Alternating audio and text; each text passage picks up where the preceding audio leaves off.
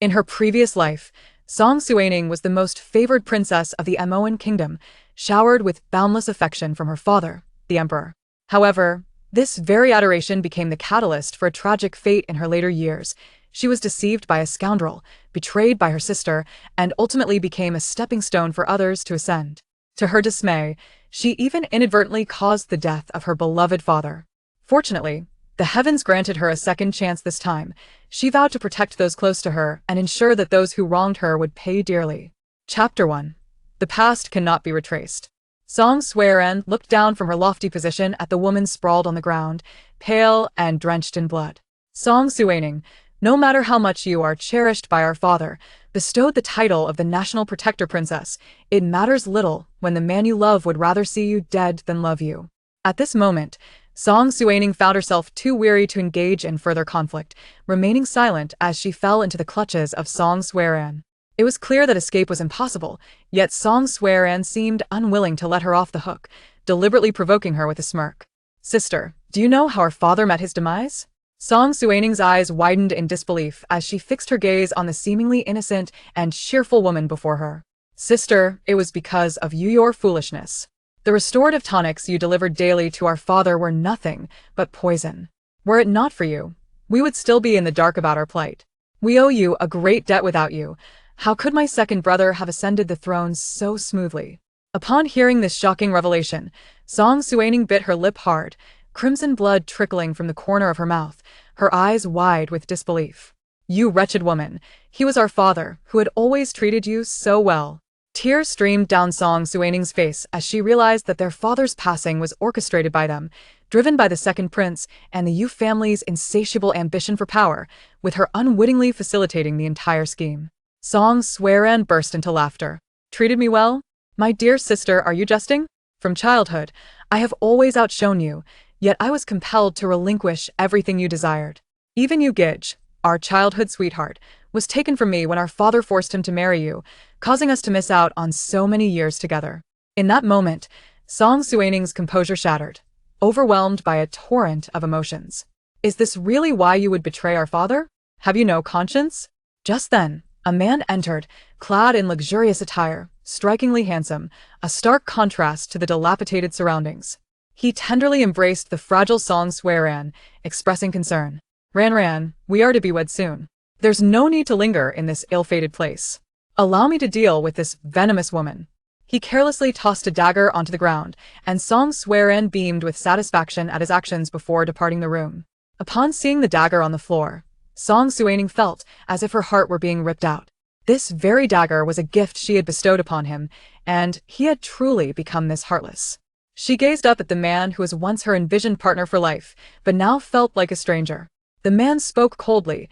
"Given our past as husband and wife, you should end it yourself." Tears streamed down Suining's face as she forced a bitter smile, realizing that their once passionate love had been nothing but a trap, a one-sided affection. "Yanming, did you ever love me, even a little?" "Never." Although she had anticipated this response, hearing it still pierced her heart, prompting a self-deprecating smile. With a sense of defiance, Suining grasped the dagger tightly and charged toward Yanming. Alas, having been coddled since childhood and tormented by Suining, she was in no condition to harm him and was swiftly kicked aside. Blood gushed from her mouth, staining the ground in an instant. In despair, she cried out, "May you both meet a wretched end." Yanming scoffed, still defiant even in the face of death. He then summoned the guards, commanding, "Dispose of her." The guards approached, drawing their blades to pierce Suining's chest. She felt the blood surge uncontrollably from her wound, her consciousness fading. "Father, Ning knows her mistakes. If given another chance, I will protect you and those around me, ensuring that those who harmed you pay the price." After her demise, Suining's spirit lingered, trapped within the palace, as this world unfolded before her like a tale.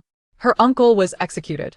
Her grandfather aged overnight, submitting his resignation and taking the remaining members of the Shin family away from the capital. Suining witnessed the tragic unfolding of events, realizing that this was her fate, merely because she played the role of a supporting character. "Your Highness, my dear princess, it is time to rise. Today is your birthday banquet. Why are you still languishing in bed?" The familiar voice jolted Suining awake. Where was she? Had she not died? The sensations felt so real. Could it merely be a dream? Madame Shun observed Song Suining sitting dazed, her eyes vacant. Your Highness, did you have a nightmare? Madame Shun inquired anxiously. Mama, what year is it? Song Suining asked urgently. Madame Shun looked puzzled. The princess had been excitedly preparing her attire for the banquet just yesterday. Today is the 15th day of the second month in the 46th year of Jian Ninjir birthday. Gazing at the familiar surroundings, with Madame Shun and Chun Tao present, Song Suining felt a surge of joy. She had indeed been reborn. Embracing Madame Shun tightly, she wept, Mama, I had a terrible nightmare. Madame Shun had been a companion to Song Suining since childhood, more like a sister than a servant, having cared for her throughout her upbringing. Regrettably, in her past life, under the influence of Yu Guifei, Song Suining had ceased to rely on Madame Shun, leading to the latter's demise while trying to protect her. Your Highness, today is your birthday, you must look beautiful. What will happen if your eyes swell from crying? Chun Tao approached with a radiant smile. As Song Suining beheld the bright and charming young girl, she recalled that in her previous life, Chun Tao had suffered a tragic fate while trying to protect her. A chill ran down Song Suining's spine. She vowed never to allow such tragedies to occur again and to safeguard those around her. Today was her birthday, and there would be ample opportunity for a splendid performance. With these thoughts, Song Suining rose from her bed and walked slowly to the dressing table, gazing at her reflection. She was strikingly beautiful, exuding grace and elegance. In her former life, she had adorned herself according to Yu Yanming's preferences, completely neglecting her own suitability, wasting her exquisite beauty. Your Highness, it is time to cleanse your face. Today, we shall use freshly picked rose petals to ensure you outshine all at your birthday banquet. Chun He chimed in cheerfully as she entered with a basin. Seeing her, a flood of memories rushed back, and Song Suining recalled the misfortunes of her previous life, realizing that this treacherous girl had played a significant role in her suffering. Yet, the timing was not right. She needed to keep her close to bait a larger fish. Suppressing her anger, Song Suining coldly replied, Leave it be. Chun Tao, you shall attend to my cleansing from now on. Chun He interjected, Your Highness, it has always been the servants who assist you. Chun Tao is inexperienced and still young. Song Suining scoffed inwardly, realizing that Chun He was merely concerned about losing favor to Chun Tao, fearing that she would miss out on future rewards. By this time in her previous life, Chun He would likely have already allied with her dear second brother, enjoying privileges while serving her during makeup sessions. Yes, it's so noisy that you cannot hear my words. Chunha wished to say more, but upon witnessing Song Suining's evident anger, she fell silent. Mama Shun concurred. Indeed, Chun Tao, hurry and assist the princess with her cleansing and adornment. Chun Tao, the daughter of Mama Shun and of the same age as Song Suining, was a cherubic figure with round cheeks and a charming bun hairstyle. Having grown up together, their bond was naturally closer than that of others, and like Mama Shun, Chun Tao was unwaveringly loyal. Chun Tao approached to serve Song Suining. Princess, let us adorn you with a plum blossom makeup and dress you in the exquisite attire bestowed by the Emperor a few days ago. It will complement your beauty splendidly. Once adorned, the lady before the mirror appeared even more enchanting, resembling a celestial being.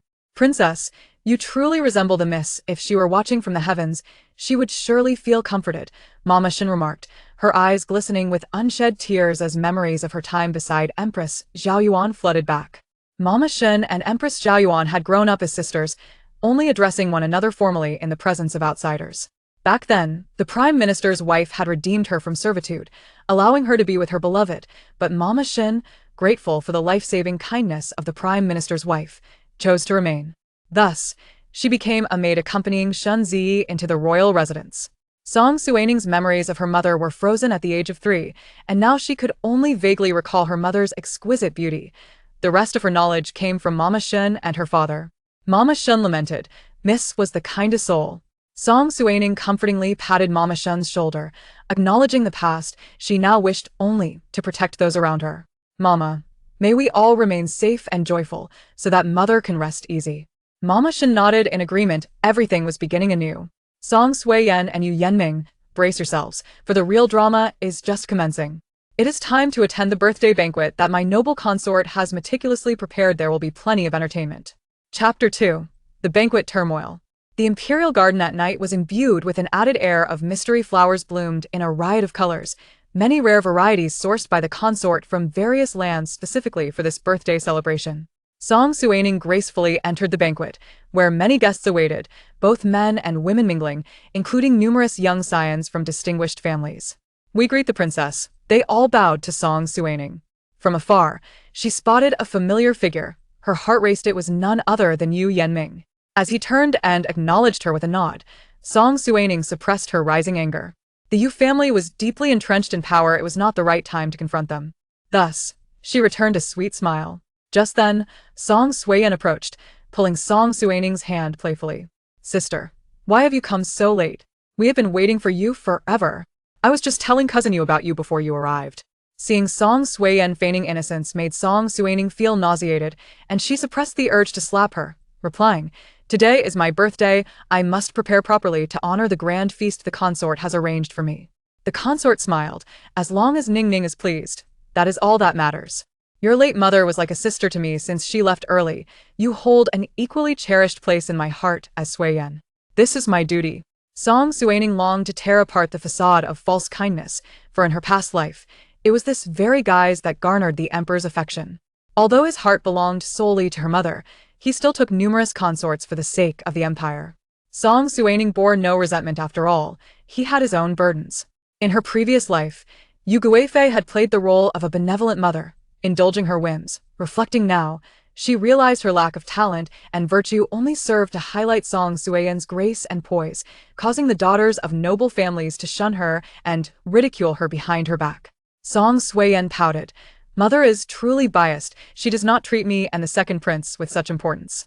Song Suining cast a blank stare toward Yu Guifei and replied, "Sister, you are mistaken. The consort is indeed impartial."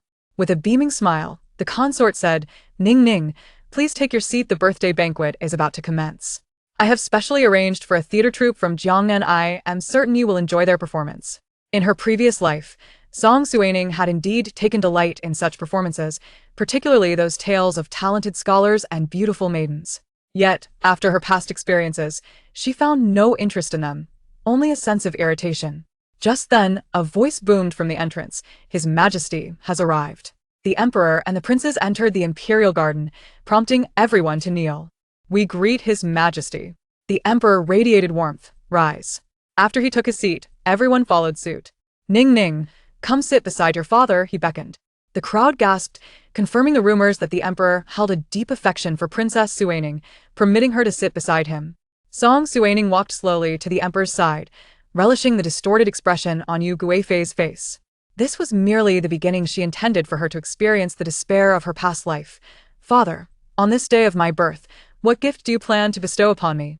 The emperor gazed at her face, increasingly reminiscent of his late wife, and memories surged within him. His birth mother, an uncherished consort, had perished during childbirth, leaving him without maternal protection and suffering countless grievances. It was only after meeting the empress that his life improved slightly. With her family's support, he could emerge victorious in the power struggle. Yet, the woman he loved most was slain on the day he ascended the throne, a casualty of the remnants of the power struggle, leaving him with lifelong sorrow. "I intend to bestow upon you the title of Princess Chong, granting you the fief of Yong'an," he announced. Song Suining was taken aback. In her previous life, she had only received this title 2 years later. Had her rebirth altered the course of many events? Without time to ponder further, she promptly knelt to express her gratitude. The expressions of the ministers varied. Several princes wore sour faces, particularly the second prince, for Yong'an was a coveted territory, prosperous and rich in minerals. To achieve greatness, one could not do without such resources. The second prince had hinted to the emperor multiple times, yet the emperor had remained indifferent. Now he had generously bestowed it upon Song Suining. Song Jingshu silently lamented. Indeed, being born into the right family allows one to obtain what others can only dream of so effortlessly. However, I shall have all this in due time, he vowed to himself. Song Suiyan's face flushed with anger. Observing the reactions of those around her, Song Suining felt an exhilarating satisfaction. Halfway through the banquet, feeling somewhat restless, she discreetly excused herself. She found a secluded pavilion and settled in, instructing Chun Tao to fetch some tea. The tea was merely an excuse. Her true intent was to have Chun Tao seek out a certain individual. She whispered to herself, hoping dearly that this person could indeed be found. The stage for the drama was set, and the lead characters were about to make their entrance. Indeed, it was not long before Song Suiyan approached her. "Sister, How did you end up here? It makes it easier for me to find you, Song Suining said as she gazed at the self-satisfied Song Swearan. I indulged a bit too much in the fruit wine at the banquet and felt a bit stifled, so I came out for some fresh air. And why did you leave your seat, dear sister? Song Swearan replied with a smile, just like you. With that, she sat down beside Song Suining. Shortly after, a strange maid approached them. Your Highness, the elder princess, I have been sent by Sister Chuntao, who was called away by the noble concubine Hui. She asked me to bring you tea on her behalf. As the maid came closer, it was undeniable that, just as in her previous life, the cup of tea spilled onto Song Suining's clothing, though this time it did not scald her. In her past life, the water had been scalding hot, burning the back of her hand. Out of anger, she had struck the maid dead, leading to her reputation plummeting in the capital. Meanwhile, Song Swearan had intervened on the maid's behalf, tearfully arguing that the maid had acted accidentally and did not deserve death, thereby not only suppressing Song Suining but also gaining a virtuous reputation. Song Swearan immediately berated, "You foolish girl. How could you spill tea on your elder sister? Do you wish to die? Is this how noble concubine Hui teaches her servants?" "I am sorry, your highness. I did not mean to," the maid cried, bowing her head fervently. Song Swearan seemed to be waiting for her to erupt in anger, so she could play the peacemaker. However, this time, it would not go as she wished. Noticing Song Suining's silence, Song Swearan spoke up, "Enough. Today is your day, dear sister. Surely you won't hold this against her. Take my sister to change her clothes. Right, sister?" Song Suining coldly scoffed inwardly. What a cunning trap this was.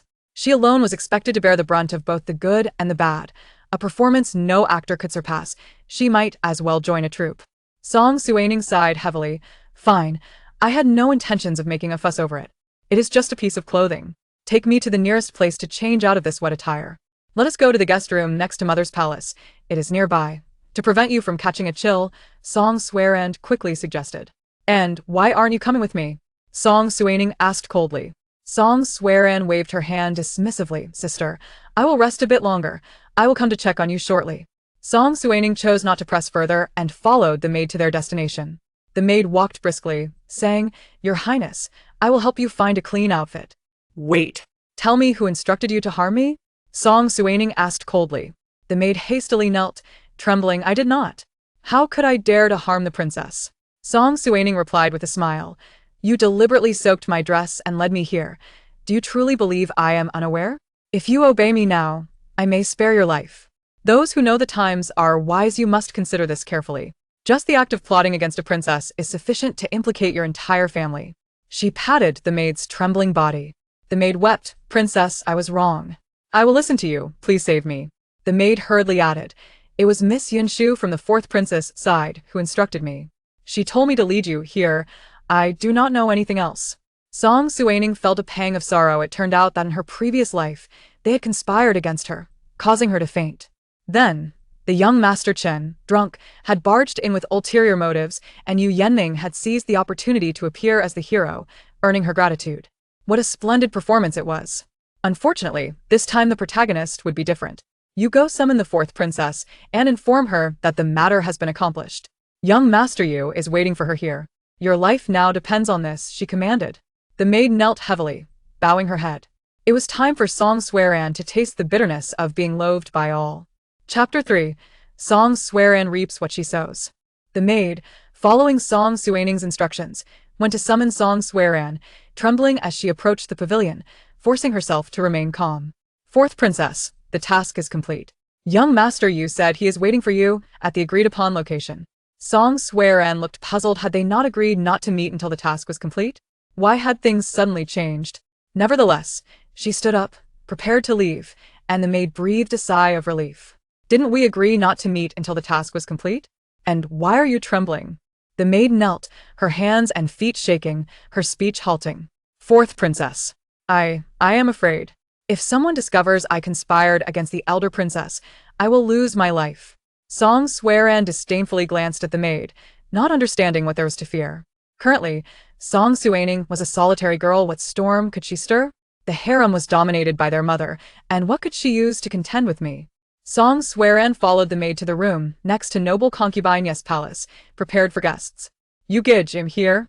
Song Swearan joyfully entered the room, only to find it empty of Yu Yanming. Turning, she fiercely slapped the maid and demanded, "Where's you gidge? Wasn't he supposed to be waiting for me?" At that moment, Song Suirin caught a whiff of a fragrance and began to feel dizzy. "Young master, you may be delayed. Are you feeling unwell?" the maid asked anxiously. "Quickly. It must be the lingering effects of the perfume in this room. Take me to the next room to rest. I'm feeling a bit woozy. Chun Hongyu will be here soon." Song Suirin glanced at Song Suining lying on the bed and maliciously remarked, "Song Suining, this is not my fault you brought this upon yourself." After Song Suirin left, Song Suining slowly opened her eyes, coldly smirking at Song Suiran's departing figure. With the maid's assistance, Song Suirin stumbled into the adjacent room, irritably commanding, "Go, fetch me a cup of tea, I feel dreadfully dizzy." The maid exited Song Suiran's resting room and turned to go next door. "Elder princess, I have done as you requested. Please save me." Once the fourth princess awakens, she will surely realize I deceived her and will not spare me," Song Suining said. "Do not worry if I say I will protect you, I will indeed do so.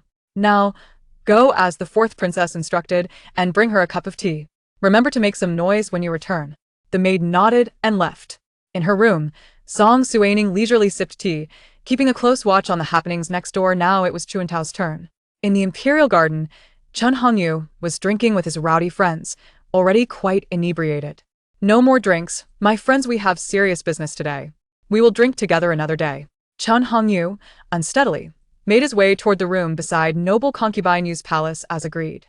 As he neared, a maid carrying tea accidentally bumped into him. "You dare to bump into me? Young Master Chun, I'm sorry, I did not see you."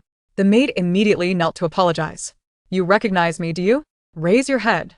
The maid lifted her face, revealing a delicate beauty, her eyes brimming with tears as she gazed at Chun Hongyu. "What man could resist such charm? You smell delightful. What fragrance are you wearing? You're quite lovely, but alas, I have matters to attend to today, or I would take you with me." Chun Hongyu leaned closer to the maid, inhaling her scent, his expression lecherous and oily. "Haha, who would have thought I'd have a delightful surprise? After I finish my business, I will take you home. Just wait for me," he concluded, striding forward. The maid smiled, turning to hide behind a large tree, where someone appeared to be waiting. Upon closer inspection, it was indeed Chuntao. When the maid had collided with Chun Hongyu, the powder she had applied had wafted into his system. This is a rare foreign elixir, capable of inducing a state of mania, and those affected may exhibit violent tendencies. Even the imperial physicians within the palace cannot discern its effects. The catalyst for this affliction is alcohol, and Chun Hongyu, having consumed an ample amount, was thus primed for an outbreak of mania. "The deed is done," Chun Tao remarked with a nod. "You may leave the palace now." At that moment, Ingyu shook her head resolutely, gazing steadfastly at Chun Tao. "I wish to remain by the princess's side." The true reason Ingyu did not wish to leave the palace was her desire for vengeance on behalf of her sister. Skilled in martial arts, she could also protect the princess. Ingyu had a sister named Ingyu, and they had relied on each other since childhood after losing their parents, training under the same master. Ingyu, frail from a young age, chose to study medicine to heal others, while Ingyu trained in martial arts, embodying chivalry. During a charitable medical visit, Ingyu caught the attention of Chun Hongyu, who abducted her to his home as a concubine. Unable to bear the humiliation, Ingyu chose to end her own life. When Ingyu returned, her sister was nowhere to be found. Upon inquiring, she discovered that her sister had been taken away by the beast, Chun Hongyu. After extensive investigation, she could not rescue her sister, only to find her lifeless body. Driven by the need for revenge, Ingyu entered the palace. Chun Hongyu's audacity stemmed from the protection he enjoyed from a powerful patron. Through her inquiries, Ingyu discovered that he was backed by the second prince, compelling her to seek opportunities within the palace. She aimed to gather more intelligence, and to do so, she needed an appropriate identity to mitigate potential dangers. "Very well, I shall speak with the princess," Ingyu replied, gratitude shining in her eyes as she felt she had taken a step closer to her goal. Meanwhile, Chun Hongyu found himself in a quandary upon arriving at the guest quarters. Originally, it had been agreed that the lamps would remain lit once the task was accomplished, yet both rooms were illuminated. Unsure which room to enter, Chun Hongyu approached for a closer inspection. The room on the right appeared empty, while in the left room, he could discern the silhouette of a beautiful woman reclining on the bed. Chun Hongyu was now certain that this was the room he sought. He stealthily opened the door and stepped inside. At that moment, the woman on the bed let out a soft murmur, causing Chun Hongyu's heart to race as he cautiously approached.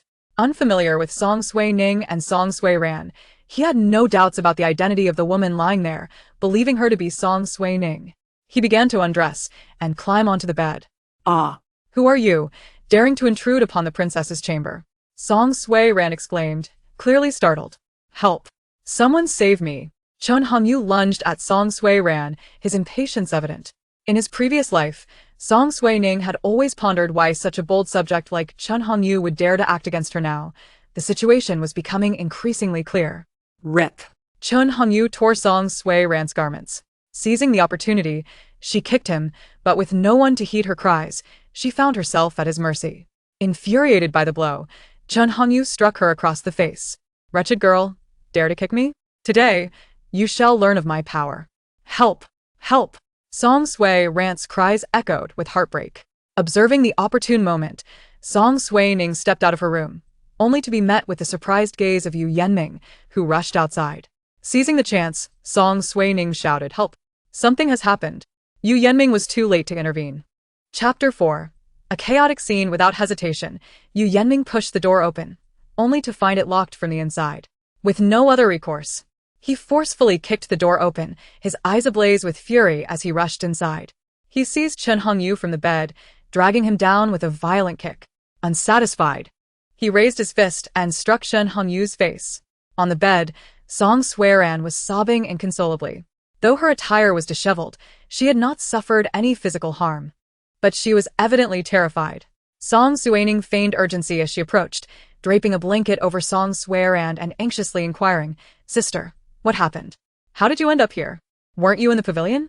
At that moment, Chiu rushed in with a tray of tea, followed by several noblewomen and ladies. Chiu cried out, "Your Highness, I only left for a moment to fetch tea, and look what has transpired." Song Suiran, in shock, pushed Song Suining away, exclaiming, "It's all your fault. Why did Chun Hongyu come into my room when we clearly agreed to meet in yours?" Song Suining, taken aback, asked incredulously, "Sister, what do you mean?" Ran. Came the stern voice of Consort Yu from the doorway, prompting Song Suiran to realize her mistake and fall silent, her cries resuming instead. The Emperor followed closely behind Consort Yu, visibly astonished by the scene before him. "Who will tell me what has happened?" he bellowed. Song Suining approached the Emperor, saying, "Father, while I was the first to enter, we are all unclear about the specifics. I only heard my sister's cries to know something was amiss. We may need to inquire further from Mr. Chun and my sister." At that moment, Chun Hongyu was writhing on the floor in pain, still intoxicated, shouting, "Who dares to strike this nobleman? Do you believe I won't destroy you?" Eunuch Yuan stepped forward, splashing the tea Chiu had brought onto Chun Hongyu's face, startling him awake. Upon seeing the Emperor, Chun Hongyu froze, trembling as he crawled upright to kneel. "Now, speak," the Emperor commanded, gesturing at Chiu beside Song Suiran. Chiu knelt before the Emperor and explained, "Your Majesty, the fourth princess said she felt dizzy after drinking fruit wine and wanted to rest here. She sent me to fetch tea. I truly know nothing else." Consort Yu stepped forward, striking Chiu sharply and declaring, "You wretched girl. You failed to protect the princess, allowing her to fall into danger. You shall bear the consequences.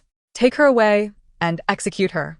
Two matrons entered, dragging Chiu towards the exit as she cried, "Your Highness, I truly do not understand how this happened.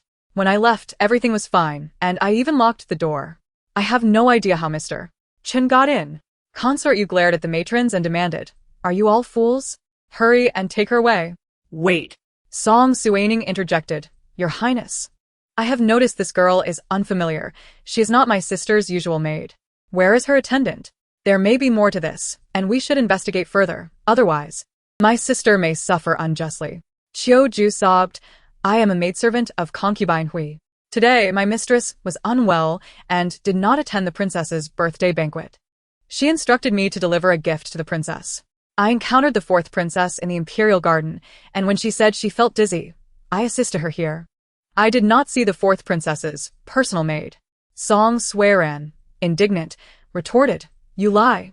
You explicitly said that cousin Yu was waiting for me, and that is why I followed you." All eyes turned to the pitifully kneeling Chiu. As she wept, she pleaded, "Fourth princess, you claim I brought you here, but what purpose would that serve? The inconsistencies are glaring. Am I to throw away my life? Consort Yu kicked Xiao Ju again in rage. You insolent maid. Dare you to retort? I do not dare. I only seek to defend myself. Before Consort Yu could respond, Song Suining calmly stated, How fortuitous. Where has my sister's maid gone? We ought to find her. The emperor spoke softly. Su, summon someone to search. His expression darkened. Such an incident could tarnish the royal family's reputation. Song Suining approached Chen Hongyu and said, Mr. Chen, it is your turn to explain. How did you come to this place meant for women? It was the fourth princess's maid who sent me here, claiming the eldest princess was present. She assured me that if I won the eldest princess's favor, I would become a prince consort. I was drunk. I truly did not know. Your Majesty, I did not intend this. I am willing to make amends. I will marry the princess. The fourth princess realized her precarious position. If she were to be accused of harming her elder sister, her life would be ruined. She could only cling to her role as a victim to solidify Chen Hongyu's guilt. You claim I sent you to harm my elder sister. What evidence do you have? In the end, I am the one who suffered your abuse. Consort Yu nearly lost her sanity upon hearing this, erupting in fury. You think you are worthy of marrying the fourth princess? Do you not consider your own reputation? At that moment Su entered, dragging a maid and unceremoniously throwing her to the ground. Is this not Yun Shu, Song Sueron's maid? Su addressed the emperor, Your Majesty. This girl has been lurking by the southern gate of the imperial garden. I suspected her of being an assassin and apprehended her, only to learn she claims to be the fourth princess's maid. Chen Hongyu shouted. It was she. This maid found me and urged me to harm the eldest princess. Afterward, she waited for me at the southern gate of the imperial garden. Maid Yunshu fervently bowed. I did not do such a thing. At this point, Consort Yu could no longer deny the truth. Her daughter had attempted to harm the eldest princess, but had inadvertently harmed herself. Yet, she had to protect her daughter, and was willing to discard the maid. Yunshu, why did you seek to harm the fourth princess? I have treated your family well. Consort Yu questioned. Upon hearing this, Yunshu realized that Consort Yu intended to throw her under the bus for the sake of her daughter. What could she do? Her parents were still under Consort Yu's control. It is I. I grew up alongside the princess. Yet, princess, you treat me worse than a dog, beating and scolding me. Since you have treated me thus, I shall show no mercy. I approached Mr. Chen to teach you a lesson. Now that the truth is revealed, I am ready to accept my fate. With that, the maid dashed her head against a pillar, instantly losing consciousness. Chen Hongyu understood that he had no way out now and could only plead for mercy. The emperor, observing the multitude present, recognized that the matter could no longer be resolved discreetly. The fourth princess's reputation was irreparably damaged. With a heavy sigh, he declared, Chen Hongyu, for your treachery against the princess, you shall be executed publicly. Your father shall be demoted 1 rank for failing to discipline his son, and his salary shall be suspended for 3 years. You Yanming, for your valor in saving the princess, you are rewarded. Thank you, Your Majesty. Yu Yanming said as he knelt in gratitude. Song Suining felt a wave of relief wash over her. In her previous life, Chen Hongyu had harmed her without facing any consequences. This time, Consort Yu and others had the audacity to claim they were protecting her reputation. But the situation had spiraled beyond control. The emperor had not ordered Chen Hongyu's execution, only administering 30 lashes. Nevertheless, Song Suining's reputation remained tarnished, and she was left unwilling to face anyone again. Marrying Yu Yanming allowed her to reside comfortably within the Yu household, devoid of social interactions. Thus, her life appeared to be progressing in a favorable direction. Chapter 5. The fate of Chen Hongyu. I wish for today's events to conclude here. Should I hear any vile gossip, beware of my wrath, commanded the emperor. Understood. As the onlookers gradually dispersed, only those intimately connected to the matter remained. The imperial consort Yu was still wiping tears, pulling Song Sueran into her embrace. Your Majesty, my Ranran has suffered greatly. How shall we explain this to others? Which nobleman would dare to marry her now? Song Suining approached and gently patted the consort's shoulder, offering solace. Your Grace, fortunately, there were not many present today.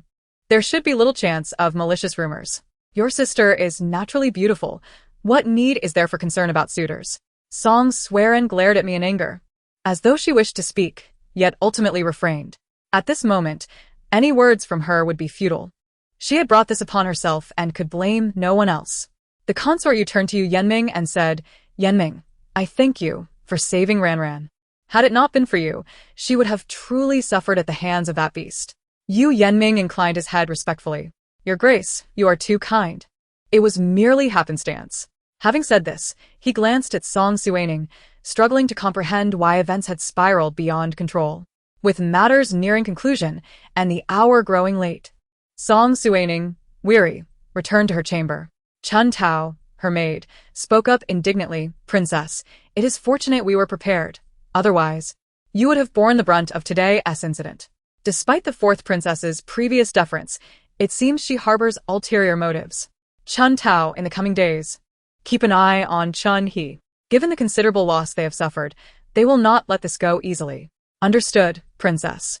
Chun Tao felt enlightened. It was clear to her now that the princess had been aware of her affiliations with that faction, which was why she had not brought Chun He to the birthday banquet. She had long wished to inform the princess that she had observed Chun He interacting with Yin Shu, who was close to the fourth princess. However, fearing the princess's disappointment, she had confided in Madame Shin, who advised her to simply keep watch. Fortunately, the princess's decisive distancing from Chun He alleviated her worries. Song Suining spoke coldly, Chun Tao. Tomorrow, spread word of today's events. The more who know, the better. Exercise caution. Do not allow anyone to seize upon a weakness. Understood, Chun Tao replied. After tidying up, Song Suining retired for the night. Meanwhile, the atmosphere in the consort's palace was markedly different. Reclining in a consort's chair, she gazed at her daughter with disappointment. I have long warned you to consider the consequences of your actions. Song Suining is not so easily toppled.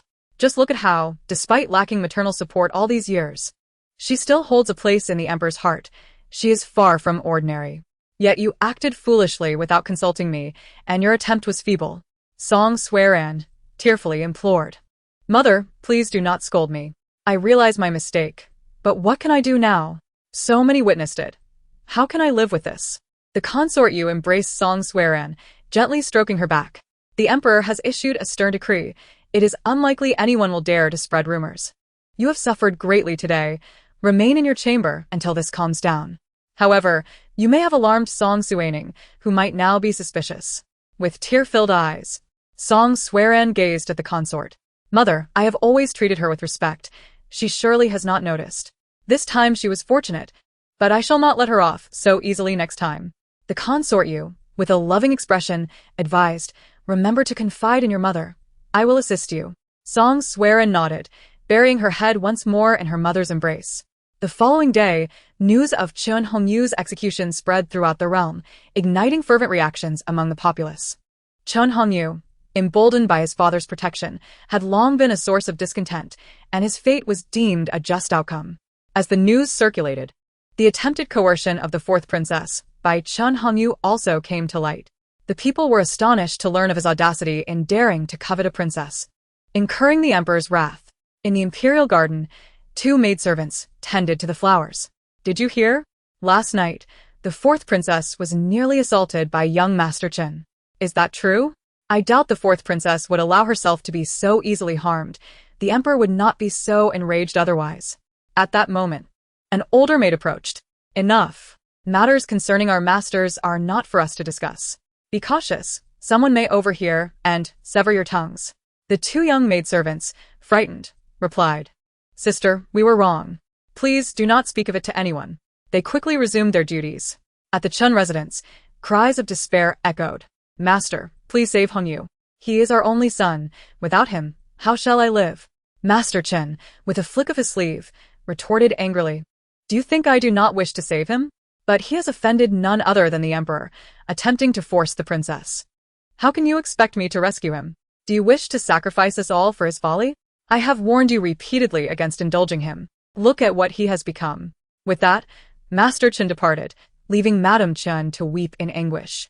In Song Suining's palace, tranquility reigned as Chun Tao experimented with new pastries, while Madame Shen crafted shoes for the princess. Looking at Madame Shen, Song Suining remarked, Madam, you are growing older. Such needlework should be entrusted to specialists.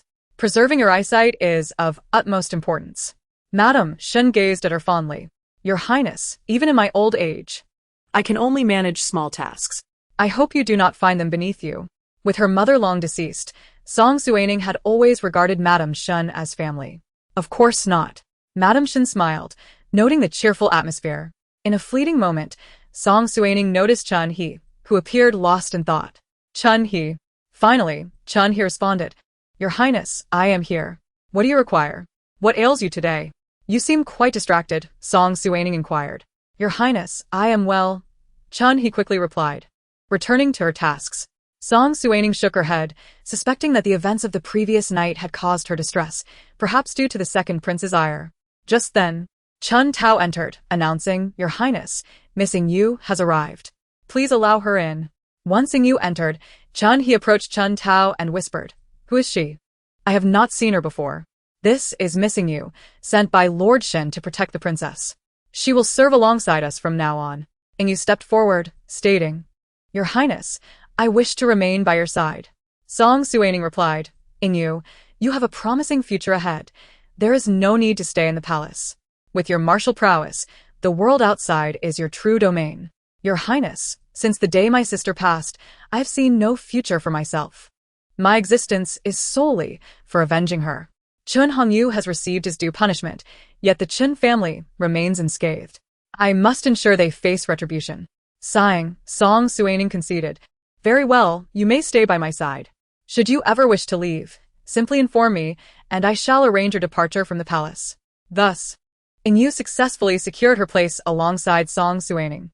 All sinners shall ultimately face their due retribution. No one is exempt.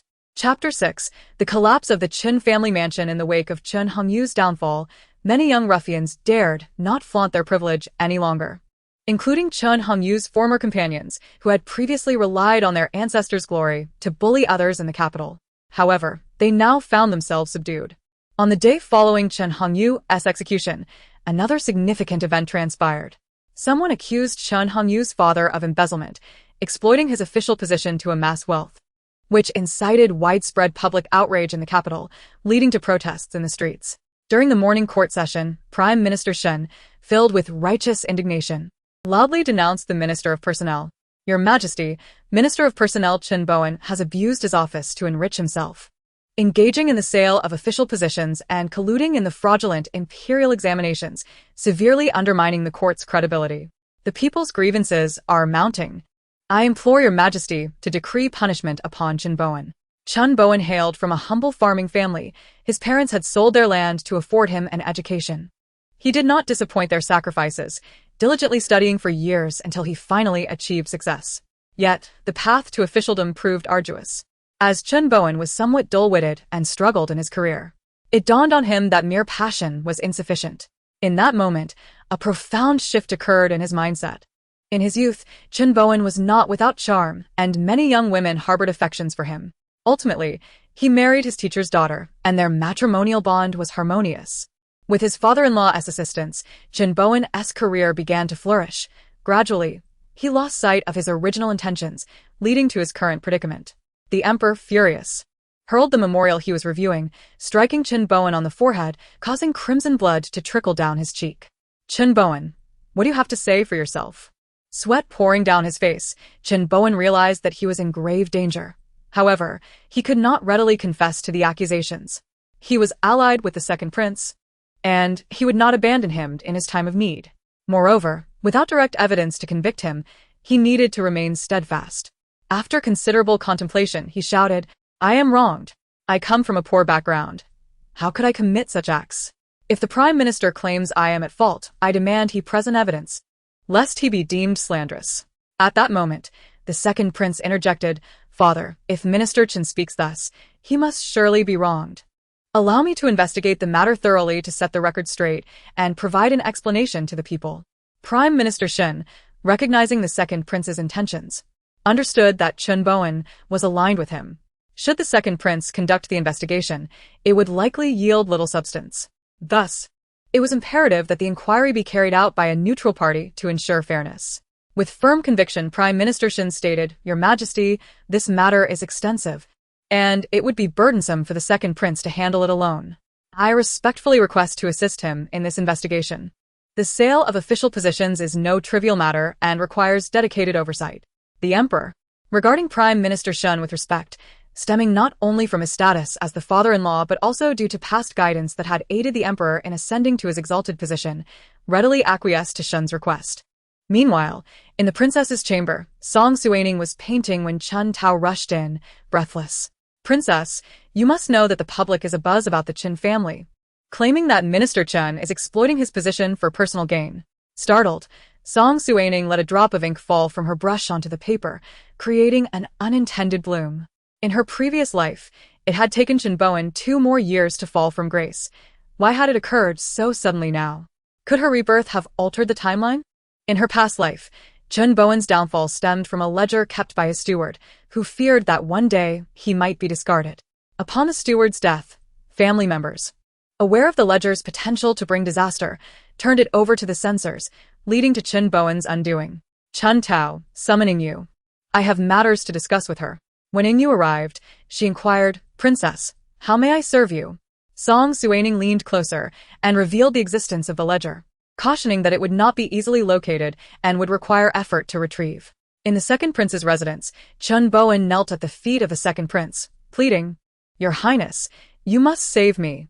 My son has already sacrificed himself for your great cause. Now you must protect me." Song Jinshu furrowed his brow.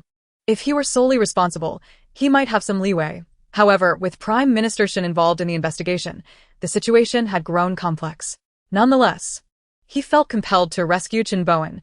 Losing him would be akin to severing a limb. Enough. Our primary focus must be on those familiar with this matter. If any loose ends remain, they must be swiftly dealt with.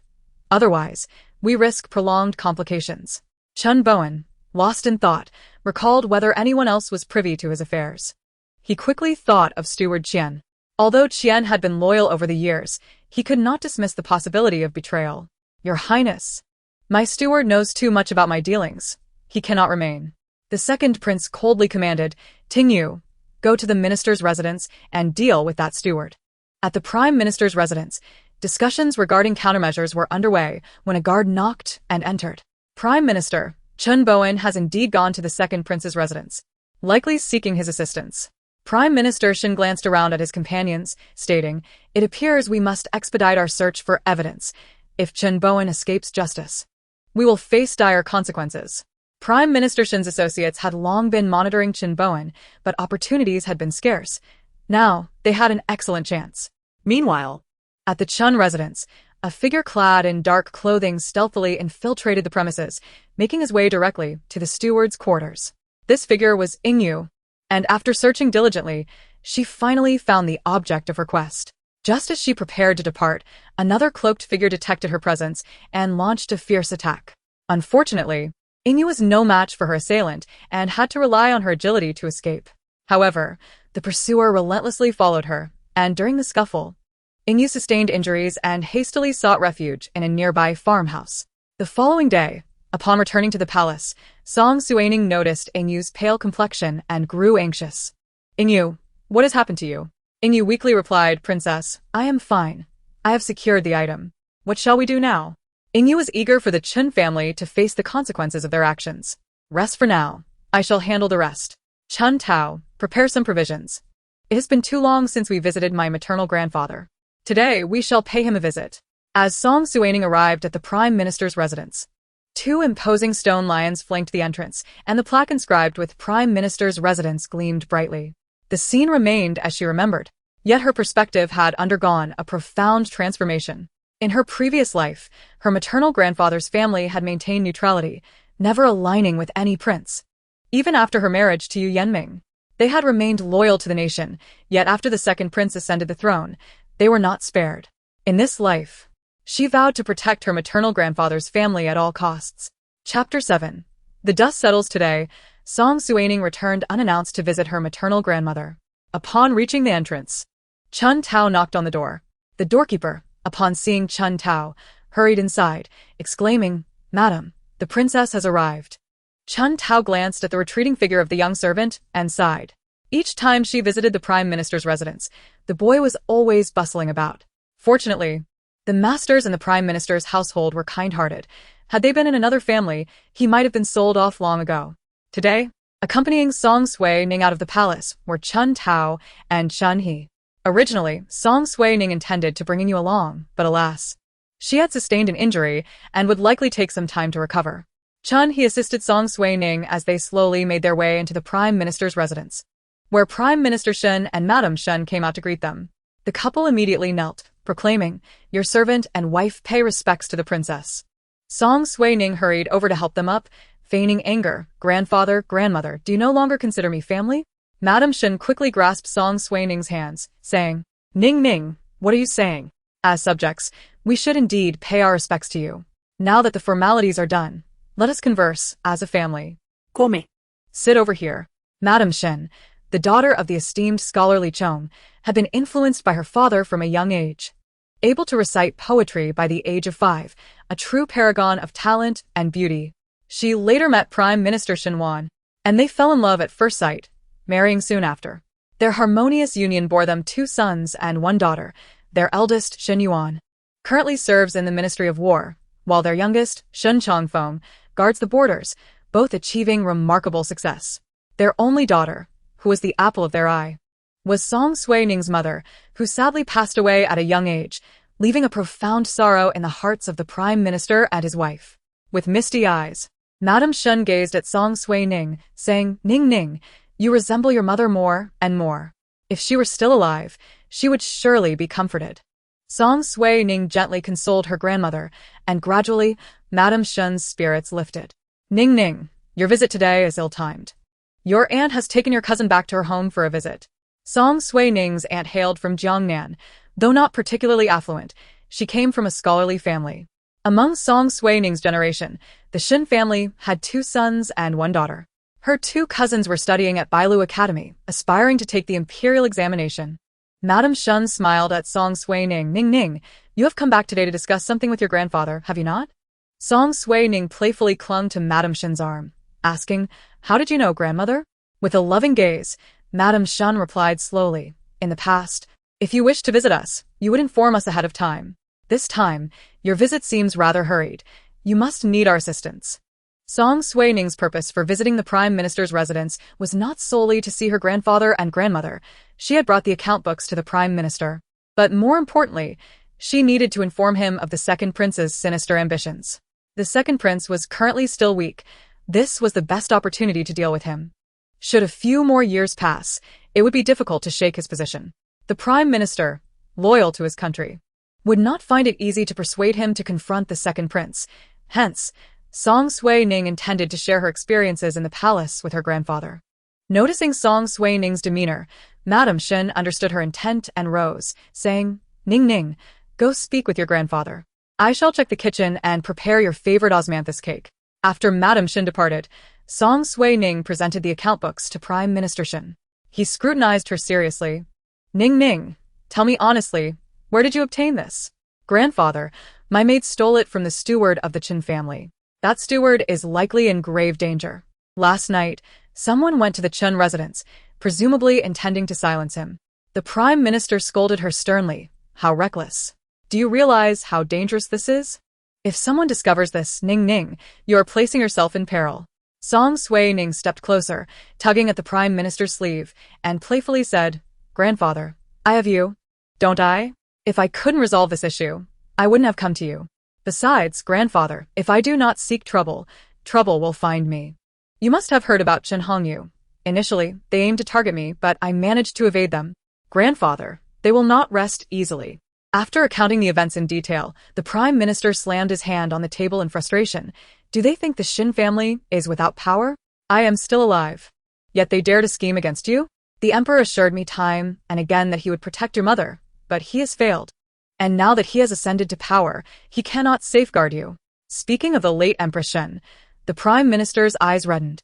She had passed away at the tender age of 18, a tragedy that haunted him throughout his life. Now, his granddaughter was living in the palace under constant threat. "Grandfather, I did not inform His Majesty. The evidence is insufficient, and concubine Yu is skilled in deception. Without solid proof, His Majesty will not punish them. I fear the second prince is no ordinary adversary. Without early preparation, it is not just I who will be in danger, but our entire family." The Prime Minister felt a tumult of emotions. He had always been loyal to the Emperor, refraining from engaging in the competition among princes. But he never anticipated that his family would be ensnared in such a vast conspiracy. Ning Ning, I will protect you and our family. Since they have extended their reach this far, I shall not retreat. Hand me the account books. I will resolve this matter. At that moment, a knock sounded at the door. Ning Ning, come eat the osmanthus cake. Madam's cakes are truly delectable. I must take some back to the palace for father to try. Song Suining praised Madame Shin's culinary skills as she ate. Madame Shin chuckled, eat slowly. There is plenty. Take some with you when you leave. After spending some time in the Prime Minister's residence, Song Suining left, enveloped in Madame Shin's reluctant gaze. Upon returning to the palace, dusk was approaching. Chun Tao. Go see father first, he is likely still busy. I will bring him some osmanthus cake, made by grandmother.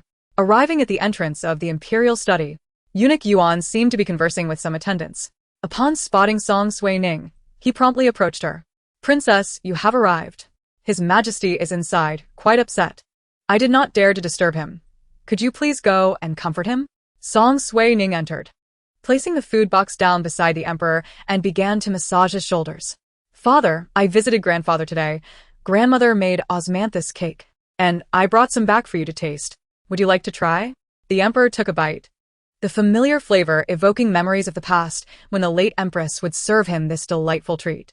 He couldn't help but take a few more pieces. My Ning Ning is so thoughtful. Those people only know how to provoke my anger. After chatting with the emperor for a while in the imperial study, Song Suining returned to her chamber. The next day, a light rain fell from the sky as Song Suining brewed tea. She overheard Chun Tao mentioning that Chen Bowen had been sentenced to death, bringing finality to the matter.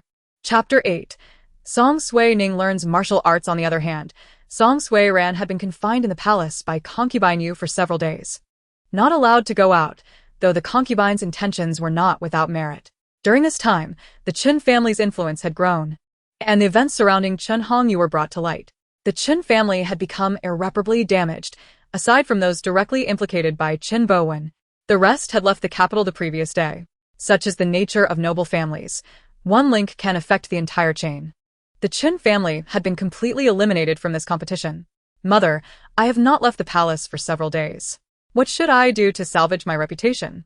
It is all because of that Chen Hongyu, who proves more a hindrance than a help. Song Suiran spoke of the matter with great indignation, showing not a hint of remorse. Next month, the Princess Bai would host a flower appreciation banquet, where numerous young lords and noble ladies from the capital would gather. You should practice diligently to surpass Song Suining. By then, who would remember your past transgressions? At this moment, Song Suiran finally calmed down.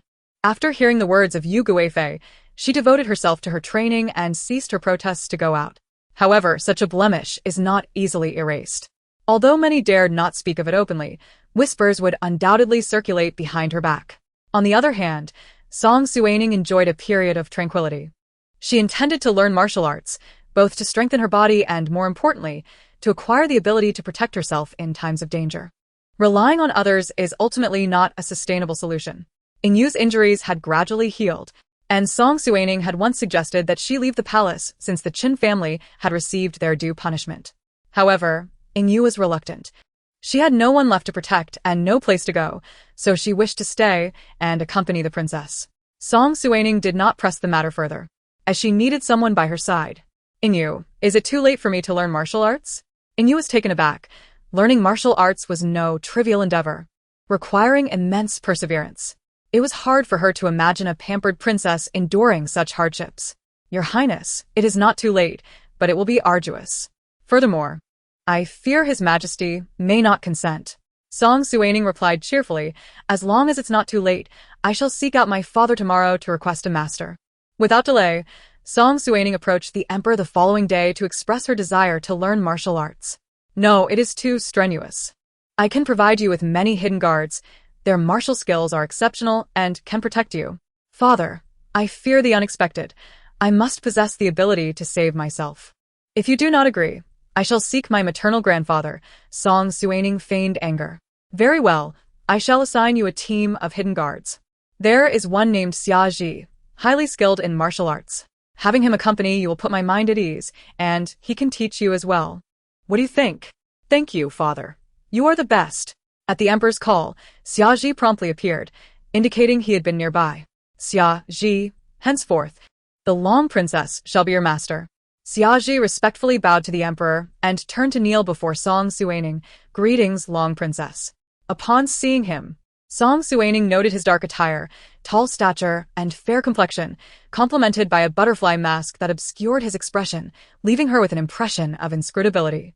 In her past life, after Song Suining's demise, her spirit lingered in the palace, where she witnessed Xiaji investigating the emperor's death. Ultimately, he discovered the culprit to be the second prince, who later allied with the fifth prince, Song Jini. However, the second prince was too deeply entrenched, and the fifth prince was eventually executed for treason. Rise, Xiaji. Can you teach me martial arts? If the princess wishes to learn, it is certainly possible. Song Suining led Xiaji back to her chamber and instructed her maid, Junha, have someone tidy up the east wing for Xiaji to reside in. The next day, Song Suining embarked on her martial arts journey, beginning with the basics. It must be said that training was indeed arduous. Yet, when Song Suining recalled the tragic fate she faced in her past life, aside from her inability to discern people, the lack of self-defense skills haunted her most. She silently vowed to herself to become stronger. Only by growing stronger could she seize control of her destiny. Chuntao, would you like to venture outside the palace? Oh yes. Princess, can we truly go out? Of course. Chuntao and you shall accompany me. At that moment, Junha approached. Your Highness, I wish to go as well. Seeing her eager expression, Song Suining replied, Junha, today is not suitable for too many to leave the palace. You stay here. With that, Song Suining set out with Chuntao and Yu. Junha remained behind, her face flushed, twisting her handkerchief in anxiousness as Granny Shin sighed at Junha's behavior. Once outside the palace, Song Suining and her maids wandered through the capital, with Chuntao gleefully marveling at her surroundings. Princess, I wish to buy candied hawthorn. Then go ahead. On this outing, Song Suining brought ample silver, calculating that relying solely on her monthly allowance would make future endeavors challenging. Her target was a tavern previously owned by the Qin family, which had fallen into disgrace, leading to a significant decline in business. Now, with the Qin family having long departed the capital, she could purchase their former assets at a price below market value. Entering a shop with a for sale sign, they found it empty except for an old man dozing behind the counter. Boss, is the shop for sale? The man jolted awake, rushing forward. Welcome, welcome. Please, have a seat. He eagerly poured tea for Song Suining and her companions. Yu addressed the owner. Can we take a look at the shop? Of course. This shop was once thriving under the Qin family, but after their scandal, business faltered. Now, I wish to sell it to recover some losses, yet no one is interested. If you are willing to buy, I can offer you a discount. The owner spoke cheerfully to Song Suining. If you are sincere, how about 100 taels of silver? Chuntao, seeing the exorbitant price, exclaimed, You rogue. This shop is unsellable, and you dare ask for so much? The owner turned crimson, realizing he had overstepped, having hoped to profit from their apparent wealth. What price would you deem appropriate? Song Suining interjected. How about 50 taels? If you find it agreeable, we can conclude the deal. Dear guest, your offer is rather steep, but it is indeed too low. How about 70 taels, and we each make a concession? Very well. 70 taels it is. Both parties reached an agreeable conclusion, and the owner handed over the deed to Song Suining. Song Suining intended to establish a tavern here, recalling a remarkable female merchant from her past life who had opened a hot pot restaurant in the capital, receiving widespread acclaim. She had tasted it several times and found it delectable. She planned to hire a chef to replicate that success. Chuntao, observing Song Suining's affable nature, lamented, Princess, you are too easygoing. 50 taels was more than enough, and we let him profit unnecessarily. Once I establish my own residence, I will ensure you manage the finances. Given your keen accounting skills, Song Suining teased Chuntao. Chapter 9. A clash. As Song Suining and Chuntao continued to explore, Chuntao remarked, Miss, I have heard that the jewelry from Lioli Pavilion is the finest in the capital. Shall we take a look?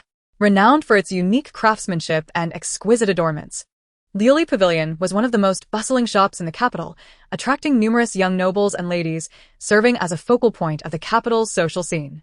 With her keen eyes, Chuntao immediately spotted a stunning hairpin, its unique design captivating Song Suining's attention. The pin was crafted from glass, adorned with intricate golden patterns. Elegant and resplendent, Just as Song Suining and Chun Tao were admiring it closely, Zhang Huanhuan, daughter of the Vice Minister of Justice, approached and audaciously snatched the hairpin. A smug smile playing on her lips. She approached Song Suining, her tone laced with a hint of mockery. "Have you also taken a liking to this hairpin?" "But I saw it first." Song Suining, not wishing to engage in a dispute, replied calmly, "This hairpin does not suit you. If you like it, perhaps you should consider other styles." However, Zhang Huanhuan detected an air of arrogance in her words, which only deepened her displeasure. Having never encountered this woman before, she could tell that she came from humble origins. She had always received admiration from others, and no one had ever dared to take her belongings. The indifference displayed by Song Suining felt like a threat to her. Zhang Huanhuan coldly declared, "I will take this hairpin. If you know what is good for you, you will leave at once." She derisively taunted Song Suining, "With your background, what right do you have to buy a hairpin at Lily Pavilion? Don't think that donning a few fine garments can conceal your origins." Song Suining raised an eyebrow slightly, showing no anger in response to Zhang Huanhuan's provocation. Yet at that moment, Chun Tao could no longer contain herself. She stepped forward to stand in front of Song Suining and confronted Zhang Huanhuan, saying, "What gives you the right to be so overbearing? This is not your shop. My young lady has already claimed this hairpin." Just then, a woman dressed in elegant attire emerged. She exuded grace and poise. Calmly, she approached the princess and Zhang Huanhuan, saying gently, "This hairpin is a rare gem from Lily Pavilion, and it is understandable that both of you are drawn to it. However, must you two quarrel over such an item?" As she spoke, she moved closer to the two, smiling and attempting to mediate. Song Suining recognized this woman. She was Madame Bai, the wife of General Bai, who had also attended her birthday banquet. Madame Bai nodded at Song Suining, evidently having recognized her. As the noise of insults reached their ears, a stout woman hurried into the room, tightly shielding her daughter, Zhang Huanhuan, behind her. Her brow furrowed, eyes flashing with anger and concern. She was Zhang Huanhuan's mother, Guojia, her face marked by weariness yet revealing a determined gaze that reflected a mother-esque concern for her daughter. Guoyan clenched her fists tightly, glaring at Song Suining with a mix of anger and disdain. She shouted at Song Suining, "You shameless one! How dare you bully my Huanhuan? If you dare to harm her, I will not let this go lightly." Her voice resonated with a roar that silenced the entire room. At this moment, Madame Bai approached and interjected, "Madam, no one is bullying your daughter. It is she who insists on taking someone else's belongings." Guoyan dismissively retorted, "It's just a worthless hairpin. Can our family not afford it? Such a child born of a mother with no care." Upon hearing these words, Song Suining's anger flared. While she generally dismissed such disputes, her mother was not to be insulted, and this matter would not be overlooked. In an instant, Ingyu swiftly stepped forward and kicked Guoyan, causing the nearby racks to topple. Madame Bai also positioned herself beside Song Suining, and soon, a crowd had gathered at the shop's entrance. The shopkeeper, hearing the commotion, rushed downstairs, exclaiming, "My treasures! They are of great value." Zhang Huanhuan immediately screamed, "You dare to harm my mother? I warn you, no one is leaving here today. Go report to the authorities." "Leviu, what are you waiting for? Quickly find my father." Chun Tao indifferently replied, "Go ahead and report, we shall wait." At this point, both sides were at an impasse when Yu Yanming and his sister happened to enter the shop. Zhang Huanhuan's attention was suddenly captivated by the strikingly handsome figure of Yu Yanming. She found herself unable to look away, enchanted by his features and upright stature, adorned in well-fitted attire. In her heart, she marveled, how can such an outstanding young man exist in this world? As Yu Yanming entered the hall, the shopkeeper rushed to greet him, ingratiatingly asking, "Young Master Yu, what jewelry do you wish to purchase today? However, it seems there is a disturbance, and we may not be able to serve you properly." Hearing his surname, Zhang Huanhuan, in tears, pleaded, "Young Master Yu, please save us. They are attacking my mother. She can hardly get up." The onlookers murmured amongst themselves, appalled that such violence could occur in broad daylight. At this moment, Yu Yanming ignored Zhang Huanhuan and approached Song Suining respectfully, bowing. "I have met the princess. Has something occurred that requires my assistance?" Song Suining replied coolly, "Indeed. I have just encountered a pair of dim-witted individuals who have spoken words unfit for their station, inciting my wrath." Upon hearing Yu Yanming refer to her as princess, Zhang Huanhuan felt her legs turn to jelly. Unfamiliar with the princess, and thus having spoken so thoughtlessly, she now realized the grave mistake she had made. Though she had never seen a princess, she understood the significance of the position in the emperor's eyes. Having offended the princess, she was immediately gripped by fear, trembling uncontrollably. Yu Yenming turned to Zhang Huanhuan, coldly stating, "What did you say to provoke the princess?" I didn't say anything," Zhang Huanhuan stammered. Yu Yenming surveyed the area, his voice icy as he asked, "Who heard what was said?"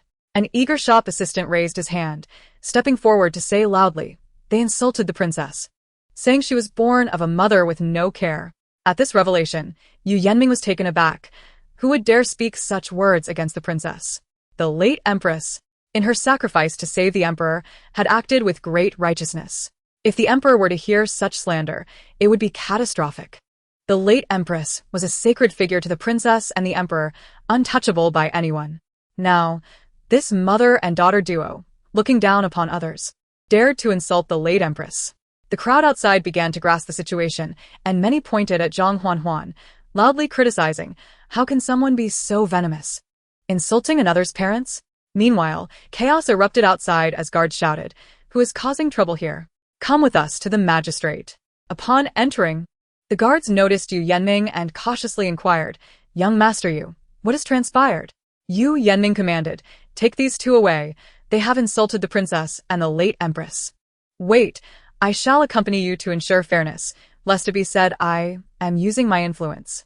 Is there anyone present willing to testify on my behalf?" Song Suining surveyed the crowd, and Madame Bai stepped forward, smiling, "I am more than willing to assist." Yu Yenming added, "I shall join as well." Chapter 10. The crimes of Zhang Huanhuan. Song Suining, along with Zhang Huanhuan and the others, arrived at the magistrate's office. As they entered, the imposing doors of the court loomed before them, exuding a sense of solemnity. The footsteps of the officials seemed hesitant and subdued, passing through numerous thresholds. They arrived in a spacious and brightly lit courtroom. The magistrate, having been alerted to the commotion, awaited their arrival and immediately approached them with respect, saying, "I bow to the princess. I have been informed of the circumstances and will handle this matter impartially." Zhang Huanhuan and Guayan were brought forth, looking disheveled.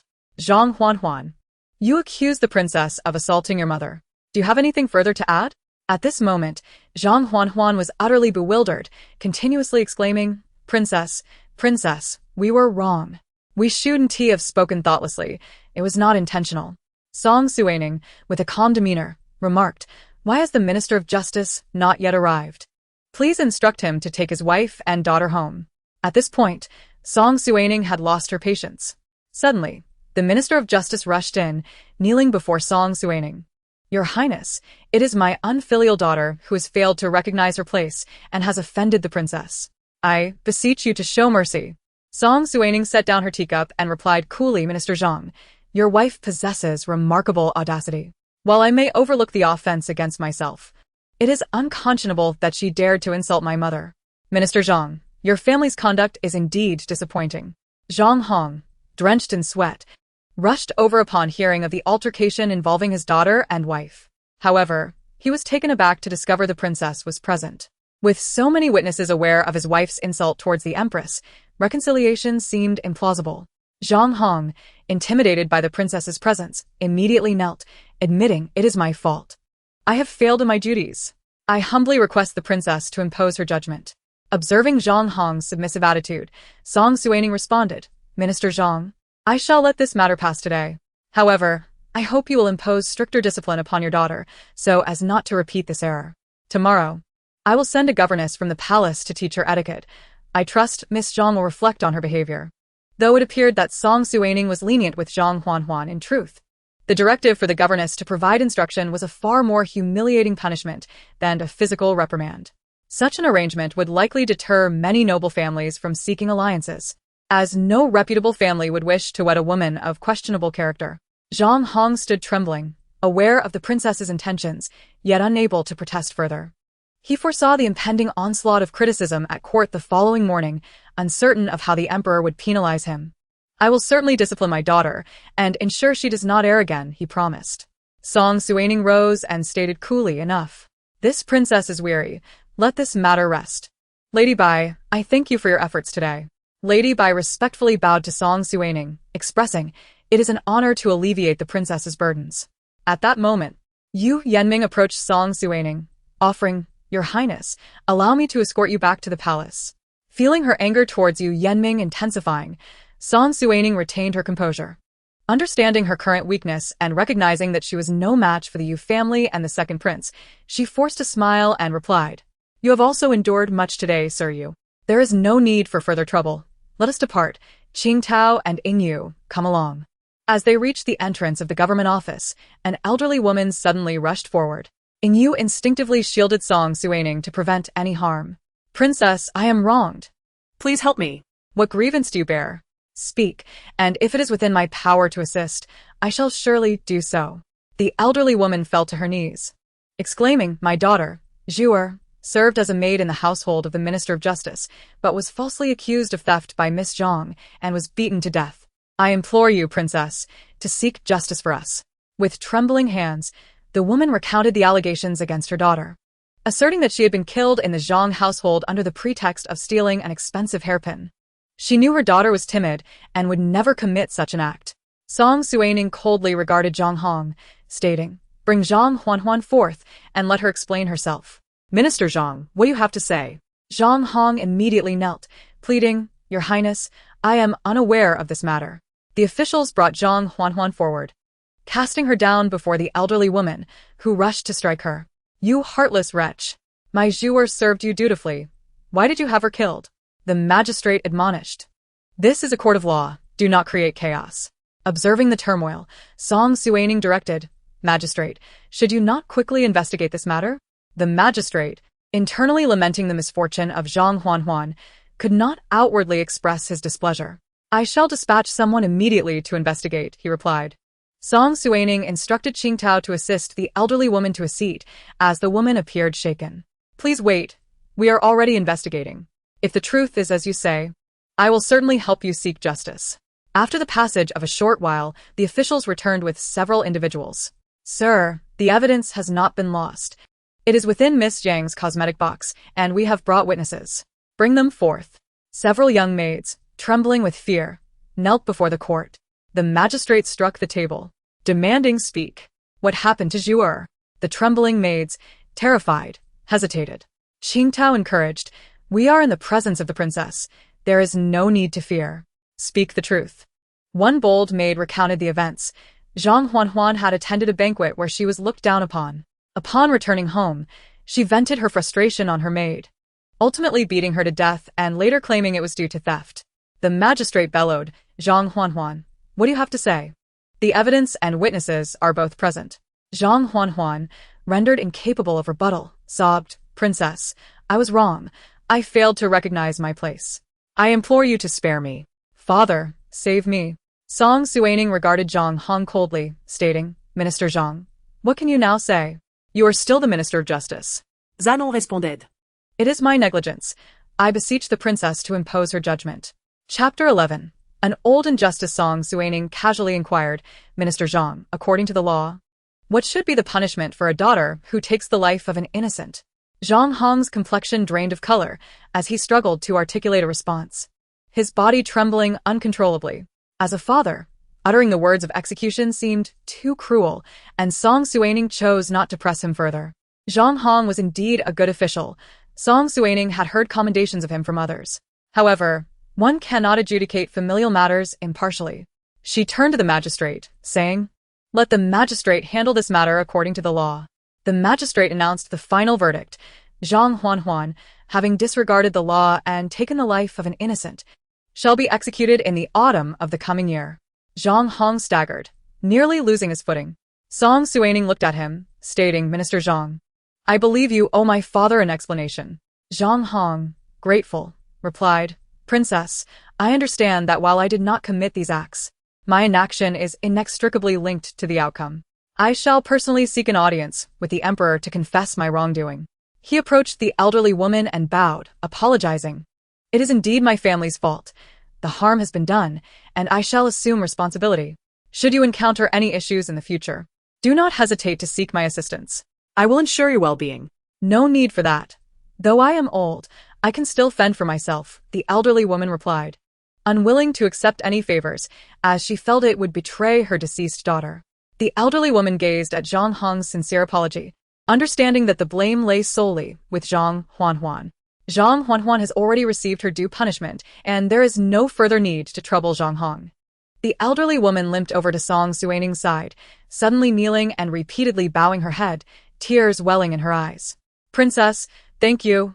Thank you. Without you, when would I ever have the chance to seek justice for Zhuo? Chun Tao immediately helped the elderly woman to her feet, and Song Suining inquired with concern. Is there anyone else in your family? With reddened eyes, the elderly woman replied, I am all alone now. My son has fallen on the battlefield for our country. Song Suining turned to Chun Tao and said, Chun Tao, find her a place to stay. She looked at the elderly woman with genuine concern, inquiring, would you be willing? The elderly woman, filled with emotion, responded, I would. I have been troubled about how to repay the princess. Observing the elderly woman's heartfelt response, Song Suining thought that her shop would soon be opening, requiring additional hands. She could arrange a light job for her otherwise. She would worry about the elderly woman returning home alone. At that moment, Yu Yanming approached. Princess, my shop is in need of help. We could employ this elderly woman for tasks within her capabilities. Young Master Yu, I appreciate your kindness. Since I have promised her a place to stay, I shall fulfill that promise, Song Suining replied as she departed the yamen with Chun Tao and the elderly woman. Upon arriving at the backyard of the shop that Song Suining had just purchased, she addressed the elderly woman. I do not yet know how to address you. The elderly woman respectfully replied, Princess, I am surnamed Yang. Please feel free to command me. Aunt Yang will suffice. You may call me Miss. I prefer to keep my identity private. You may stay here for the time being. The shop will be opening soon, and I will assign you some tasks then. Chun Tao, please give her some silver. Miss, there is no need for silver. I still have some, the elderly woman said. Seeing her awkwardness, Song Suining recognized that in her quest for justice for her daughter, she had likely become destitute. No matter, consider it an advance on your wages. Just work diligently in the future. The elderly woman gazed at Song Suining with gratitude. Thank you, Princess. Though she was currently without funds and uncertain where to find her next meal, she felt too embarrassed to ask the princess for help, having already received so much assistance. By the time Song Suining returned to the palace, dusk had settled. In the imperial study, Zhang Hong was kneeling before the emperor. I beg your pardon, your majesty, for my failure in raising my daughter. The emperor, wearing a cheerful countenance, appeared to be in good spirits. My dear minister, what fault have you committed? Today, My unfilial daughter clashed with the esteemed princess. Upon hearing the entire account, the emperor's expression darkened. It was no wonder Song Suining was so furious, and he felt a surge of anger himself. Zhang Hong, you have neglected your duties, yet you handled this matter promptly. Considering you were unaware, I shall impose a penalty of 3 years' salary. Thank you, your majesty. Zhang Hong expressed his heartfelt gratitude, fully aware that the fault lay with his family. His daughter had erred, and it was too late to remedy it. However, the others in the family bore no blame. It would be unjust to let one person's mistake ruin the entire family's prospects. The emperor sat quietly on his dragon throne, reflecting for a moment. The empress had passed away many years ago, and Song Suining had grown up without a mother, now subject to the scorn of others. The emperor felt an overwhelming sense of guilt. Come, let us visit the princess. At that moment, Song Suining was engaged in conversation with Granny Shen, while Chun Tao and Ingyu were sharing laughter. The emperor entered to witness this harmonious scene, reminding him of the lively atmosphere that had filled the palace during the empress's time. The empress treated everyone equally, and the maids held her in great esteem. Since her passing, such scenes had become rare. Granny Shen caught sight of the emperor standing at the door and immediately rose to pay her respects. Your Majesty. Upon seeing the emperor, Song Suining joyfully stood. Father, with all your pressing duties, what brings you here to visit me? The emperor approached and seated himself on the soft couch, turning to Granny Shen and the others. You may leave. I wish to speak with the princess. Father, have you dined? Shall I have them prepare something? I have already eaten. I simply missed you and wanted to see how you were doing. The emperor gently patted Song Suining's head. Ning Ning, I have heard of today's events. You must have suffered injustice. Upon hearing the emperor's comforting words, tears streamed down Song Suining's cheeks, and her voice trembled as she replied, Father, I miss Mother. The emperor's heart ached for Song Suining. This child had always been pitiful. and he felt remorse for being too preoccupied to pay her the attention she deserved. He silently vowed to make more time for her in the future. Though your mother is no longer with us, your father will always protect you, Ning Ning. Should you face any grievances, you must tell me promptly. Song Suining was deeply moved by the emperor's words. In her past life, her father had met with an untimely end, and in this life, she was determined to safeguard him and alter the tragic fate they had previously endured. Chapter 12. Song Sui Ran seeks an audience. Chun, he hurriedly entered. Princess. A maid from the White Princess has delivered an invitation. Chun Tao handed the invitation to Song Suining. Opening it, she found elegant calligraphy, accompanied by a beautiful peony design in the corner, inviting her to a flower appreciation banquet. The White Prince had only one daughter, who had come of age last year. The banquet was of secondary importance. The primary reason was likely to introduce her daughter to potential suitors. However, in her memories from her previous life, she recalled that the esteemed Jiaorong princess had harbored affections for Bai Mo Chun from the Bai family, waiting many years for his affection. Alas, her love was unrequited, as the young general did not reciprocate her feelings. The Jiaorong princess was bold in love, capable of both giving and letting go. Eventually, she married the newly established top scholar, Ouyang Ming, but her life was fraught with hardship. This new scholar had a childhood sweetheart in his hometown and married the Jiaorong princess solely for the advantage it offered him in his career. After their marriage, his true colors were revealed as he brought his cousin into their home as a concubine.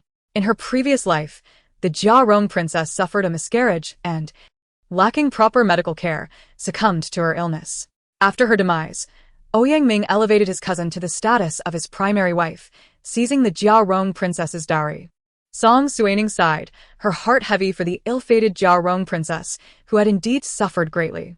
However, according to the timeline of her previous life, Ouyang Ming was still in his hometown preparing for examinations and had not yet arrived in the capital.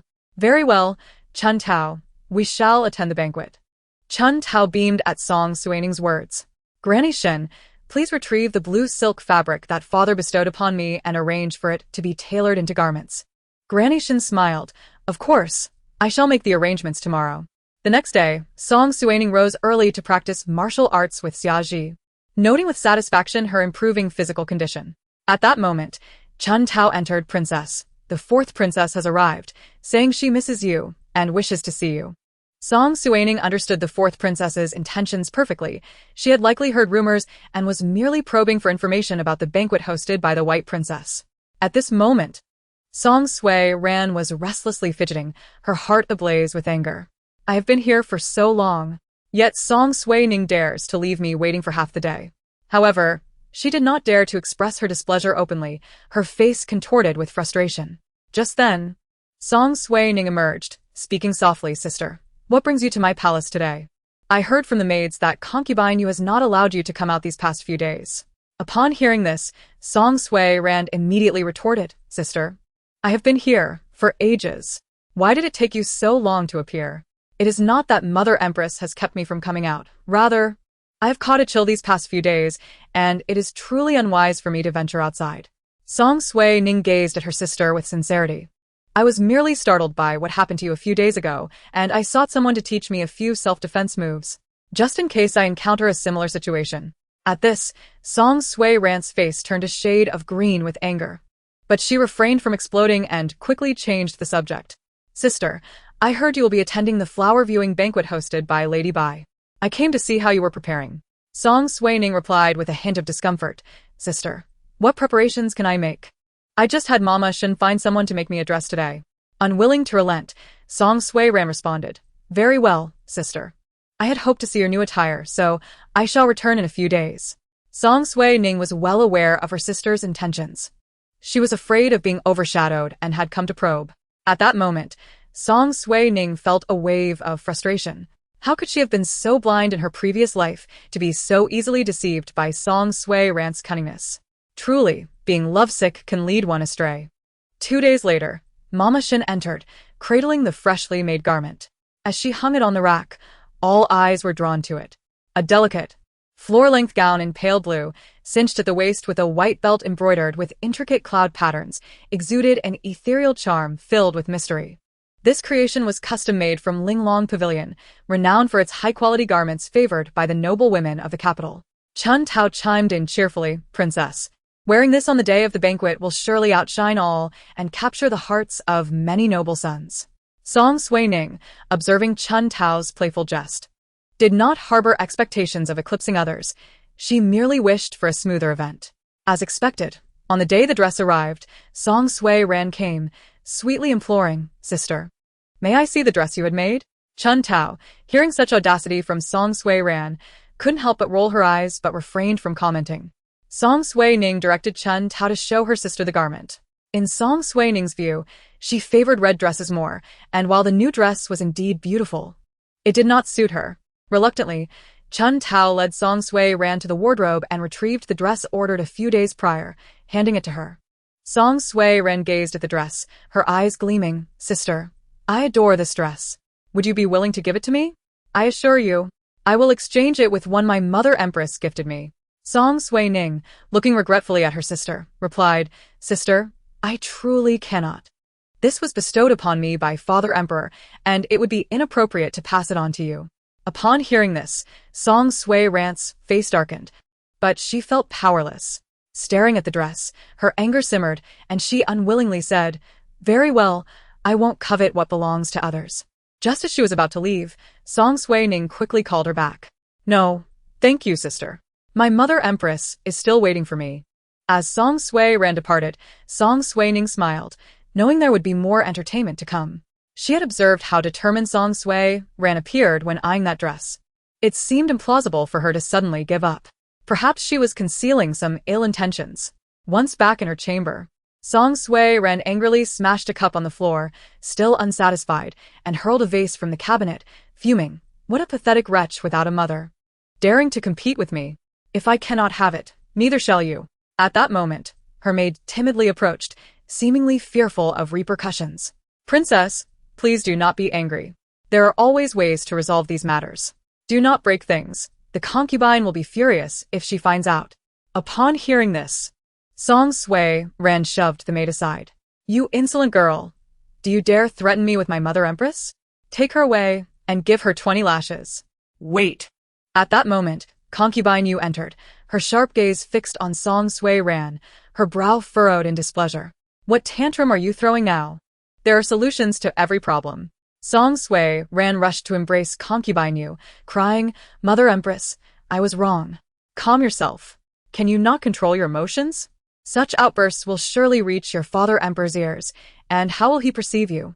Concubine Yu chided. Song Suining furrowed her brow at Concubine Yu, clearly believing that Song Suining was the true bully, yet her mother blamed her.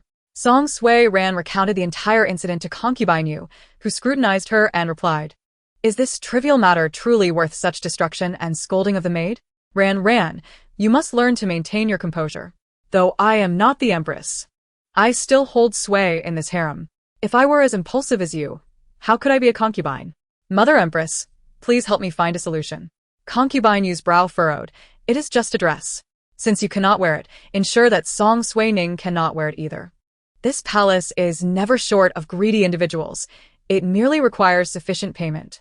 Song Suining contemplated for a moment, finding wisdom in Concubine Yu's words. Meanwhile, Song Suining was at her Chongning palace, fishing. Mama Shin had previously raised numerous small fish in the pond, and now they had grown. Chun Tao rushed in, breathless and excited. "Princess, you will not believe it. I heard them say that the fourth princess returned in a fit of rage, smashing things and scolding the maids. It made me so happy." Chun Tao animatedly recounted the events to Song Suining. "Chun Tao, would you like to eat fish?" Chun Tao paused. "Of course. I will go prepare it." She dashed off in excitement. The courtyard of Chongning Palace was bustling. Inyu was tending to the charcoal fire, and the fish had been prepared. At this moment, Xiaoji approached. "Princess, allow me to grill the fish." Xiaoji skillfully took the fish rack to grill the fish. And it must be said, her culinary skills were exceptional. Soon, a delightful aroma wafted through the air, tempting everyone. Inyu gazed at Xiaoji in admiration. "Xiaoji, you could be a chef with such talent." At that moment, Chun Tao curiously asked, "Inyu, when you were wandering the world, did you ever catch fish to eat when you had no money?" Can those who know martial arts really fly from one mountain to another? Chun Tao chattered on. Ingyu looked at Chun Tao and gently patted her head. Indeed, there were times in the wilderness when there was no food to buy. And we had to catch fish from the river. The fish is ready. Xiaoji distributed the fish to everyone. Song Suining took a few bites and joked, delicious. Xiaoji, you have excellent skills. Whoever marries you will be fortunate. At that moment, Song Suining noticed that Chun he was missing. Fearing she had gone to see someone, she turned to Chun Tao, saying, Chun Tao, please find Chun he. I wonder what she is up to this late. Chun Tao nodded in understanding and promptly left. The courtyard was peaceful, and laughter echoed from Chongning Palace. Just then, the emperor emerged after reviewing the memorials, intending to take a stroll in the imperial garden. He was drawn to the joyful sounds coming from Chongning Palace. Come, accompany me to take a look, commanded the emperor as Yuan Gonggong assisted him to the entrance of the Chonglu Palace. There, the eldest princess and all the maidservants of Chongning Palace were roasting something delicious, the aroma wafting through the air. Upon the emperor's arrival, the courtyard fell silent, and everyone laid down their food, kneeling to pay their respects. Your Majesty, called out Song Suining, rushing over to tug at the emperor's sleeve. Father, what brings you here? What are you all eating? Come, share some with me. Do not be shy. Enjoy your meal, the emperor said, eyeing the delicacies on the roasting rack. Father, come. Sit here. I am enjoying some fish that Xiaoji has expertly prepared. You must try it, said the prince, offering a piece to the emperor, who nodded in satisfaction after tasting it. The emperor praised Xiaoji. Well done. I did not expect you to possess such culinary skills. Xiaoji humbly replied. Thank you for your kind words, Your Majesty. Song Suining then handed a piece of the roasted fish to Yuan Gonggong. Yuan Gonggong, you must try it as well. My father says it is delicious. Gratefully, Yuan Gonggong accepted the food, saying, Thank you, princess. I shall not be polite. The courtyard was filled with laughter and joy.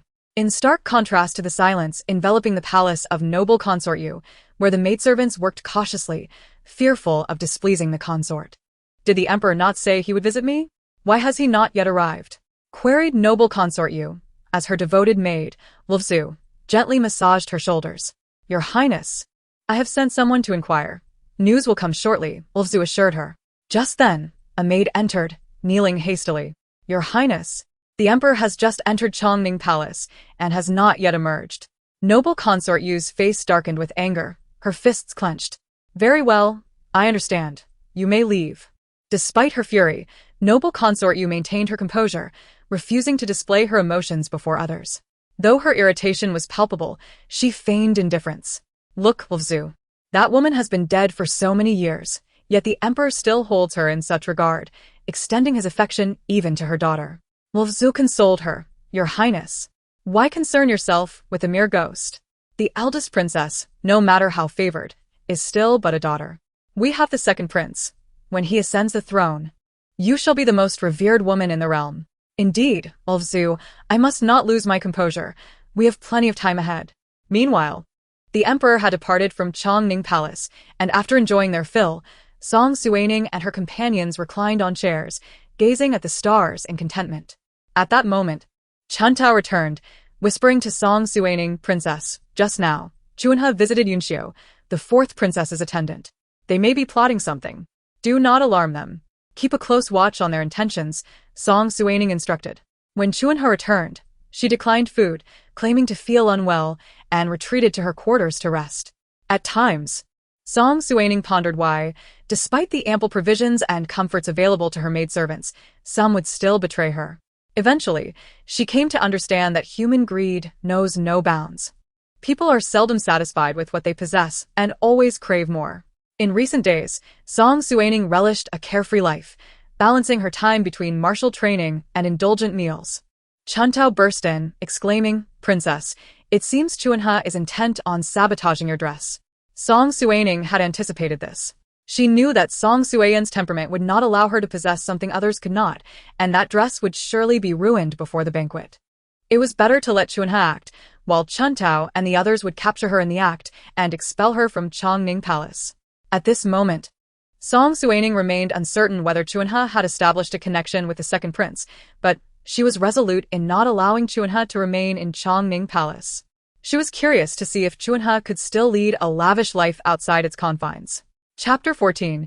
The Betrayal of Chunha, Part 2. Chuntao stealthily entered Song Suining's chamber, retrieving the dress and taking scissors to unravel its seams. Originally, Song Suining had expected them to fully destroy the garment, but it appeared they aimed to embarrass her instead. Should the dress fall apart at the banquet, the humiliation would be immense. Chuntao shouted, "Chunha, what are you doing?" Startled by Chuntao's voice, Chunha stammered, "It's nothing. I was just dusting." Noting Chunha's guilty demeanor, Chuntao said no more and pulled her along. "Come, we must see the princess." Song Suining languidly regarded Chunha, who knelt before her in silence. The atmosphere was thick with tension. Chunha must have known that Song Suining was aware of her meeting with the fourth princess. "Chuntao, do you have anything to say?" Song Suining inquired, her tone laced with anger. Chunha crawled to Song Suining's feet, repeatedly bowing her head. "Your Highness, I was wrong. It was not my intention." Observing Chunha's display, Song Suining felt a bitter irony. Why, having chosen betrayal, did she now seek to prove her remorse? "Chunha, why?" Chunha offered no reply, her silence lingering. She herself was uncertain of her motivations. Initially, she had sought only a bit more silver. Yet now she aspired to rise above her station, believing she had done nothing wrong. Song Suining, understanding Chunha's silence, recognized it was merely ambition driving her. Yet a betrayal is a betrayal. "Take her away. I do not wish to see her. Henceforth, let it be as if she never existed in Chongning Palace. Her fate is of no concern to us." Yu attempted to pull Chunha away, but she broke free and strode out. As Song Suining watched her depart, she fell into contemplation, wondering where Chunha would go now, perhaps to the second prince's residence. However, Song Suining had no time to dwell on such thoughts. Preparations for the tavern's opening were imminent, and honing her martial skills was a pressing matter. She simply lacked the energy to consider Chunha any further. After months of training, Song Suining had made significant progress in her martial arts, thanks to Xiaoji's diligence. Each day commenced with practice at dawn, followed by breakfast, yielding tangible results over time. Lately, a pressing concern weighed on Song Suining. She could not leave the palace frequently and needed a reliable person to manage the tavern in her absence. Where would she find such a trustworthy individual? Suddenly, an idea struck her. Chen Hong, Granny Shun's husband, currently managed the Shun family shop. If she could recruit him, it would greatly simplify matters. Without hesitation, Song Suining approached Granny Shun, casually inquiring, "Granny, could you arrange for Uncle Chen to assist me in managing the tavern?" Granny Shun looked at the princess, perplexed. Her husband had always been dedicated to the Shun family business, but if the princess required his help, she would have to consult him first, as she could not make such decisions unilaterally. "Princess, I shall return and inquire on your behalf." Upon hearing this, Song Suining felt a surge of joy, confident that if Granny Shun was willing, Uncle Chen would likely agree as well. Song Suining envisioned incorporating all the culinary styles of the Moan Kingdom into her tavern and hosting a grand chef competition to select the head chefs for each cuisine, thus ensuring a diverse and sumptuous menu. Before the grand opening of the restaurant, there was yet another matter to attend to. The day after tomorrow marks the flower viewing banquet of the White Princess. "Princess, that newly made dress can no longer be worn. What shall we do now?" Chuntao exclaimed anxiously. "There's no way a new one can be ready in time." Chuntao was infuriated, blaming Chun-He for her betrayal. In contrast, Song Suining remained composed. For her, the choice of attire was inconsequential. As a princess, it sufficed for her to be presentable. Avoiding any blunders was of utmost importance. She reached out to Chuntao, offering her a pastry, and gently reassured, "Do not fret. There are plenty of unworn garments available." Chuntao leaned in conspiratorially, sharing news of Chun-He's departure from Chongning Palace. Indeed, after strutting out of the palace, Chun-He made her way to the residence of the second prince. However, her plans did not unfold as she had anticipated. The second prince, though he projected an image of unblemished integrity and abstained from political strife, would not jeopardize years of hard work for her sake.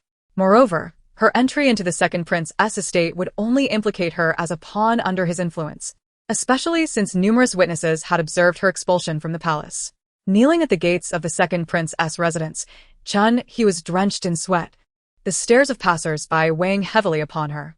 Inside, Song Jin-Shu's expression darkened, his fists clenched in disbelief. He could not fathom that this foolish woman had been ousted by the Grand Princess.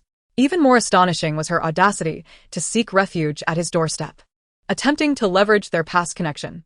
Should anyone investigate, the ties would become apparent.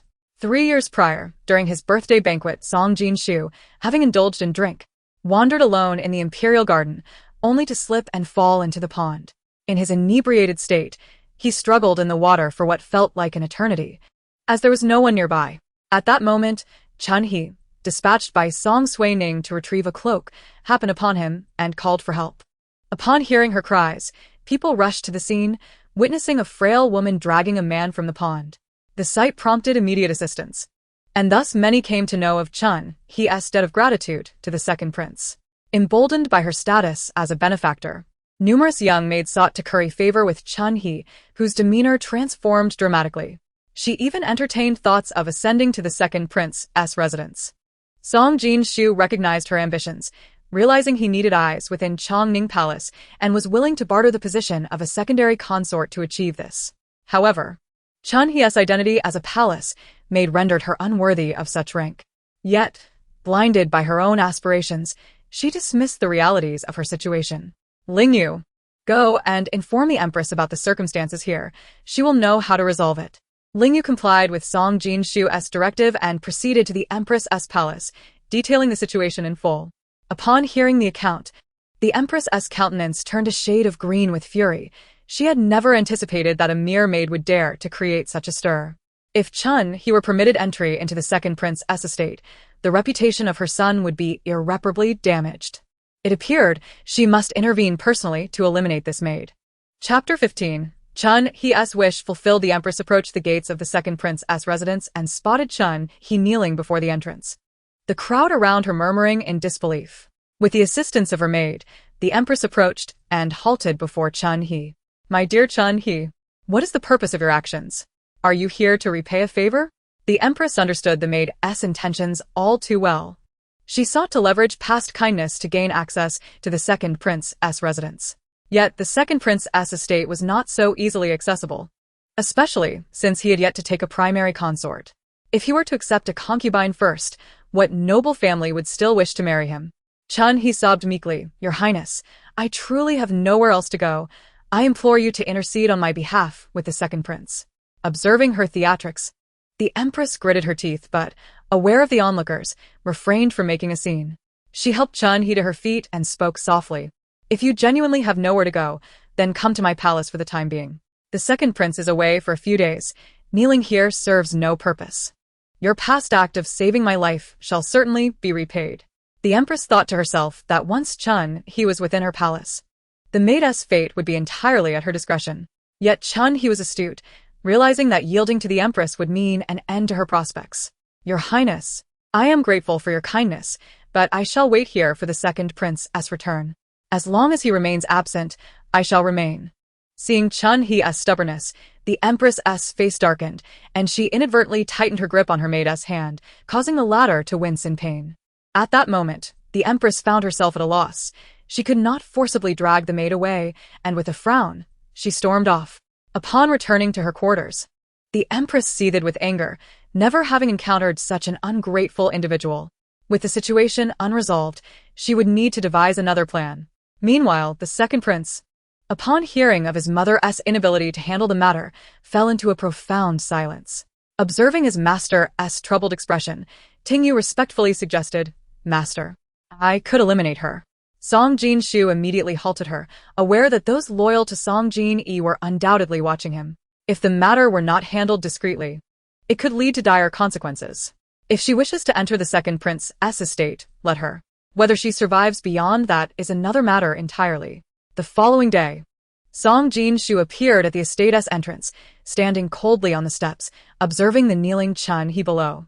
Chun-hee, the steward has apprised me of your situation. If you truly have nowhere else to go, you may stay in my residence. In light of your past assistance, I shall ensure your needs are met. The bystanders, overhearing Song Jin-shu's words, began to murmur among themselves, See, I told you the second prince is not ungrateful. Indeed, he is a good man. As Song Jin-shu absorbed the favorable whispers surrounding him, his spirits lifted slightly. He ushered Chun-hee into the second prince's residence, casting a cold glare her way. You failed to keep an eye on Suining and allowed her to cast you out. What use are you to me now? Behave yourself, and I shall not make things difficult for you. Out of gratitude for your past rescue. Chun-hee, now a discarded pawn, was undeterred. She still had other strategies at her disposal. However, Song Jin-shu was taken aback the next day when Song Jin-yi presented him with a troubling piece of news. Father, that Chun-hee is infatuated with second brother and has already shared an intimate connection with him. Surely, father should permit second brother to take her as a concubine. Otherwise, how will she find a husband? The fifth prince, Song Jin-yi, spoke disdainfully. Song Jin-shu's temper flared upon hearing this. Realizing that Song Jin-yi was deliberately attempting to provoke him, causing his expression to sour. Father, while Chun-hee has rendered me a favor, I do not harbor any affection for her. I beseech you to understand my position. At this moment, Song Jin-shu was nearly beside himself with rage. He had yet to take a primary consort. The thought of allowing Chun-hee into his residence was unthinkable, as he could only imagine the ridicule he would face. The emperor observed his two sons below, embroiled in a heated argument, a profound sense of helplessness welling within him. The ministers, merely spectators, remained silent, as this matter pertained to the dignity of the royal family. A careless handling of the situation would not suffice. He had encountered the young lady, Chuanha, in Chongning Palace, yet remained oblivious to her departure from there. Witnessing the chaotic scene, the emperor helplessly called for the court to adjourn, deciding to deliberate on the matter the following day, and exited the Golden Lawn Hall. The ministers followed suit, departing in droves. Song Jin-yi, with a semblance of a smile, looked at Song Jin-shu and lazily remarked, "Second brother, I am merely considering your reputation. The public is saying that you have tarnished the maiden's honor without taking her as a concubine. This could greatly impact your standing, so you must ponder it carefully." After speaking, he left with an air of confidence, leaving behind a visibly displeased Song Jin-shu. Within Chongning Palace, Granny Shen was conversing with Song Suining about the morning court session. To her surprise, the fifth prince had interjected, complicating matters further. Though she held no affection for Chuanha, the thought of pairing her with Song Jin-shu amused her, as it would surely vex him. It seemed she needed to stoke the flames further. That evening, Song Suining brought a freshly prepared pumpkin millet porridge to the emperor in the imperial study, where he was diligently attending to memorials. Upon seeing her, he closed the documents and moved to a nearby table. "Father, I have made you some millet porridge. Please have a taste." The emperor, captivated by the fresh pumpkin porridge, savored several spoonfuls, praising its delightful flavor and consuming multiple bowls. "Father, my contributions are minimal. It is Granny Shen who deserves the credit," Song Suining shyly remarked. However, the emperor paid little mind to who had prepared it. It was the thought that counted. Among his children, he favored Song Suining more, not without reason. "Father, I heard that the fifth brother proposed introducing Chuanha to the second brother. I wish to request a favor from you, as Chuanha has served me for quite some time." The emperor nodded at Song Suining's words, as he had contemplated this very matter, given that he had also aided the second prince. However, the status of a mere concubine was of little consequence. It showcased the royal family's magnanimity while fulfilling the second prince's obligations. The following day, the decree of conferment arrived at the residence of the second prince. Chapter 16. Princess Jiarong at the residence of the second prince, the messenger announced, "Second prince. Here is the decree." Upon hearing its contents, Song Jin-shu's countenance darkened, his hands clenched tightly, veins bulging on his forehead from rage. He could scarcely believe that his father could be so foolish. He currently lacked a legitimate wife and was only to have a concubine, albeit to be formally recognized only after the proper wife entered the household. Such absurdity was unprecedented. At that moment, Song Jin-yi sent over a large assortment of gifts, including a statue of Guanyin, congratulating him on acquiring a beauty. Infuriated by the gifts, Song Jin-shu nonetheless maintained his composure. "Thank you for your gift, fifth brother. Please convey to him that I, Song Gu, have duly noted this and shall return the favor in due time." Once the fifth prince's entourage departed, Song Jin-shu could no longer contain his fury and knocked the statue of Guanyin to the ground, yet it miraculously did not shatter, leaving him bewildered about its material. Gritting his teeth, he recognized that Song Jin-yi was deliberately attempting to humiliate him. Just wait. The outcome is yet to be determined. At the request of the second prince, Chuanha was assigned to a more secluded abode, forbidden from receiving any attendance. Outside her quarters, Two maids whispered to each other. Isn't that the maid who knelt at the entrance for so long? The other replied, though she has entered the residence, does the second prince even regard her? She dreams of soaring high, but fails to recognize her own worth. Just wait until the princess arrives. She will pale in comparison. Chuanha, overhearing their taunts, felt a wave of despair wash over her. Never had she felt so belittled during her time as a maid. Yet, she resolved not to retreat. With no path backward after offending the princess, her only hope lay in closely aligning herself with the second prince. She silently vowed to devise a strategy to win his favor, as in this household, anyone could tread upon her, and she must make her worth known. At the White Prince's residence, the White Princess was instructing her maidens to prepare for a flower appreciation banquet. The servants busied themselves arranging the garden, while she selected a picturesque spot adorned with vibrant flowers and lush greenery. She even had exquisite pastries ordered from the finest establishment in the capital, Jinhulu. This gathering aimed to better present her daughter to potential suitors, seating both young men and women together, hoping for sparks to fly. Princess Jerong was currently resting in a pavilion when her mother approached, noticing her daughter lost in thought. Ever since her recent fall from a horse, her daughter had undergone a significant change in disposition. The White Princess had always wished for her to be more composed, and now that her wish had come true, she found herself unfulfilled. Concerned, the White Princess inquired, Jia, what troubles you these days? Have you encountered something disheartening? Looking into her mother's caring eyes, Song Jiarong embraced her and affectionately replied, not at all. I have merely realized that what you say is quite sensible, so I am earnestly heeding your advice. After falling from her horse a few days prior while riding with friends, memories flooded her mind during her unconsciousness. She recognized the painful recollections as experiences she had not endured, yet they felt undeniably real, prompting Song Jiarong to view them as a divine warning against following the path of solitude, leading to death. For several days, she reflected on the details of her dreams, realizing her heart now belonged solely to Bai Maching, and her sole desire was to marry him. However, the haunting visions made her hesitate. In her dreams, no matter how she pursued him, Bai Maching remained indifferent, causing her prolonged sorrow. At the spring banquet, she encountered the newly appointed top scholar, Ouyang who initially showered her with affection.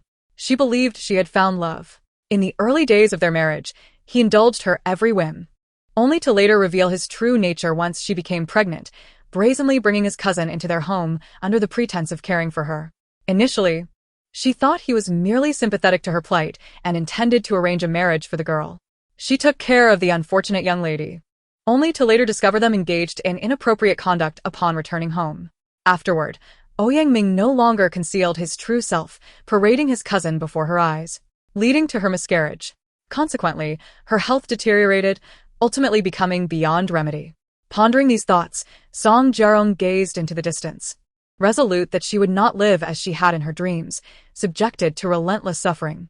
However, according to her dream, the new top scholar was still preparing for examinations in his hometown, and she knew she had to take action, otherwise she would end up in a pitiful state akin to that of her dreams. Within Chongning Palace, Song Suining was being urged by Granny Shun and others to try on dresses.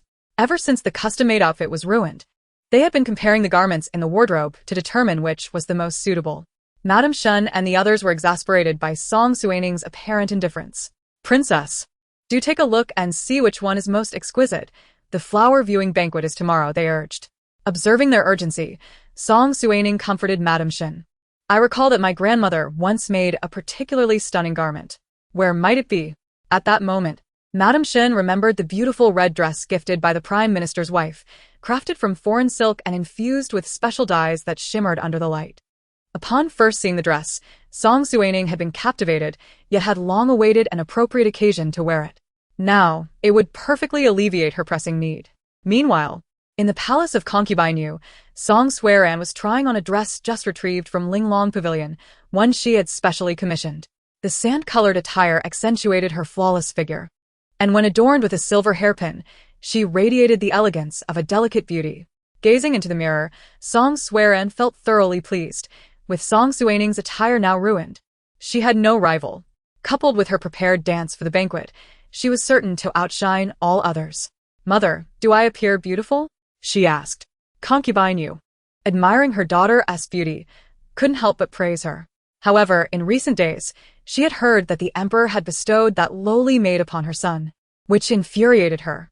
The fifth prince appeared intent on undermining her own son, perhaps due to the lavishness with which she had treated them. It seemed time to assign some tasks to concubine Chen. Chapter 17. The flower viewing banquet. After her makeup, Song Suining radiated brilliance. Her clear eyes sparkled like stars.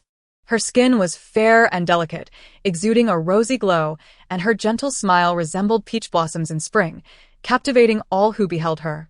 Chun Tao gazed at Song Suining, utterly mesmerized. "Princess, you are truly beautiful." With a smile, Song Suining acknowledged that the red attire suited her splendidly, enhancing her complexion. At that moment, a little maid announced the arrival of the seventh princess. Song Suining was puzzled. She rarely interacted with her sister, so why the sudden visit? "Sister, may I accompany you to the flower viewing banquet at the White Prince's residence?" "I have no carriage," she asked, her head bowed and eyes betraying her unease. Trembling in the presence of strangers. In her past life, her sister had shunned contact with others and seldom ventured within the palace. The only memory she held was from her own wedding to Yu Yanming, when her sister had cautiously gifted her a hand-stitched pouch, sincerely wishing her happiness. Their mother, Consort Chu, was an uncherished princess of Yongzhou, sent here for the sake of the nation. Consort Chu was exceptionally well-behaved, never vying for favor, and the emperor treated her well, providing for her needs. Tragically, her beauty was short-lived, as she succumbed during childbirth, leaving behind her only daughter. Concubine Yu, overseeing the harem, sought to maintain her reputation for virtue and had never made things difficult for her, ensuring that her basic needs were met. For she posed no threat, much like Song Suining herself.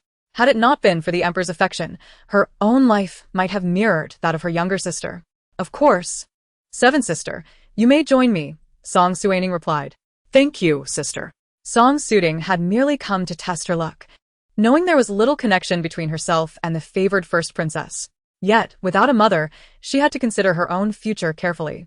She wished to avoid the fate of becoming a princess given in marriage, treated like an object to spend her life with someone she did not love. "Seventh sister, why have you come without a maid?" I do not like having anyone follow me, so I did not bring them," she stammered. Noticing her hesitation, Song Suining discerned that the maids likely looked down upon this unloved orphan. Since she had returned, she would lend a hand, repaying the kindness her sister had shown in her previous life. "Let us go. I will have Chun Tao accompany you, and no one shall bully you. Remember, if you are mistreated, you must stand up for yourself. You are a princess. There is nothing to fear." Song Suining gazed at her gratefully, her eyes glistening. This sister seemed quite different from the rumors. Indeed, she had made the right gamble. Once seated in Song Suining's carriage, the seventh princess appeared quite anxious. She had never left the palace before, yet understood that she could not remain enclosed forever. Song Suining noticed her sister's distress and promptly had Chun Tao retrieve some pastries she had prepared in advance. "Seventh sister, do try these. Once we enter the banquet, it may be difficult to eat too much. You should have something to fill your stomach." "Thank you, sister." Song Suining expressed her gratitude, regarding her elder sister with admiration. The tales she had heard painted her as the emperor's most favored daughter, proud and aloof, avoiding contact with other princes and princesses. Yet this sister was so kind. Before long, they arrived at the White Prince's residence, its grand entrance imposing and mysterious, adorned with exquisite dragon motifs and auspicious cloud patterns, signifying royal prestige. The stone lions flanking the entrance, with their intricately carved mouths agape, stood sentinel. As the welcoming attendants spotted Song Suining's carriage, they swiftly approached, and Chun Tao assisted both Song Suining and Song Suining down. "Princess, this way, please." Entering the White Prince's estate, the melodious sound of flutes and drums wafted through the air, mingling with the sounds of playful laughter. Servants bustled about, carrying tea and fruits, creating a vibrant scene of festivity. "The first princess has arrived. The household is so busy that we have not had the chance to greet you. My apologies," came the clear voice of the White Princess. Song Suining smiled as she strolled down the corridor. The White Princess was indeed a remarkable woman. She had met the White Prince while he was addressing flood issues in the Jiangnan region. A skilled healer, she had traveled with her mentor, saving countless lives during a time of rampant disease following the floods. Fearless, she moved among the afflicted until the plague subsided. The White Prince was captivated by her bravery and pursued her fervently. Initially, Yun Xian felt the disparity in their statuses and wished to continue her medical practice. So she rejected him. Yet, the White Prince was relentless, offering to journey with her.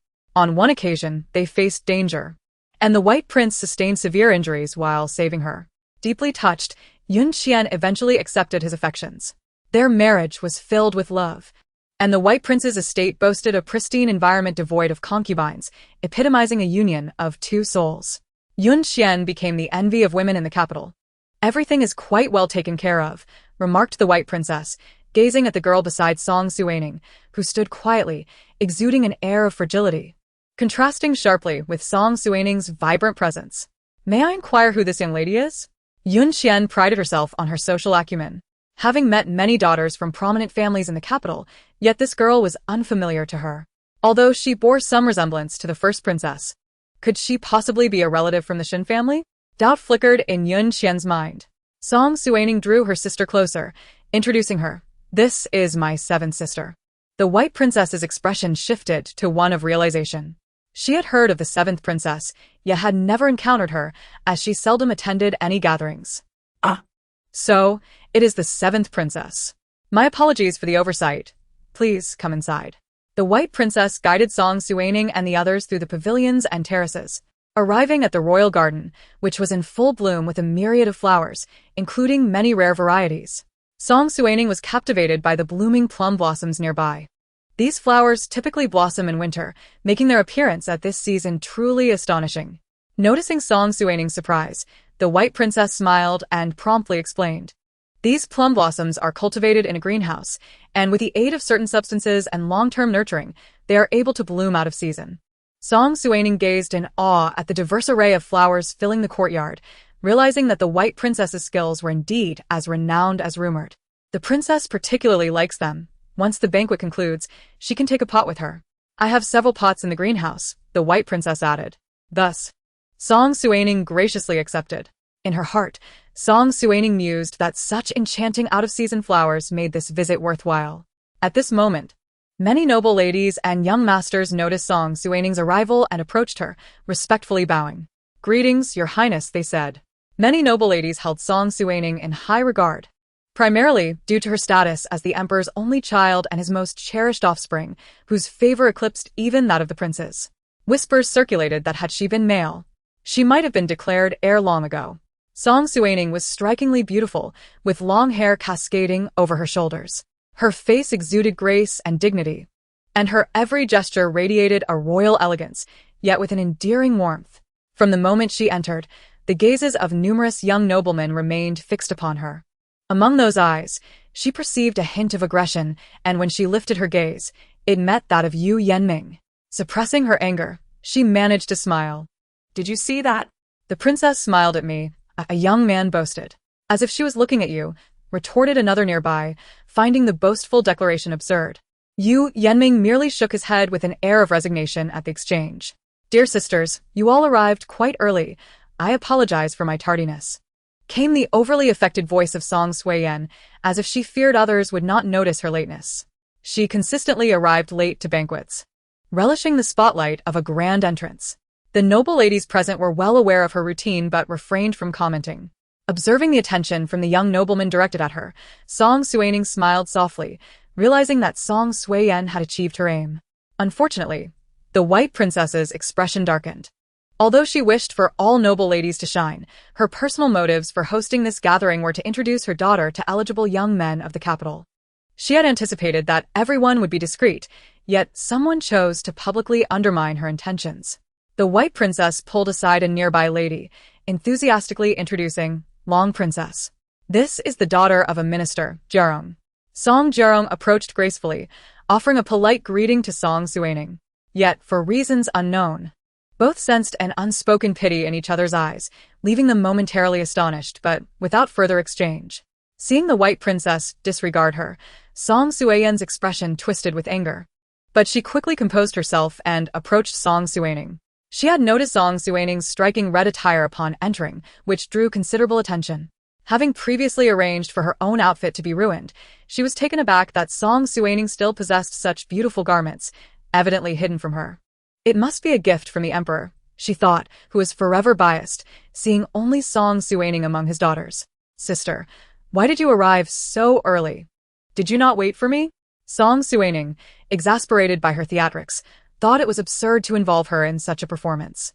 When we left the palace, the guards informed me that you had already departed. It seems we arrived first. Song Suiyen felt a twinge of embarrassment at being exposed, as she had deliberately waited for everyone else to enter before making her entrance. At this moment, the White Princess spoke. Esteemed guests, please take your seats. I appreciate your presence at my Royal Gardens flower viewing banquet. With both male and female guests present, the atmosphere was lively. Seating was arranged with men on the left and women on the right, and the gathering buzzed with merriment. Song Suining was drawn to the pastries before her, shaped like plum blossoms, visually appealing. She took a bite and was instantly enchanted by the refreshing taste, which differed from the usual palace fare. She offered one to the seventh princess beside her, saying, "Try this, it is quite delicious." The seventh princess gratefully accepted it, and after tasting it, shared a knowing smile with her companions, Chun Tao and Inyu. Yanming watched Song Suining from across the table, observing her interaction with her maidservants with a resigned smile.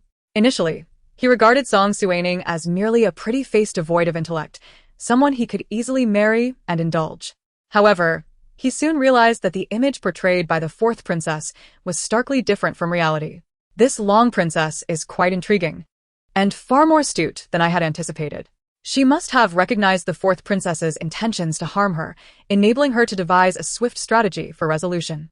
When the fifth prince arrived, everyone immediately stood to pay their respects, except for Song Suining, who leisurely savored her pastry.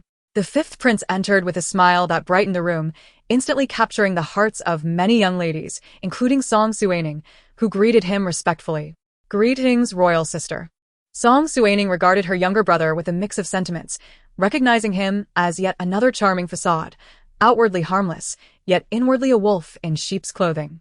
It seemed none of the emperor's sons were, without their complexities, except for the sixth prince, Song Jincheng, who was the emperor's favorite child and most likely to ascend the throne. Regrettably, he showed little interest in the imperial power, having long been stationed at the borders. Following the ascension of the second prince, he too would likely meet an untimely end. Looking at Song Genie, Song Suining remarked, "It is rare for you to show interest in attending a banquet. I recall you did not attend my birthday celebration." She lifted her teacup to sip. Song Genie, recognizing the implication, respectfully explained, "Royal sister, I am indeed a lover of lively gatherings. My absence from your birthday banquet was due to an imperial directive to quell bandits. I merely mentioned it in passing. Please take a seat." At this moment, someone suggested a performance of talents among the noble ladies to foster camaraderie. Song Suining, however, had little interest in such trivial contests, finding them meaningless. This was a flower viewing banquet, not a selection for a prince's bride. Yet many noble ladies eagerly accepted the opportunity to showcase themselves before their admirers, hoping to gain favor. At this moment, the fifth prince spoke. "What is the point of merely holding a competition? We must add a touch of flair. I possess a guqin named Wudong. Today, the noble lady who secures first place shall receive this instrument, along with a long-lost dance score." As Song Genie mentioned the name Wudong, Song Suining's spirits lifted. This was her grandmother's guqin. Previously, Granny Shen had shared with her that her grandmother once cherished a beloved instrument, which was later lost due to unfortunate circumstances. Her grandmother searched for it tirelessly, but to no avail. Little did she know it was in Song Genie's possession. How had he come by it? Meanwhile, Shen Mia's, seated among the male guests, could no longer remain still. He yearned to retrieve the guqin for his own grandmother, who had lamented its loss for many years. If he could return it, it would surely bring her immense joy. Which lady is willing to take the lead? A charming young woman stepped forward, gracefully performing a bow. "I am willing to be the one who breaks the ice." She presented a self-choreographed dance, which, while not breathtaking, was performed without flaw. At this moment, Song Suining noticed her cousin in the audience, eager to participate. She sent Chun Tao over, understanding that her cousin wished to reclaim the guqin for their grandmother. However, her cousin had yet to embark on an official career, and such impulsiveness might invite ridicule. Chun Tao approached and quietly relayed Song Suining's sentiments to Shen Muse, who, upon observing his cousin across the room, felt a sense of reassurance. With her involvement, it seemed that success was within reach. "Princess, Why have you not taken the stage yet? Urged a handmaiden beside Song Suiyen, her tone tinged with urgency. Song Suiyen shot her a glance of disdain. What is my status compared to these daughters of minor officials? I shall take the stage last, allowing those lesser women to serve as mere comparisons. My cousin will undoubtedly have eyes only for me. In truth, Song Suiyen struggled to comprehend why her mother and brother insisted she marry her cousin, who clearly did not harbor affection for her, yet was willing to wed. Although her cousin had repeatedly assured her that he would only cherish her after marrying Song Suining, an unsettling feeling persisted within her. Song Suining was not unattractive. What if her cousin's affections became genuine? This prompted Song Suiyen to constantly compare herself with her elder sister. I shall present a dance, the green waist dance. A clear voice interrupted Song Suiyen's thoughts. It was Chun Xuerong, the fifth prince's cousin, who was both charming and well-versed in literature. A year prior, Chun Xuerong had visited Han's Han Temple for blessings with her mother, only to encounter bandits on their return, nearly losing their lives. Fortunately, Yu Yenming happened to pass by and save them. Since then, Chun Xuerong had developed feelings for him and never missed an event he attended. As Chun Xuerong spoke, her gaze was fixed on Yu Yenming, her infatuation unmistakable. Song Suiyen, observing her expression, recognized yet another rival vying for her cousin's affection. Her brow furrowed, and the longan in her hand was crushed under her grip. Song Suining watched Chun Xuerong, recalling that in her previous life, Chun Xuerong also harbored feelings for Yu Yenming. Even after Song Suining married him, Chun Xuerong remained undeterred, seeking to enter their household as a concubine. In that life, how could she, who cherished Yu Yenming, allow another woman to linger near him? Even when Chun Xuerong had knelt before her, pleading for mercy, she remained indifferent. No woman desires to share her husband. Dressed in dance attire, Chun Xuerong resembled a sprite. The green waist dance, as its name implies, centers on a slender, verdant waist, embodying elegance and grace.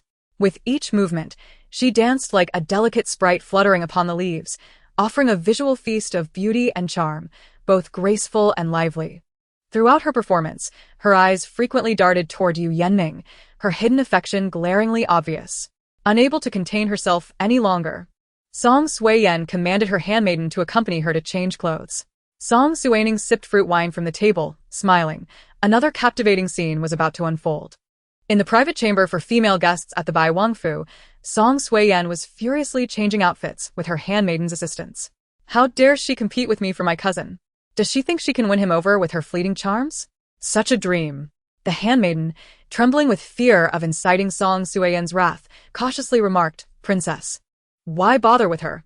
You and young Master Yu have a bond since childhood. Who in the capital can compare? Hearing this, Song Suiyen's temper eased slightly. Furthermore, the princess's stunning Hong dance had been taught by her mother, renowned for its excellence. As Song Suiyen listened, her gaze fixated on the handmaiden, seemingly affirming her words. Indeed, she was a princess, having grown up alongside Yu Yenming, and their bond was unique. She need not compete with those lesser women. With a gentle and sweet expression, she donned her dance attire and returned to the banquet. Lady Bai discreetly whispered to her daughter beside her, Jia Jia, do you have anyone you fancy among these gentlemen? Song Jiarong answered without hesitation, no. Lady Bai felt exasperated by her daughter's indifference. Look at young Master Yu. He possesses good looks and a reputable family. Surely, he is a suitable match for you. Upon hearing her mother's words, Song Jiarong fell silent. Young Master Yu was no ordinary man. Countless women admired him, and she had no desire to compete with so many. Even if she emerged victorious, would it truly bring her happiness? In her dreams, the princess had married Yu Yenming, yet it had not ended well. Yu Yenming was clearly ambitious. He would choose a wife capable of elevating the Yu family, not a carefree daughter of a prince. Mother, do you not see? Miss Chun and the fourth princess both favor young Master Yu. I refuse to compete for a man among so many, and besides, does family background truly matter? Look at how well father and mother have fared. Song Jiarong had been observing Song Suining and noticed her indifference toward Yu Yenming, sparking her curiosity. Why was that? In her dreams, the princess had been deeply enamored with him. Feeling Song Jiarong's gaze, Song Suining looked over and nodded in acknowledgement. Lady Bai sighed, watching Miss Chun dance and glancing at the fourth princess. Young Master Yu is quite popular. If my Jia Jia were to wed such a man, she would surely live in constant anxiety. Moreover, my daughter is right. A prestigious family like the Yu's is not simple. If my daughter were to suffer, despite being a princess, I ultimately hold no real power to assist her. As Miss Chun concluded her performance, the audience erupted into thunderous applause, praising her exceptional dancing. Chapter 20. Song Suining versus Song Suiyen. At this moment, Song Suiyen's face twisted with fury. Song Suining couldn't help but smile at her expression, as anticipated. She could no longer remain composed. Today, this princess shall also present a dance for your guidance. Song Suiyen prepared to perform the stunning swan dance, a piece that could not be mentioned without referencing the illustrious Yu Guifei, who, in her youth, captivated the capital's elite at the late emperor's birthday celebration. The late emperor had bestowed her upon the fifth prince as a consort, who later became the current emperor, while she entered the royal household under the late empress Shunji's influence. Under the guidance of the esteemed imperial concubine Yu, Song Suiren undoubtedly shone brilliantly, and everyone eagerly anticipated her dance. Suddenly, the lights at the banquet dimmed. A mystical figure emerged at the center of the stage, clad in a delicate white gauze dress that unfurled gracefully to the rhythm of the music. As she slightly lifted her gaze, her bright eyes appeared to be embedded with starlight, radiating an enchanting glow. Each movement of Song Suiren flowed effortlessly, light and graceful, her dance captivating and stunning. Leaving the audience in awe, she leaped lightly, akin to a butterfly in flight, embodying an unparalleled sense of ethereality.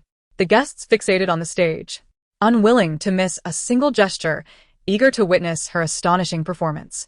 As her dance concluded, thunderous applause erupted from the audience.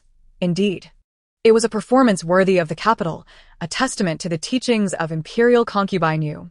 The dancers who had preceded her seemed mere embellishments against Song Suiren's brilliance, while Chun Shiweron's expression soured considerably. After her performance, Song Suiren glanced at Yu Yenming, who regarded her with admiration. The joy she felt from his gaze was immeasurable. Her mother was right. If she diligently practiced the stunning dance, no noblewoman in the capital could rival her. Elder sister, seeing how everyone has prepared such splendid performances, as the foremost noblewoman of the capital, do you have something to present? Song Suining understood that she was deliberately singled out. According to the trajectory of her past life, she possessed no remarkable talents. In her previous existence, she had shown little interest in such pursuits, and imperial concubine Yu had allowed her to follow her whims. As the eldest princess, she felt no obligation to learn what did not appeal to her. Foolishly, she had heeded her mother's advice, while her daughter, Song Suiren, received rigorous training, ultimately becoming the foremost noblewoman, while she remained a mere shadow. Outsiders lamented her lack of talent and virtue, tarnishing the reputation of Empress Yaoyuan, and as a princess, she felt she had brought disgrace to the nation. People spoke of the fourth princess, but seldom mentioned her. Her father had repeatedly warned those who spoke ill of her, yet to no avail, as Song Suiren's machinations contributed to the narrative. After marrying Yu Yenming, she sought the finest musician, Xiaolon, as her teacher to impress him. After years of diligent study, her musical skills flourished, earning praise from even Yu Yenming. At this moment, she resolved not to diminish herself merely to serve as Song Suiren's foil.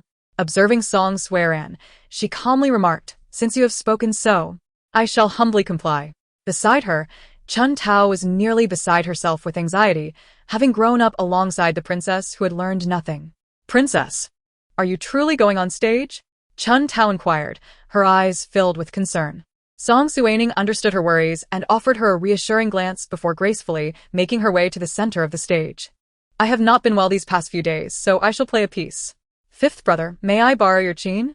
she requested, pointing to the phoenix tree beside Song Genie. Song Genie commanded that the chin be brought to the center of the stage, respectfully stating, "Of course. It is an honor for this instrument. Please, eldest sister." Song Suining gently plucked the strings, testing the instrument's tone. It was indeed exquisite. No wonder her grandmother had spoken of it for so long. As her fingers danced across the strings, a beautiful melody flowed like a river into the hearts of her listeners, the sound weaving a tale of profound love and longing.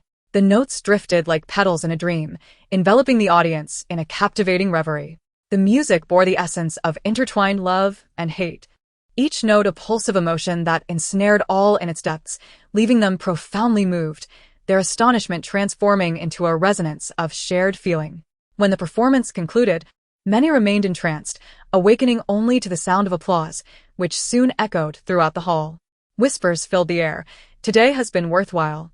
The eldest princess's music lingers in the air, a rare delight to behold. Surely, Master Xiao will commend her artistry. Listening to the praises directed at Song Suining ignited a fierce anger within Song Suiran. She felt the spotlight she believed belonged to her being stolen away. When had Song Suining learned to play the qin so masterfully? Song Suiran felt a sense of helplessness, realizing that Song Suining had slipped beyond her control.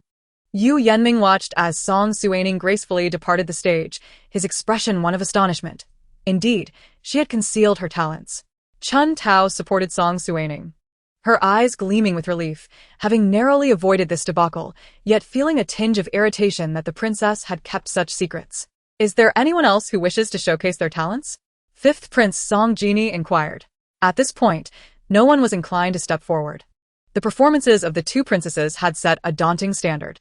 It would be futile to attempt to overshadow them, and many preferred to avoid further embarrassment. What are your thoughts on the top two performers? The fifth prince continued. I believe the fourth princess's dance is more impressive. No. I think the eldest princess's qin playing is superior. A cacophony of opinions erupted, each differing, reflecting the varied preferences of the guests. At this moment, Yu Yanming stood and spoke slowly. Both performances were remarkable. The eldest princess excels at the qin, so let us award the qin to her. The fourth princess excels in dance, so let us award the dance score to her. Both brought forth exceptional talents, and I trust they will both fulfill their roles splendidly. Nods of agreement rippled through the crowd. Indeed, it was fair and just. Do either of the princesses have any objections? Yu Yanming respectfully inquired. Song Suining, whose goal was the qin, had no objections and nodded in satisfaction, while Song Suiran, uninterested in awards and solely focused on her reputation, readily agreed. Both princesses consented without hesitation. As the banquet neared its end, Song Suining sat sipping tea in a pavilion when Chun Tao brought Shen Muse to her side. Shen Muse respectfully bowed to Song Suining, who helped him rise and asked Chun Tao to pour him a cup of tea, presenting him with the qin she had won earlier. Cousin, please take this back to grandmother. She has long sought it and will surely be delighted. Shen Muse gazed at Song Suining with gratitude. Without her, he knew not how he would retrieve his grandmother's qin. Thank you, cousin. Grandmother will be very happy to know.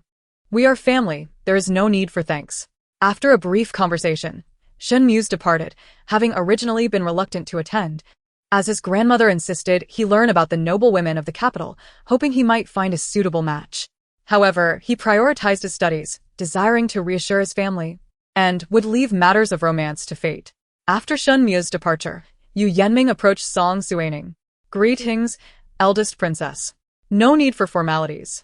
What brings you here? Young master Yu? Song Suining replied coldly, her demeanor distant. Wushu, just now I witnessed the princess's remarkable musical talent and was curious to inquire about her mentor. Song Suining, not wishing to remain in his company for a moment longer, offered no response, merely lifting a cup of tea and leisurely sipping it, her intention to dismiss him unmistakable. However, Yu Yanming, undeterred, clung to her side as if he were oblivious to her demeanor. Sister, brother Yu, what are you discussing? Song Suiyan inquired, her face adorned with an innocent smile, exuding an air of harmlessness. Nothing much, merely greeting the princess, Yu Yanming replied, casting a glance at Song Suiyan. She had observed that Song Suining and brother Yu had been seated together for nearly the length of an incense stick. It was inconceivable that they had nothing to discuss, clearly withholding something from her. Could it be that Song Suining had developed feelings for brother Yu? It must be so. After all, he was exceptionally admirable. As this thought crossed her mind, Song Suiyan's expression darkened considerably. Song Suining had been discreetly monitoring the changes in the two individuals, and upon witnessing the fluctuations in Song Suiyan's countenance, a wicked idea took root within her. Young master Yu, I must take my leave. As for the question you posed to me, I shall provide an answer on another day, she said with a smile before departing. Ambiguity often ignites jealousy within a person. And at that moment, Song Suiyan could not shake the notion that brother Yu and Song Suining had undoubtedly shared something that she was not privy to. Brother Yu, have you changed your heart? Did you not vow to love only me? Song Suiyan lamented, her tears a stark contrast to the composed elegance of Song Suining. Ranyan, do not be willful. We must prioritize the greater matter at hand. Yanming chided her impatiently. He detested individuals who could not distinguish between priorities. To him, emotional entanglements paled in comparison to his future and the honor of the Yu family. Observing Song Suiyen's tearful state left him feeling helpless. Yet he had no choice but to comfort her. Cousin, my heart belongs solely to you. However, for the second prince to ascend the throne smoothly, we must ensure that Song Suining aligns with our Yu family. The emperor's affection for her is evident, and her value is considerable. As Song Suiyen wept, she listened to Yu Yanming's words. She understood the rationale behind their actions, all for the sake of her elder brother. Yet she could not fathom why she had to relinquish the one she cherished. She longed to be the sole wife of her beloved, not a mere secondary consort. Yet no one comprehended her plight. All they did was compel her to endure. Overwhelmed by these thoughts, Song Suiyen's tears flowed uncontrollably as she leaned against Yu Yanming's shoulder. Sobbing. As Song Suining was about to depart the royal residence with the seventh princess, she encountered Song Jiarong in the garden. Song Jiarong hesitated, glancing at Song Suining. Princess, what troubles you? Princess, that young Master Yu is undoubtedly not a good person. I hope you will keep your eyes wide open, Song Jiarong said earnestly. Song Suining, perplexed, wondered how she had discerned the true nature of Yu Yanming. As far as she knew, Song Jiarong had no prior interaction with him. Curiously, she inquired how she knew. With dodging eyes and a stammering tongue, Song Jiarong finally muttered, I heard it from someone, which only served to raise Song Suining's suspicions. Yu Yanming, with his genteel demeanor, was lauded by all in the capital. It was inconceivable that such claims were mere hearsay. Song Suining chose not to press further, merely nodding in acknowledgement. As Song Suining and her entourage approached the entrance of the royal residence, Lady Bai hurriedly caught up, presenting a plum blossom to Chuntao while discussing flower care. Thank you, Lady. Song Suining expressed her gratitude sincerely. Lady Bai smiled and bid her farewell, warmly inviting her to visit again, mentioning that the plum blossom was a rare find in the season. She intended to present it to the emperor, who held a deep affection for plum blossoms. At the residence of the second prince, Song Jinshu stood amidst the stillness of the night, his gaze fixed intently on a mysterious figure before him. The individual appeared menacing, exuding an aura of coldness, none other than the leader of the assassin faction he had hired from the Shura Hall at great expense. Tonight, we must secure the head of Song Genie. Rest assured, I have dispatched an elite team. They will not fail. At the entrance of the royal residence, just as Song Suining was about to ascend the carriage, Song Genie called out to her, Eldest sister, allow me to escort you home. He swiftly approached her side. Song Suining promptly declined, explaining that she needed to escort the seventh princess back and that it was unnecessary to trouble him. Yet, it seemed that Song Genie was oblivious to her refusal, insisting on accompanying her. Chuntao, you shall take this carriage with the seventh princess.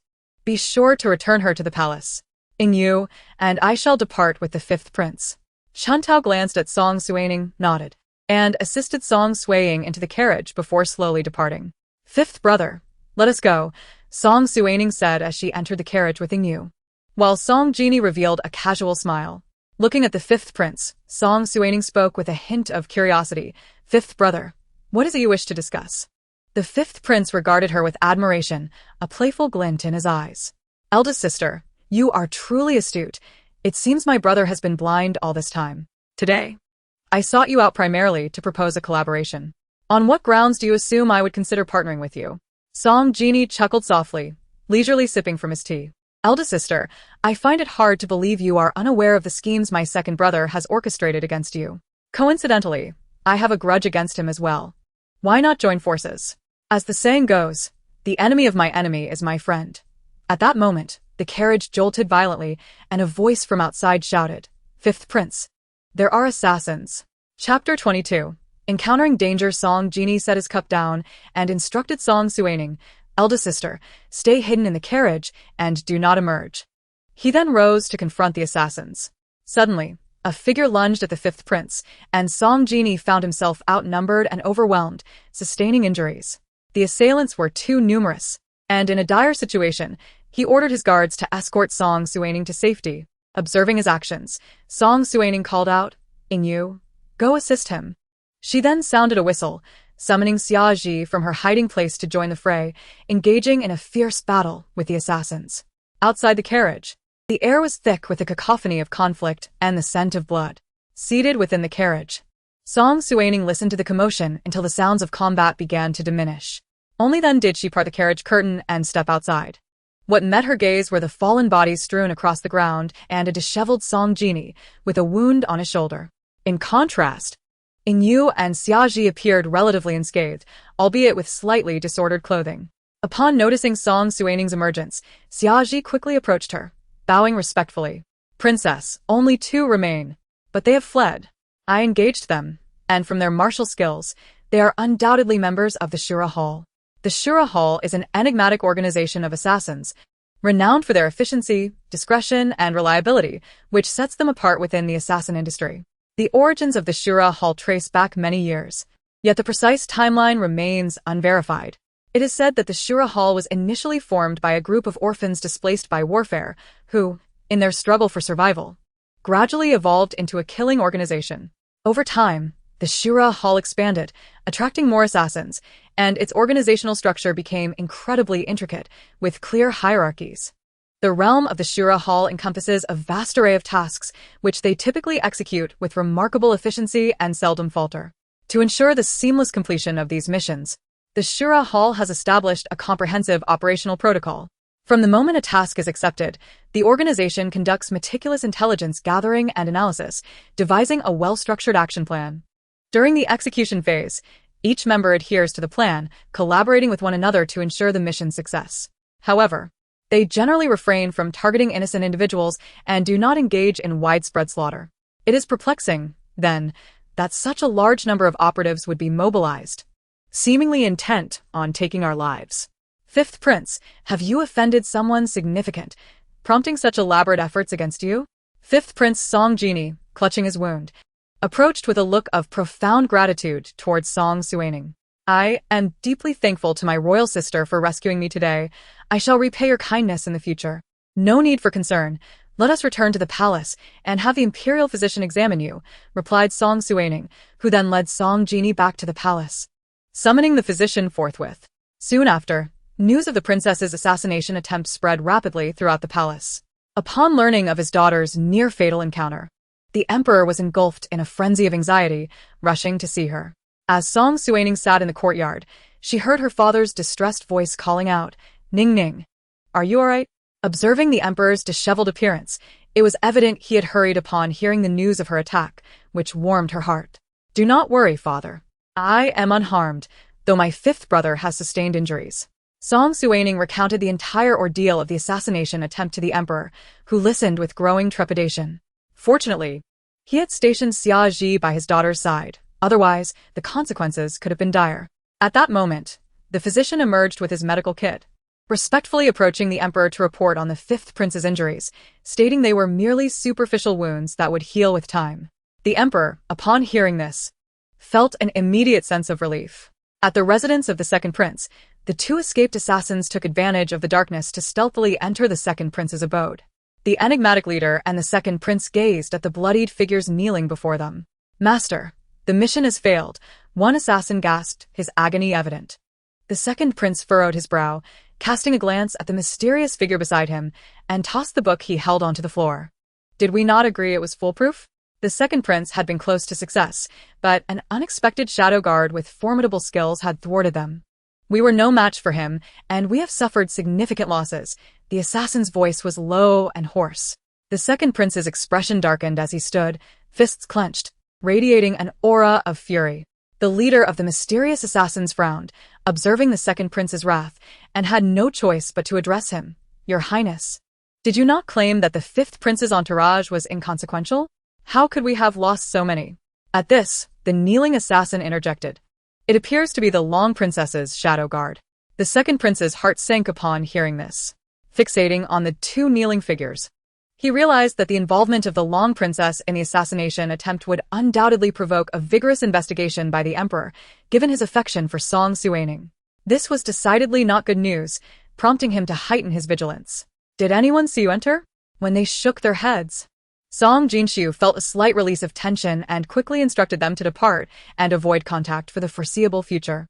The emperor had likely dispatched individuals to investigate. Discovering the Shura Hall was of little concern, but extricating himself from this predicament was paramount. The emperor, in a fit of rage, commanded an exhaustive investigation into the circumstances surrounding the assassination attempts on the Long Princess and the Fifth Prince, insisting that the assailants be apprehended within 3 days.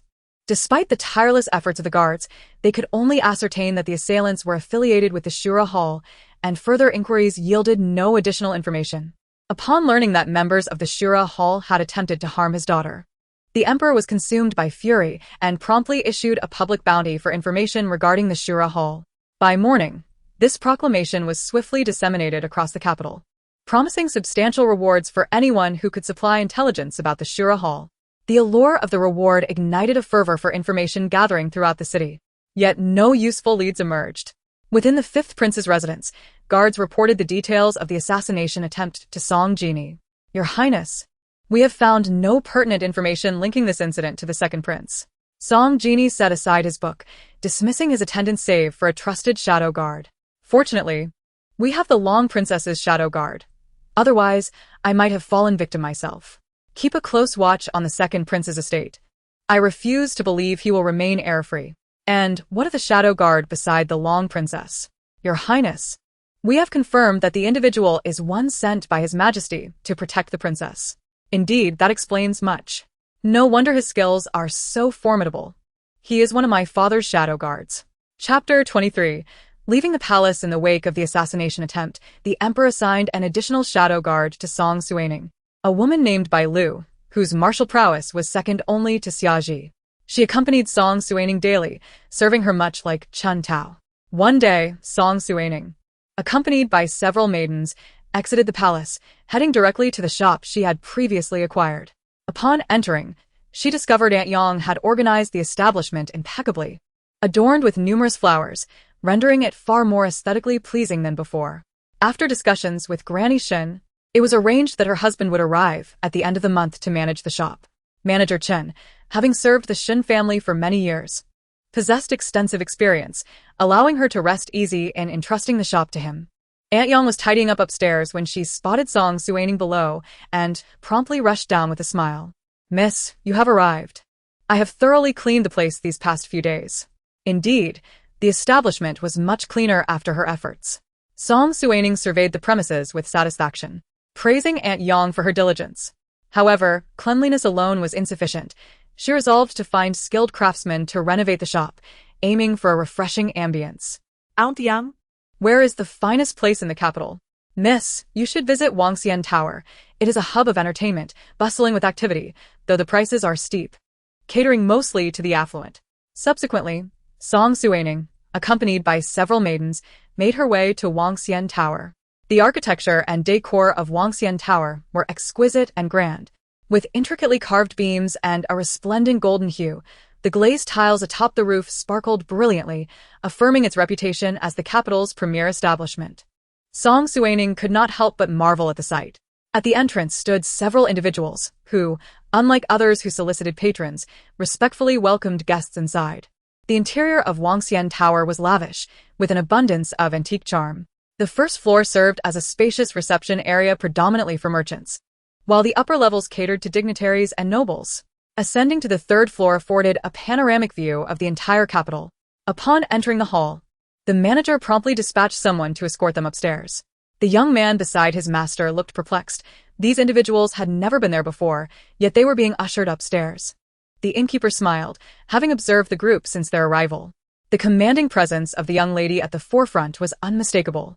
Such grace could not be cultivated in an ordinary household. Furthermore, the maid accompanying her was adorned in exquisite fabrics from Linglong Pavilion, a luxury unattainable for common folk. Clearly, this young lady was of noble birth, far beyond the means of an ordinary person. Upon ascending the stairs, Bai Lu discreetly approached Song Suining and whispered, "Your Highness, there are eyes on us from the upper right." Song Suining casually glanced up, signaling to Bai Lu that all was well. It was likely a precaution against disturbances. Hence the presence of guards in the establishment. Led into the esteemed Tianzi No. 1 guest room, They were greeted by an elegantly appointed space, replete with opulent mahogany furnishings. Golden red lanterns hung from the ceiling, casting a warm, yellow light that accentuated the classical refinement of the room, where fine porcelain items adorned the shelves. Sunlight filtered through the gauzy curtains, creating a play of light and shadow that imbued the room with an air of mystery and tranquility, while a subtle scent of sandalwood wafted through the air, offering a sense of comfort. "Your Highness, this environment is truly delightful," Chun Tao remarked, peering around the room before opening the window to reveal a picturesque courtyard outside. Observing the lavish decor, Song Suining acknowledged the wealth behind this establishment. The ownership of Wangxian Tower was shrouded in mystery. Some speculated it was built by a wandering hero, while others claimed it was constructed by a minister at court. Yet a common thread remained. No one had ever laid eyes on the proprietor. A knock resonated from outside, and Chun Tao opened the door to find a young servant entering with tea. "Noble guests, please enjoy your tea." The service at this establishment was indeed commendable. From the innkeeper to the gatekeeper, everyone seemed rigorously trained. The only drawback was its exclusivity. Only the affluent frequented such a place, leaving the common folk without access. Song Suining envisioned a future where her own establishment would welcome all, regardless of wealth, especially during the imperial examinations, accommodating the sons of nobility. "Let us see what delicacies beckon," she said, handing the menu to her companions. Chun Tao and the others waved their hands in refusal, insisting that Song Suining should decide. Observing their eagerness, she relented and instructed the waiter to bring forth all the dishes. The table soon overflowed with a variety of sumptuous dishes, each more enticing than the last. Song Suining picked up a piece of succulent braised pork, its tender, juicy texture melting in her mouth, infused with a hint of sweetness and savory aroma. Nodding in satisfaction, she encouraged Chun Tao and the others to share in the delight, and they all praised the exquisite preparation of the pork. Earlier, the waiter had touted the spicy crab as the restaurant's signature dish, and anticipation bubbled within Song Suining. Observing her expression, Chun Tao hurriedly helped her peel the crab, which emitted an alluring fragrance. The shell gleamed a tempting red, encrusted with fragrant pepper and salt, while the glistening exterior made one's mouth water, complemented by a sprinkle of cilantro. Chun Tao placed the perfectly prepared crab meat before Song Suining. After indulging in an abundance of food, many pastries remained untouched on the table. Chun Tao suggested taking some home, and Song Suining chuckled in agreement, allowing them to do so. At that moment, a commotion erupted outside the door, accompanied by the sound of something crashing to the ground. Song Suining instructed Chun Tao to investigate. Opening the door, Chun Tao beheld a rotund man with a brutish visage harassing a young lady, his words laden with lewdness. The girl, flushed with anger and embarrassment, appeared on the verge of tears, yet none among the onlookers offered assistance. Relaying the situation to Song Suining, she immediately stepped outside. Upon her exit, the man attempted to grasp the girl's hand, leering as he uttered, "My dear beauty, our meeting is fate. Come, indulge in the pleasures I offer." The girl retorted fiercely, "Who wants to indulge with you, you shameless wretch?" The man, turning to his attendants, erupted into laughter. "A fiery little lady. How delightful." He then advanced menacingly. Song Suining exchanged a knowing glance with Yu, who promptly understood the princess's intent. She stepped forward, twisting the man's arm and sending him crashing to the ground. Chapter 24. The lamb delivered to us. The startled girl sought refuge behind Song Suining, while the man's guards rushed to assist him. Trembling, the man pointed a shaking finger at Song Suining, his fear of Yu's prowess evident. Yet he mustered the audacity to curse her. "How dare you strike me? Do you know who I am? I am the second son of the Yu family. My aunt is the esteemed Yu Guifei. Dare to strike me, and I will have my family annihilate you." With a faint, enigmatic smile, Song Suining regarded the fallen man. Yu seized his hand, and with a sharp crack, it seemed to break. "Ah! My hand! You wretched girl!" Song Suining lightly touched her ear before addressing Yu. "He's rather noisy. Devise a means to silence him." As Yu approached, the man quickly covered his mouth. Silenced by fear, Song Suining stepped closer, asking, "What is your name?" The man, with the assistance of a servant, stumbled back, stammering without a coherent response. The onlookers, reveling in his humiliation, found joy in witnessing the once arrogant young master Yu being subdued. Amused, Song Suining approached him with mockery. I overheard you mention your aunt is a royal concubine. Quite impressive. Flattered by her words, the man puffed out his chest, adjusting his collar with newfound pride. Begone. Should I witness you bullying others again, it will be more than a few slaps next time. Realizing his position had diminished, the man and his attendants fled Wangxian Tower, vowing to make Song Suining pay for this day's events. Bai Lu respectfully inquired, Your Highness, shall I pursue him? Song Suining waved her hand dismissively, secretly hoping he would return with reinforcements. This encounter with the Yu family was a rare opportunity to hold them accountable. The young lady, grateful, gazed at Song Suining. I am Yulan. Thank you for saving me. Yulan?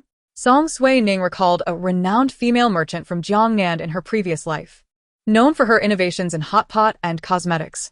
Could this be the same Yulan? She pondered, intrigued. Why does she gaze at me so intently? Has she been captivated by my beauty? Pepepe, Yulan, you are so narcissistic. However, my savior is truly beautiful. She could debut in modern times, haha. Song Suining couldn't help but feel perplexed. Where did that voice come from? Judging by the tone, it belonged to the young lady before her. Yet she had clearly not spoken. Song Suining decided to confirm her suspicions. Miss Yulan, where do you hail from? Observing the girl's troubled expression, Song Suining understood that she likely preferred to keep her origins private and thus refrained from further questioning. I come from a faraway place. I have no friends here. I entered with an older brother, but I can't find him. Just then, Song Suining heard another murmur. For heaven's sake, how do I explain that I come from the real world, and this is merely a fictional realm? At this moment, Song Suining was certain that the voice belonged to the girl, but what did she mean by fiction? Could it be connected to the stories she had seen after her previous life? Unbeknownst to her, a masked man on the third floor was observing her intently. The corners of his mouth curled slightly as he gazed at her with a cynical demeanor. Dressed in blue, he was tall and slightly lean, with soft black hair and bright, clear eyes that drew one in deeply. The third floor of the Wangxian building was off limits to guests, indicating that this man held an extraordinary status. Meanwhile, upon hearing that her son had been beaten, Madame Yu rushed over to find her son swollen and hanging his arm. Oh, my son, who has done this to you? Yu Gongzi winced in pain, struggling to articulate that he had been attacked at the Wangxian building. Upon hearing this, Madame Yu became frantic, demanding her husband avenge their son, prompting Yu Laoyi, who was typically rather clear-headed, to hastily rush out the door upon hearing of his son's plight. The Yu family was once a prestigious lineage, basking in glory thanks to the favor of the palace, and no one in the capital dared to confront them. Yet today, they had been assaulted by a woman. As Yu Gongzi recalled the events at the Wangxian building, his anger boiled over, and he resolved to defend his honor and rectify this humiliation. He instructed the family's enforcers to accompany his father as they set out to confront the woman. Upon learning of her son's beating, Yu Laoyi's brow furrowed in fury. Although his son was not the most outstanding in the family, he could not tolerate any form of bullying. Without hesitation, he mounted his horse and galloped toward the Wangxian building, his heart ablaze with the desire to seek justice for his son. Outside, a commotion erupted as the beaten Yu Gongzi summoned others for revenge, and a crowd began to whisper among themselves, aware that the Yu family was influential and speculating that the young lady would suffer today. Song Suining promptly instructed Chen Tao to bring her a chair. Settling down to observe, Yu Laoyi stormed in with a throng of followers, bellowing for the one who had harmed his son. Following the identification by his household guards, he spotted Song Suining. There she sat, leisurely sipping tea, her demeanor unfazed by the chaos, which only fueled his rage. How dare this vicious woman sip tea while his son lay injured? Yulan instinctively recoiled in fear and grasped a small stick nearby. This is it. I've offended the male protagonist's family, who knows how this will end. And I might drag that beautiful girl down with me. She lamented. Ohat, Iwelan.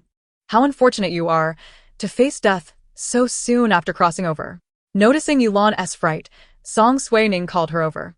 Once by her side, Yulan apologized profusely, insisting that she could hold them off and urging them to flee. Hearing her words warmed Song Suining's heart. It seemed her earlier act of saving her was not in vain, as she was indeed a person of loyalty. As both parties stood in confrontation, the atmosphere grew tense and heavy. Chapter 25. Song Suining's scheme. At this moment, Yu Laoyi ordered his enforcers to capture Song Suining and her companions. A swarm of people rushed forward, sending the onlookers scurrying away in fright. Yu Ying and Bai Lu, standing beside Song Suining, swiftly leaped into the crowd. Their elegant blades flashing as they moved with agility and precision, resulting in cries of anguish from their opponents. Who would have thought this girl was surrounded by skilled fighters? What a needless worry. Yu Lan, witnessing the injured adversaries, felt a rush of joy. So, this is what it feels like to possess martial prowess. She was elated, realizing her journey into this world was not in vain. Seeing the disparity in strength, Yu Laoyi decided against a head-on confrontation and whispered instructions to a nearby servant, who promptly dashed out of the Wangxian building. Yu, I need you to go and request. Song Suining understood that now was not the time to confront the Yu family directly. If they were to discover her intentions too soon, it could lead to complications. She needed someone to intervene and resolve the situation, and the ideal candidate was none other than the fifth prince, Song Jinyi, who had long been at odds with the second prince. Having him serve as a shield would not only be beneficial, but would also leave him indebted to her. Now. The question was whether the fifth prince would arrive first or if reinforcements from the Yu family would come sooner. The matter of teasing women was trivial enough that it might only warrant a reprimand from the emperor, rendering it ineffective. What should she do? Perhaps if she could escalate the situation, the nature of it would change entirely. Earlier, Song Suining had noticed the dagger in Yu Laoye's hand, and with this idea in mind, she deliberately approached him, speaking in a volume only they could hear. What of it? Is it a crime to tease women in broad daylight? They deserve whatever fate befalls them. Yu Laoye glared at her, his eyes bloodshot with fury. He could not hold back any longer and, in front of the gathered crowd, lunged at Song Suining with the dagger. Seemingly prepared, Song Suining sidestepped, the dagger grazing her arm and drawing a trickle of blood. She feigned injury, letting out a cry of pain as she stumbled backward. However, Yu Laoye appeared unsatisfied, advancing toward her with the dagger raised. Bai Lu and the others, realizing the imminent danger, could only watch helplessly as their princess faced harm. Princess! My princess! Voices called out in distress, and Bai Lu dashed forward, delivering a swift kick that sent Yu Laoye sprawling to the ground. Chun Tao rushed to Song Suining's side, producing a handkerchief to staunch the bleeding, her eyes brimming with tears. I'm so scared, she exclaimed. But Song Suining quickly reassured her, stating that it was merely a superficial wound and that while it looked alarming, it was not serious. Bai Lu examined the injury and retrieved her healing ointment. Princess, this will stop the bleeding. Let me apply it. Song Suining nodded in agreement. As she lifted her gaze, her eyes met those of the masked man from above, and she felt certain he understood her intentions. The man observed her reckless strategy, shaking his head in disapproval. What a cruel-hearted girl, he mused. At that moment, an exasperated voice pierced the air nearby. Which princess? Is it Song Suining or Song Suiran? Alas, Moon Mist, you have caused calamity, resulting in the princess's injury. It seems your own life is forfeit. Lord Yu Er commanded his servant to report the incident to the Jingshuian, claiming that Song Suining and others had assaulted him. Upon hearing that the victim was the second son of the Yu family, the Jingshuian wasted no time and promptly set off with the officials to apprehend the instigator. At the fifth prince's residence, Yu successfully met with the fifth prince and recounted Song Suining's words verbatim. Realizing this was an opportunity, the fifth prince summoned his aides and, accompanied by Yu, hurried to Wangxian Tower.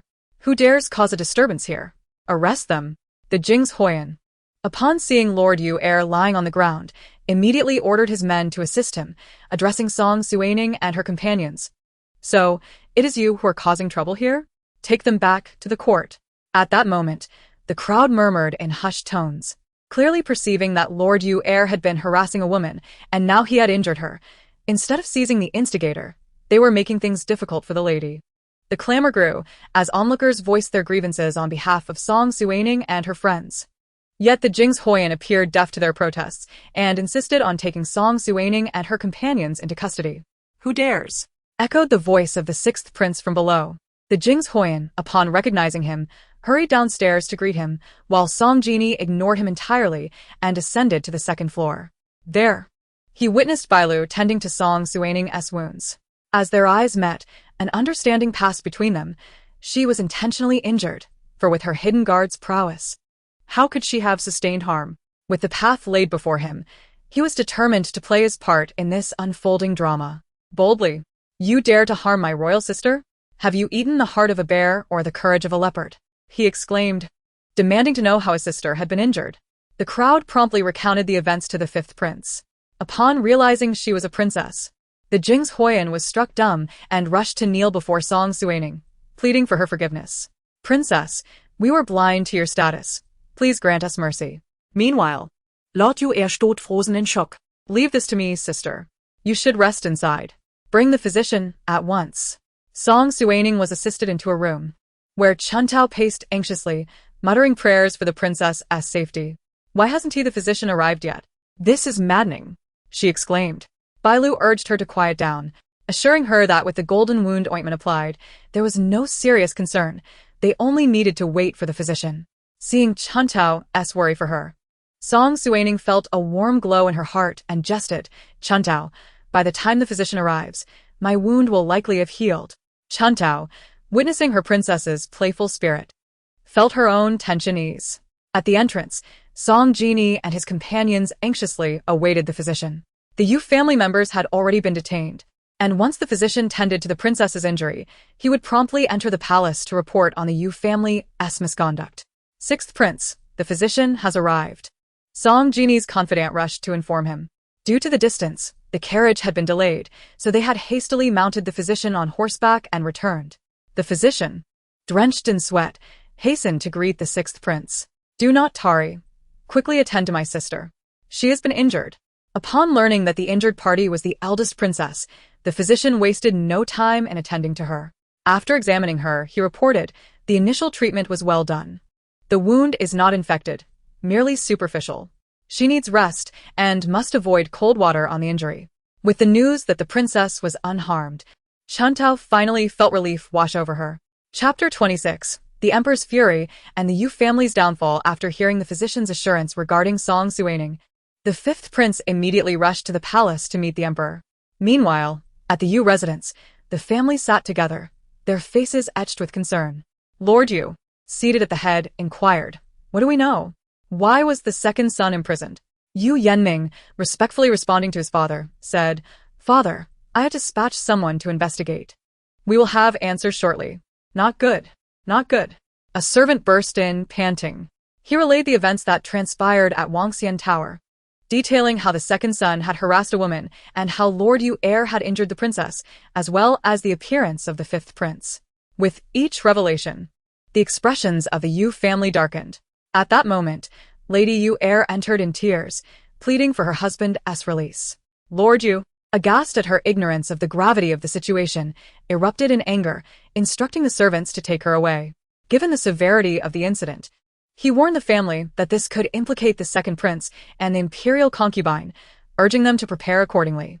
One family member expressed a dissenting opinion, lamenting that the imperial concubine and her son had enjoyed the resources of the Yu family for years, yet when trouble arose, they acted with self-preservation, an act that left a bitter taste. Regardless, the fates of the second prince and the Yu family were inextricably linked.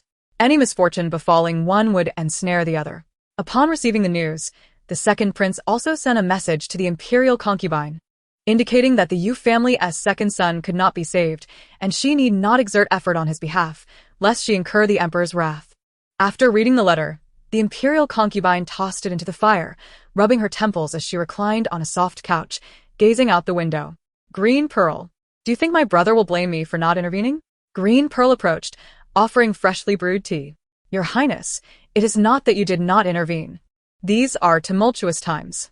With the emperor delaying the appointment of a crown prince, if you were to plead for him, it would only associate you with the second prince in the emperor's eyes. After considering this, the imperial concubine realized the truth in Green Pearl's words. She and her son had labored for years to secure their standing in the emperor's heart. If this incident caused the emperor to blame them, all their efforts would be in vain. In the emperor's study, the fifth prince knelt before the emperor, recounting the events at Wangxian Tower. Upon hearing this, the emperor was furious and hurled his teacup across the room. The Yu family is utterly audacious, not only engaging in despicable acts but also harming their own daughter. Summon Yu Ziyuan. I wish to see what they intend to do. Are they plotting a rebellion? The fifth prince recognized that the Yu family would not easily evade this predicament, and a sense of satisfaction filled him. Eunuch Yuan swiftly dispatched a servant to the Yu residence to summon Lord Yu to the palace, and the servant, aware of the emperor's anger, wasted no time, racing directly to the Yu estate. The emperor, concerned about Song Suining's injuries, anxiously inquired of Song Jini, who relayed the physician's diagnosis, allowing the emperor to finally breathe a sigh of relief. Song Jini sighed internally, realizing that in his father's eyes, the eldest princess was paramount, while the other children were merely tolerated as long as they remained alive. In the Prime Minister's residence, the Prime Minister had also learned of Song Suining's injury and rushed to the palace without even changing out of his official robes. Your Majesty, Prime Minister Shun requests an audience. The Emperor, understanding the Prime Minister's purpose, immediately exited the main hall, eager to accompany him to Chongning Palace. As Prime Minister Shun arrived, preparing to pay his respects, the Emperor urged him to quickly proceed to see how Song Suining was faring, disregarding any formalities in his haste to follow the Emperor. In the Chongning Palace, Song Suining leisurely basked in the sun while Chun Tao placed freshly washed grapes beside her, playfully feeding her one. Chun Tao prepared another batch and presented it to Miss Yu. Miss Yu, do indulge. These tribute grapes are exceptionally delightful. How famished I am. It has been several days since I last ate. At last there is food. This princess is truly beautiful and kind-hearted. Upon hearing her thoughts, Song Suining recalled that in her past life, Miss Yu was a person of unwavering disposition, unmatched in wealth. It was surprising to see her in such dire straits in this lifetime. She then asked Chun Tao to bring forth an array of pastries. Miss Yu, do sample these treats. They are not to be found outside. Thank you, Your Highness, Miss Yu responded joyfully. At that moment, Song Suining heard her inner voice. This princess is truly benevolent, yet alas, she was deceived by a scoundrel, leading to her tragic fate. Heaven truly envies beauty. What a pity. Since I have arrived, and you have aided me, I shall ensure your fortunes turn for the better. Miss Yu mentioned that she had no family or friends in the capital and no place to go, prompting Song Suining to invite her into the palace. Primarily, she wanted to learn more, sensing that Miss Yu might possess a transcendental quality, possibly linked to her own rebirth. Now, it was apparent to her that knowing Miss Yu's fate could enable her to accomplish many endeavors. Suddenly, the Emperor arrived. Upon hearing of his presence, Song Suining's heart raced. Her father had come. She promptly rose from her reclining chair and saw her grandfather accompanying him. Adhering to protocol, she bowed to the Emperor. The Emperor, upon noticing her gesture, immediately halted her. Injured? You should rest. No need for formalities. Do you wish to alarm both me and your grandfather? His words carried a hint of reproach, but were laden with deep concern. Father, I am quite well. Merely a minor abrasion, Song Suining assured him. The Emperor scanned the surroundings and, upon seeing Bai Lu, admonished her for not adequately caring for the princess, threatening her with punishment. Bai Lu knelt in silence, and Song Suining swiftly interjected, Father, if you punish Bai Lu, who will protect me if I find myself in danger again? The Emperor replied that there was still Xiaji, whose abilities surpassed Bai Lu's, and there were others who could ensure her safety. But Bai Lu is a woman, and thus more suitable. Seeing Song Suining defend Bai Lu, the Emperor relented and declared that it would not happen again. As Song Suining looked at her grandfather, a wave of sorrow washed over her. If he were to discover that she had inflicted harm upon herself for the sake of revenge, he would surely be furious. Grandfather, you too have come, Song Suining said, her eyes glistening with unshed tears as she gazed at Prime Minister Shen. He, too, could not bear to scold his granddaughter, and seeing her vibrant presence before him eased the tension in his heart. Chapter 27. The second master is expelled from the Yu family, Your Majesty. Lord Yu has been waiting for you in the imperial study. Upon hearing that someone from the Yu family had arrived, the Emperor did not summon him immediately, but instead chose to dine with Song Suining, sharing tales of his past, resembling a humble father and daughter from a farming household. Meanwhile, old Master Yu was growing increasingly impatient in the imperial study, having waited from morning until dusk without being summoned. Thirsty and hungry, he suffered greatly, aware that the Emperor was deliberately putting him in a difficult position. However, as long as no other members of the Yu family were implicated, he considered it a minor grievance. Your Majesty has arrived. Yu Ziyuan's thoughts were interrupted by this announcement, and he quickly knelt to pay his respects. Your Majesty, my second brother has overstepped and inadvertently harmed the princess. I beseech you to punish him. Unintentionally? Yu Ziyuan, there were numerous witnesses present. Do you dare claim it was accidental?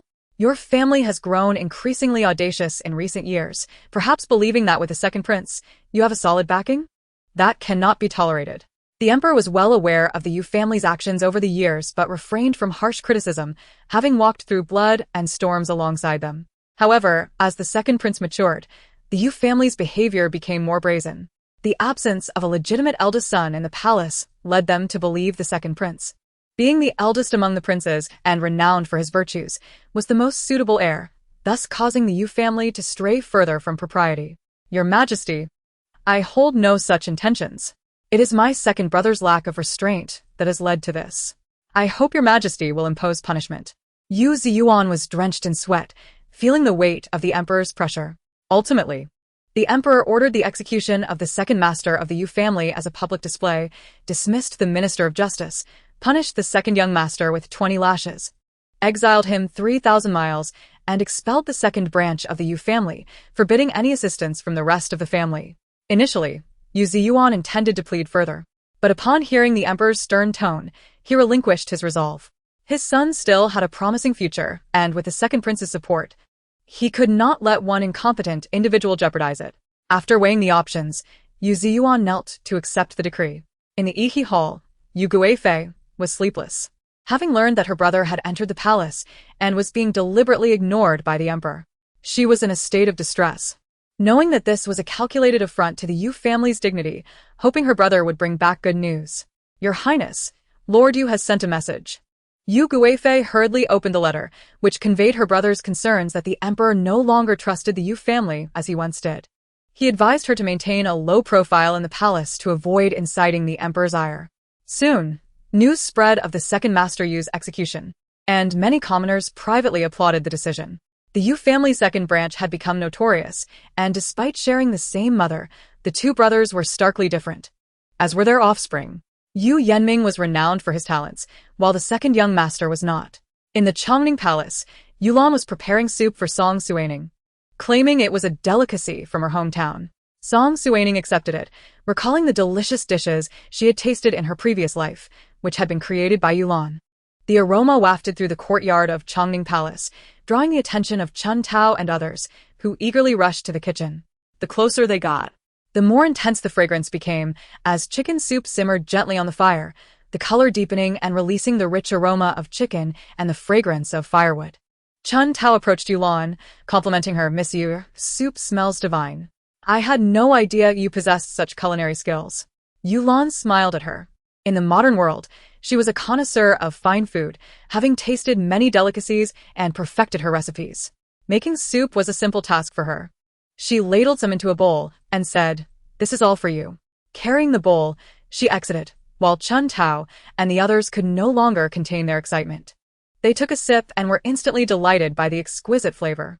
Yulan brought the soup to Song Suining's chamber. Your Highness, I have made soup for you. Please try it, it is quite delicious. Song Suining accepted the bowl and sampled a few spoonfuls, confirming its delightful taste. No wonder her dishes had been so popular in her previous life. Your skills are impressive, you could open an eatery one day. Ah, the beauty praises me. I always knew my culinary talents could win over anyone, even a beautiful princess. Your Highness, I share the same sentiment. Great minds think alike. As they conversed, Yulan settled beside Song Suining, linking her arm and sharing her aspirations, passionately discussing the future. After a moment, she realized her actions were inappropriate and quickly stood up, waving her hands in apology. I beg your pardon, Princess. I did not mean to overstep. A wave of anxiety washed over her. Would the princess consider her rude? Surely, someone of her stature would despise such impoliteness. Observing Yulan's animated gestures, Song Suining found her utterly charming and smiled, pulling her back down onto the soft couch. You are quite adorable. The Chongning Palace is not so particular. Just look at how raucous Chun Tao is all day long. Wow, she is quite different from the descriptions in the books.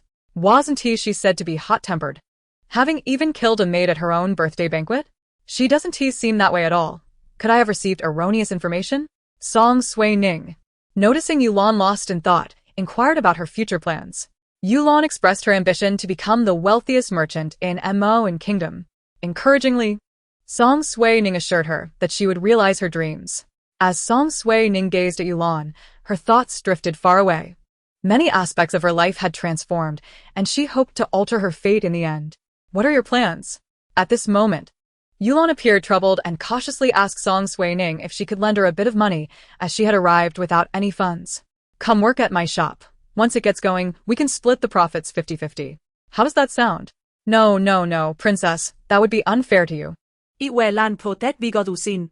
Song Suining explained that she owned a shop but lacked effective management strategies, and as a princess, she could not be in the palace all the time. Yulon could help oversee things, and when profits were made, she would receive her share. Given her current state of financial despair, Yulon was more than willing to accept the offer. After all, she had nowhere else to go, and if she made money later, she could always open her own shop. All right, then I will work at your shop. Song Suining proceeded to provide further instructions, mentioning that the current shop was merely a temporary arrangement.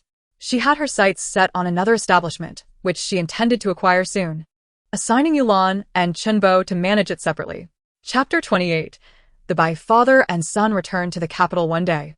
The emperor was occupied with state affairs in the palace when a young eunuch hurriedly entered to report, "Your Majesty, General Bai has achieved a great victory against the Liang kingdom and is now leading his troops back to the capital." The emperor, upon hearing this, sprang to his feet, his face alight with joy. This was indeed significant news. The Liang kingdom had long troubled the borders with their formidable forces, repeatedly crossing the frontier, causing great distress among the populace. This victory for Feng and kingdom not only quelled Liang's arrogance, but also captured the third prince, Shengguan Su, a moment worthy of being recorded in history. The emperor immediately ordered preparations for a banquet to welcome General Bai and intended to personally greet him as a show of favor. He couldn't help but feel a twinge of sadness at the thought of his unfilial son, wondering if he would return this time. The sixth prince was the emperor's most cherished son, given the name Chen upon his birth. He was exceptionally talented in both literature and martial arts, composing poetry by the age of 5 and discussing state affairs with the emperor, who had high hopes for him. From a young age, he expressed his desire to become a great general and accompany his uncle into battle. The emperor thought he was jesting, but one day, he secretly left the palace to recruit soldiers. By the time the emperor and the favored consort Hui discovered his absence, he had already reached the border, leading to the emperor's anger and Hui's illness for several days. It had now been 5 long years since he had left home. Amidst the tense border conflicts, the sixth prince led the frontline troops valiantly into battle, fearless and resolute. On the battlefield, he charged ahead, leading by example and blocking enemy advances. Despite facing formidable foes, he remained unwavering, rallying his courageous soldiers to fight fiercely and vowing to defend their homeland. Through numerous engagements, the sixth prince amassed remarkable achievements, securing victories time and again and safeguarding the nation's safety. His exploits became legendary in the military, inspiring countless young men to emulate him and enlist, pledging to protect their country with unwavering resolve. When the time came for General Bai to enter the city, he did not arrive on schedule, causing confusion among the citizens. At that moment, a soldier rode in hastily to explain the delay. "Your Majesty, General Bai encountered a flash flood on his way back to the capital and is currently assisting the refugees. He may not arrive for a few more days." It turned out that General Bai had faced a fierce flash flood 30 miles from the capital, which had blocked the river and damaged many homes. He was now leading his troops to help the affected citizens. Upon hearing the report, the emperor grew anxious. Why was this news not conveyed to me? What is going on? The officials around him trembled and knelt, providing explanations. It seemed the incident had occurred recently and the local officials had not yet reported it, having rushed to evacuate the citizens. Upon meeting General Bai, they informed him of the situation, and he voluntarily stayed behind to assist with the river clearing, sending a guard to relay the news. The emperor was deeply concerned for General Bai's well-being. After hearing the soldier's detailed account of General Bai's situation and knowing he was unhurt, the emperor finally felt reassured. He promptly dispatched other officials to provide aid, hoping to expedite the resolution of the crisis before returning to the palace. Observing that her father had also departed, Song Suining realized that the anticipated welcome for General Bai would not take place that day. Having grown up listening to tales of General Bai, she held him in great esteem.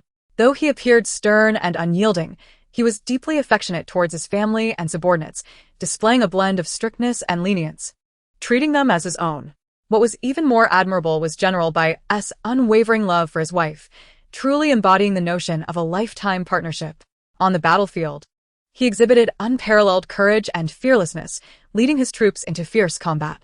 His tactical prowess was unmatched, and in every battle, he consistently secured victories, earning the title of an invincible war god in the eyes of the people.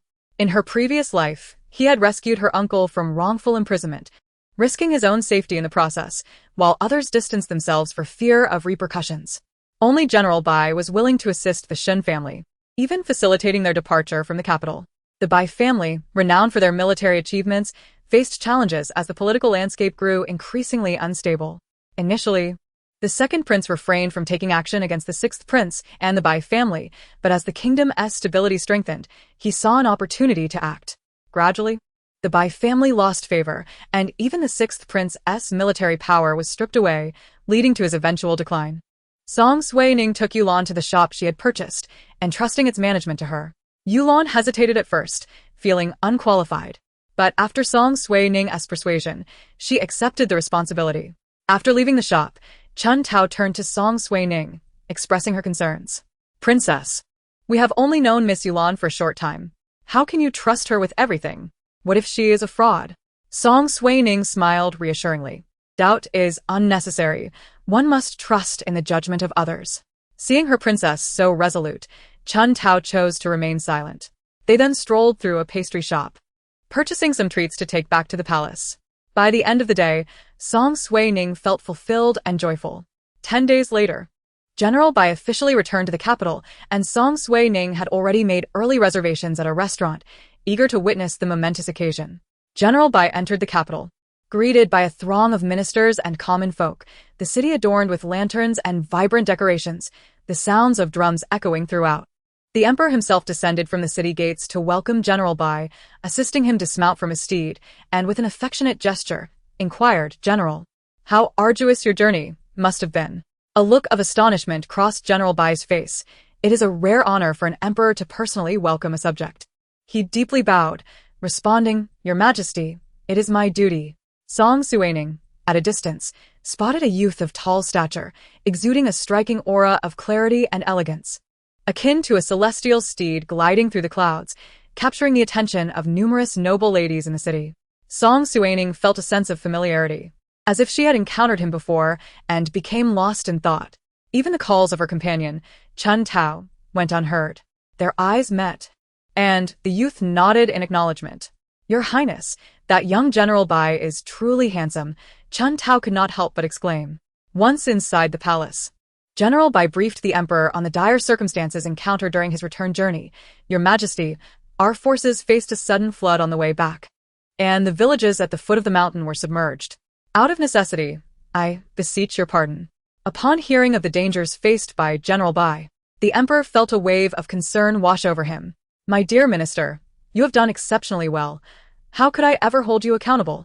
The emperor then expressed his desire to host a grand welcoming banquet for General Bai, who humbly declined, insisting it was inappropriate. However, the emperor remained steadfast, believing General Bai's dedication to the nation warranted such an honor. Chapter 29. The Royal Banquet Minister. "Why has the sixth prince not returned?" the emperor inquired, his tone laced with frustration. "Your Majesty, the sixth prince has cited instability at the borders as his reason for remaining away, indicating he will return only after I head back to the frontier," General Bai elaborated, detailing the sixth prince's injuries sustained during battle. The emperor's expression darkened with worry as he lamented, "Since my son left the capital, correspondence has dwindled to mere tidings of joy, neglecting to convey any troubles. This has caused much distress for both the empress and myself, yet we are powerless to act." General Bai reassured the emperor, "Your Majesty, as the sixth prince's uncle, I shall ensure his safety. Moreover, his martial prowess now exceeds my own. He is more than capable of self-defense. Children grow, and it is only natural they seek their own paths." The emperor then shifted the conversation to Bai Machin, inquiring about his marital prospects. The emperor held Bai Machin in high regard, not solely for his youthful acclaim and remarkable talents displayed in battles, but also because he was considered a suitable match for his daughter. Previously, the emperor had contemplated uniting Suining with the young general, but hesitated due to her closeness with Yu Yenming, fearing rejection might cause her distress. Realizing the emperor's intentions, General Bai remarked that his son remained unmarried, yet it was ultimately Bai Machin's decision. The emperor, understanding the implication, quickly changed the subject. Knowing that time was on their side, the preparations for the welcoming banquet for General Bai were entrusted to Consort Hui, and upon learning of this, Consort Yu was incensed for several days, believing her brother had inadvertently angered the emperor, thus inciting the emperor's ire towards her. All because of that foolish brother of mine, causing the emperor to be displeased with me. I shall prepare a refreshing soup and pay my respects to the emperor shortly, Consort Yu declared, storming towards the door only to find the emperor engaged in conversation with General Bai, who had not summoned her. Never before had Consort Yu experienced such indignity, and she returned to her quarters in a huff. Why are you still lingering here? You are an eyesore in my presence. The numerous maids trembled as they vacated the chamber, fearing they might incur her wrath. Chun Tao animatedly recounted the incident involving the consort to Song Suining, who, noticing her friend's delight, teased her for being so passionately vengeful. Chun Tao, do you not feel as though that young General Bai resembles someone you've encountered before? Song Suining pondered, but despite her efforts, the memory eluded her, though he appeared strikingly familiar. That evening, the palace was ablaze with light. Many ministers and their families gathered for the banquet. Song Suining, however, was still indulging in the snacks prepared by Chun Tao. Despite the repeated urgings from Granny Shen, she remained unfazed. Chun Tao chimed in, insisting that the princess must eat more at the banquet. Granny Shen, observing her daughter's gluttony, could only shake her head in affectionate exasperation. Today, Yulan was also present in the palace, having renamed her establishment to Yu Hualu, planning to serve hot pot on the first floor and barbecued meats on the second. Song Suining, unfamiliar with these culinary ventures, entrusted the endeavor entirely to her. As Yulan began instructing the chefs on these delicacies, after much deliberation, they established regulations for the chefs, drafting contracts that stipulated penalties for leaving Yu Hualu, as well as restrictions on working in similar establishments for 5 years. Breaching any confidentiality regarding recipes would result in imprisonment. The aim was to prevent chefs from being lured away by rival establishments, thus safeguarding their unique recipes. With the agreements finalized, Yulan articulated the terms clearly to the chefs, ensuring they understood the constraints of their contracts. Song Suining, not one to be stingy, offered salaries significantly higher than those at other establishments, promising that should the restaurant prosper, profits would be shared as per the contract. Eager to witness the grandeur of a royal banquet, Song Suining allowed Yulan to accompany her as her maid. Yulan was overjoyed, never imagining she would one day witness a courtly celebration, her heart brimming with anticipation. As night fell, the atmosphere within the palace grew increasingly vibrant, servants bustling about, maidens carrying trays of fruits. The harmonious melodies filled the air, infusing the palace with a festive spirit. The emperor, clad in his dragon robe, sat regally at the head of the table, with eunuch Yuan standing behind him, while ministers and their families were seated according to rank. General Bai, resplendent in brocade, exuded a gallant presence. Beside him the young General Bai donned a blue brocade robe, his youthful countenance remarkably handsome, with fair skin that belied his rugged experiences on the battlefield. Song Suining had previously remarked to Chun Tao about Bai Machen's captivating eyes, resembling a starry sky. Impossible not to admire. As Song Suining fixated on Bai Machen, he soon sensed her gaze, while Yu Yanming, who had been closely observing her, gripped his wine cup tightly. He realized that whenever he beheld Song Suining, his attention was inexorably drawn to her. Perhaps he truly was captivated by her. At that moment, Yu Yanming's demeanor caught the eye of Song Suiyen. It dawned on her that everyone had been deceiving themselves. Her cousin evidently harbored feelings for Song Suining. Yet he claimed it was a temporary arrangement for the sake of the second prince. This revelation ignited a furious resentment within Song Suiyen, all directed towards Song Suining. Meanwhile, the emperor, wishing to express his commendation to General Bai, conferred upon him the title of General of the State. The officials exhibited varied reactions, as the court had increasingly divided into two factions, the second princess supporters and those loyal to the fifth prince.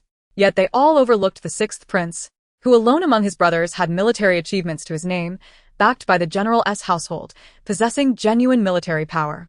To seize the throne, one must command an army. And at present, the majority of military authority lay with Bai's house, rendering the sixth prince's position equally formidable. Song Suining observed the changing expressions of several princes. Finding the situation rather amusing, the sixth prince showed no interest in the throne, while the second and fifth princes regarded him as a rival. Song Suining couldn't help but reflect on the saying, a common man has no sins, but possessing a gem is a crime. It seemed she too was in a similar predicament, which was why the second prince and others had set their sights on her. Beside her, Yulan was brimming with excitement, whispering, "Wow, is that the legendary male protagonist Yu Yanming? What a pity he is a scoundrel. I must protect the princess. If she were to fall for him, it would spell disaster." Listening to her complaints, Song Suining recalled that in her previous life, she had indeed been that blind and foolish person. However, this time around, she vowed it would not be the case. Is that by matching? So handsome. No wonder so many women are infatuated with him. It's enough to make one drool. But Yulan, you don't belong to this world. The priority is to amass wealth. Just like the Empress Wu Zetian, to become an independent woman. Keep striving. Song Suining was astounded by her words. Did they still have empresses in their era? Women being independent and not relying on men truly reflected a civilized and advanced society. Chapter 30. The Welcome Banquet. The banquet was filled with revelry, songs, and dances, creating a lively atmosphere. Yet, Song Suining felt stifled.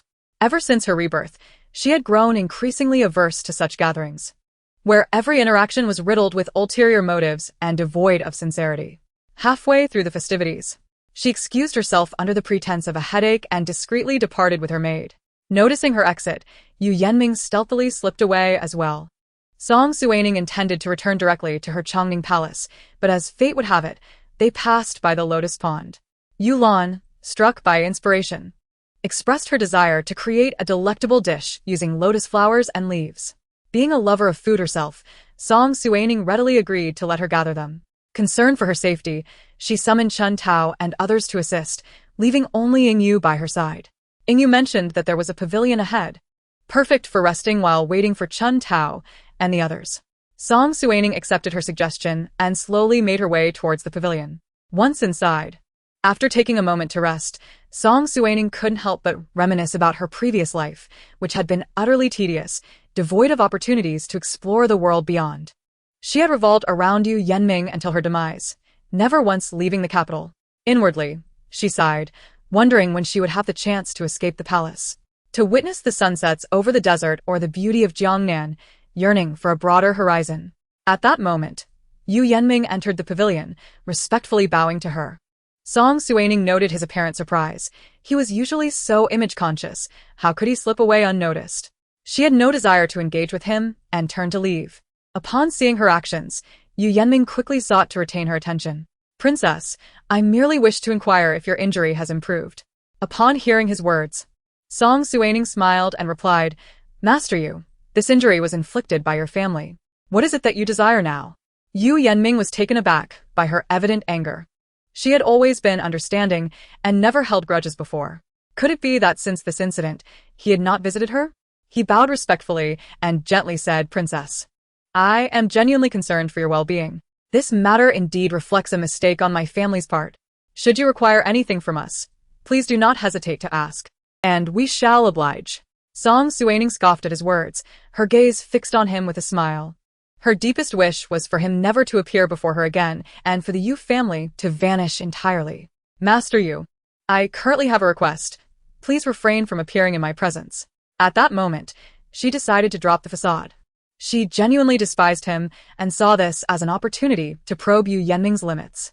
His anxiousness was palpable, yet he could not reveal it. Merely looking at her in astonishment. He had always been cherished, never having faced such indignity, yet Song Suining's expression suggested she was not jesting. "Princess, I truly am concerned for you." Noticing Song Suiran hiding behind a tree, she decided to provoke Yu Yanming further. She inquired about the new luminous pearl acquired by the Yu family, said to be a deep blue, translucent gem that emitted a beautiful blue light at night, akin to the stars in the sky. Previously, Song Suiran had yearned for this pearl, but Yu Yanming had only promised it verbally without delivering. In her memories of her past life, the pearl had ultimately been given to the second prince, who then presented it to his empress, never reaching Song Suiran's hands. At this moment, Song Suining sought to ascertain whether the man who had betrayed her in her past life and cavorted with her sister still held the same affection in this life. Yu Yanming hesitated, for while the pearl was not extraordinarily precious, it was not easily found either. Moreover, he had previously promised his cousin that he would gift it to her. Is there a dilemma? Master you? Observing his conflicted expression, she casually glanced towards the tree, where Song Suiron's fist was clenched, her face lighting up with delight. This was no longer a matter of a simple answer. Yu Yenming seemed to reach a decision. Bowing to Song Suining and stated, Princess, it is merely a luminous pearl. Tomorrow, I shall send someone to deliver it to you. Song Suining smiled at his words, realizing that Yu Yenming had little affection for the fourth princess. In his eyes, profit was paramount. Meanwhile, Song Suiran behind the tree wore a furious expression, her eyes brimming with resentment as she silently glared at Song Suining. Princess, in a few days, might you have the time to visit a beautiful place in the capital called Lotus Rhythm Pavilion? It has been quite popular among the young elite, Yu Yenming suggested, contemplating the possibility of inviting Song Suining to admire the scenery there. I've been rather busy these days. I fear I may not have the time. Song Suining had already surmised Yu Yenming's intentions, but she was eager to distance herself from him, refusing to entertain his invitation. Just then, she spotted Yulan and the others approaching, joyfully carrying lotus flowers and chatting animatedly. Upon entering the pavilion, Chun Tao greeted Yu Yenming with respect, completely abandoning her usual carefree demeanor in Chongning Palace. Yulan, upon seeing Yu Yenming, reluctantly offered him a bow, and Song Suining could hear her muttering, "Why is this scoundrel here? Can he not keep his distance from my beautiful princess? And being alone with her here, does he intend to seize an opportunity? Wait. According to my observations in recent days, the princess seems indifferent to him." I asked Chun Tao, and the incident at the birthday banquet involved the fourth princess, not the eldest princess. What went wrong? Yulan's brow furrowed, her gaze alternating between Yu Yenming and Song Suining, intense with scrutiny. Yu Yenming felt her gaze and pondered why this maid was so audacious, as they were not acquainted, yet he could not openly address it in front of the princess. Yulan, once the lotus flowers are gathered, let us depart. Seeing the malice in Yulan's eyes directed at Yu Yenming, Song Suining could only shake her head in exasperation. Yulan wore her emotions openly. It was a mystery how she had become the wealthiest person in Jiangnan in her past life.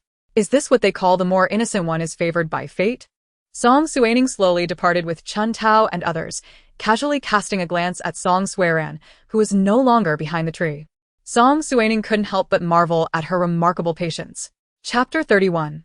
An encounter in the Imperial Garden. At this moment, Song Suiran sat alone in her joy palace, gazing out at the rustling bamboo, the white walls casting dappled shadows of bamboo patterns. Her thoughts drifted far away. The maidservants observed their princess's despondent return, filled with anxiety yet hesitant to approach her. Ever since the passing of Yun Shu, who had been the princess's confidant, they felt adrift. Previously, whenever the princess was downcast, Yun Shu could always lift her spirits and speak on their behalf. Now, no one dared to provoke the princess's ire, and they could only anxiously wait for her commands. Suddenly, Song Suiran's gaze fell upon a young maid, who shivered at the thought of incurring the princess's wrath. "Leave me be. I wish to be alone," she said. The lead maid felt an immense relief, a tension easing within her, grateful that the princess did not chastise them as she often did. Yet, she sensed an unusual stillness in the princess today, unlike any calmness she had witnessed before, and quietly withdrew from Song Suiran's quarters, gently closing the door behind her. Recalling the events of the day, tears welled in Song Suiran's eyes. She had never imagined that in her cousin's heart, she held no value. After repeatedly asking for certain items, he had respectfully given them to another. No, she must not think this way. She and her cousin had grown up together, and he had always valued the development of the Yu family. His actions were merely for the future of the Yu family and her second brother. As long as her second brother ascended the throne, everything could change, and she could become the most esteemed princess of the realm. Indeed, her earlier instincts were correct. Song Suining had discerned her intentions and was deliberately opposing her, vying for her cousin's affection. Outside, a gentle rain began to fall, the delicate droplets resembling countless translucent pearls, softly landing on the eaves and producing a crisp sound. Sitting by the window, Song Suiran quietly gazed at the rain, a profound sadness enveloping her heart. This light rain felt like tears from the heavens, falling upon her heart, and she clenched the teacup tightly, filled with a sense of unyielding resentment. Why was it that Song Suining, by mere chance of birth, could effortlessly possess what others lacked, while she toiled endlessly yet owned nothing? The more she pondered, the deeper her frustration grew. Meanwhile, Song Suining and her companions encountered the drizzle midway and took refuge in the listening rain pavilion near the Huifei's palace. Lan whisper. What a coincidence. We ended up here in the rain. Princess, shall we take shelter in the pavilion? Song Suining nodded, spotting a figure in the pavilion from afar. But the rain was too heavy for her to consider much else as she hurried inside. To her surprise, the figure turned out to be Bai Machin, the guest of honor from the banquet. She couldn't help but wonder why he was here. Bai Machin seemed to sense her confusion, respectfully greeting her and explaining that he was delivering an item from Song Jincheng to Huifei and sought shelter from the rain. Bai Machin and her sixth royal brother were indeed cousins, sharing a cordial relationship. Only Bai and his father had returned to the capital, while her sixth brother remained stationed at the borders. Speaking of her sixth brother, she admired him greatly, having left the palace at a young age. He dedicated himself to the people and the defense of the realm, exhibiting remarkable fortitude among the emperor's sons. Have we met somewhere before? Song Suining asked, her words straightforward.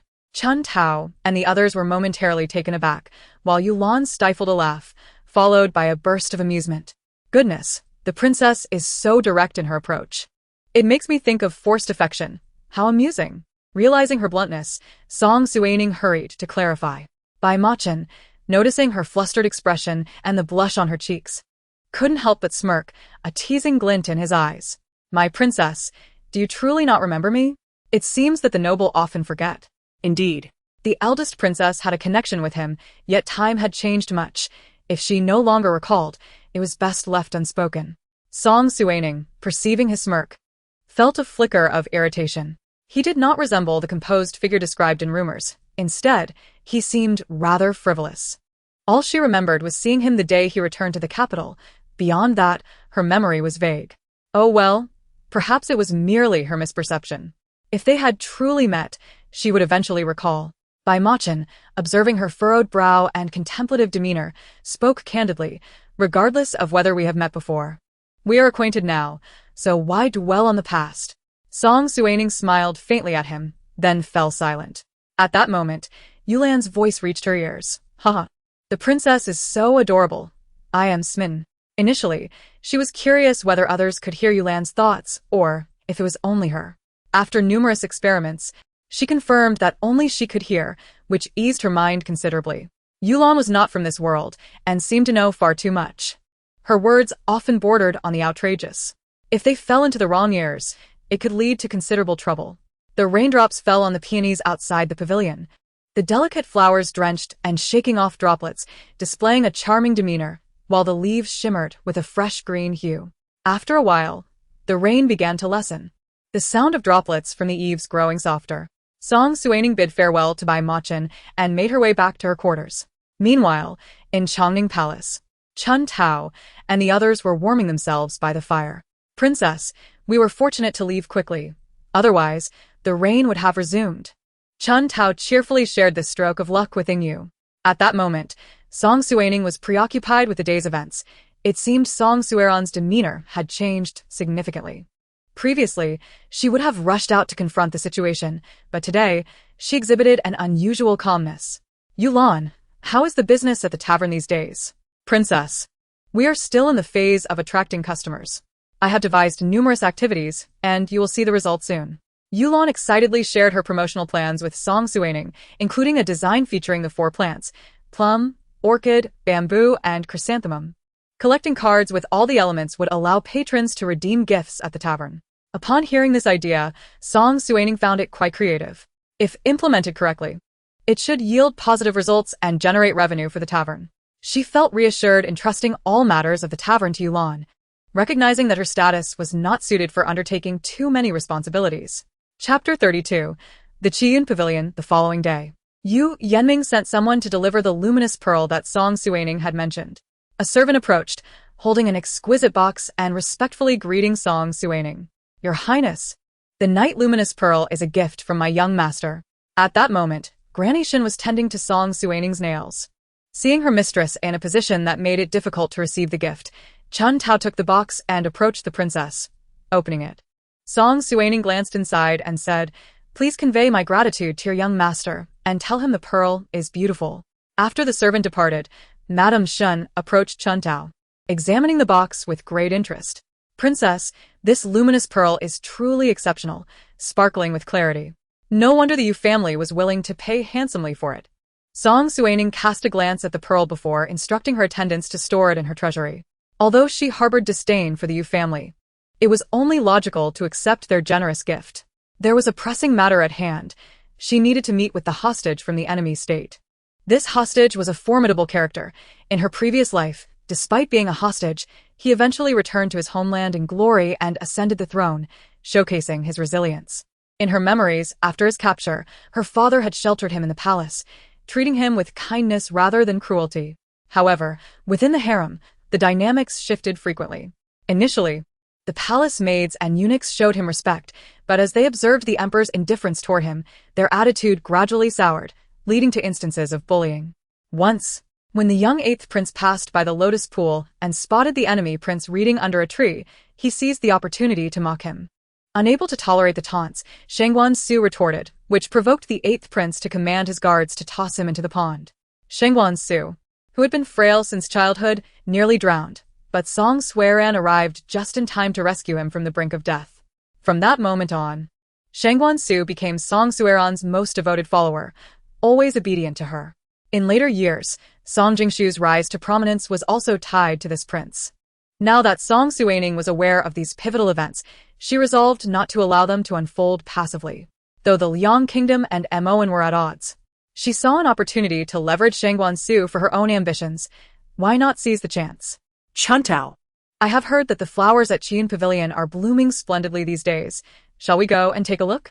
Upon hearing that her mistress intended to visit Qiyun Pavilion, Chuntao felt a twinge of concern, wondering if the princess was feeling unwell. In the past, when her mood was low, she often sought solace in that place. Qiyun Pavilion had been constructed by the emperor for the late empress, who had adored flowers. After her passing, the emperor ordered the garden-esque creation in her memory, naming it Qiyun Pavilion. Princess, why the sudden desire to visit? Seeing Chuantao's worried expression, Song Suining felt a warmth in her heart and gently explained, I simply wish to gather some blossoms for sachets. As the weather has been delightful and the flowers are said to be in full bloom, Chuntao felt relieved by her mistress's words and promptly replied, Indeed, the flowers at Qiyun Pavilion are thriving. Let us go and see them. As Song Suining, Chuntao, and their numerous maidservants entered Qiyun Pavilion, they were greeted by an explosion of colors, with various blossoms swaying gracefully in the breeze. Dewdrops clung to the petals, shimmering in the sunlight like precious gems. Butterflies danced among the blooms, flitting about like ethereal spirits. Princess, look at that beautiful water lily. Following Chuantao's gaze, Song Suining spotted a blue-violet lily resting serenely on the water surface, reminiscent of a tranquil maiden. With a sigh of regret, she remarked, Alas, there is only one. If we pick it, it will be gone. Let us gather other flowers instead. They then turned their attention to the nearby peach blossoms and roses, which were in splendid bloom and perfect for crafting sachets. Just then, cheerful voices rang out at the entrance. Your Highness, hurry. If you take any longer, the dew will be gone. Song Suining and the others turned to see a group of lively maidservants bounding in, one of whom was supporting a strikingly beautiful woman. Was that Hui Fei? Upon noticing Song Suining, the maidservant quickly adopted a more decorous demeanor, greeting her with respect. We greet your Highness. Hui Fei approached Song Suining with a smile, saying, Please forgive their exuberance. They are quite rambunctious, and I have spoiled them. Though Hui Fei appeared to scold her attendants, her words were laced with affection and protectiveness.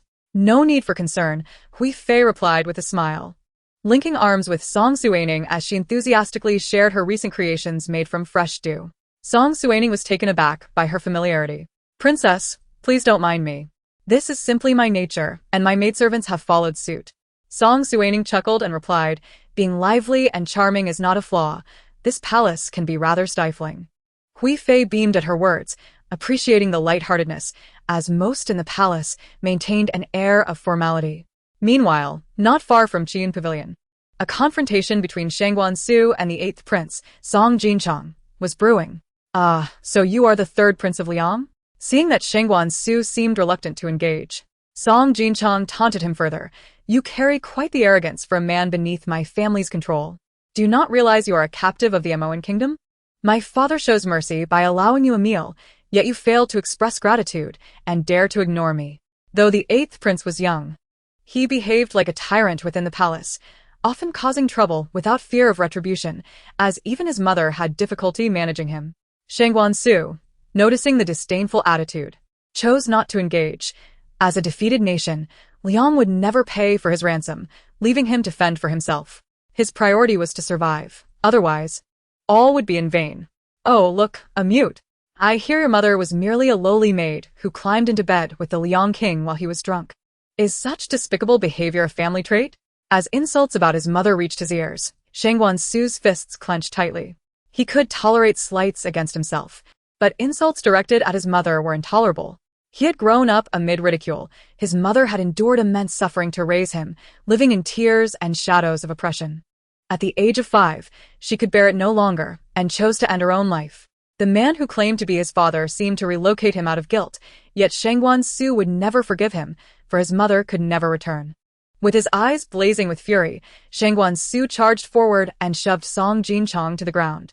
My mother is not that kind of person, and I will not allow her to be slandered. Song Jinchong, in pain, let out a cry as he scraped his elbow against the ground. Fuming with rage, he shouted, "How dare you push me, you lowly wretch! Someone, seize him and beat him mercilessly. I wish to see if his bones are as tough as his tongue." The guards surrounding the eighth prince hesitated.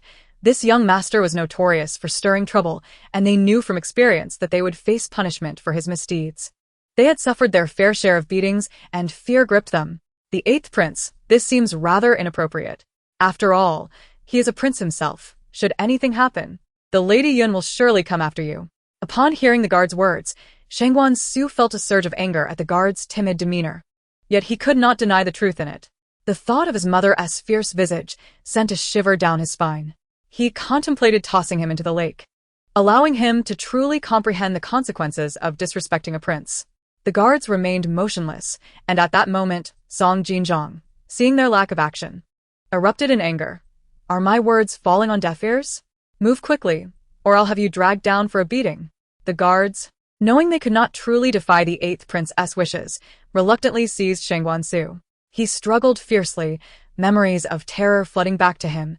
He dreaded the prospect of facing death once more. "Eighth prince, I didn't mean it, I was wrong."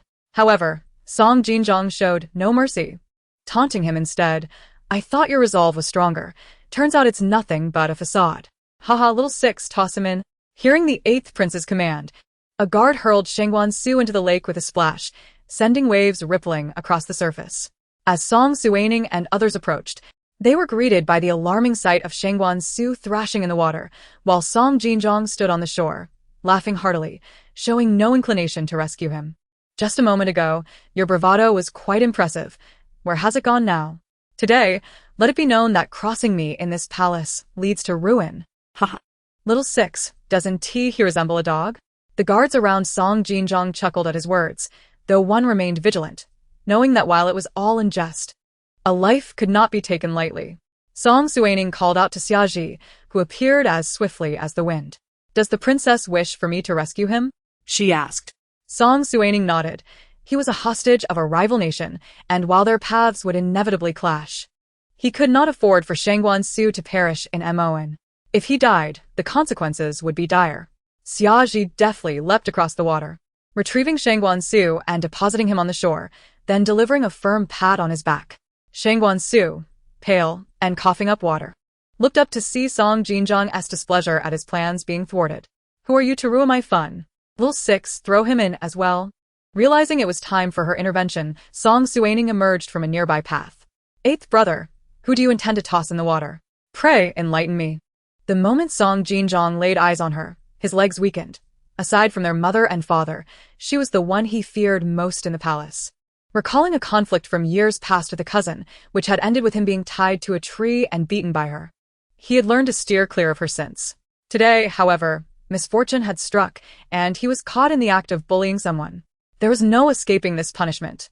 "Sister, what brings you here?" "I wasn't planning to throw anyone in." Ashamed of his cowardice, he wished he could vanish into the ground. "Song Jinchong, have I not warned you before? You are once again bullying someone." He hurriedly denied it, stammering, "Sister, he pushed me first." Look, my hand is injured. Song Suining, observing the so-called injury, almost laughed. It would likely vanish within half an hour. But how could you throw him into the water? Do you not know how cold it is? Should I toss you in to demonstrate? She commanded the guards to summon a physician. Song Jinzong retreated, fervently apologizing, and instructed his guards to fetch the healer. Approaching Shangguan-su, Song Suining noted his pallor and the water dripping from him.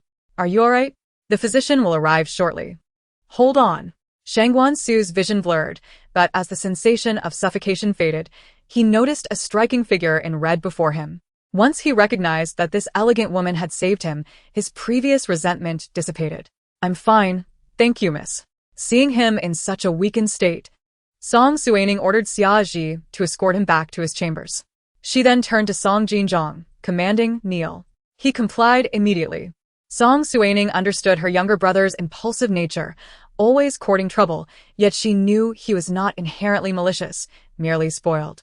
A change in his disposition was necessary. Song Jinzong, why do you persist in causing chaos? Do you realize the trouble that would ensue if Shangguan-su were to die in Moan? Sister, I realize my mistake. I did not intend to take his life. I merely wished to frighten him. Song Suining, exasperated by his nonchalant demeanor, retorted, tomorrow.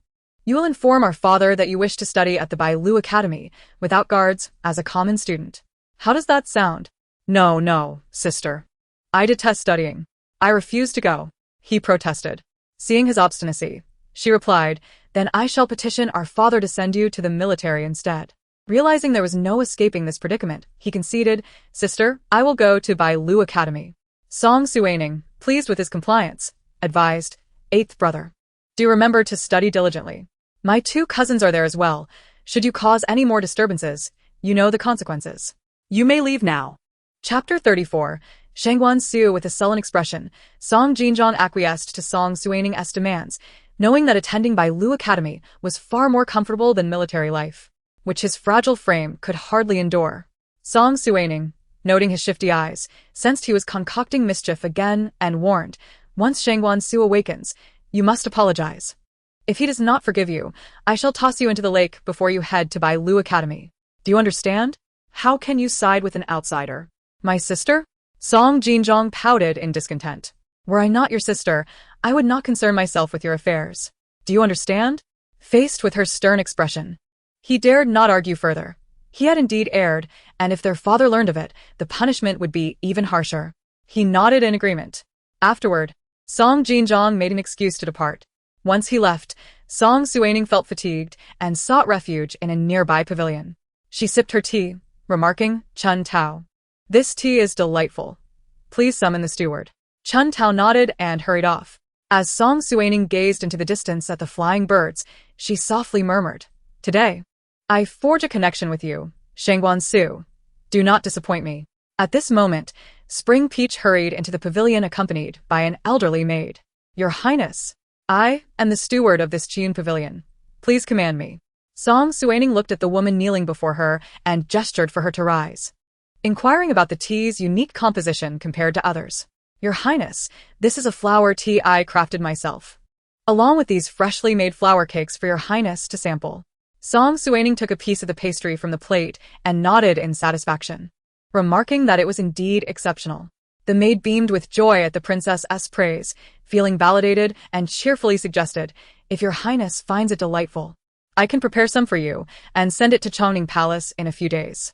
Song Suining nodded, seizing the opportunity to ask Spring Peach to take some back today, for there were many in Chongning Palace who relished pastries, constantly vying for them, which left her feeling quite exasperated. As Song Suining and her companion strolled through the garden, Song Suiyen rushed in with her maid, Yunxiu, who was struggling to keep up. Your Highness, please slow down.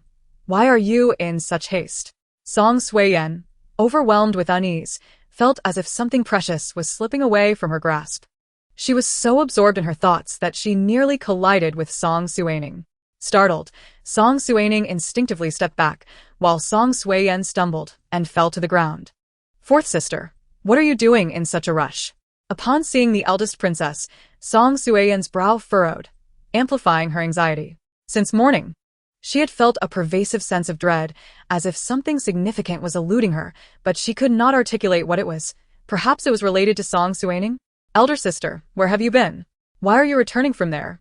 Song Suining, noting her sister's demeanor, was puzzled, wondering if Song Suiyan had any unusual intuition about the events of the day that had overshadowed her own accomplishments. I went to Qian Pavilion to pick some fresh flowers for sachets. Sister, what troubles you?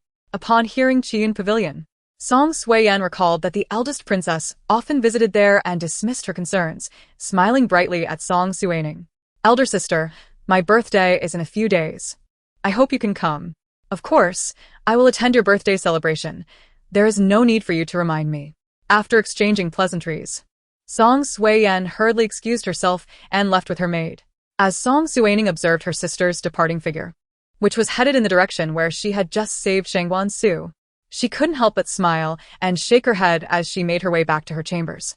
Upon reaching the lakeside, Song Suiyan noticed nothing unusual, yet felt perplexed about why she was inexplicably drawn to this place, as if something were beckoning her. Inside the Wanyue Palace, Shangguan Su had awakened, and the physician was checking his pulse, furrowing his brow. Observing the physician's expression, Shangguan Su asked, "Physician, please speak frankly. I can handle it." The physician, still frowning, candidly explained his condition.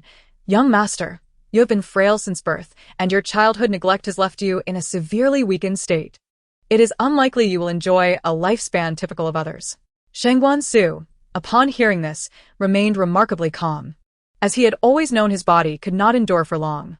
Coughing, he noticed a hint of red on the pristine handkerchief. The physician, seeing his state, comforted him.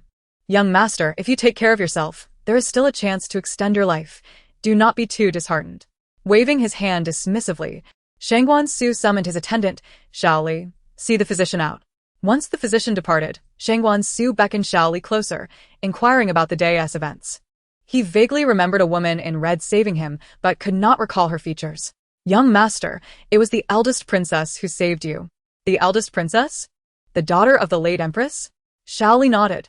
He had heard tales of this princess during his time in the Liang kingdom, known to be the favored child of Emperor Emoan, surpassing even the princes in affection. He often pondered why some were cherished from birth while he was scorned and abandoned, left to fend for himself. Yet, upon entering the Emoan palace and hearing numerous stories about the eldest princess, he realized that even those born into privilege had their burdens. The empress had passed away early, and despite the emperor's affection, one misstep in the harem could lead to ruin. In essence, she too was a motherless soul, much like himself. "Young master, cultivating a rapport with the eldest princess could improve our standing in the palace." Shangguan Su contemplated this, recognizing the necessity of becoming stronger to return to Liang Kingdom, avenge his mother, and dismantle the man who had wronged him, perhaps leveraging the power of Emoan in the process. "Shaoli, let us express our gratitude to the eldest princess tomorrow. After all, were it not for her, I might not have survived today." Chapter 35. Xiguang Temple. Your Highness, Prince Shangguan requests an audience. Song Suining was seated on a soft couch, engrossed in a book. Upon hearing Spring Peach's words, she set down the book and rubbed her temples. With the assistance of Yingyu, she gracefully rose, donned her garments, and made her way to the hall, where Shangguan Su awaited her. The moment Shangguan Su laid eyes on Song Suining, his heart surged like a flame ignited, beating fervently, as if it might leap from his chest. She appeared before him like a beam of morning sunlight piercing through his previously dreary existence, illuminating his world in an instant. The woman before him was adorned in a resplendent red gown, embroidered with peonies, trailing elegantly to the ground, reminiscent of a blooming red lotus. Her tall figure exuded grace and poise, and her long hair cascaded down her back like a waterfall, evoking the image of a celestial being traversing a painted scroll. Shangguan Su's ears flushed crimson, and he stumbled over his words. "Your Highness, I have come to express my heartfelt gratitude for your life-saving assistance the other day." Song Suining regarded him, noting the noticeable improvement in his complexion compared to previous days, and inquired with concern, "Is the third prince feeling better?" "I am much improved, which is why I am here to visit your Highness today. I vow to repay your kindness." Song Suining felt a twinge of unease at his words. After all, her act of saving him was not born of selflessness, but a desire to forge a favorable connection, ensuring he would not become a source of trouble for her in the future. "Third prince, my saving you was merely a matter of convenience. There is no need to dwell on it." If you truly wish to repay me, I have two requests. Noticing Shangguan Su's hesitation, she reassured him, rest assured. These requests are entirely within your capacity. I would not impose upon you. Shangguan Su, hearing her words, realized that his initial thoughts were misunderstood. He truly wished to assist her but felt powerless in his current state. However, seeing her determination, he smiled and replied, very well, I shall comply with your highness's wishes. Spring Peach, please prepare a cup of the flower tea we brought back a few days ago for the third prince. Shangguan Su lifted the teacup and inhaled deeply. A refreshing fragrance immediately enveloping him, confirming that it was indeed fine tea. After finishing his tea, Shangguan Su took the initiative to take his leave, and Song Suining did not attempt to detain him. As soon as Shangguan Su exited the Chongning Palace, Song Jinchong appeared before him, prompting Shangguan Su to instinctively retreat defensively. Noticing his reaction, Song Jinchong awkwardly said, wait. I came to apologize. I'm sorry. I shouldn't have pushed you. Shangguan Su, hearing his words, began to doubt whether the sun had risen from the west. Just yesterday, Song Jinchong had been so arrogant. How could he suddenly change his attitude? Was he concocting another scheme to torment him? At that moment, Song Jinchong's expression shifted, and he continued, what else with that expression? I've apologized. What more do you want? If it weren't for the princess insisting I apologize to you, I wouldn't want to see you at all. As Shangguan Su processed these words, the confusion that had plagued him was finally resolved. So it was all due to the princess's influence that he had come to apologize. Whether you accept it or not, I've apologized. I'm leaving now. Song Jinchong declared before walking away, leaving Shangguan Su in a state of bewilderment. He shook his head, said nothing, and departed. Inside Chongning Palace, Song Suining chuckled upon hearing Chun Tao's report. Her eighth brother was indeed a proud individual, intolerant of anyone defying him. In her previous life, he had met a tragic end, and perhaps in this life, saving him would be a small mercy. Princess, shall we proceed to Tsigwang Temple as usual tomorrow? Upon hearing Chun Tao's words, Song Suining's thoughts drifted far away. The anniversary of her mother's memorial was approaching. In the past, she would always light a lamp at Tsigwang Temple before the memorial day. Time had flown by, and once again, it was time to honor her mother. Let us go. The next day, as Song Suining was preparing to leave Chongning Palace with her maidservants, her father, the emperor, arrived. Surprised to see him, she exclaimed, Father, what brings you here? The emperor looked at her with concern and replied, I know you're going to Tsigwang Temple today. I came to see you. I've been busy these past few days and cannot accompany you. I've invited a monk to perform a rite for the empress. Be sure to return promptly. Song Suining nodded, understanding that each year her father hosted a ritual for her mother in the palace. I understand, father. Subsequently, accompanied by Chun Tao and her other maidservants, she exited the palace in a grand procession. In Iha Palace, concubine Yu was painting when she heard Green Pearl's report. She paused her brush and replied slowly, I thought she would be well-behaved, but it seems she is quite difficult to handle. Since she has left the palace, let us ensure she does not return. Green Pearl, puzzled by her mistress's words, questioned my lady, didn't you say she would be useful to keep around? The concubine continued, I could have spared her life.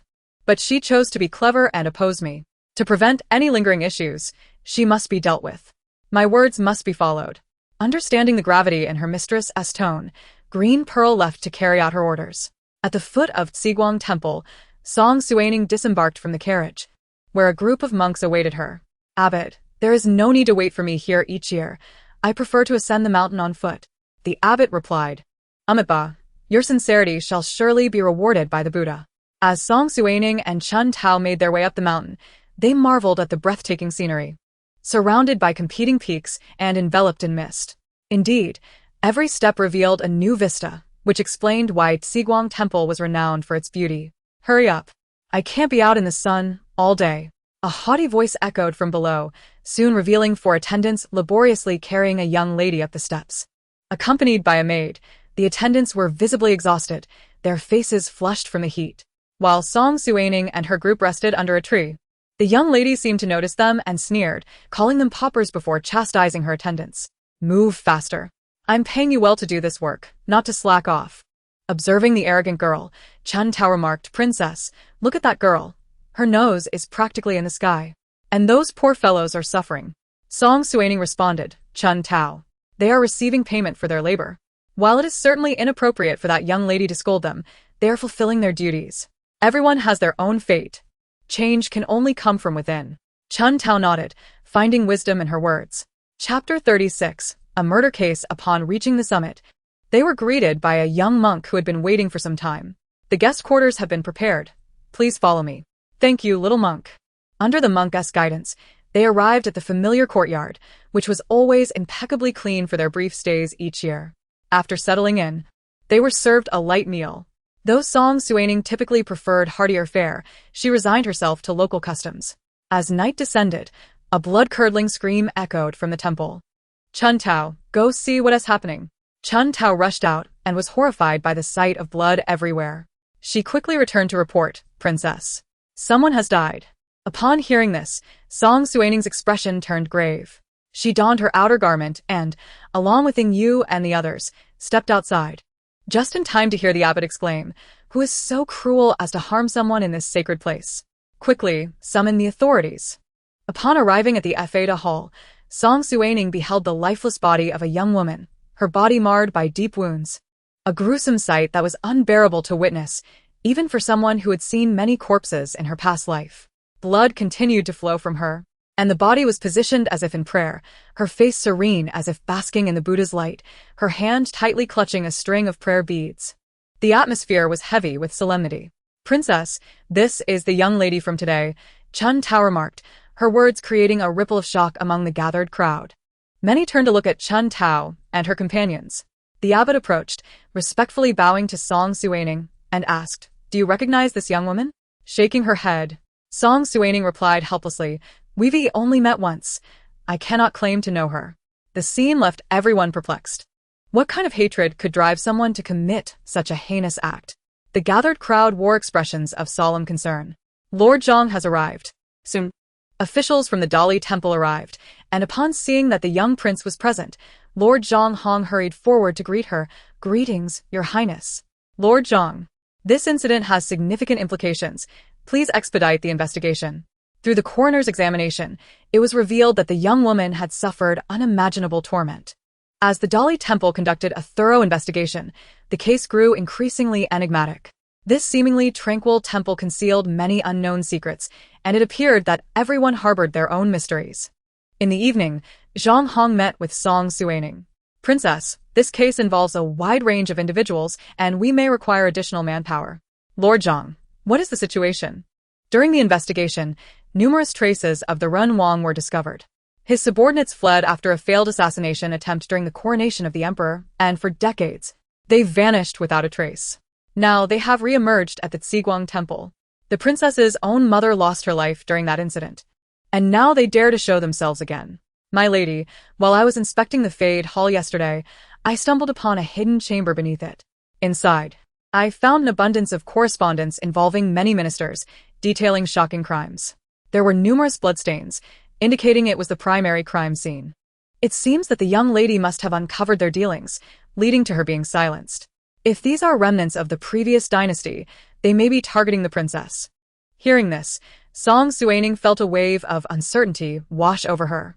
After all, she visited this place annually and had never noticed anything amiss.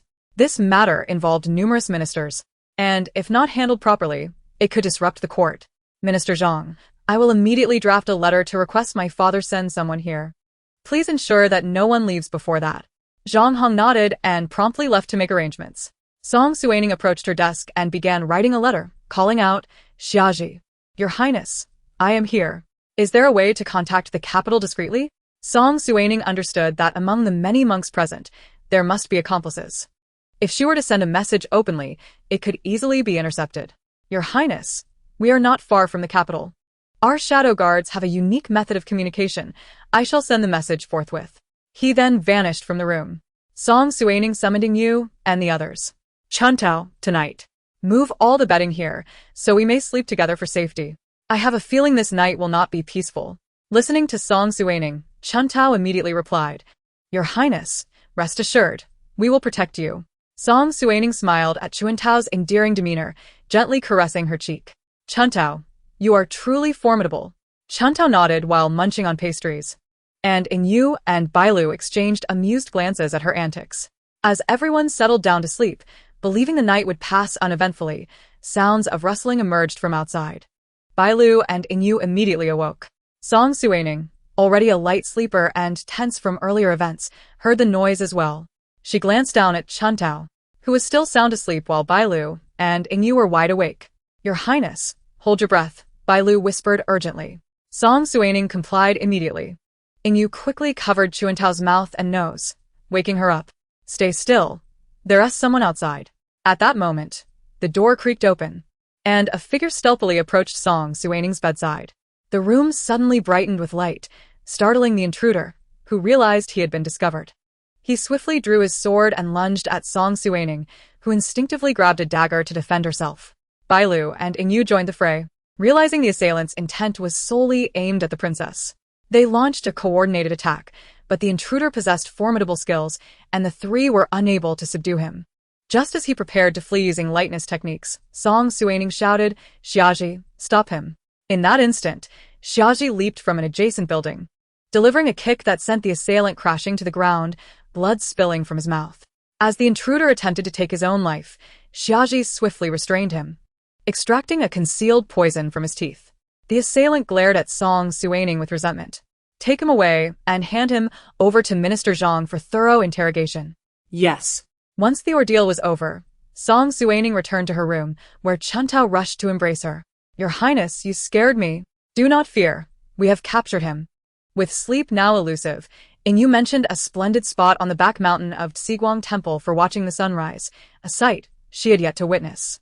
The group decided to venture there. As the sun rose gradually, the first rays pierced the horizon, bathing the sky in warm hues of orange and red.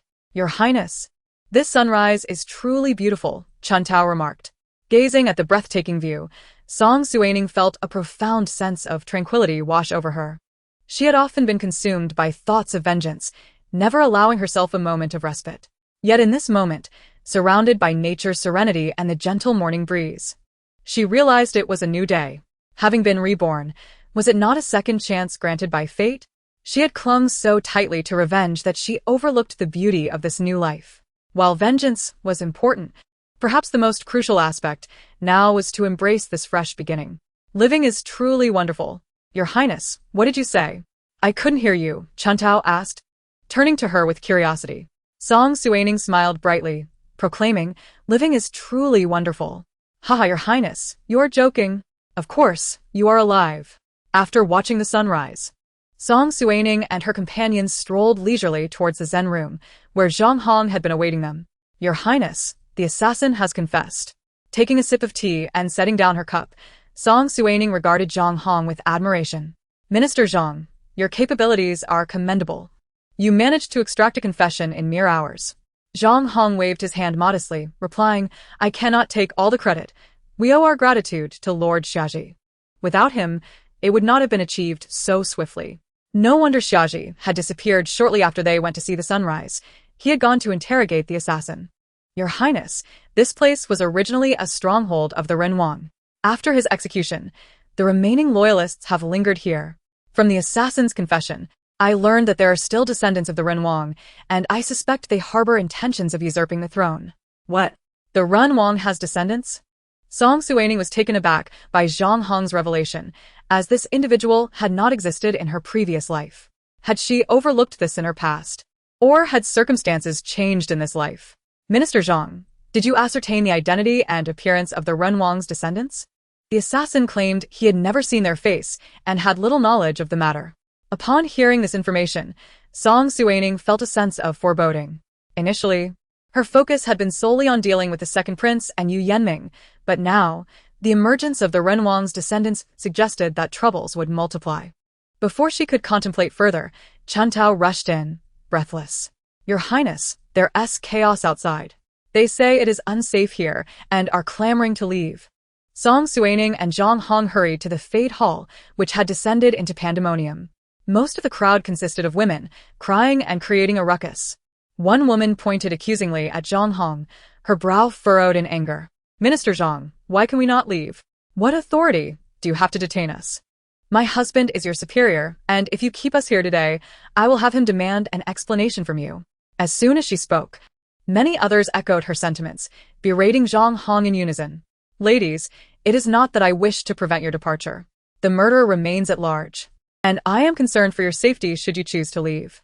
At this moment, a lady began to create a scene, threatening to take her own life, causing chaos to ensue. If you do not allow us to leave today, I will perish right here, and I am eager to see how you will explain this, she proclaimed. Observing the tumult, Song Suining stepped forward, saying, "Come, let me see which lady possesses such courage." Among the crowd was a member of the Qin family, who had seen Song Suining at the palace banquet and hurriedly bowed to greet her. "I pay my respects to the Grand Princess." Upon hearing that it was the princess, those nearby quickly knelt in reverence. "I am also present, and you lot should not be so unruly. Who is it that claimed to be the wife of Lord Zhang's superior, seeking to reason with us? Step forward so I may see you." The raucous voices were suddenly silenced, along with the woman's protests. At that moment, Yu entered. "Your Highness, the Emperor's envoy has arrived. Show him to the guest room." Song Suining cast a cold glance at those kneeling before her and declared, "I shall repeat myself. Should anyone continue to cause a disturbance, do not blame me for being ungracious." She then rose to leave. At that moment, a youth clad in white stood by the window. Upon closer inspection, it was none other than Bai Maching. "I pay my respects to the princess. The Emperor has sent me to address the matter regarding Xiguang Temple. Please make the necessary arrangements. General Bai, please collaborate with Lord Zhang to thoroughly investigate the temple. There may still be remnants of the rebel king within. I have just received news that the rebel king has a descendant." Upon hearing this, Bai Maching's expression instantly turned grave. The existence of the rebel king's descendant suggested potential upheaval that could threaten the very foundation of the state, an alarming matter indeed. "I shall obey your command." Bai Maching and Zhang Hong then departed, while Song Suining felt weary and decided to rest a while longer. "Chuntao, I am feeling a bit tired. If anyone seeks me, please rouse me." Chuntao nodded and exited, closing the door behind her. Song Suining laid down and quickly fell into a deep sleep, realizing that rising too early was indeed unwise. In the afternoon, Song Suining awoke languidly and stepped outside, noticing Chuntao dozing on a stone stool, while Bai Maching leaned against a large tree in the courtyard, sword in hand. She glanced at Chuntao and then turned to Bai Maching. "Come inside." At that moment, Bai Lu entered, carrying a pot of tea, respectfully pouring a cup for both Song Suining and Bai Maching. "General Bai, this is the tea we brought from the capital. Please give it a taste." Song Suining gestured for him to proceed. "Indeed, it is fine tea. Your Highness, after my investigation with Lord Zhang, we discovered that the number of monks has significantly decreased this morning, suggesting they may have relocated yesterday." Song Suining tapped her fingers on the table, indicating that they had abandoned this stronghold. "Have any other traces been found, such as that of the rebel king's descendant?" "None. This person seems to have vanished into thin air. Furthermore, the servants who ascended the mountain with the deceased girl were found dead at the back mountain. However, according to others, the maid has gone missing, making her a potential witness." At this point, the investigation seemed to have hit a deadlock. Locating that maid might advance the case further. "From what you say, does it mean this case may remain unresolved? I have obtained some clues from the assassin. Once we descend the mountain, I will investigate that location further, which may yield some information." Song Suining remained silent, understanding that haste would not serve them well. The culprits were likely to reveal themselves in due time.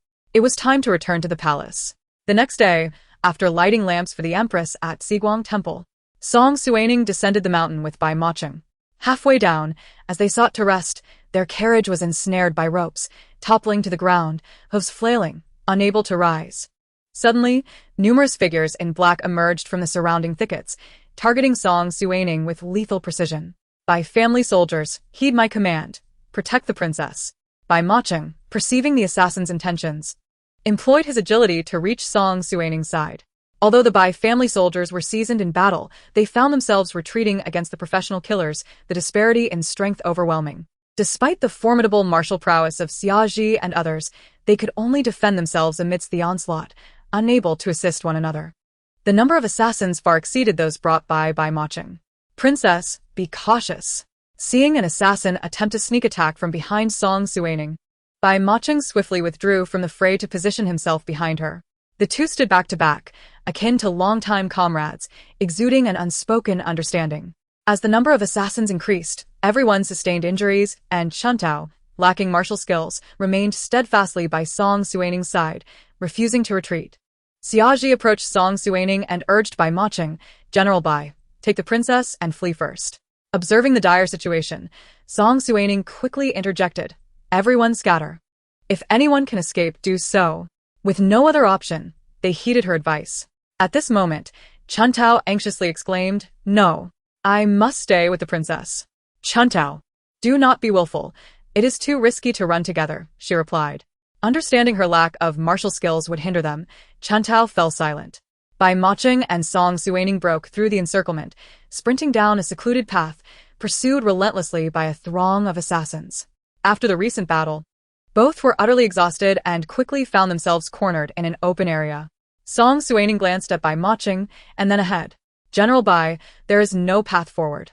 It appears our luck has truly run out.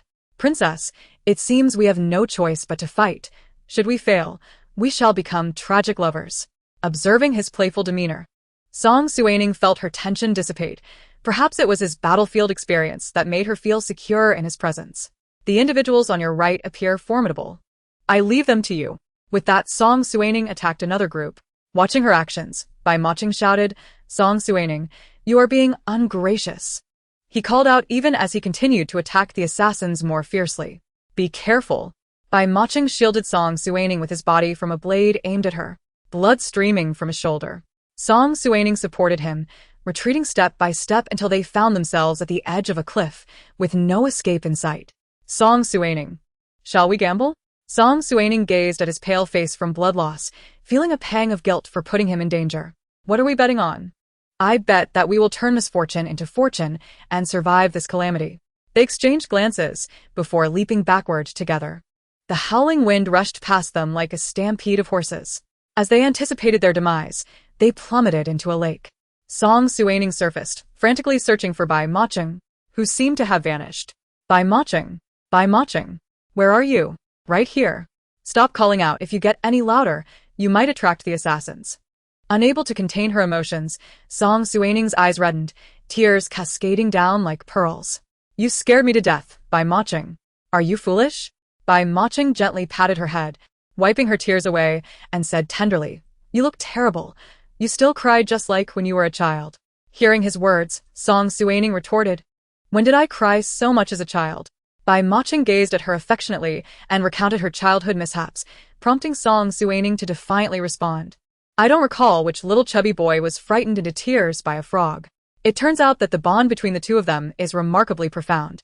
No wonder I felt an inexplicable familiarity upon first seeing him. It was as if we were old acquaintances reunited. It is no surprise that on the day you arrived in the capital, despite it being our first meeting, you seemed so familiar to me." No. Aside from that day, we have indeed met before." At this moment, Song Suining appeared bewildered, questioning when her memory had become so poor that she could forget such an encounter. As for Wang Xian Tower, it all makes sense now. No wonder I felt a sense of recognition when I gazed upon that enigmatic figure. "Your Highness, shall we find another place to converse? I am still nursing my injuries, and if we continue, I fear I may perish." "Oh, my apologies." Subsequently, Song Suining supported Bai Macheng away from that location, and shortly after their departure, the assassins arrived at the scene. "They are injured and cannot have gone far. We must search quickly." After a considerable effort, Song Suining discovered a relatively clean cave, yet she struggled to kindle a fire. Observing her clumsiness, Bai Macheng sighed. Your Highness, let me assist." Song Suining felt a wave of embarrassment wash over her. She could not even start a fire and had to rely on an injured person to take matters into his own hands. "I will fetch some firewood." By the time Song Suining returned with the firewood, the fire had already been ignited, and Bai Macheng was leaning against the stone wall of the cave. "General Bai, please remove your clothing. I need to apply some medicinal ointment to your wound." Bai Macheng, noticing Song Suining's flushed cheeks, felt an impulse to tease her and remarked, "Your Highness, it is said that men and women should not engage in intimacy. If you gaze upon my body, would you not feel compelled to take responsibility?" Bai Macheng, "If you wish to forego your life, you need not apply the ointment." Bai Macheng chuckled softly, then removed his outer garments, murmuring, "I shall trouble you, Your Highness." As Song Suining approached him from behind, She discovered that his inner garment had adhered to his wound. The moment she touched it, he winced in pain. By matching, bear with it. Gently, Song Suining peeled away the fabric clinging to the wound, revealing an ugly, grotesque gash that resembled a contorted centipede, making it difficult to look at directly. She sprinkled the ointment on his injury, blowing softly to alleviate his discomfort, entirely oblivious to the fact that Bai Maching's ears had turned as red as a ripe fruit. At this moment, Song Suining felt immensely grateful for the medicinal ointment given to her by Bai Lu, which had proven invaluable. General Bai, the wound has been treated. You should rest for a while. Very well, I shall keep watch during the latter half of the night. Thank you for your efforts, Your Highness. At this time, his eyelids felt as heavy as if pressed down by a boulder, and his head was somewhat dizzy. Song Suining nodded in acknowledgement. Chapter 39, Discovery in the Middle of the Night. Bai Maching suddenly developed the fever. Song Suining had no choice but to repeatedly wipe his forehead with cold water until dawn, when his fever finally subsided. Upon seeing that he had recovered, she leaned against the stone wall to rest, only to unexpectedly fall into a deep slumber. Bai Maching slowly awoke, gazing at Song Suining's serene sleeping form. Her fair forehead beaded with a light sheen of sweat, drawing his gaze irresistibly. As he contemplated waking her, his outstretched hand hesitated in midair. Realizing she had kept vigil over him throughout the night and must be exhausted, he refrained from rousing her and quietly exited the cave. When Song Suining awoke and noticed Bai Maching's absence, she hurriedly sprang up and rushed outside, only to find him returning with several fish in hand. Where did you run off to? You startled me. Bai Maching, observing her reaction, understood that she was concerned he might have been discovered by the assassins, and his heart warmed at the thought. I apologize for the trouble last night. I went to find something to eat as an apology. I make a delicious grilled fish. You shall have a taste soon. Seeing him, she relaxed her previously tense demeanor, and since they had not eaten for an entire day, Song Suining said nothing further, but sat down to watch him cook the fish. As she took the freshly grilled fish from him, its enticing aroma wafted over her. She tore off a small piece to taste, finding it exceptionally delicious, though it could have used a touch of salt. Eat more. We shall set out to find our way out of the valley soon. Song Suining nodded, aware that the assassins outside might still be lurking, and it was unwise to kindle a fire, lest they attract unwanted attention. The moment they emerged from the cave, unusual sounds echoed from a distance. Search here. They cannot have fled far. Bai Maching extinguished the fire and gently took Song Suining's hand, leading her into the dense forest. The cloaked figures approached the cave, coldly remarking, "The fire has only recently been extinguished. Hurry and pursue." Soon, the sound of hurried footsteps filled the air, while Bai Maching grasped Song Suining's hand, urging her deeper into the woods. The black-clad men pursued them to the edge of the forest, only to find that the two had vanished. The leader of the assassins spoke in a low voice. "Stop. Do not proceed further. Beyond lies the dense forest. The forest is fraught with venomous insects and wild beasts, and the marshes are perilous. Even seasoned hunters dare not venture into the thick woods, fearing for their lives." In the capital, the emperor listened to the reports brought back by his men, throwing down the items in his hand, some of which struck Xiaji. Xiaji. Is this how you protect the princess? You have even allowed her to be lost. What have you been doing, you useless lot? Go and receive 20 lashes. Your Majesty, please grant me some time. I will certainly retrieve the princess. Once she is found, I will accept my punishment. The emperor, seeing Xiaji's injuries still bleeding, felt a considerable portion of his anger dissipate. Understanding that he was usually protective of the princess, his tone softened slightly. Quickly go. Do not linger before me. With that, Xiaji led a contingent of guards hastily towards the outskirts of the capital. In Yihe Palace, concubine Yu reclined on her favored chair, enjoying a massage from Lu Zhu, appearing quite comfortable and content, while Song Yuran practiced her calligraphy. Do not worry. This time I will ensure the Long Princess does not return. She will no longer be a hindrance to you and the fourth princess. Make sure it is done discreetly, without drawing attention. Lu Zhu nodded in agreement. Song Yuran paused her calligraphy, casting a puzzled glance at her mother. Just previously, her mother had claimed that Song Suining was of value. How had she suddenly decided to eliminate her? Yuran, I understand your confusion. Initially, I intended for her to join our Yu family, to contribute to your second imperial brother's ambitions. However, since she is so disobedient, I can no longer allow her to live. Song Yuran nodded, saying nothing further. Her mother incessantly spoke of her second imperial brother, despite appearing to care for her. Her heart belonged solely to him. This thought filled her with sadness. Euron, what troubles you? Mother, I am fine. I am merely pleased to hear you speak of avenging me. After spending some time in Ihi Palace, Song Euron excused herself, citing other matters, and gracefully took her leave. As she watched her daughter's retreating figure, concubine Yu turned to Lu Zhu and remarked, "These days, Euron seems to have grown considerably more composed." Lu Zhu smiled, replying, "Your Majesty, the princess must mature eventually." As Song Euron strolled through the imperial garden, she quietly instructed Yun Xiao, "Go and inquire about the situation in Chongning Palace." The maid, hearing her command, wasted no time and quickly departed. Meanwhile, deep within the forest, the two realized that the assassins had abandoned their pursuit, and their pace began to slow. Bai Macheng, this forest is remarkably tranquil. From the moment Bai Macheng stepped into the forest, he sensed an atmosphere brimming with peril. However, retreat was no longer an option. He and the princess were certainly no match for their pursuers, especially now that he was injured. Despite the inherent dangers of this forest, it might still harbor a glimmer of hope. "Your Highness, stay close to me. This forest is no ordinary place." Bai Macheng brandished his sword to forge a path ahead, while Song Suining followed closely behind. Her gaze fell upon the blood seeping from his hand, momentarily causing her to lose her focus and come to a halt. Noticing her stillness, Bai Macheng also paused and turned to look at her. "Let me lead the way," Song Suining suggested, her concern evident as she glanced at his wounded back.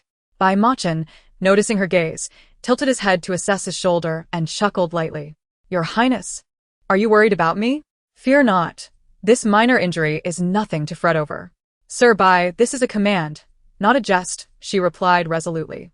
Seeing her determination, Bai Macheng chose not to argue further and handed her the sword, gradually falling in step behind her. "Be cautious." Taking the sword, Song Suining pushed aside the underbrush, her unease intensifying. Yet, she had no choice but to press forward. After a while, she paused and said, "Bai Macheng, we seem to have lost our way." Bai Macheng surveyed their surroundings, leaning against a tree as he spoke. "Let us rest here for a moment. They likely haven't followed us. The weather is fine, and stars should be visible tonight. We can use them to determine our direction. I will gather some firewood. Please wait here, Your Highness." Just as he was about to move, Song Suining called out to him, "I will go. You stay here." Without looking back, she began to walk away.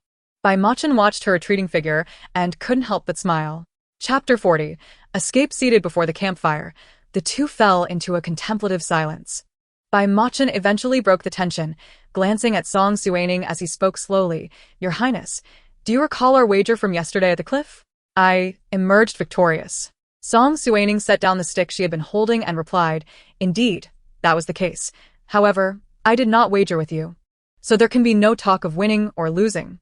Bai Macheng accused her of being dishonest, to which Song Suining replied with a teasing smile. "What does the young general desire?" After a moment of thought, Bai Macheng suggested, "Your Highness, once we have escaped and returned to the capital, you must treat me to a meal at Wangxian Tower. What say you?" Song Suining pondered for a moment. Her own Yuehua Tower had just opened, and she saw no need to squander money elsewhere. "Young General Bai, you may not be aware, but a new establishment named Yuehua has recently emerged in the capital, offering many rare delicacies. I will treat you there upon our return."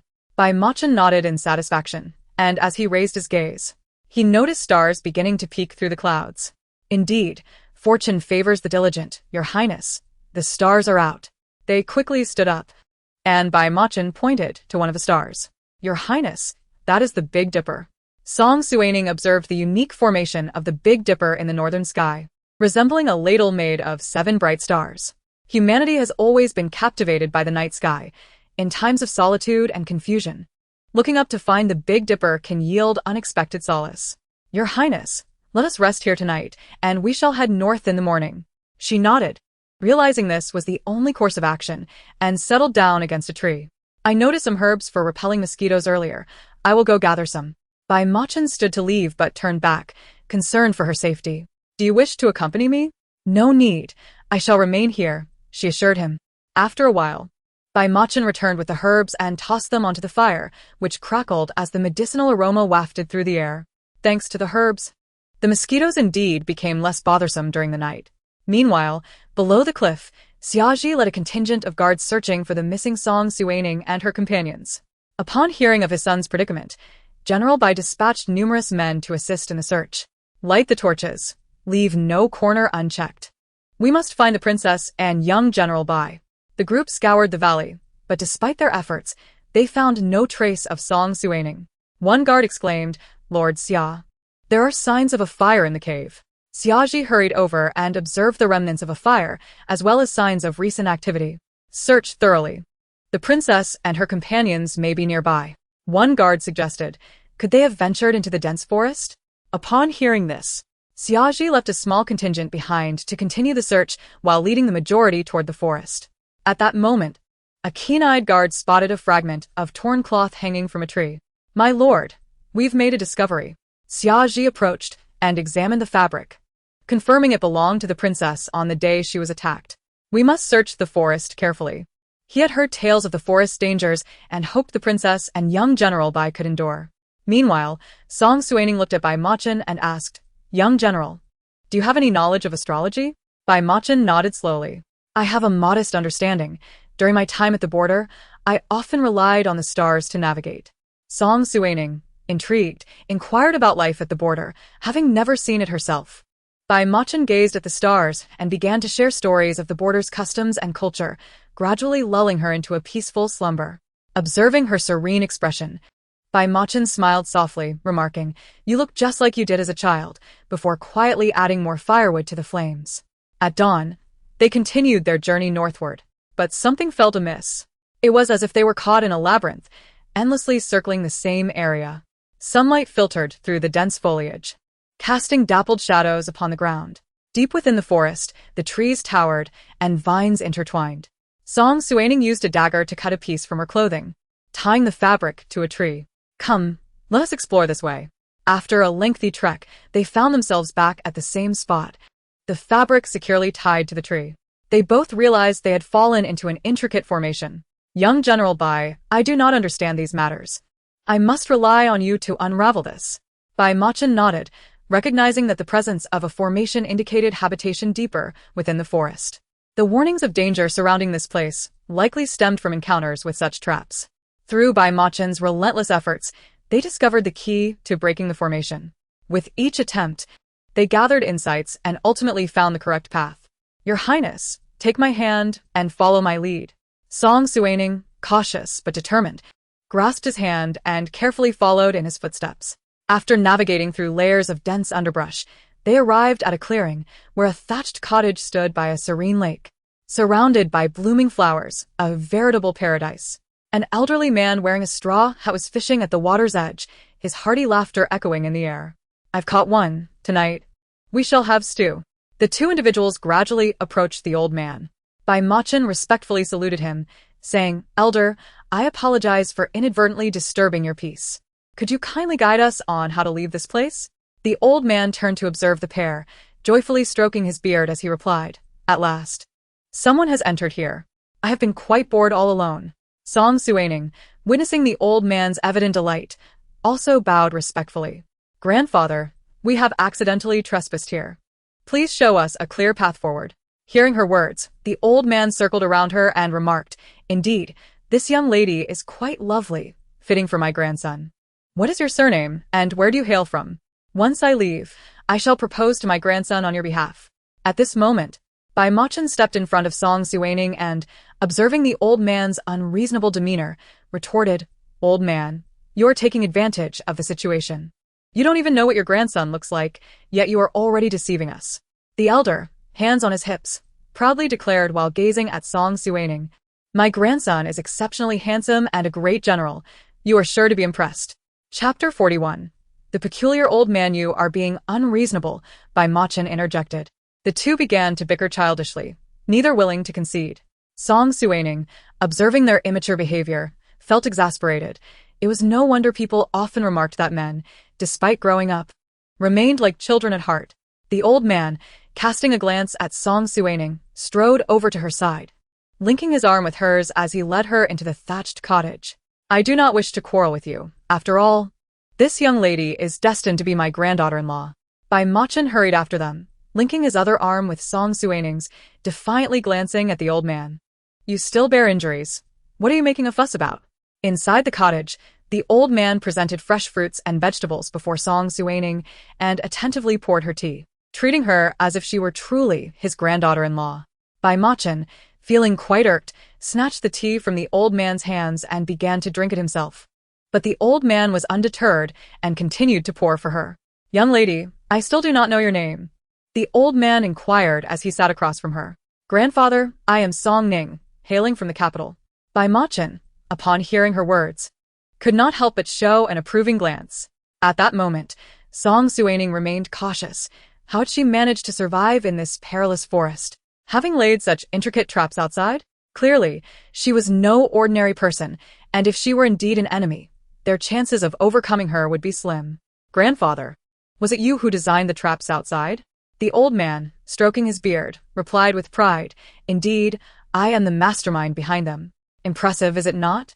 Song Suining gave him a thumbs up, praising his ingenuity. The old man burst into hearty laughter, extolling her discernment. Grandfather, that is truly remarkable. But why do you live here, all alone? Do you not feel lonely? The old man, momentarily recalling a sorrowful past, displayed a fleeting look of sadness before changing the subject. I simply grew weary of the chaos outside and wished to experience a pastoral life. Bai Machin, seemingly nonchalant, remarked. You must be hiding from someone. Otherwise, why construct such elaborate traps outside? The old man furrowed his brow, appearing displeased yet curious. You managed to break through my traps? Indeed, I did, Bai Machin confirmed. The old man gazed intently at him, as if trying to pierce through his very being. Bai Machin met his gaze defiantly. I cannot shake the feeling that I have seen you before. There are many people in this world who resemble one another. It is not unusual. At this juncture, both were preoccupied with the pressing matter of escaping, having been missing for 2 days. Surely, the emperor and the Bai family were in an uproar. When they again inquired about a way out, the old man, observing their anxiety, stated, Your entry here signifies a fateful connection. Many have sought to meet me, but could not. You must stay here and keep this old man company for a few days.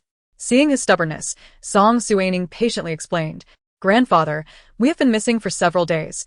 Our families must be greatly worried. The old man chuckled and said, That is easily remedied. He then summoned an old eagle, which perched at the window. My little eagle is quite clever. It can even recognize characters and deliver messages. You tell it who to deliver to, and it will do so. Song Suining glanced at Bai Machin, who nodded in agreement. With no other options, they resolved to stay for a few days. Bai Machin penned a letter, secured it in a tube attached to the eagle's leg, and gently patted its head.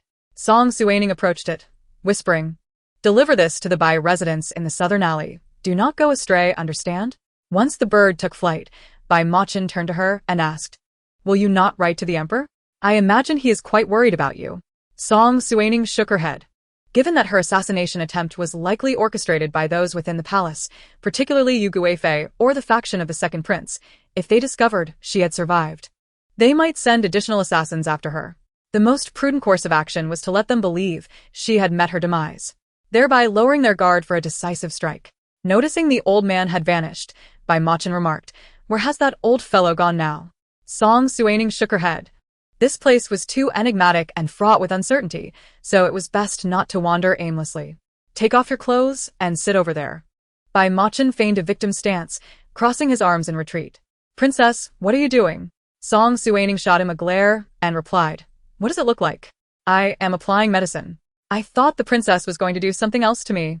At the Bai residence, General Bai was seated in the hall, sipping tea, while Mrs. Bai, observing her husband's calm demeanor, could not help but express her frustration. Chainer has been missing for 2 days.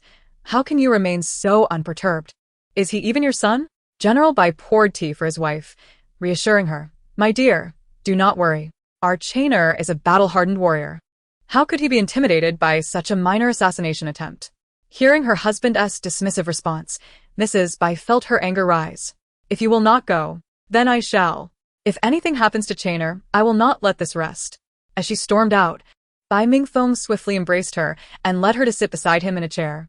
My dear, do not fret. I have already sent many to search for him. We shall have news soon. At that moment, The voice of Uncle Ming, the housekeeper, echoed at the door. Upon entering, Uncle Ming was met with a rather compromising scene. Mrs. Bai was seated on General Bai's lap, her arms around his neck.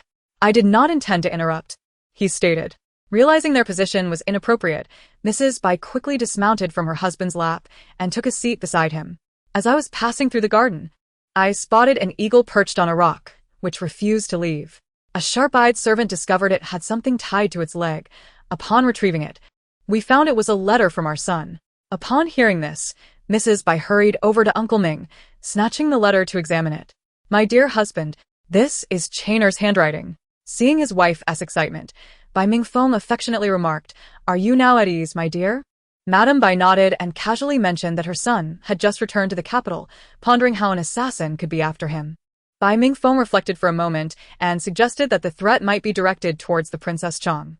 Hai Ruo recalled the radiant woman, recalling that in her youth, they were quite close, yet fate had dealt her a cruel hand.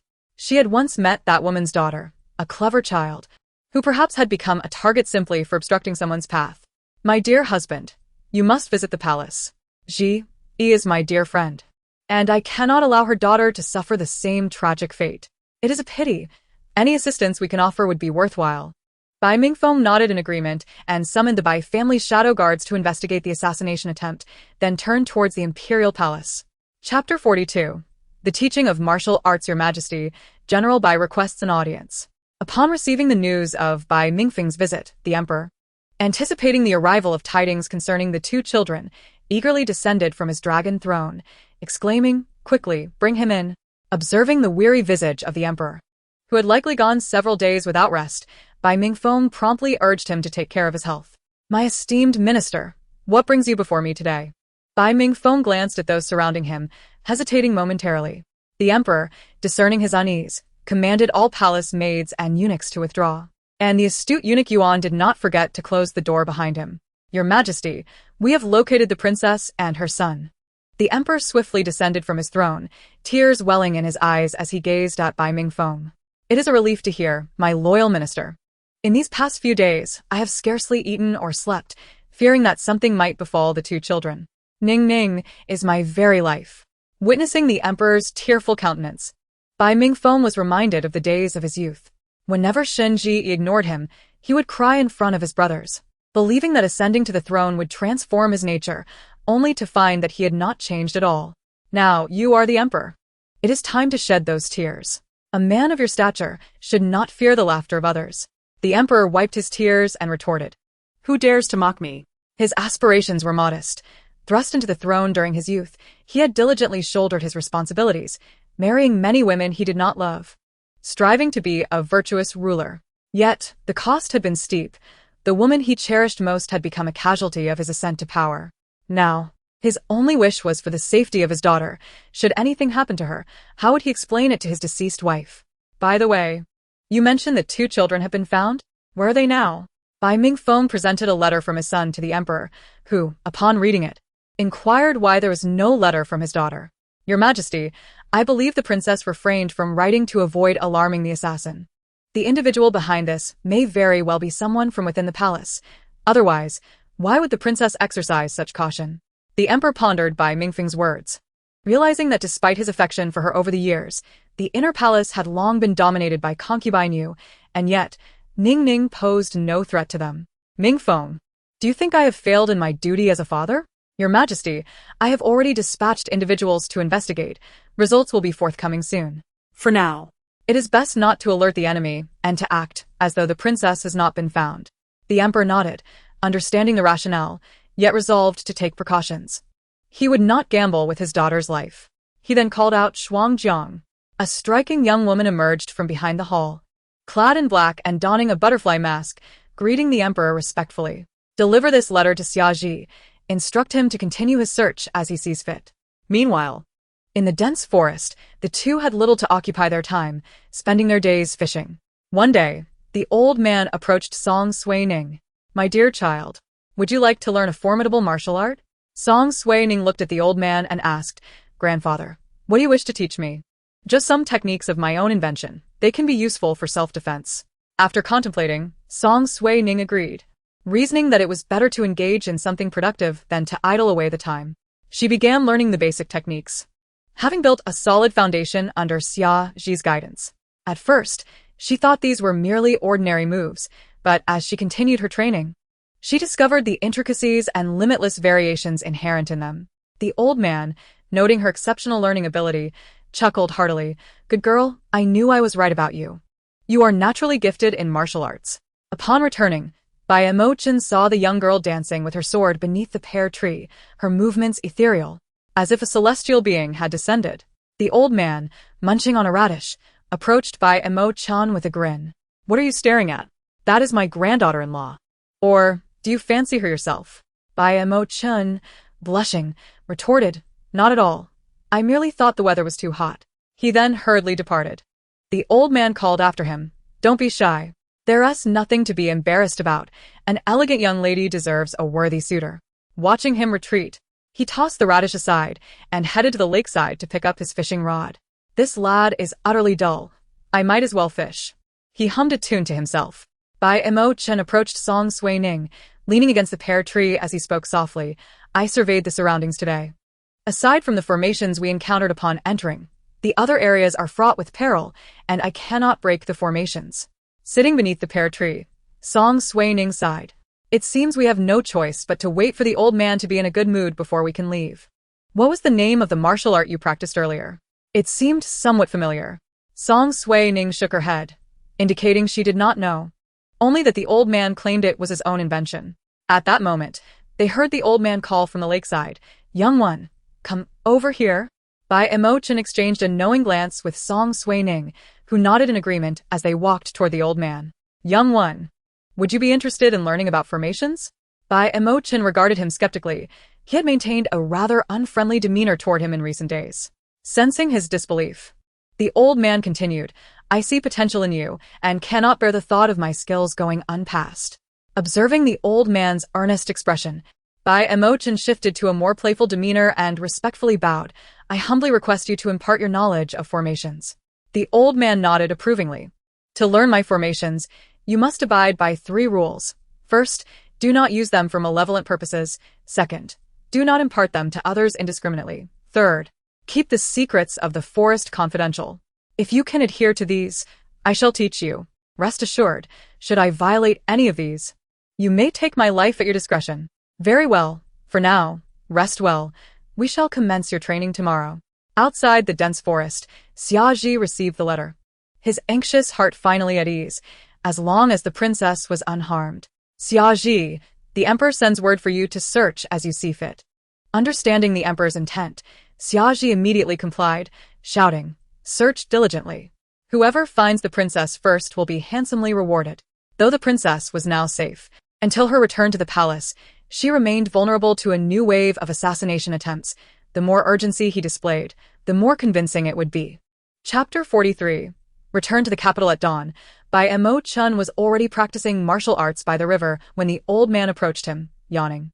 As Bai Mo-chen gazed at the familiar techniques, he was engulfed in deep reminiscence, his voice trembling slightly as he inquired, "Who is Bai Mingfeng to you?" Upon realizing that the other party recognized him, Bai Mo-chen decided to no longer conceal his identity, for he still needed to learn formations from him. He shyly brushed his ear and said, "He is my father. I apologize for having concealed it from you earlier." The old man, upon seeing his familiar visage, felt tears welling in his eyes, his thoughts drifting away. Observing the old man's dazed expression, Bai Mo-chen asked with concern, "Sir, are you all right?" The old man seemed to awaken suddenly, his eyes reddening as if recalling some sorrowful memory, and he gazed at Bai Mo-chen with a warm expression, leaving Bai Mo-chen momentarily at a loss. "I am fine. It is merely dust that entered my eyes, and I need a moment to adjust." Come. "Let us begin our lessons." He retrieved a nearly worn-out leather-bound book from his robe and handed it to Bai Mo-chen, pondering, "This contains the essence of my lifelong studies. I hope you will take good care of it." However, merely reading this is of little significance, as few can comprehend it. Practical learning is essential. Subsequently, the old man led him to a cave where candles illuminated the space, making it as bright as daylight, with the stone walls adorned with various intricate diagrams, leaving Bai Mo-chen profoundly astonished. Day after day, Bai Machin diligently studied alongside the old man, and in the process, Song Suining's martial skills advanced significantly.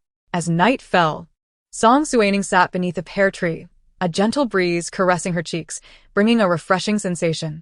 Her eyes gazed into the distance at the myriad stars, embodying tranquility and beauty. She murmured, "Why hasn't he returned yet?"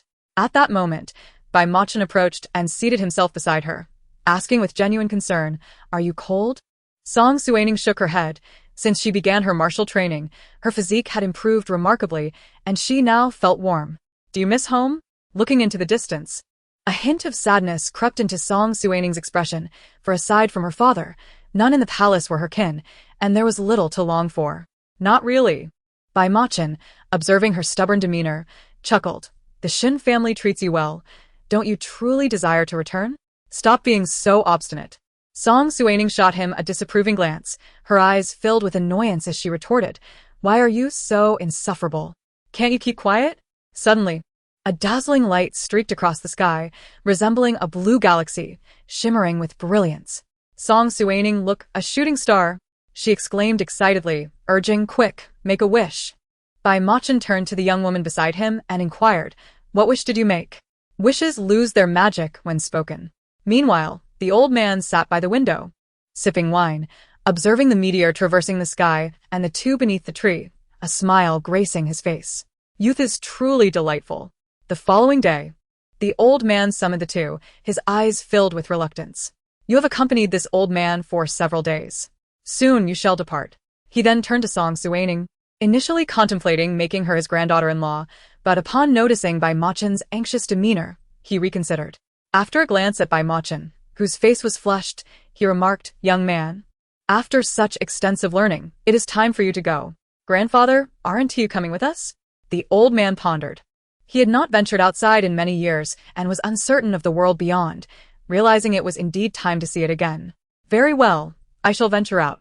Song Suining, feeling bashful, added, "Grandfather, my home is in the palace. You must come to visit me one day." The old man nodded, having already discerned her identity, but choosing not to press further due to her reticence. The Song family was prominent, and her close relationship with Bai Machin suggested only one possibility. She was of royal descent. He speculated on which prince she might be the daughter of, only to discover she was a princess. "Now you may depart." The old man pointed the way for them to leave, watching them until they were out of sight. Smiling to himself, how naive. That path is fraught with challenges. I hope you can truly apply what you have learned. Believing the path indicated by the old man to be safe, the two soon found themselves ensnared in a formation, which Bai Machin's sense was far more formidable than the one they had previously encountered. They exchanged knowing smiles and simultaneously remarked, "Once again, we have been deceived." Bai Machin sighed, having finally begun to regard the old man favorably after their days together, only to realize how naive he had been. With a playful tone, he declared, "If I cannot break this formation, we may not escape." After a while, Bai Machin finally grasped the key to the formation and joyfully announced to Song Suining, "I've found it." She hurried to his side as he took her hand, swiftly leading her away. They returned to the dense forest where they had started, successfully avoiding the perilous areas based on their prior experience. Meanwhile, Xiaoji's situation was dire, as soldiers had become trapped in a swamp, requiring substantial effort to rescue the ensnared guards. Observing the treacherous marshland ahead, Xiaoji promptly instructed his guards to change course in their search. At that moment, Song Suining rested beneath a tree, glancing at Bai Machin. "Which direction should we take?" Bai Machin looked at her and proposed that he had a plan, then swiftly leaped to the treetops. Pointing in a direction, he said, "Let's head this way. There should be a path beyond that mountain. Come along." He then took her hand, and as she scrutinized his action, she frowned. Bai Machin, realizing her discomfort, explained, "It is dangerous in the forest. I feel more at ease this way." "Bai Machin, are you trying to take advantage of me?" At this, Bai Machin laughed heartily, tightening his grip on her hand and striding forward. After a few steps, Song Suining suddenly halted, urgently asking Bai Machin, "Do you hear something?" Bai Machin reached out to touch her forehead, muttering, "You don't have a fever." Song Suining, "Are you imagining things from hunger? Who would be here in this desolate wilderness?" Song Suining swatted his hand away, insisting, "No, listen closely. Princess. Princess Bai. Where are you?" Princess. The calls echoed through the dense forest, growing closer. Song Suining, you have exceptional hearing. Let us wait and verify if it's our people. Song Suining replied. I have a way, and produced a beautifully crafted whistle, blowing into it. Anyone familiar would recognize the sound as that of the covert guard signal, a preliminary test to ascertain their allies' presence. Chapter 44. The Rising Storm. At this moment, Bai Machin and Song Suining concealed themselves atop a large tree, using the thick foliage as cover. A figure clad in black swiftly approached, landing beneath them, murmuring to himself, Indeed, the sound emanates from here. But where is everyone? Upon hearing the familiar voice of Xiaji, Song Suining leaped down, landing behind him. Startled, Xiaji initially assumed an enemy was lurking. But upon turning to confront the source, he was astonished to find the princess he had been searching for. Princess, I have finally found you. He had scoured this forest for several days, and although he had received news of her safety, he could not rest easy until he had located her. Only now could he truly set his worries at ease. Xiaji, let us return to the palace. As the summer solstice approached, Xiaji nodded with a smile. At that moment, a rustling sound emanated from the trees, instantly making her alert. Drawing her sword, she called out loudly, Who goes there? Come down. Soon, a handsome man descended gracefully from the branches and approached the princess. Recognizing him as General Bai, she felt a wave of relief wash over her, and she sheathed her sword. The two of them, accompanied by the guards, made their way back to the main road, which lay a considerable distance from the capital. Your Highness, there is an inn nearby.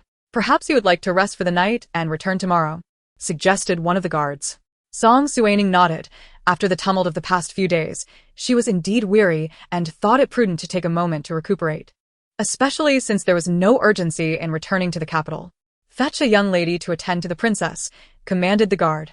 He soon returned with an unmarried girl from a nearby farming household and presented her to Xiaji. My lord, this is a girl I found from a nearby village, of respectable lineage. Her father is a local schoolteacher. Xiaji studied the girl from head to toe before speaking coolly. Young lady, we have summoned you to care for a noble person. If you can fulfill this task well, we will reward you with 5 taels of silver. What say you? Upon hearing the amount, the girl's eyes sparkled with delight, and she quickly replied, Rest assured, my lord, I shall take good care of her. Satisfied, Xiaji dismissed her. Lying in bed, Song Suining found herself unable to sleep. The room felt stifling. She decided to take a stroll outside. As she opened the door, she was greeted by a lovely young woman standing at the entrance. The girl seemed momentarily awestruck by her presence, taking a while to regain her composure. Miss, I was sent by Lord Xiaji to attend to you. Is there anything I can assist you with? No, I simply feel restless and wish to take a walk. What is your name? Miss, I am called Xiao Tao. Allow me to accompany you. There is a beautiful garden below, where many fireflies dance in the night. The coincidence of their names intrigued Song Suining, and she found herself captivated by Xiao Tao's description. Unable to sleep, she thought it would be delightful to see the garden. Look, Your Highness, she exclaimed. In the pitch-black night, faint glimmers of light appeared among the grass, twinkling in harmony with the stars above. Just as Xiao Tao had described, it was indeed a breathtaking sight. Once, she had shared a similar moment with someone else, but now, her feelings were entirely different. Song Suining, what are you doing awake at this hour?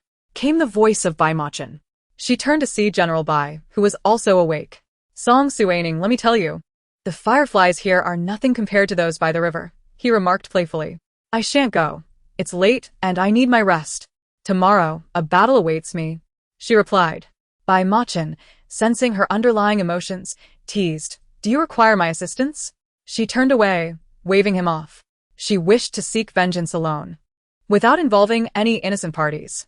This was a personal vendetta, one she felt compelled to resolve on her own, lest she dishonor the tragic fate of her past life. Miss, I shall fetch some water for your bath. A soak will surely help you sleep better. Very well. Before long, Xiao Tao had prepared everything. As Song Suining immersed herself in the warm water, she felt her entire body relax, exclaiming inwardly that this was the true essence of enjoying life. Xiao Tao then added freshly picked roses to the bathwater, saying, Miss, these roses will improve your skin. After a blissful night as sleep, devoid of dreams, she realized it was perhaps the best rest she had enjoyed in a long while. Within the palace, Bai Mingfeng reported the findings to the emperor. Among the bodies of the black-clad assailants, a letter addressed to them from a maid named Lu Zhu, who served consort Yu, was discovered. The emperor's fury ignited upon hearing this news. So, she is not as docile as she appears. Her ambitions run deep. My dear minister, you may return to rest. Now that I have the truth, I shall ensure they do not escape unscathed. At that moment, Eunuch Yuan interjected, Your Majesty, the princess has entered the city. Make haste to the Yi Palace. Now that my daughter has returned, it is time she witnesses my resolve as her father. Your Majesty, the Emperor has arrived. Consort Yu hurriedly prepared her appearance, anxiously asking her maid, Lu Zhu, am I presentable enough? Your Highness, you are as beautiful as ever. Reassured by this compliment, Consort Yu rushed to greet the Emperor, delightfully bowing, I pay my respects to Your Majesty. The Emperor settled into a nearby chair, calmly sipping the tea offered by the maid, showing no inclination to allow Consort Yu to rise. Panic began to set in for Consort Yu, prompting her to repeat, I pay my respects to Your Majesty. Finally, the Emperor set down his teacup and slowly spoke, tossing the letter at her feet. Consort, perhaps you would care to explain this? As she picked up the letter, her hands trembled involuntarily.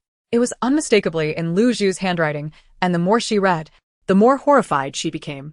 Your Majesty, I am wronged. I had no part in the plot against the princess.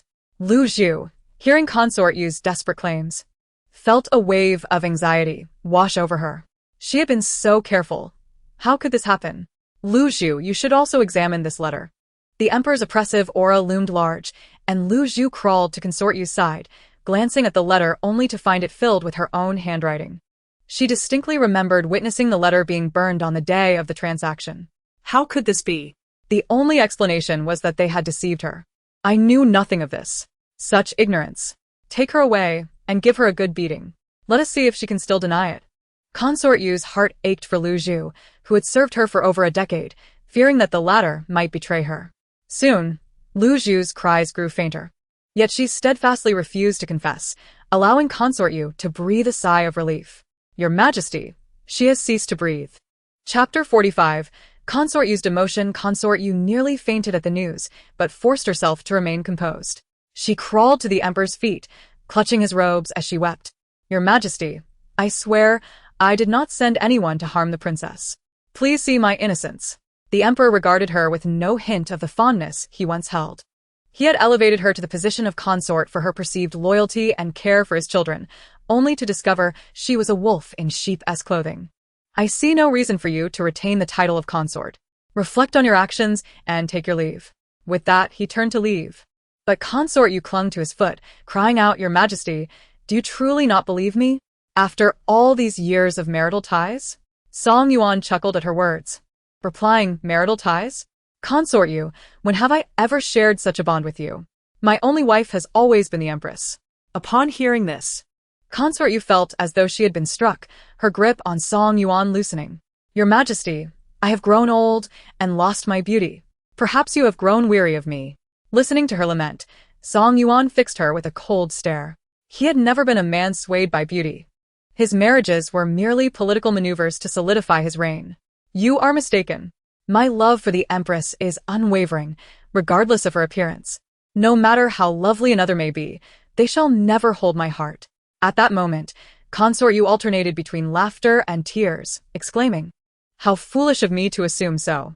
The Emperor left without looking back, while Consort Yu sat on the ground, watching his retreating figure, her tears cascading down like a broken dam.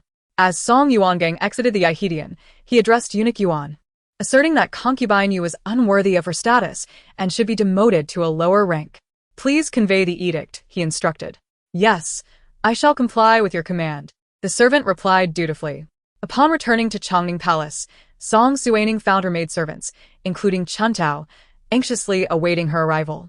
The moment Chuntao saw the princess, she rushed forward, tears glistening in her eyes, and embraced her, exclaiming, Princess, you have finally returned. The wish I made to the Bodhisattva has come true. Song Suining gently wiped her tears and comforted her. It's all right. I'm back now. Can you find solace in that?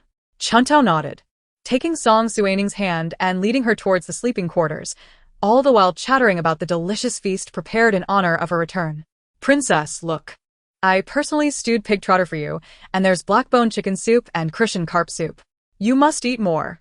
As she observed her princess's appearance, Chantao felt a pang of sorrow, noting that Song Suining had become thinner and darker over the past few days. She blamed herself for being ineffectual and resolved to help her princess regain her former self now that she had returned. "Chantao, how could I possibly finish all this?" Song Suining exclaimed in disbelief. "No, princess, you must eat more," Chantao insisted, continuing to serve her. At that moment, Song Suining felt overwhelmed and shot a desperate glance at Granny Shen for assistance. Granny Shen approached, took the bowl from Chuntao's hands, and advised, "Chantao, if you continue this way, the princess will suffer from indigestion tonight. Nourishment is not achieved in a day. It requires gradual care." Chantao nodded, embarrassedly scratching her head, but then brightened up. "Princess, concubine Yu has been demoted to Yupin now." She recounted the events that had transpired in Yaihidian that day, and upon learning that her father had taken action on her behalf, Song Suining felt a surge of warmth and protection in her heart. Meanwhile, in Luyan Palace, Song Suiran was playing with her new pet when Yunxiu rushed in, breathless. "Princess, the eldest princess has returned." What? Please repeat that. Song Suiran demanded. "The eldest princess has returned.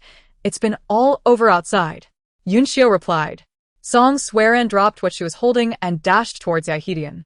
Upon reaching the entrance, she found the palace doors tightly shut and locked from the outside. "Mother! Mother!" she called out desperately. At that moment, a few young eunuchs passed by, and she called out to them loudly, "Why is Yaihidian closed? What has happened?" The young eunuchs, seemingly frightened, begged for mercy, claiming they were unaware of the situation. Realizing she would get no answers from them, Song Suiran turned away. "Yunxiu, go find out what has happened with mother today." "Yes, princess," Yunxiu replied. As Song Suiran walked through the imperial garden, she spotted Consort Chen and Lan Pin enjoying tea in a pavilion. Initially intending to leave, she overheard Lan Pin saying, "Your Highness, look, we didn't even need to intervene. Concubine Yu has brought about her own downfall. Is she not foolish to confront the eldest princess, whom the emperor holds dear?" "Sister, we should now refer to her as Yu Pin," Lan Pin remarked, concealing her laughter behind a handkerchief. Enraged, Song Suiran rushed over and slapped Lan Pin across the face, rebuking her. "How dare you slander my mother? You are merely a concubine. Do not presume to act above your station." "Your Highness, I did not slander her. I stated the same in front of the emperor," Lan Pin retorted, her cheeks reddening. Consort Chen, observing Lan Pin's swollen face, stood and addressed Song Suiran. "You may not be aware, but the emperor has issued an edict. Your mother is now Yu Pin. You must temper your arrogance, for no one will protect you in the future." Upon hearing these words, Song Suiran was incredulous and immediately rushed to find the emperor. "Eunuch Yuan, I seek an audience with my father." "Your Highness, the emperor has decreed that he will not meet anyone today. Please return," Eunuch Yuan replied. Unwilling to relent, Song Suiran pressed, offering all the silver from her purse. "Please, take this and allow me to see the emperor." Eunuch Yuan returned the purse, shaking his head. "This is against protocol, Your Highness. The emperor wishes to see no one today. When he wishes to summon you, I shall inform you." Seeing no hope for a resolution, Song Suiran departed. The light rain fell gently as she wandered aimlessly back to Luyan Palace, drenched but unbothered by the downpour.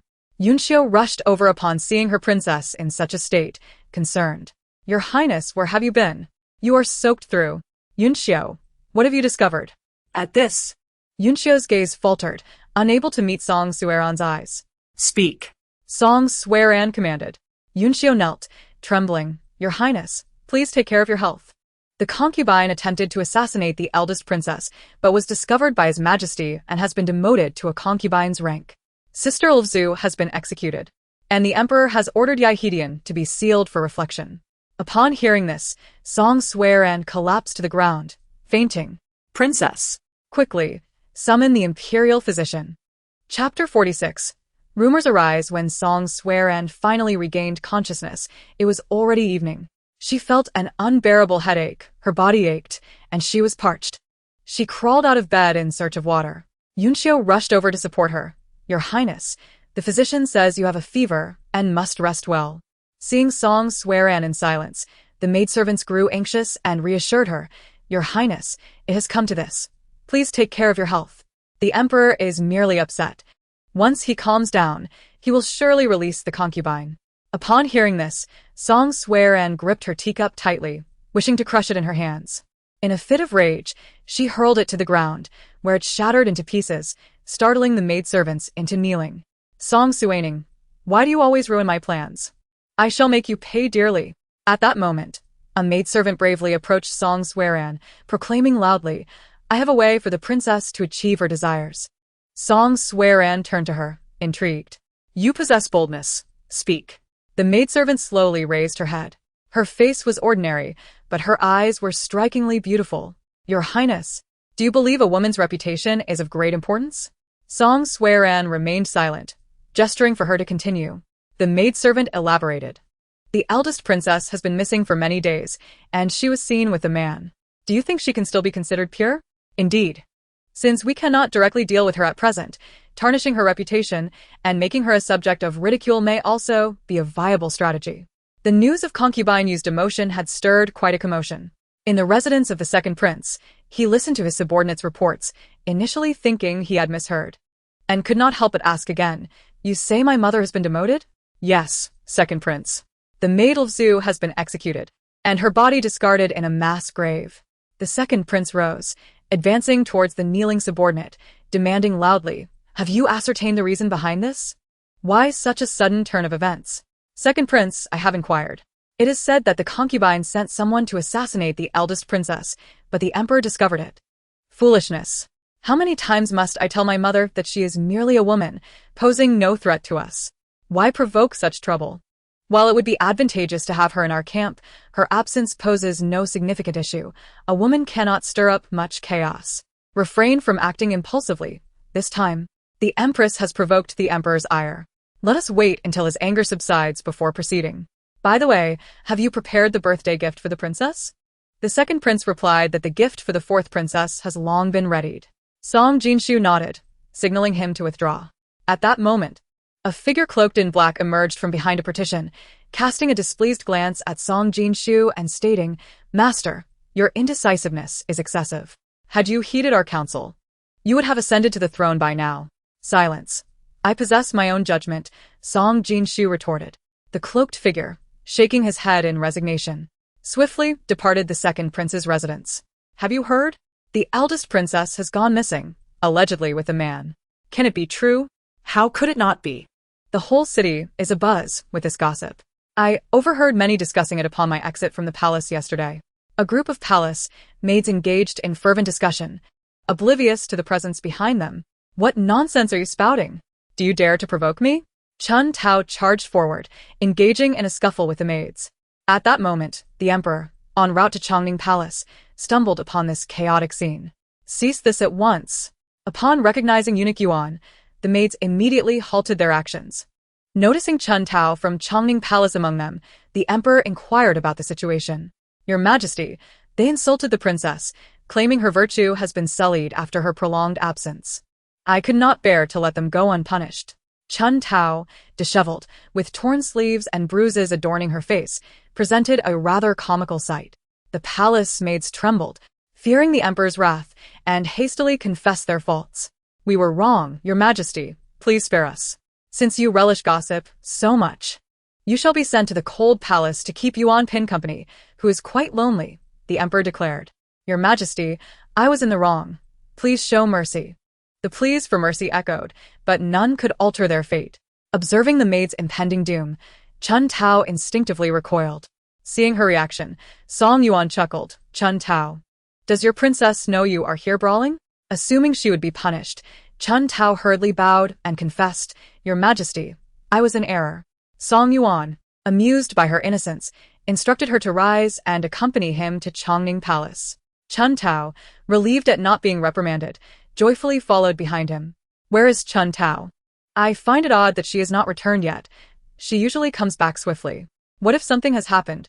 Bai Lu, go search for Chun Tao. Yes, princess. As Bai Lu was about to depart, she spotted the emperor approaching, followed by a battered Chun Tao. Princess, no need to search. His Majesty has arrived.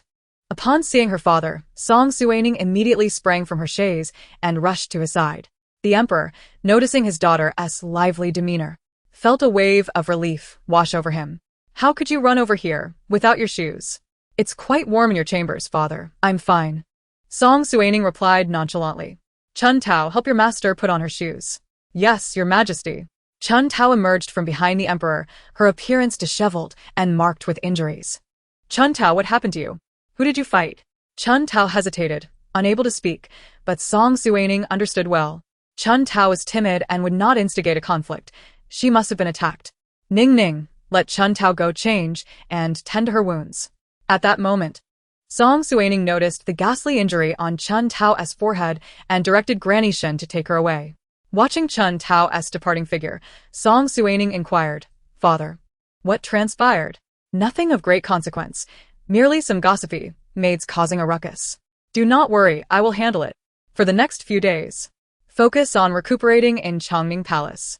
Song Suining nodded, sensing her father wished to keep Chun Tao's situation from her, realizing Chun Tao's injury was likely tied to her. Chapter 47. The third princess selection of a bride. Father, I apologize for not returning in time for Mother's Memorial Day. The emperor affectionately stroked his daughter's head, soothingly saying, It matters not. Your mother would not blame you, as long as you are safe. Song Suining nodded and added, I shall visit Mother's shrine in a few days. The emperor dined in Chongning Palace that evening, seeking to spend time with her before hastily returning to the study to review memorials. Upon returning, the emperor did not immediately attend to official matters but summoned Shuangjiang to his side. Handle those maids from this morning. Yes. Inside Chongning Palace, Granny Shen had already tended to Chun Tao's injuries, her face wrapped like a dumpling. Song Suining glared at her. Chun Tao, speak the truth. Seeing the princess's anger, Chun Tao hurriedly recounted the day's events in full detail. Realizing this was a deliberate scheme, Song Suining understood that since Yu Pin was confined, the only possible culprit was Song Suiran. By Lu, it seems Granny Shen and the others have been reluctant to let me leave the palace these past few days, insisting I remain in Chongning Palace for my safety. Princess, the seventh princess has come to see you. Let her in.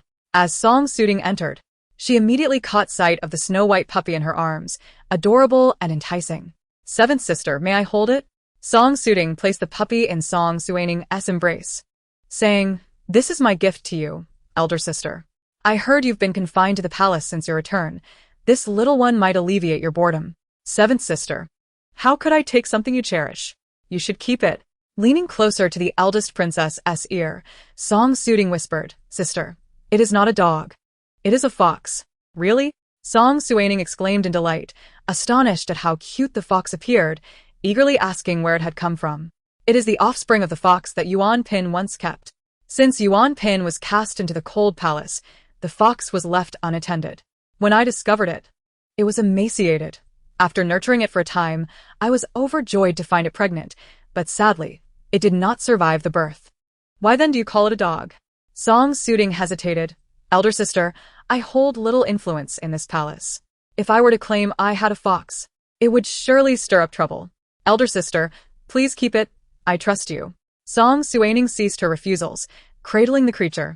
Noticing Song Suining's hesitance, Song Suining mistakenly thought she had a request. Seventh sister, is there something you wish to discuss with me? Elder sister, do not take the rumors to heart. Those who spread them are merely heedless. Thinking she had something significant to say, Song Suining dismissed the matter from her mind. That is well. Did you suffer any injuries during the assassination attempt? None. Song Suining then recounted the harrowing details of the incident, tightening Song Suiting's heart with each word. Relieved that she had escaped unharmed. Elder sister, I have crafted this pouch, within which lies the peace talisman I requested from Master Tongguang. I hope, dear sister, that you remain safe year after year. Thank you, seventh sister. After spending a brief moment in Chongning Palace, Song Suining expressed her desire to return to the palace for her medicine.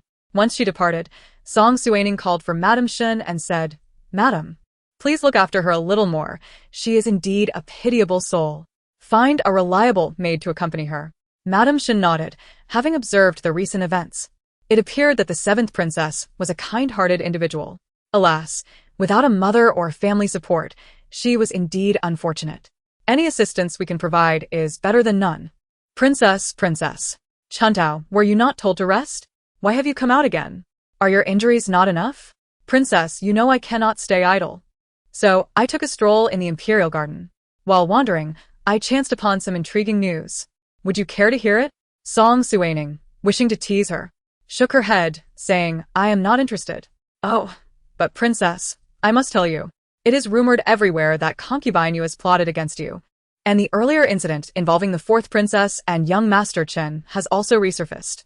People are saying that concubine Yu seeks to tarnish your reputation, hoping you will meet the same fate as the fourth princess. The power of public opinion is indeed formidable. Within just a day, the rumor had spread far and wide. Ah, princess, where did this little dog come from? Let us give it a name. After pondering for a moment, Song Suining declared, You are entirely snow-white and round. Let us call you Snowball. The little creature scampered about, clearly delighted. Song Suining scooped up Snowball and gently stroked its fluffy body. Come, Snowball. Let us play in the imperial garden. Upon reaching the garden, Snowball frolicked joyfully, and Song Suining followed behind, laughing heartily. Suddenly, Snowball dashed into a rockery and disappeared from sight.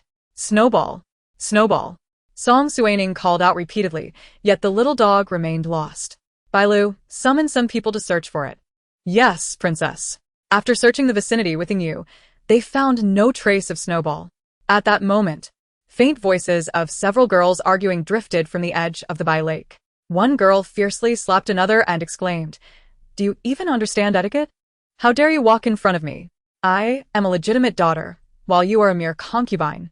Many around her joined in the reprimand, while the girl who had been struck collapsed to the ground, trembling. Enough!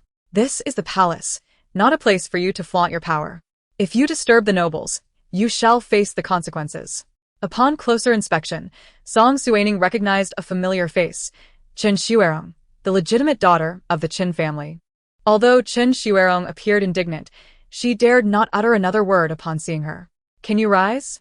At that moment, an elegant and composed lady helped the girl up. Song Suining focused her gaze and realized it was her cousin Yue Jiao. When had she returned from Jiangnan? Yu, is there some significant event in the palace today?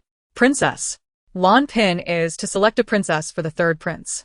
The arrogant girl, upon seeing someone assist the fallen lady, erupted again. And who might you be to oppose me? Yue Jiao, who had been frail and cared for in Jiangnan, had not attended any banquets since her return to the capital. And most people had never seen her. Miss, let us practice forgiveness. This young lady merely walked ahead of you. It is not a matter of great consequence. How dare you speak to me this way? With that, she lunged to strike Shin Yue Jiao. Song Suining signaled to Yu, who promptly intervened, grasping the hand that was about to hit Shin Yue Jiao. The onlookers were eager to see what would unfold when a powerful woman approached. This young lady frequently speaks of others' ignorance of etiquette. It seems you are quite knowledgeable. The noblewomen, led by Chen Xuerong, knelt before Song Suining. Greetings, your highness. Chapter 48. The selection of a princess for the third prince. The previously arrogant girl, witnessing the actions of those around her, was instantly terrified and dropped to her knees. Please rise. Young lady, you were quite audacious moments ago. May I inquire who your father is? I am Wang Yan, daughter of Wang Kuan. Song Suining nodded, a teasing glint in her eye. Lord Wang has truly raised his daughter well. You may kneel here for an incense stick's time. At that moment, Chen Xuerong stepped forward, her indignation evident. Your highness, this behavior is rather inappropriate. We are guests invited by Consort Lan. Do you not realize you are slapping Consort Lan's face? How dare you? Is this how the Qin family teaches you to rebel against authority? From behind the noblewomen, concubine Chen emerged.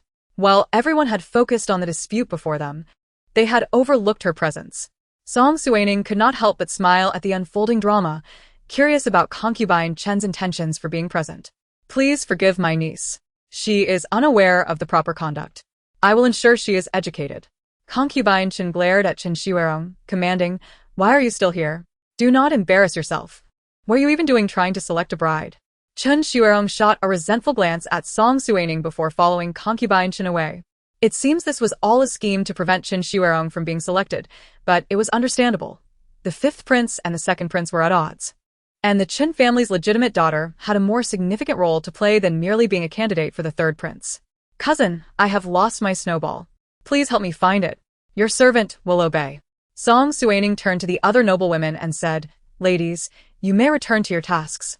With that, a multitude of noble women made their way toward Shilla Palace. Song Suining pulled Shen Yuejiao to a nearby pavilion and eagerly asked, "Cousin, did you not return to Jiangnan? How is it that you are among the candidates? Your Highness, you may not be aware, but Lan Pin is incredibly domineering. My grandparents had initially refused. Yet she persistently came to our door, claiming that our Shen family was ungrateful and looked down upon the third prince. Eventually, my grandfather had no choice but to allow me to participate in the selection." I see. The third prince is indeed frail, rarely leaving the palace. And there were rumors he would not live past 25. Yet, it seems Lan Pin harbors considerable ambition.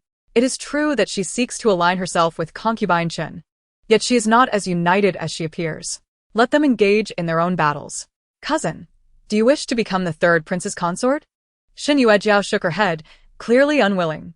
Having grown up in Jiangnan, a land filled with freedom, being chosen as a consort would mean confinement for life.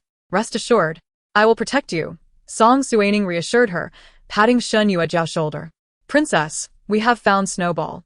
At that moment Bai Lu appeared, holding Snowball, who promptly jumped from her arms into Shen Yuejiao's embrace. Bai Lu chuckled, what a little flirt. It loves beautiful ladies. Miss Shen, please hold it. Indeed. The little fox nestled comfortably in Shen Yuejiao's arms, resembling a content kitten. Song Suining took Shen Yuejiao's hand and led her back toward Chongning Palace. Meanwhile, in her chamber, Lan Pin was in a furious rage, the room in disarray, while her maidens cowered in fear, anxious not to attract her ire. Your Highness, please do not be angry. The noble women will arrive shortly. We cannot lose face. Every one of them is opposing me. Concubine Chen is one thing, but now the Long Princess is joined in. What do you expect me to choose from these inferior girls? Your Highness, there are other noble women. Do not be anxious. There are many outstanding young ladies. It is merely that those before you lack insight. At that moment, a maid entered, announcing, Your Highness, the noble women have arrived and are waiting in the hall. Lan Pin tidied her appearance and stepped out of her chamber, as if nothing had transpired. Ladies, I have summoned you today primarily to observe the noble women of the capital and engage in pleasant conversation. Which one among you is Miss Wang Yan? Please step forward for me to see. At that moment, Wang Yan was utterly distracted by her recent encounter in the Imperial Garden and had not registered Lan Pin's words. Miss Wang Yan? A nearby noblewoman nudged her with her elbow, startling her into asking, What is it? Why did you nudge me? The noblewoman, feeling embarrassed, flushed a deep crimson. Realizing her faux pas, Wang Yan quickly bowed to Lan Pin, saying, Your Highness, I beg your pardon. I am unwell today. It was rumored that Miss Wang had displayed remarkable courage today, not only engaging in a physical altercation but also offending the Grand Princess. Upon hearing Yun Pin's remarks, Wang Yan broke into a cold sweat, unable to utter a word, and remained kneeling in silence. Observing her pitiable demeanor, Lan Pin felt a twinge of exasperation. With such a fragile constitution, how could she dare to participate in the selection of a prince's consort? In the Qingfeng Hall, Lady Chen gazed down at her kneeling niece with an expression of disappointment, slowly remarking, Shuirong, how often have I advised you against seeking fleeting triumph through words? Even I do not dare provoke the Grand Princess. Aunt, I realize my mistake, replied Shuirong. Stay here for a while. I shall send someone to escort you out of the palace shortly. I have heard you have been pursuing Yu Yanming these days? Aunt, I am fond of him, she confessed. Lady Chen regarded her with discontent, knowing that the Yu family was aligned with the second prince, often clashing with her own family. Let me make this clear. Should you continue to follow him, be wary of my displeasure. Shuirong, unwilling to relent, gazed back at Lady Chen.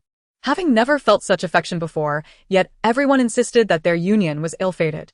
She cared little for political affairs, yearning only to be with her beloved for eternity. Aunt, please grant me a little time. Lady Chen, realizing she had spoken too harshly, approached Shuirong and gently placed a hand on her shoulder, saying, Shuirong, women of the Qin family have never had the liberty to choose their own happiness. We must consider the future of the Qin family. It is not just you, your aunt has endured the same. Hearing these words, Shuirong clutched Lady Chen's arm and broke down in tears. As evening fell, the noble women were finally escorted out of the palace. Inside the Chongning Palace, Shen Yuejiao and Song Suining were engrossed in a game of chess. I win. Your Highness, I humbly accept your defeat, Shen Yuejiao declared. Supporting her chin with her hand, Song Suining looked at her with glistening eyes and pouted. Cousin, why do you always win? Shun Yue Jiao replied gently. Next time, I shall teach you how to play. They exchanged a warm smile. Chapter 49. By Maching's heart stirred the following day. Song Suining languished on her bed. Noticing her lethargy, Mama Xin realized the princess's monthly visitor had arrived and covered her with a blanket. Mama, please don't, she protested. Beads of sweat formed on Song Suining's forehead. Her cheeks flushed. Understanding that the heavy blanket was not beneficial, Mama Xin lit the charcoal fire and removed the thick cover. Instantly, Song Suining felt a sense of relief as she lay on her bed, reviewing the accounts. The day prior, Yulan had sent a detailed report of the earnings from the Moonlight Pavilion over the past fortnight, and upon reading it, Song Suining's jaw dropped in astonishment. They had earned such a substantial sum in merely half a month, revealing Yulan's remarkable talent in commerce. Bai Lu, where's Xiaji? I haven't seen him these past few days. Your Highness, after the assassination attempt, the Emperor held Xiaji responsible for not protecting you well and ordered him to receive 20 lashes. He is currently recuperating from his injuries. Why was I not informed of this sooner? Bai Lu hesitated, saying, it was Xiaji who instructed us not to mention it, believing it was his duty and that the Emperor's punishment was justified. He wished to spare you further distress. Song Suining immediately rose and instructed Bai Lu, go fetch a physician. We shall visit Xiaji. Shortly after, Bai Lu returned with Physician Su, who, upon seeing the princess's vibrant demeanor, was puzzled. Recalling that the little maid had mentioned someone was injured in Chongning Palace and had rushed over, without changing his clothes. Your Highness, please follow me, she beckoned. Physician Su wiped the sweat from his brow, trailing behind Song Suining through the narrow pathways until they reached a modest dwelling. Xiaji. Xiaji. Song Suining called several times before a low voice emerged from within. Your Highness, I am injured and cannot greet you properly. Please forgive me. Entering the room, the bright sunlight flooded in, and Xiaji raised a hand to shield his eyes. Physician Su, please examine his injuries. The physician approached to take Xiaji's pulse, inquiring about the location of his wounds. Xiaji's face flushed, seemingly embarrassed. Song Suining, witnessing his bashful demeanor, couldn't help but smile. This version of Xiaji was far more endearing than the cold facades he typically wore. I shall wait outside. Please attend to him carefully. With that, Song Suining exited to sit on a stone bench in the courtyard. Bai Lu, when did you become a shadow guard? Bai Lu suddenly recalled her childhood when her family struggled to make ends meet and sold her to a brothel. Discontent, she escaped and resorted to begging on the streets. One day, a man approached her and asked if she wanted to eat her fill. Overwhelmed by hunger, she followed him. There were many children like her, all seeking food. The man explained that only those who survived until the end could eat their fill, leading to a brutal competition in which only 24 lived. She considered herself fortunate. 5 years old, Song Suining thought, her heart aching. What a concept! To endure such training at such a tender age, they must have suffered greatly. Just then, the physician emerged from the room, prompting Song Suining to rush forward and ask, how is he? Your Highness, the gentleman only has superficial injuries. I have applied medicine. He will recover in a few days. Thank you, physician. After the physician took his leave, Song Suining entered the dimly lit room, where only a single lamp cast a weak glow. She opened the window, flooding the space with light. Xiaji, focus on your recovery. The physician will return tomorrow. He nodded in response. Throughout his life, no one had ever shown him such care until this moment, causing his heart to flutter with warmth as if something within him was beginning to thaw. Xiaji, rest well. I shall take my leave now. Xiaji gazed at the princess with gratitude, offering his thanks. Meanwhile, in the Bai residence, Bai Macheng wandered aimlessly, lost in thought. Observing his distracted demeanor, Ah Fu quickly inquired, young master, what troubles you? Ah Fu, I have a question. How does one determine if they have fallen for someone? Ah Fu scratched his head, hesitating before responding, young master, I am unsure. I have never liked anyone. Perhaps we should ask Yuanan, who is already married. Yes. Asking Ah Fu is of little use. It would be wiser to consult someone who is wed. Yuanan, what is your command, young master? Bai Macheng gazed at him and whispered, Yuanan, do you know what it feels like to have feelings for someone?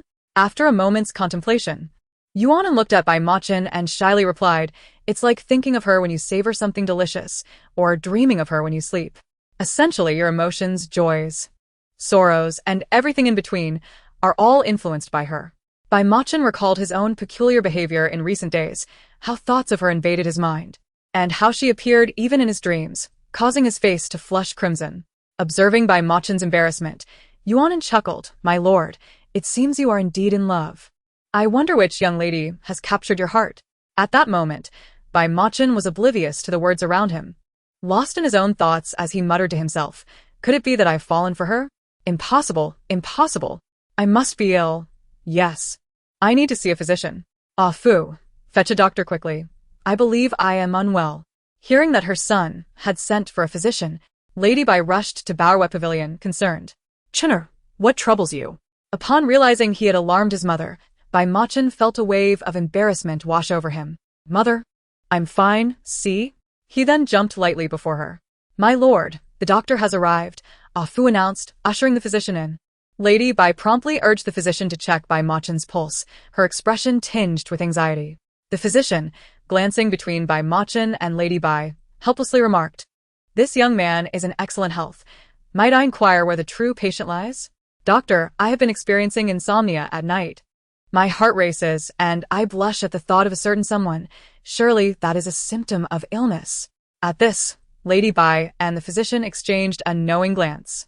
The physician, unhesitatingly, packed away his medical bag, saying, "Young General Bai, this affliction is beyond my expertise. You must seek out the one who causes your heart to flutter." Extending his hand, the physician looked at Bai Machin and declared, "Young General Bai, please settle the consultation fee. You haven't even diagnosed me yet, and you demand payment?" At that moment, Lady Bai offered a silver ingot to the physician, who accepted it with a grin, remarking as he stepped to the door, "I never expected to encounter a fool today, earning silver for nothing." Chapter 50. An appointment at the West Market Churner. "Please tell your mother the name of the lady who makes your heart race?" "Mother, you need not concern yourself with it. I must take my leave." Bai Machin replied hastily, retreating to his residence. Witnessing her son's hasty departure, Lady Bai felt a surge of curiosity towards the girl in question. Once inside, she locked herself away, grasping a brush and ink, yet despite multiple attempts, she could not craft a satisfactory letter. "Is this impolite? Let me try again." The floor was strewn with discarded sheets of paper, creating a chaotic scene. Ah Fu stood outside the door, listening to his master's musings. "My lord, do you require my assistance?" No, no. After much contemplation, Bai Machin finally produced a letter that pleased him. Elated, he flung open the door and dashed outside. At that moment, Lady Bai emerged from the corridor, witnessing her son leave with such joy.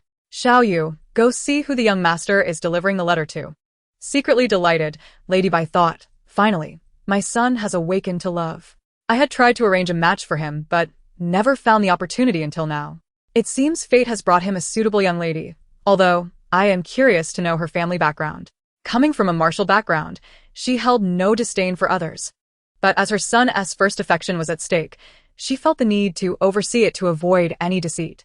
Just then, Xiao Yu returned, excitedly grasping Lady Bai's hand. "Madam, the young master truly has someone special in mind. It is the princess. I saw him personally deliver the letter to Lady Shen, who is beside the crown princess." "Who? Xiao Yu, did I hear you correctly?" Xiao Yu nodded vigorously, having seen the crown princess herself, who was indeed stunning. If she were to marry her son, they would be a perfect match. "Xiao Yu, let us procure a gift. The crown princess has been injured. We should visit her in the palace." Upon hearing her mistress's urgency, Xiao Yu realized the resemblance to the young master's hasty demeanor, thinking how it must run in the family. "Madam, wait for me." In Longning Palace, beneath a tree, Song Suining reclined in a rocking chair, while Yu fanned her, creating a serene atmosphere. "Your Highness, the young General Bai has sent a letter." Song Suining took the letter from Lady Shen and read it carefully. After several days, Bai Machin still remembered their promise of a meal together. "Yu, Bai Lu, we are leaving the palace." At that moment, Chun Tao dashed out from the room, pouting. "Your Highness, why am I not included?" "Chun Tao, your injury is not fully healed. Remain here, and I shall bring you back some fresh pastries." Chun Tao nodded reluctantly, then turned to Bai Lu, saying, "Sister Bai Lu, please protect our princess." Still haunted by past assassination attempts, Chun Tao remained vigilant, wary of anyone approaching the princess. Suspecting the worst, "I will ensure the princess's safety. Bai Lu reassured her. In Luyan Palace, Song swore and slapped a palace maid across the face, chastising her. Didn't you assure me that everything was foolproof? Now I have been humiliated. The events of her previous embarrassment at Song Suining's birthday banquet had resurfaced, causing a scandal. With great effort, she and her mother had suppressed the matter, only for it to flare up again. Your Highness, it was my oversight. This must be the doing of the crown princess. Song swore and angrily hurled a teacup, splashing scalding water on the maid's hands. Ah, so it is Song Suining again. A calamity that brings misfortune to my family. You better devise a plan. I grant you one more chance. If you fail again, beware of your skin. Perhaps your birthday banquet could be an opportunity, the maid suggested. After pondering the maid's proposal, Song swore and finally agreed. Very well, we shall proceed as you suggest. As Song Suining exited the palace gates, she spotted a young man in white leaning against a tree. Upon noticing her, he hurried over with a gentle smile, his eyes sparkling like crescent moons. Song Suining, you have arrived. Song Suining nodded in acknowledgement, stepping closer to see that his gaze held only her. As if the world's clamor faded away. A talented troupe has arrived at the West Market, said to be from the western regions. Shall we go see? Yes. The streets were bustling with people, the air rich with the tantalizing aromas of delectable treats as merchants employed every tactic to entice customers. Candied hawthorn. Get your candied hawthorn here. 3 coins for a skewer, sweet and delicious. Bai Machin pulled Song Suining along, calling out, Shopkeeper. I will have 3 skewers of candied hawthorn for these 3 young ladies. Bai Lu waved her hand in refusal. I do not eat sweets. Song Suining handed the candied hawthorn to her, saying, Bai Lu, you need not worry about paying. Take it. Seeing her princess's words, Bai Lu accepted the treat without further protest, while Bai Machin smiled at the scene. Meanwhile, in the Linglong Pavilion on the 2nd floor, Lady Bai was resting. As she leaned out to catch a glimpse of her son, a radiant smile spread across her face at the sight of him. Xiao Yu, let us go downstairs.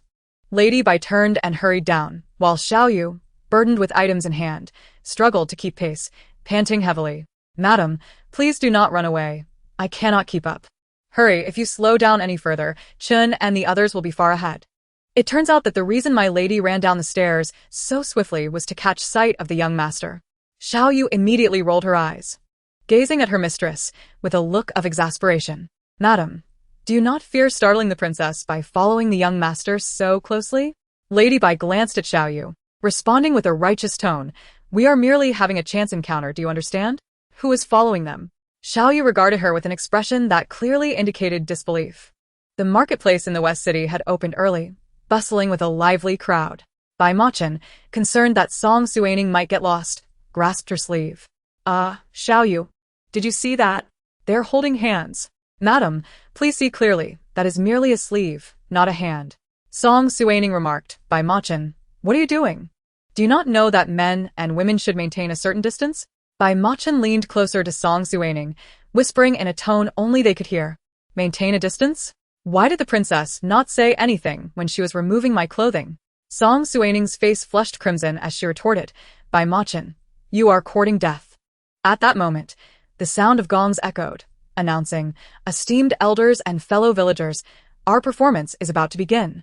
Chapter 51. Moonlight Pavilion. At this time, the area near the viewing platform was packed to the brim. Fearing any mishaps, Bai Machin took Song Suining's hand and led her to a more spacious location. Various magical acts and lion dances captivated the attention of countless onlookers, with cheers and applause ringing out continuously.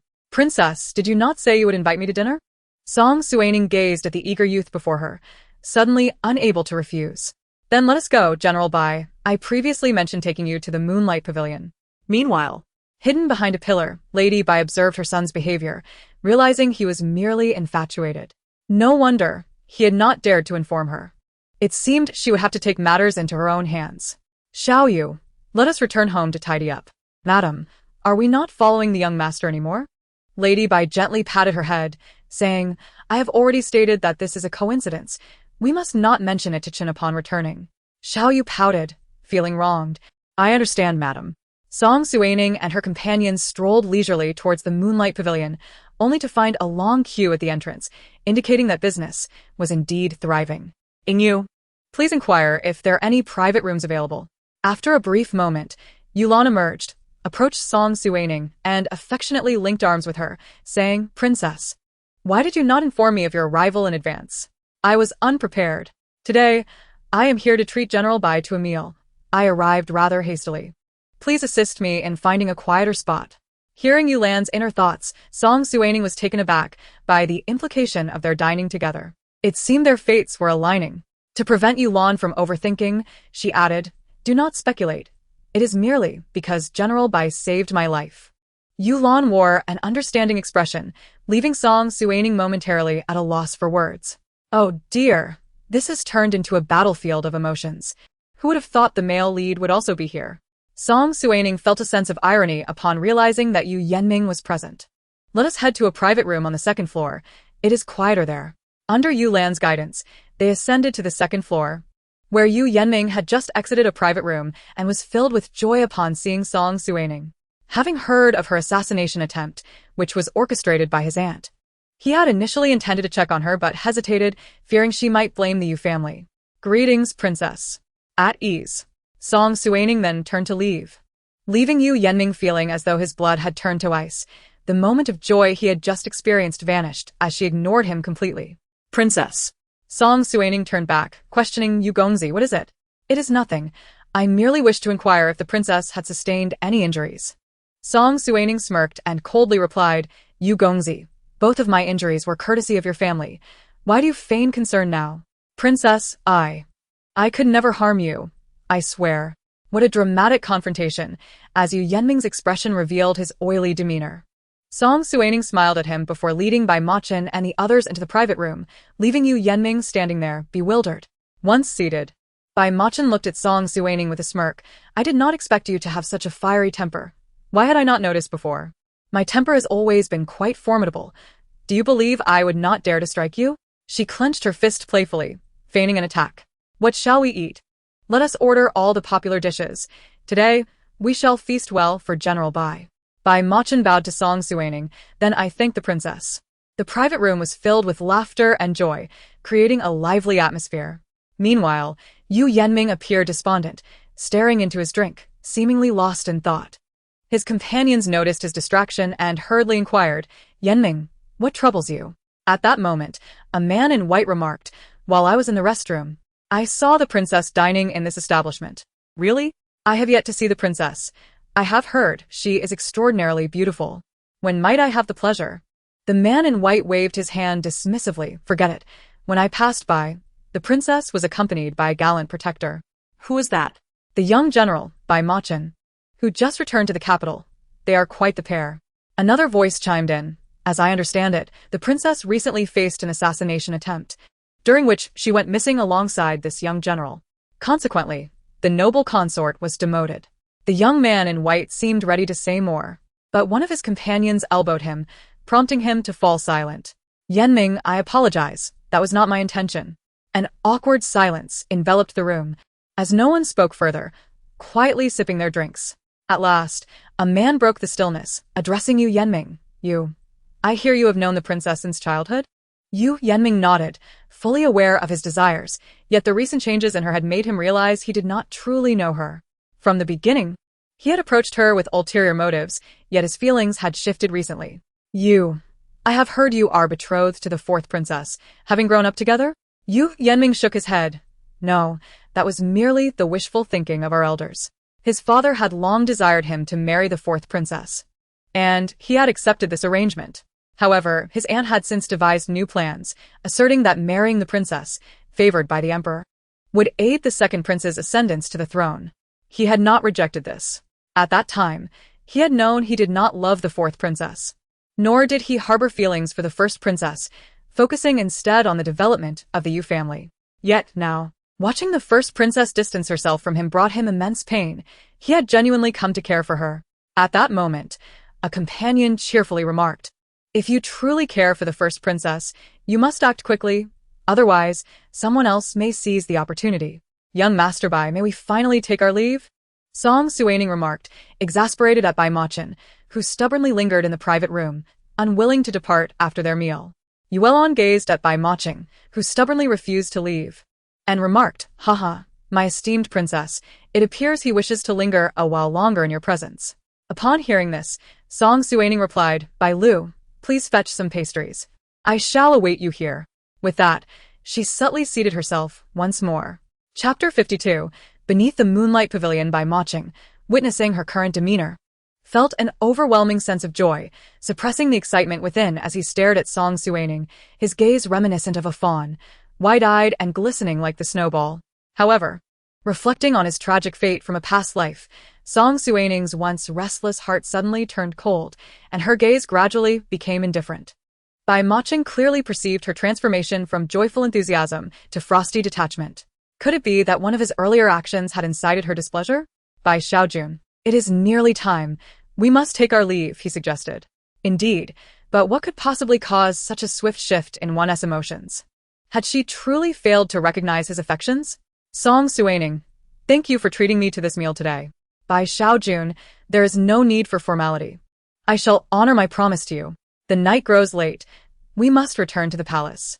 Together, Song Suining and Bai Maching departed the tavern. As they descended the stairs, Yu Yanming stood at the entrance, seemingly awaiting someone. Bai Maching felt a twinge of discomfort as he observed the princess and Yu Yanming sharing light-hearted banter. He had waited long to catch a glimpse of her. Song Suining, appearing oblivious, passed directly by him, while Bai Maching noticed the glint in Yu Yanming's eyes. Could the princess's abrupt emotional shift be linked to him? "Princess, please wait a moment."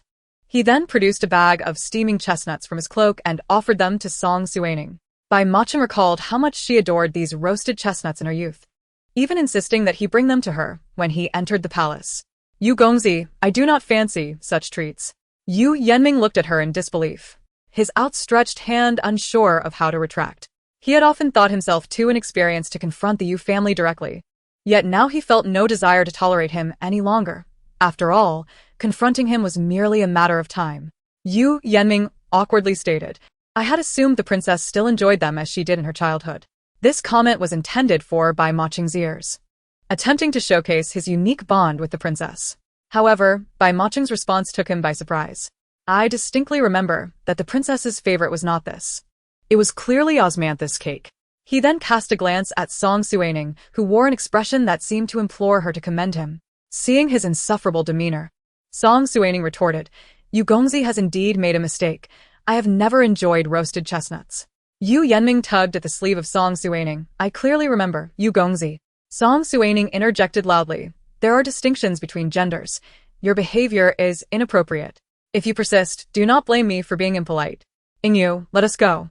With that, Song Suining swiftly exited the moonlight pavilion. Bai Maching, watching her retreating figure, felt an inexplicable reluctance to part ways. Upon returning to Chongning Palace, Shen Mama presented an invitation. "Princess, it is a birthday invitation from the fourth princess." At that moment, Chun Tao, enjoying some pastries, approached Song Suining. "Princess, the fourth princess harbors ill intentions. Should we attend?" Memories of her last birthday banquet filled Chun Tao with trepidation, for the fourth princess could not bear to see their princess thrive. "Of course we must go. After all, she made a mockery of my last birthday celebration. It is only proper that we return the courtesy." In Iha Palace, since the concubine had been confined, she isolated herself in her chambers, her hair disheveled and neglected. A maid approached, placing food beside her, gazing at the concubine with concern. "My lady, please eat a little. How can you expect the fourth princess and the second prince to feel at ease with you in such a state? The second prince is the emperor's favored son, and it is only a matter of time before you leave here." Turning to the maid, Yu Pin scoffed. "Why would you continue to follow me in my current state of disgrace?" The maid knelt before her, sincerity in her eyes. "My lady, perhaps you have forgotten. When I first entered the palace and erred, I was nearly beaten to death by the matron. You interceded on my behalf, allowing me to live to this day. Regardless, I shall remain by your side." Yu Pin, taken aback by her words, regarded her closely, realizing she was a maid she had not noticed before. "What was your previous role? I have never seen you before." "My lady, I was merely a cleaning maid, unworthy of appearing before you. I have only recently obtained this opportunity and hope you do not despise me." Yu Pin's gaze shifted to the distance, a fierce expression crossing her face. It was rare for one in her current predicament to encounter such loyalty. When the time came for her to emerge, she would surely reclaim her honor. Chapter 53. The birthday feast's deception. The Luyan Hall was already bustling with guests, yet the atmosphere of this birthday feast was far less lively than in previous years, suggesting she had orchestrated it herself. Sister, you have arrived. Song Suiran approached, affectionately linking her arm with Song Suining's. Sister, I thought you would not come. How could I not? Though your mother attempted to assassinate me, I bear no ill will towards you, for you were unaware of her intentions, were you not?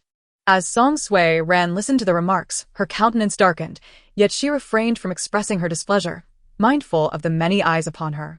The onlookers whispered among themselves, remarking on the grandeur of the princess for attending the fourth princess's birthday banquet despite the circumstances.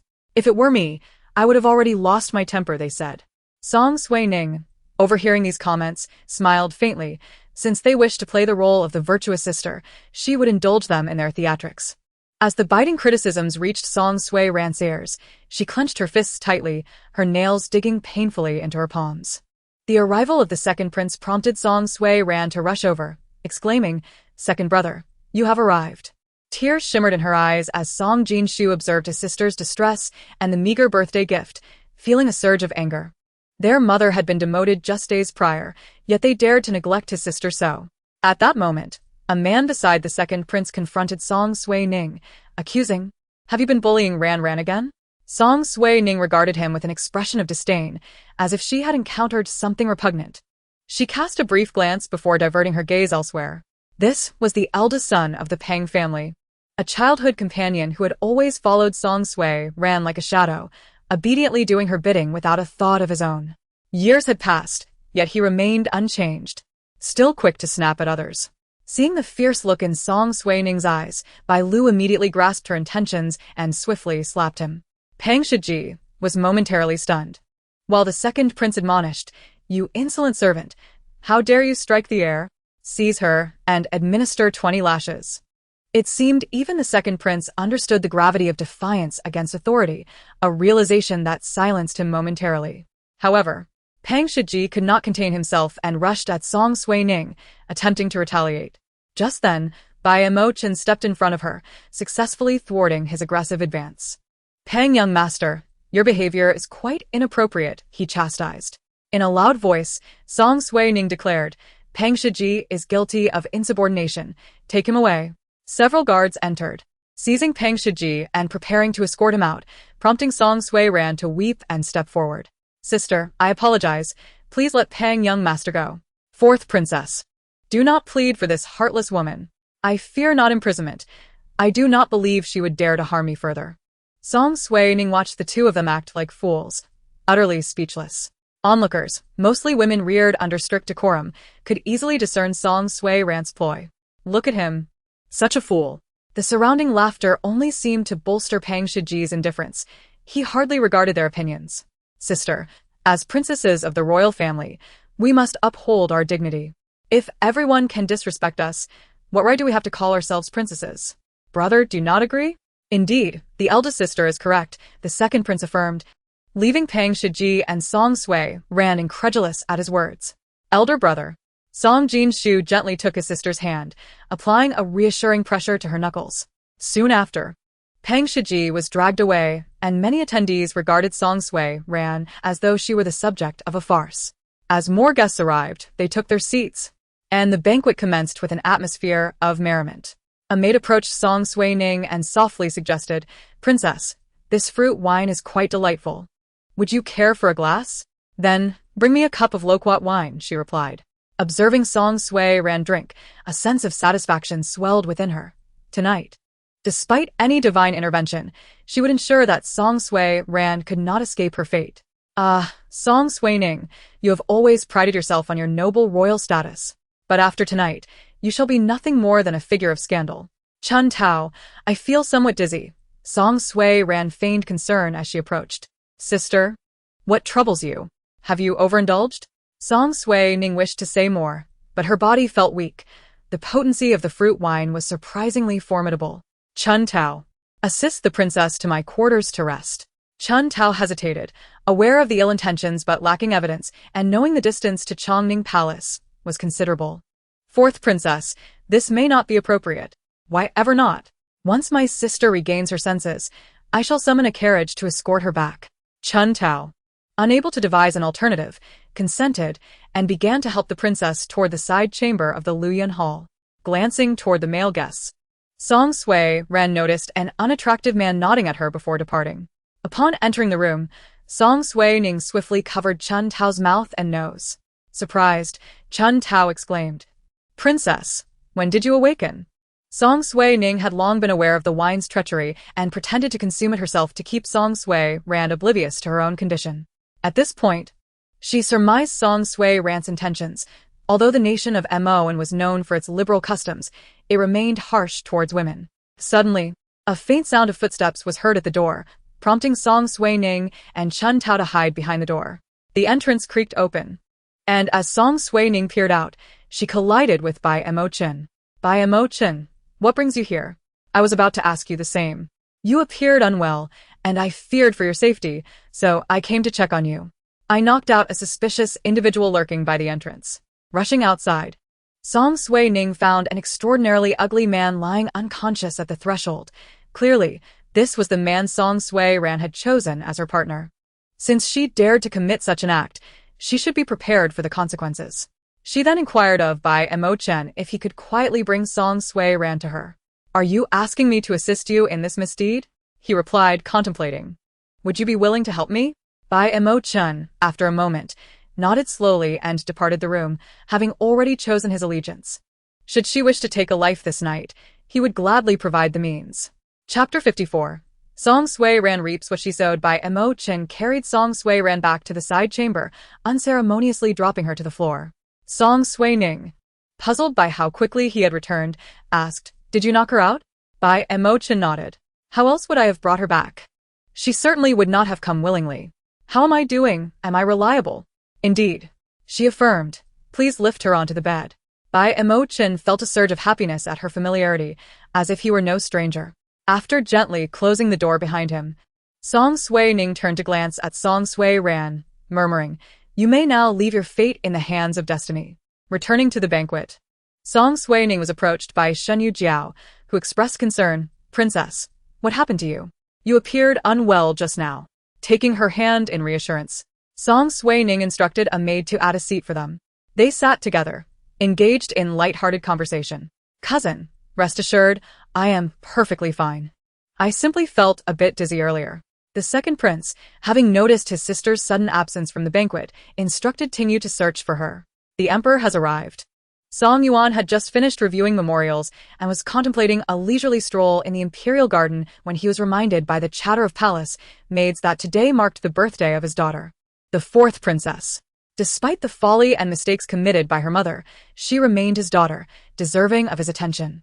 "Your Majesty, we feared you would not come," exclaimed Song Jinshu, visibly delighted by the emperor's arrival. Having long accepted the possibility of his father's absence, especially given the severity of his mother's transgressions, he was pleasantly surprised. "Why would I not come? She is my child," the emperor replied. At that moment, a palace maid passing by overheard suggestive sounds emanating from a nearby chamber, her cheeks flushing with embarrassment.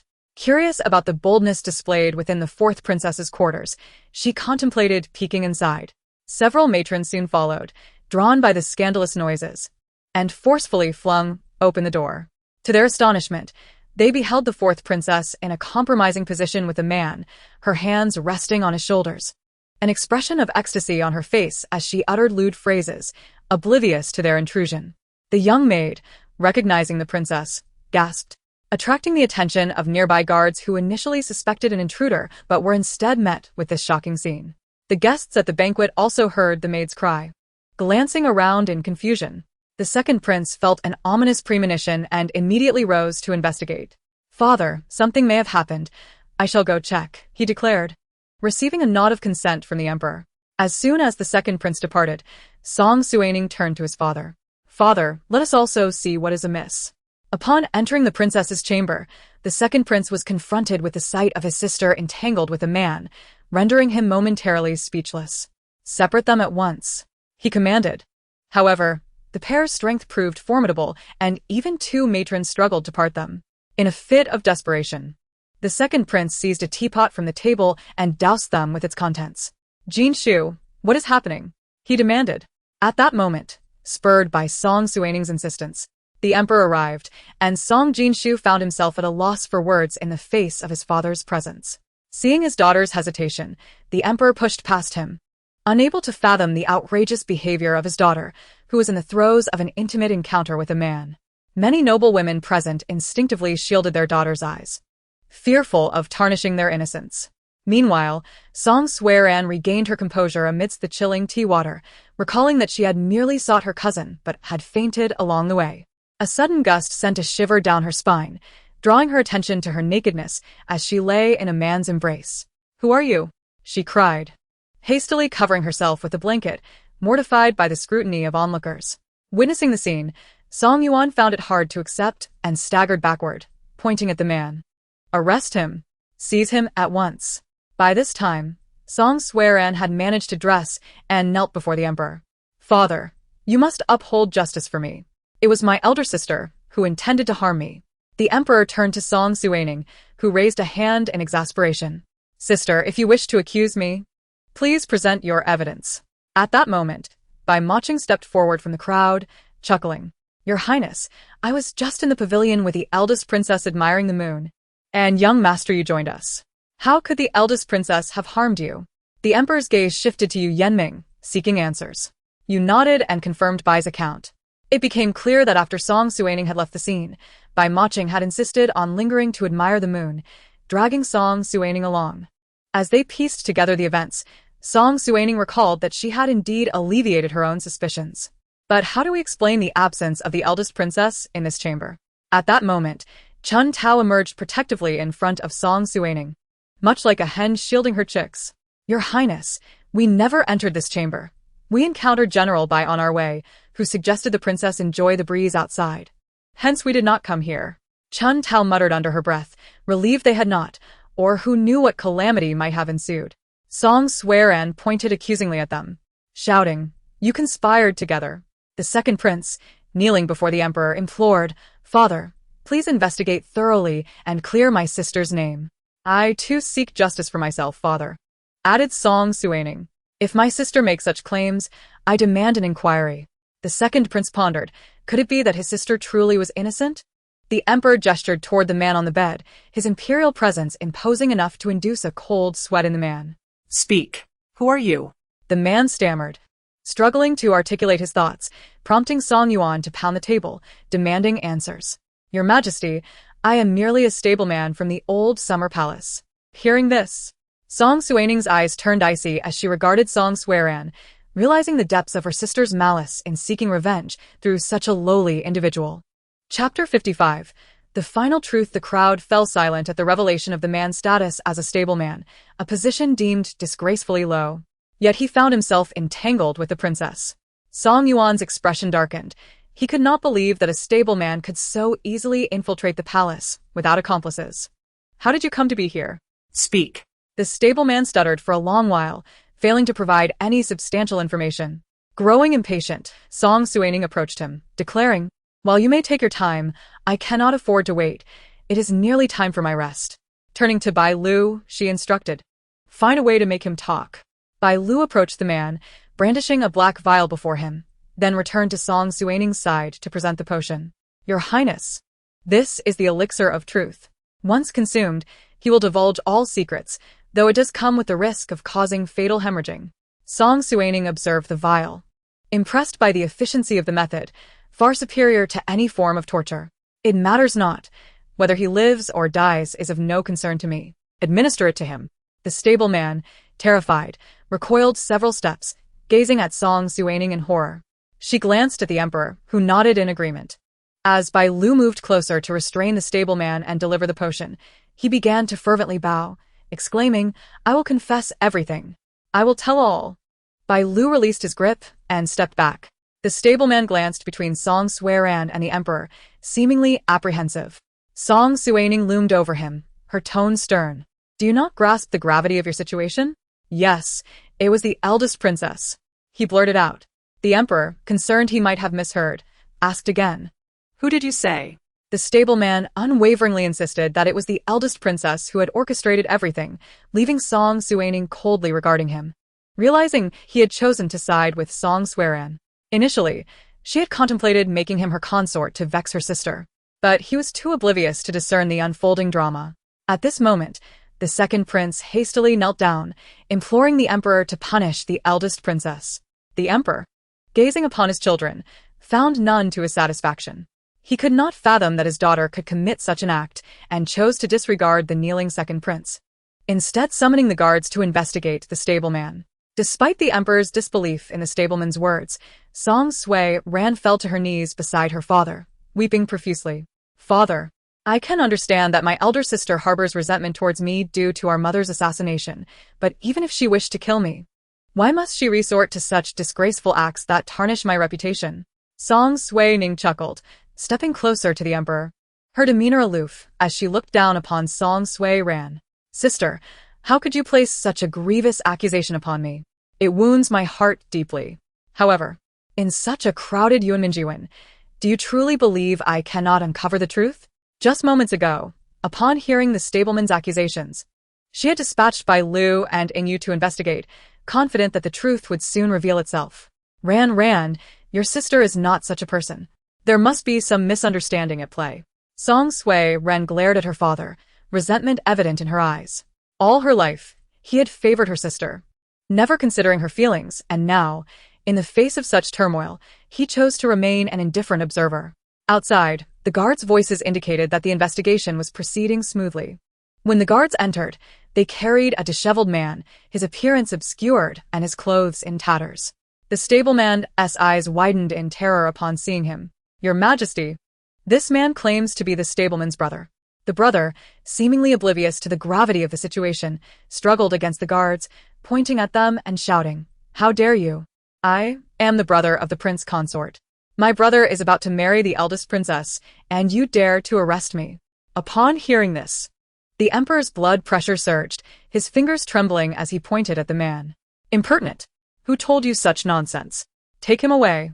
Song Suining approached the emperor, whispering, "Father, there must be a reason behind his words. He wouldn't make such claims without cause. I suggest we drag him away for a beating, and if he remains obstinate, we can employ Bai Lu's method." The emperor waved his hand, commanding the guards to take the man away and administer 20 lashes. Hearing this, Song Sui Ran rushed to her father's feet.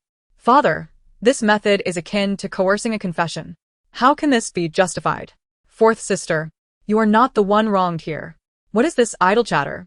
Or do you not wish to uncover the truth?" At her words, Song Sui Ran fell silent, momentarily at a loss. The sound of the whip striking flesh echoed through the chamber, causing the noble women present to huddle together in fright. The stableman trembled, sweat trickling down his brow as he listened to his brother's agonized cries.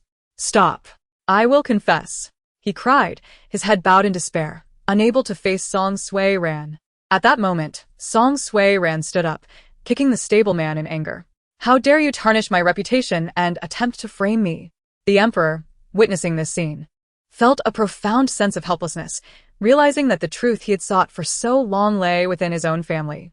Observing his father's weary expression, Song Suining wished to bring this matter to a swift conclusion. "Speak of the events as they transpired." The stableman glanced at Song Sui Ran, his previous hesitation fading as he recounted the tale. "The fourth princess promised me a way to win the eldest princess's favor, assuring that the emperor would not punish her. I believed I had a chance to become the eldest princess's consort, but I did not know why the fourth princess was involved." The second prince kicked the stableman to the ground. "How dare you slander the fourth princess? Father, I demand this man be executed." Song Suining regarded her brother. "Why the haste, dear brother? We have yet to clarify the situation." She then turned her attention back to the stableman. "Are you aware of the gravity of your statements? What evidence do you possess to substantiate your claims? The eldest princess sent her maid to me, providing me with treasures and jewels, which I have not spent, but hidden beneath my bed." Chapter 56. The humiliation of the Yu family. Upon hearing this, Song Suining turned to Bai Lu, who quickly grasped her intentions and rushed to Unwittingly to retrieve the evidence. Bai Lu soon returned, casting the items onto the ground, revealing a trove of silver and jewels for all to see. Upon spotting the treasures, Song Yuan's blood ran cold.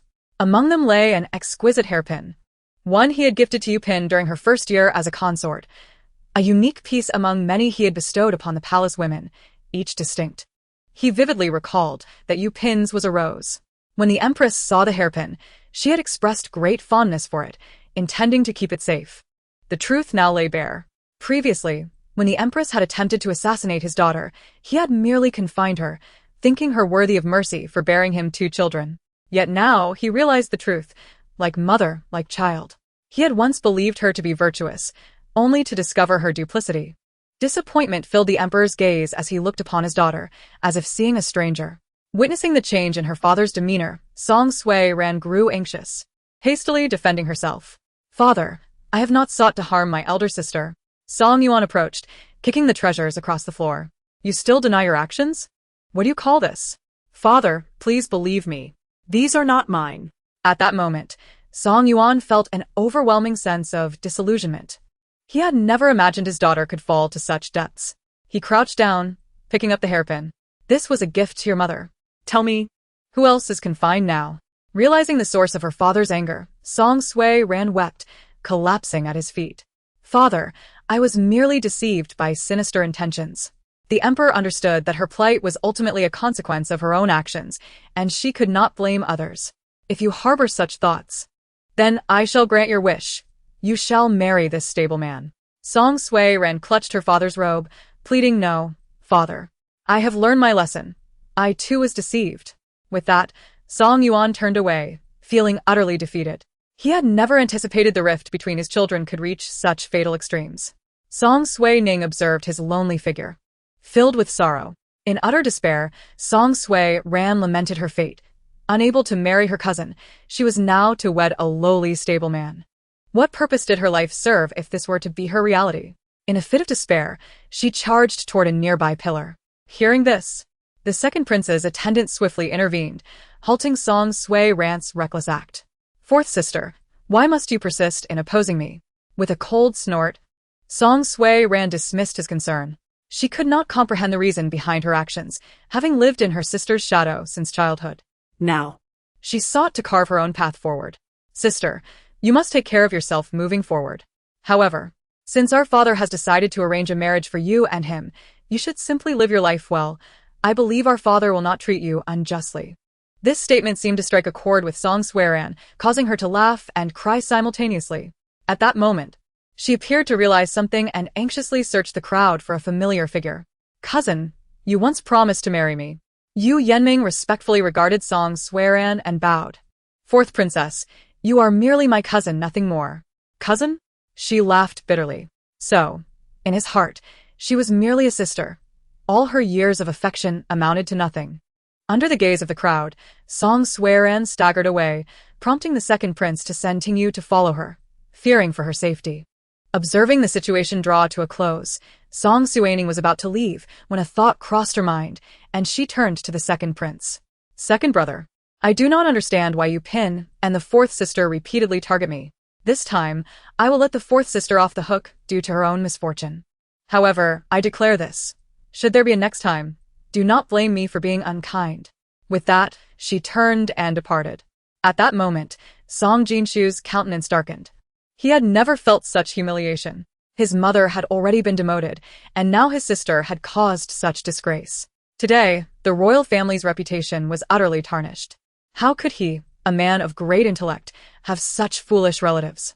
Let us return to the palace. The second prince rose swiftly and left the scene. Once the second prince had departed, the noble ladies and wives dared to speak amongst themselves, whispering, "What a situation!"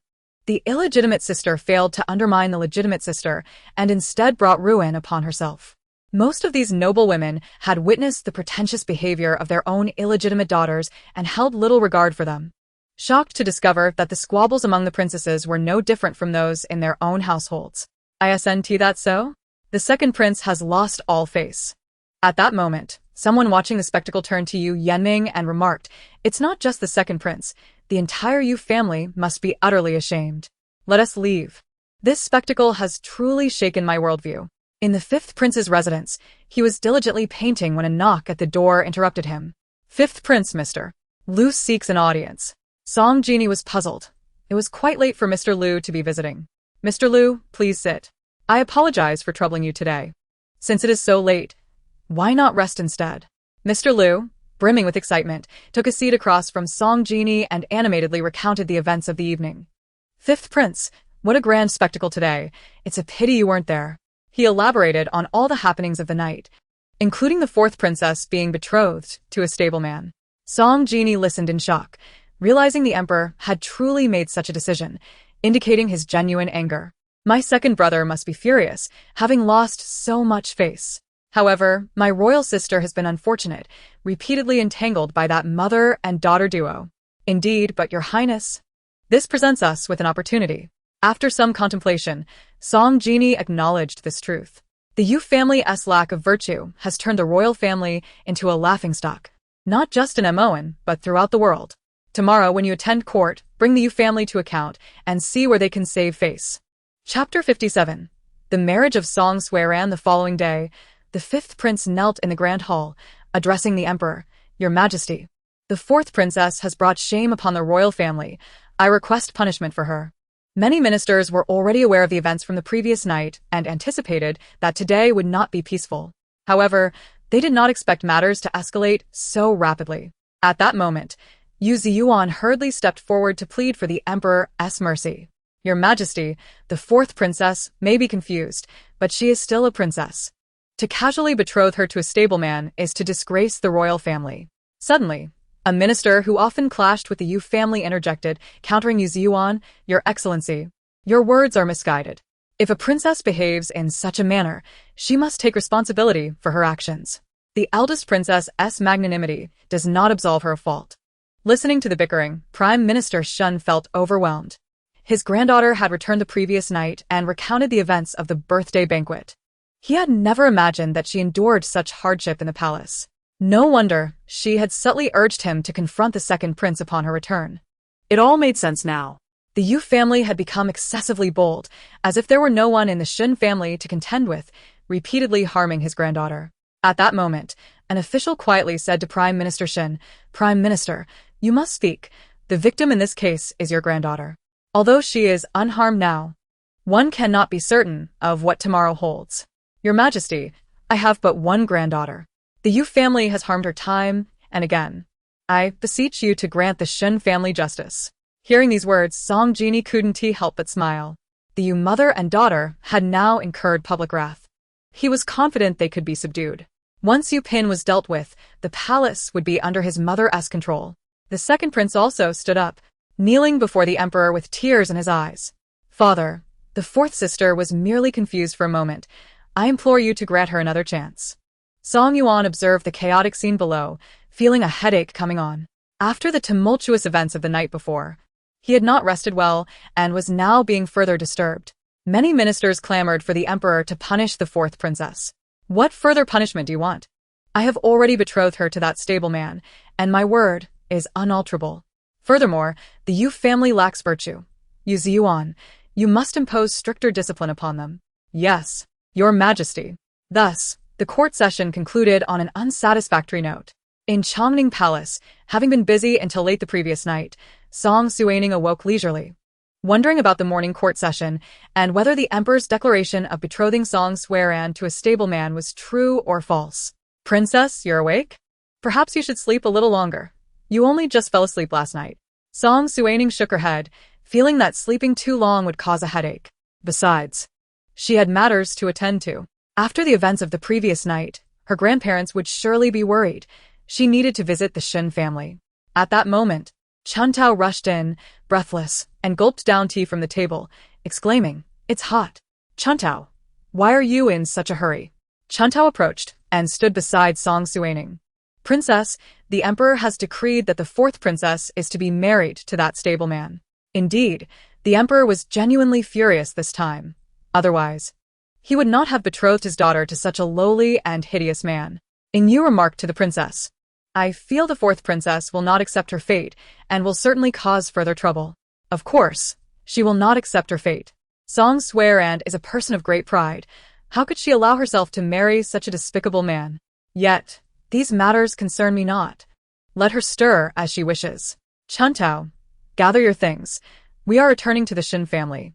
Yes, princess. The Shun family was delighted to see their granddaughter return, with Mrs. Shun nearly in tears. Ning, I have heard about last night's events. You have worked hard. Grandmother, there is nothing to worry about. Upon hearing her granddaughter's nonchalant response, Mrs. Shin felt a profound ache in her heart. How much had the little one endured to remain so composed? Ning.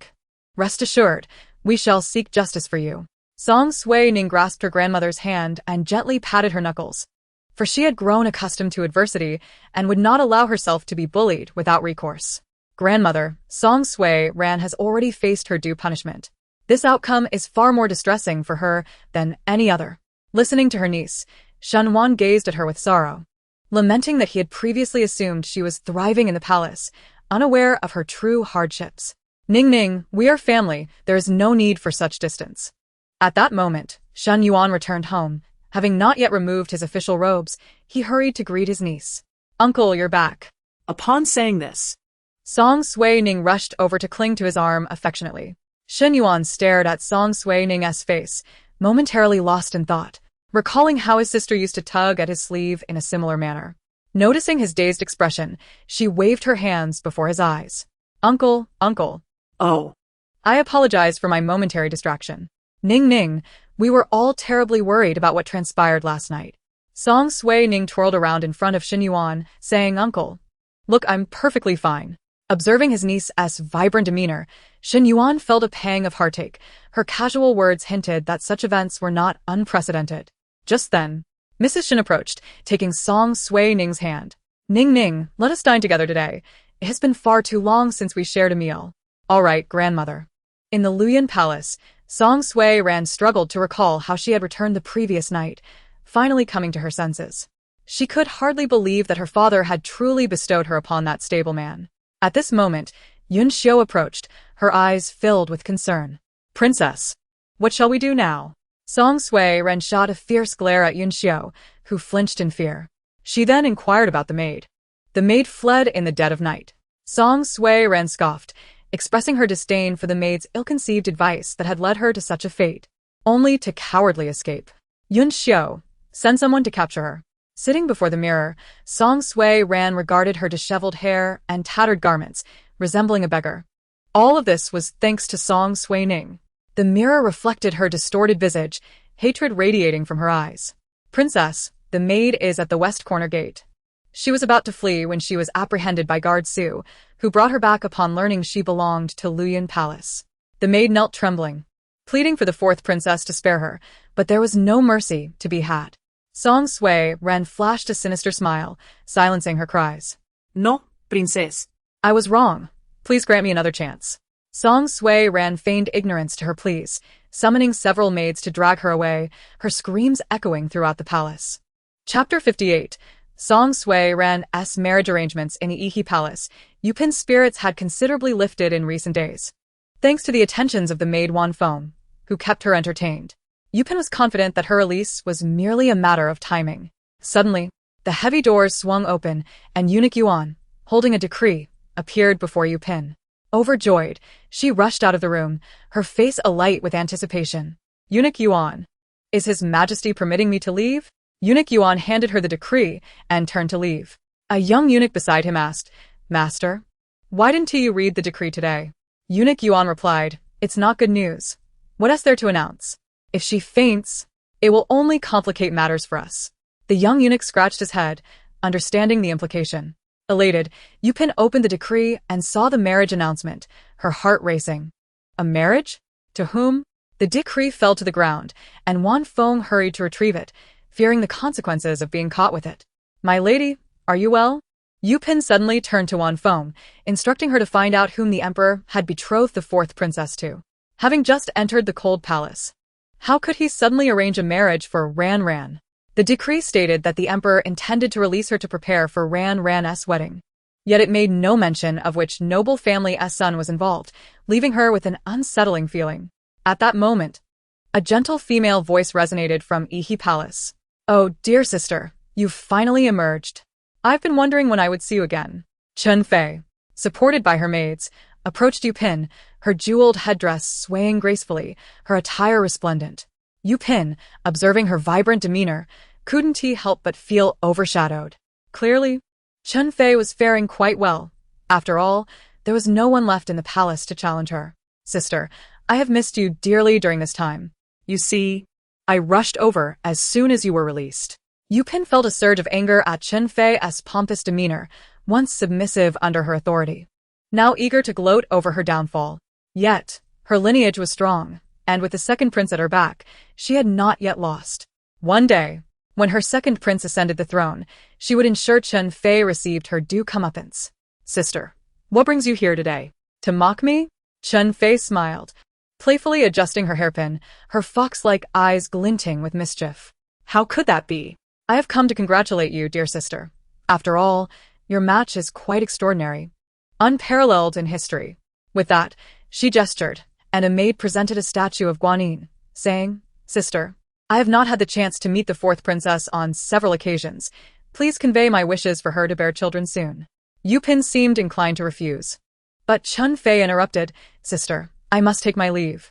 Should the fourth princess require assistance with her wedding preparations, do not hesitate to call for me." With that, she turned to depart. Yupin waited anxiously for Wan Feng's return, pulling her down to sit beside her. "Have you found out who the fourth princess's husband is?"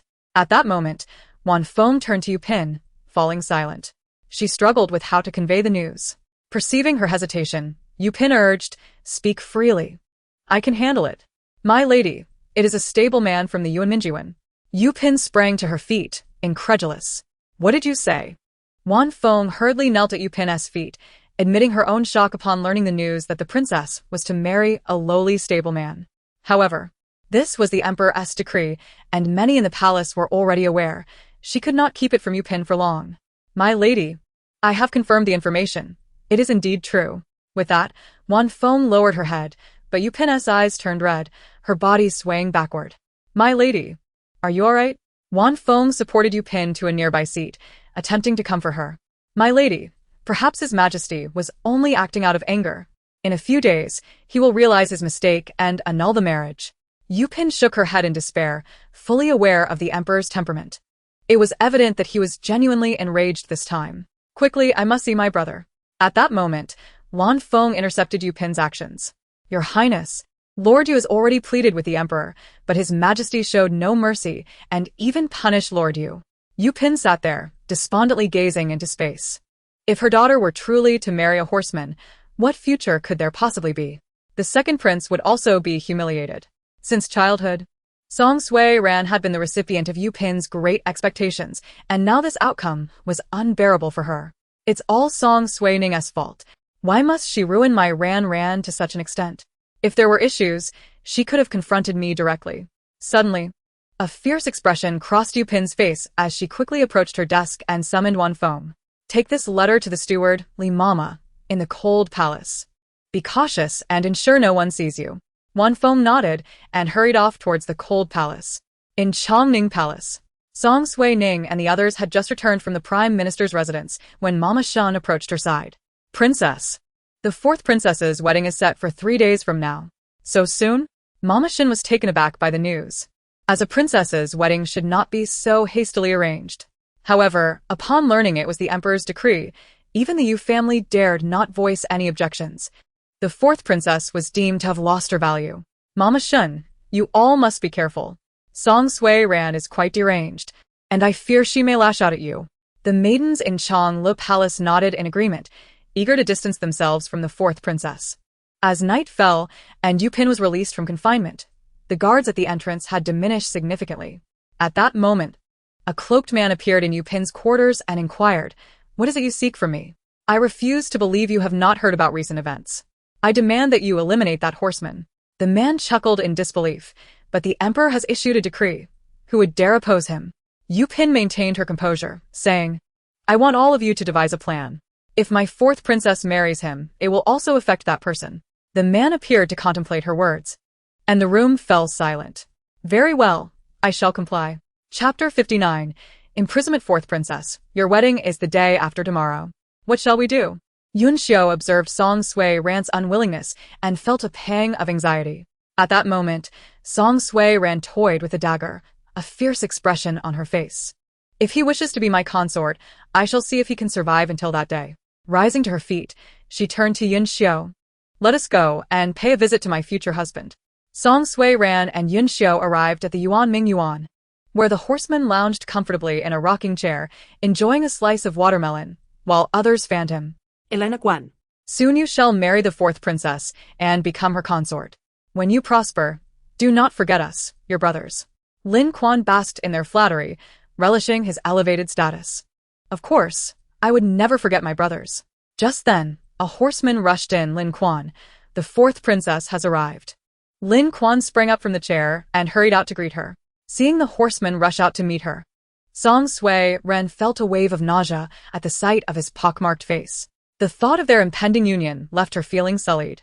Your Highness, what brings you here? Take me to see this Yuan. Lin Quan eagerly led Song Sui Ran, introducing her to various horses, while she followed silently behind. The other horsemen in the stables looked at Lin Quan with envy, dreaming of the day they might marry such a beautiful bride. Fourth princess, we shall soon be husband and wife. Though I may not be handsome, I vow to treat you well.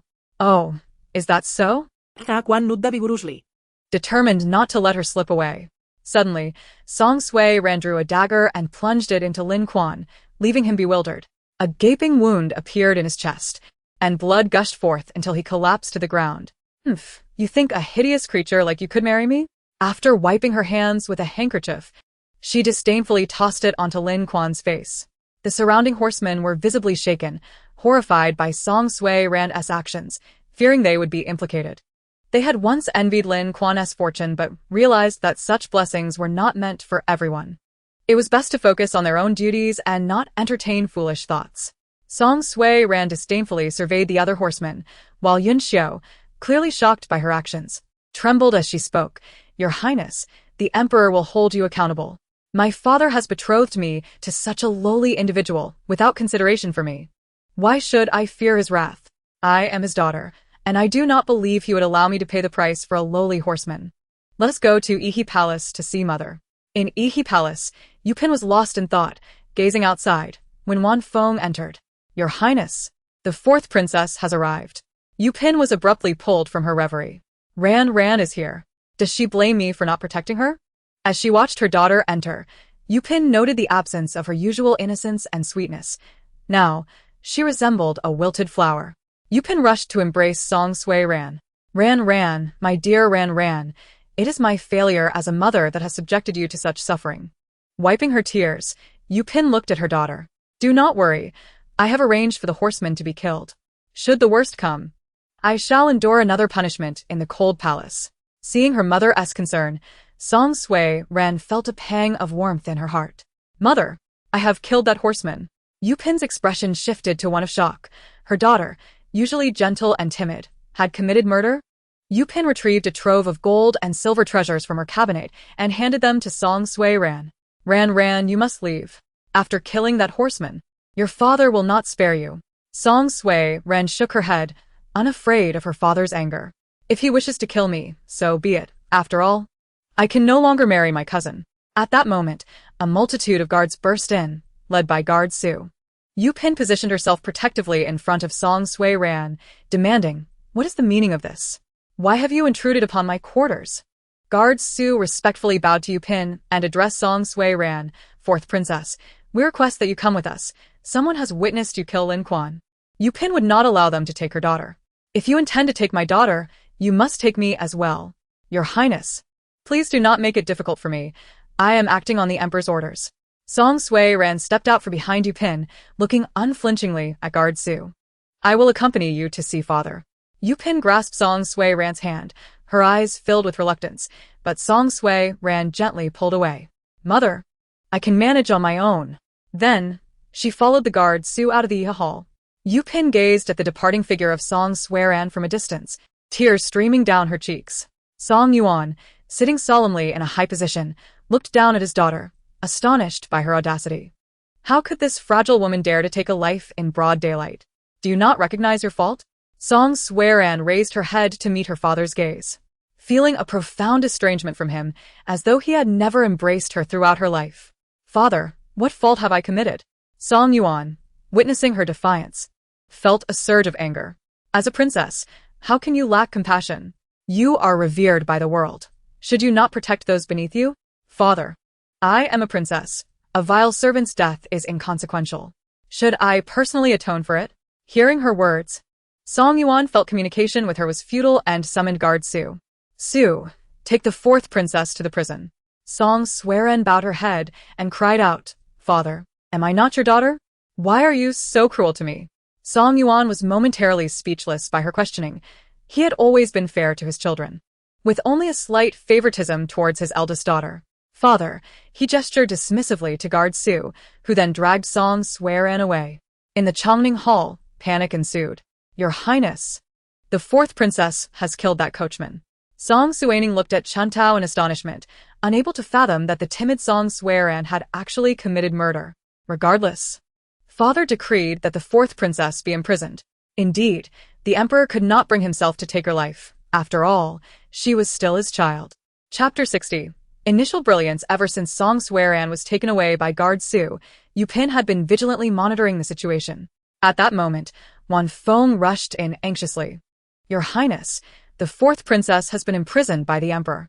Yu Pin immediately stood up and began to walk outside, only to be stopped by Wan Feng. Your Highness, do not provoke the emperor's ire at this time. He is already in a foul mood. Realizing her impulsiveness, Yu Pin understood she could not act recklessly, as it would implicate Jin Shu. Her only hope now lay with him, and she could not afford to drag him into this mess. Wan Feng, prepare a bowl of lotus seed soup. We shall visit the emperor shortly. Wan Feng nodded and departed, while Yu Pin appeared weary. Too many incidents had occurred recently, each entwined with Song Suining. She blamed herself for underestimating the situation, which had led to her current predicament. It seemed essential to devise a new strategy, as she had previously underestimated Song Suining, resulting in her losses. The priority was to regain her position. Otherwise, the harem under Chen Fei's control would be detrimental to both herself and Jin Shu. A thought struck her. Once the Empress Dowager returned to the palace, her reinstatement would be within reach. Your Majesty, Lady Yu requests an audience. The Emperor hesitated, wondering what she wanted. Could it be a plea for mercy? After pondering, Eunuch Yuan remarked that it did not seem so. Upon hearing this, the Emperor instructed Yuan to admit Yu Pin. Now, Yu Pin lacked her usual elegance, appearing more worn. Your Majesty, I have just instructed someone to prepare a bowl of lotus seed soup for you to try. Song Yuan looked at her with confusion, surprised she had refrained from pleading. Your Majesty, I was foolish before. I failed to restrain my servants. I am willing to apologize to the eldest princess. The Emperor waved his hand impatiently. Enough, do not speak of it further. It is past. Behave yourself, and I shall not trouble you. Yu Pin looked at him with tear-filled eyes, resembling a delicate flower. You may leave now, he commanded. After Yu Pin departed, Song Suining entered the Emperor's study shortly after. Father, you should rest. So much has transpired these days. Understanding her father's distress, Song Suining recognized that neither Yu Pin nor the second prince were irredeemable in his eyes. As a father, he could not afford to be too harsh. Her task was to help him see their true natures. Ning Ning, what brings you here today? Song Suining turned her face away obstinately, feigning anger. Father, what do you mean? Am I not allowed to visit you without reason? The Emperor motioned for her to sit beside him, and she confidently took her place on the dragon throne. I have been contemplating whether I have shown you enough concern. He mused. Nonsense, father. You have done admirably, she replied, shaking her head. The Emperor sighed, just as Eunuch Yuan rushed in, exclaiming, Your Majesty, an urgent document has arrived. Song Yuan opened the edict, his brow furrowing. Noticing her father's worry, Song Suining inquired, Father, what troubles you? Unreservedly, he revealed the document to her, which reported a flood in Pingzhou, with many citizens trapped. Ning Ning, how should we handle this? After a moment's thought, she picked up a brush and began sketching something on the paper. I believe we should focus on diversion. Your Majesty should dispatch workers to dig ditches. Pingzhou is adjacent to Huazhou, which suffers from drought. Why not dig a channel between the two? This would alleviate Pingzhou's flooding and resolve Huazhou's water shortage. Upon hearing her proposal, the Emperor regarded her with admiration, proud of her intelligence. My Ning Ning is indeed clever, but such a grand undertaking requires funds. And our treasury is not abundant. He acknowledged the reality of their financial constraints. Father, we may lack funds, but others possess them, Song Suining remarked slyly, glancing at the Emperor. Ning Ning, what clever idea do you have? She leaned in closer, whispering in his ear, causing him to burst into laughter. Indeed. My Ning Ning is wise. We shall proceed as you suggested tomorrow. In the morning court assembly, the emperor addressed the officials. Esteemed ministers, Pingzhou has suffered a flood, leaving me restless through the night. I have devised a solution, to dig a channel to divert Pingzhou's water to Huazhou. This will resolve both Pingzhou's flooding and Huazhou's drought. What say you? At that moment, Yu Ziyuan stepped forward. Your Majesty is wise. This solution addresses both provinces' issues, and the construction of the channel will benefit generations to come. Following this, a chorus of flattery echoed from the officials, praising the emperor. This is not solely my idea. It is the eldest princess's. Should this endeavor succeed, she shall be hailed as a hero. Many officials' expressions soured at the emperor's words. They were wary of the harem's influence in governance, and the emperor's favoritism towards the eldest princess seemed excessive. However, the emperor continued, Yet, I face a dilemma. Our treasury is depleted, and I cannot spare so much silver. Esteemed ministers, do you have any solutions? As soon as the emperor mentioned silver, the assembly fell into silence, each official fearing the emperor would demand their funds. Why have you all fallen silent? At this moment, a minister stepped forward and declared, Your Majesty, this action is for the country and the people. I am willing to donate 5,000 taels of silver. The emperor, greatly pleased, gazed at the minister and eagerly responded, Excellent. I knew you all were patriotic. Anyone who contributes silver today shall have a monument erected in their honor, ensuring their names are etched in history. Song Suining, observing this splendid scene from a side hall, couldn't help but chuckle. She had hastily enlisted 4 or 5 accomplices during the night, and under their inflated bids, she was confident that no one would refrain from offering silver. Minister Yu, did you not just proclaim that one's merit would echo through the ages? Do you not wish to show your support? At that moment, Yu Ziyuan was drenched in sweat, regretting his earlier attempts to stand out. Now, he felt a blade at his throat, leaving him no choice but to comply. I am willing to donate 30,000 taels of silver. The emperor was immediately astonished, exclaiming, Good. I knew Minister Yu would not disappoint me as a paragon among the officials. With Yu Ziyuan's generous contribution, others who had been hesitant were compelled to donate as well. In Chapter 61, titled Disaster Relief, Song Suining joyfully sat beside Song Yuan, counting the silver raised from the ministers. Upon seeing her beaming face, the emperor remarked, Ning Ning, I never imagined you to be such a little money enthusiast. Song Suining chuckled at his words. After all, who does not have an affinity for silver? After finally extracting some funds from those ministers, it seemed that before she could even warm them, they were destined to be given away. Turning to the emperor, she playfully inquired, Father, now that we have the silver, who do you intend to send for disaster relief? Song Yuan furrowed his brows. While they had acquired the funds, selecting a trustworthy individual for such an important task was equally crucial. With such a substantial amount of silver, it was inevitable that someone might harbor ulterior motives. Nink Nink. Who do you think would be most suitable for the relief efforts? And who do you believe would be appropriate, father? Song Yuan understood his daughter's intent and smiled. It was evident she preferred to avoid answering the question, thus offending no one. The responsibility of disaster relief was significant and could not afford mistakes. A reliable person must be appointed. Several princes had now matured. It was time for them to gain experience. Yuan Song, the second prince, and the fifth prince. Hearing this, Song Suining sought an excuse to leave, fearing she might intrude. Even though Song Yuan attempted to halt her, he thought it inconsequential. They were family after all.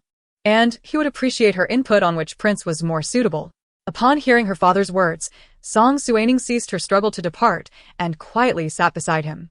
Your daughter pays her respects to father. Song Yuan regarded them and slowly began. At this late hour, I have summoned you both to discuss a matter. Now that we have the disaster relief funds, I intend to select one of you to lead the efforts. What do you think? The brothers had already speculated before entering the palace. This relief mission was a splendid opportunity to gain substantial favor. Song Jingshu boldly volunteered. Father, I am willing to go for disaster relief. At that moment, Song Genie would not back down either. Father, I too am willing. Song Jingshu was not about to let this opportunity slip away. He looked at the emperor and said, Father, a few years ago, a flood occurred in Jiangnan, and I was fortunate to assist Minister Yu in the relief efforts. I believe I can manage this task as well. My elder brother already possesses such experience. I wish to seize this opportunity to learn as well. Please grant your favor, father. Song Suining found the scene amusing. What was the point of their fierce rivalry when it was clear their father had his own plans? He posed this question to gauge their performances. In the past, the emperor had dispatched the second prince to receive assistance from General Bai, and the second prince had garnered considerable public favor through the relief efforts, even though the actual work was executed by General Bai. However, all accolades were snatched by the second prince. This time, she could not allow the second prince to gain such an opportunity so easily. Song Yuan, witnessing the brothers' fierce contention, felt a headache coming on and turned to Song Suining. Ning Ning, which of your royal brothers do you think is suitable for this critical responsibility? The two princes also turned their gaze towards Song Suining. At that moment, she felt a wave of helplessness. Was she not putting herself in the hot seat? Regardless of her choice, one would inevitably be offended. She glanced at her father, pouting in feigned anger. You already have the answer in your heart. Why ask me? Ha ha ha, it seems I have not considered this fully. There is no need for you two to quarrel. You will both go together. I will assign General Bai to assist you. Should there be anything unclear, you may consult him. Upon hearing this, Song Suining smiled knowingly. It was just as she had surmised. The Yu family's actions had become increasingly ostentatious, and in the emperor's heart, a thorn had been embedded, eroding his trust in the second prince. There was no way he would entrust the entire relief operation to him. Meanwhile, the fifth prince lacked experience and would struggle to command respect. Sending them together would allow for mutual restraint and competition. Upon hearing her father's arrangements, Song Jingshu felt immense regret. He had been too impulsive and had not truly grasped the emperor's intentions. The emperor waved his hand, dismissing them. You may leave. Exhausted, the emperor leaned back against the dragon throne. Song Suining skillfully rose and moved behind him, gently massaging his temples. Nink nink. Which of your royal brothers do you believe is more suited to sit in my position? Song Suining halted her actions at this question. Since her rebirth, she had solely focused on seeking revenge against the second prince, but who truly deserved to occupy that position? The fifth prince was impulsive and easily enraged, lacking the composure of Song Jingshu, who possessed the qualities of a leader. What do you think, father? Ning Ning, we are simply having a father-daughter conversation. Do not hold back. I will not blame you. After pondering, she replied, I believe neither is suitable. The emperor sighed deeply. If even his daughter understood this truth, how could he remain oblivious? The second prince was adept at concealing his talents and had shrewdness, but once he ascended, the other princes would likely face grave peril. The fifth prince's impulsiveness rendered him easily manipulated by the Qin family. Despite having numerous princes, finding one suitable was proving difficult. Father, what of the sixth prince? Upon hearing this, Song Yuan felt a sense of helplessness. His son had no interest in that position whatsoever. He had previously sent him a letter urging his return to the capital, but he was unwilling to comply. The arrangement for disaster relief was also a way to assess the abilities of the two princes. Yet he had not anticipated their fierce contention before even embarking on the mission. With a heavy sigh, Song Yuan decided to observe further. At the Bai residence, the night was hazy as Hai Ruo was preparing luggage for Bai Mingfeng. Concerned, she inquired, Husband, the emperor has dispatched you to assist the two princes with disaster relief. What are your thoughts? Bai Mingfeng set down his teacup, contemplating before replying. The emperor's decision to send the two princes for disaster relief serves to evaluate their capabilities. But he may also fear their rivalry and has thus enlisted me to mediate. Hai Ruo sighed. This is not an enviable task. If it goes awry, it could offend both princes. The Bai family's position is already precarious, and the sixth prince is disinterested in such matters. Husband, I have something to share. Noticing his wife's elation, Bai Mingfeng quizzically asked, What could bring you such joy? Leaning closer to whisper in his ear, Hai Ruo recounted the affair concerning their son and the eldest princess. Bai Mingfeng's face lit up with delight as he exclaimed, Really? Would I deceive you, husband? I witnessed it with my own eyes. Bai Mingfeng could not help but chuckle at his wife's words. During his time on the frontier, he had received affection from many young women, yet he had always kept a respectful distance, even doubting at one point if he was, indeed, a man of disinclination. It turned out his heart had long belonged to another. Chapter 62. Song Suining goes to Pingzhou Princess. Is it wise for us to sneak into Pingzhou like this? What if we encounter danger along the way? At that moment, 3 handsome young gentlemen were idly wandering near the entrance of General Bai's residence. These 3 were none other than Song Suining and her companions, just having emerged from the palace. Song Suining gently tapped Chuantao's forehead and softly reminded her. How many times must I say it? You must address me as young master. Young master? Oh no, I mean princess. We have been lurking at the Bai residence for so long. What are we really doing here? Feigning nonchalance, Song Suining replied, we are merely waiting for someone. The journey to Pingzhou would undoubtedly be fraught with peril. With just the three of them, they would not make it far. The most prudent plan was to blend into General Bai's entourage. However, why had General Bai not yet departed? Hadn't it been agreed that they would leave today? She had already waited an hour, yet there was no sign of them. Just as fatigue began to overwhelm them, a commotion arose at the entrance of Bai's residence. Bai Maching stood on the steps, seemingly engaged in conversation, but the trio was too far away to hear anything. Bai Lu, have you prepared the clothing I requested? Young master, it is ready, she replied. Song Suining and her companions planned to quietly follow the general's party and seek an opportunity. Once outside the city, the number of troops from the two princes, combined with General Bai's forces, had significantly increased.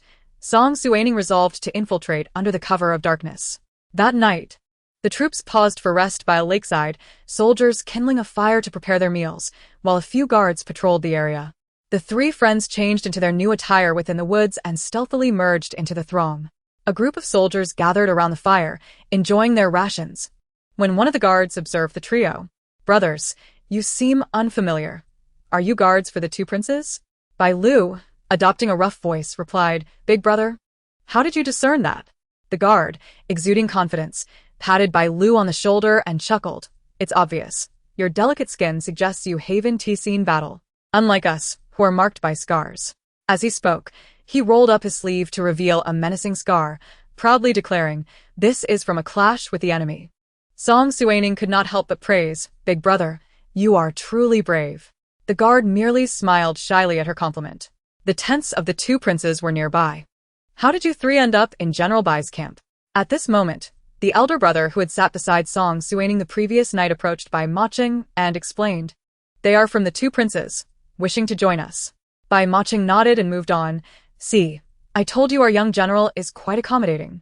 Indeed, Song Suining thought, touching her face. Had it not been for the disguise Bai Lu provided, she would have been uncovered by Bai Maching long ago. You come here. Bai Maching pointed at Song Suining. Her heart raced as she nervously inquired, young general, is there something you need? Can you drive a carriage? Song Suining nodded, and Bai Maching invited her aboard.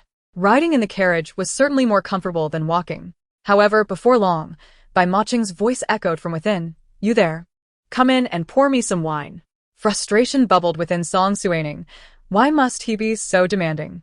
Nevertheless, she reminded herself that she was currently under his command.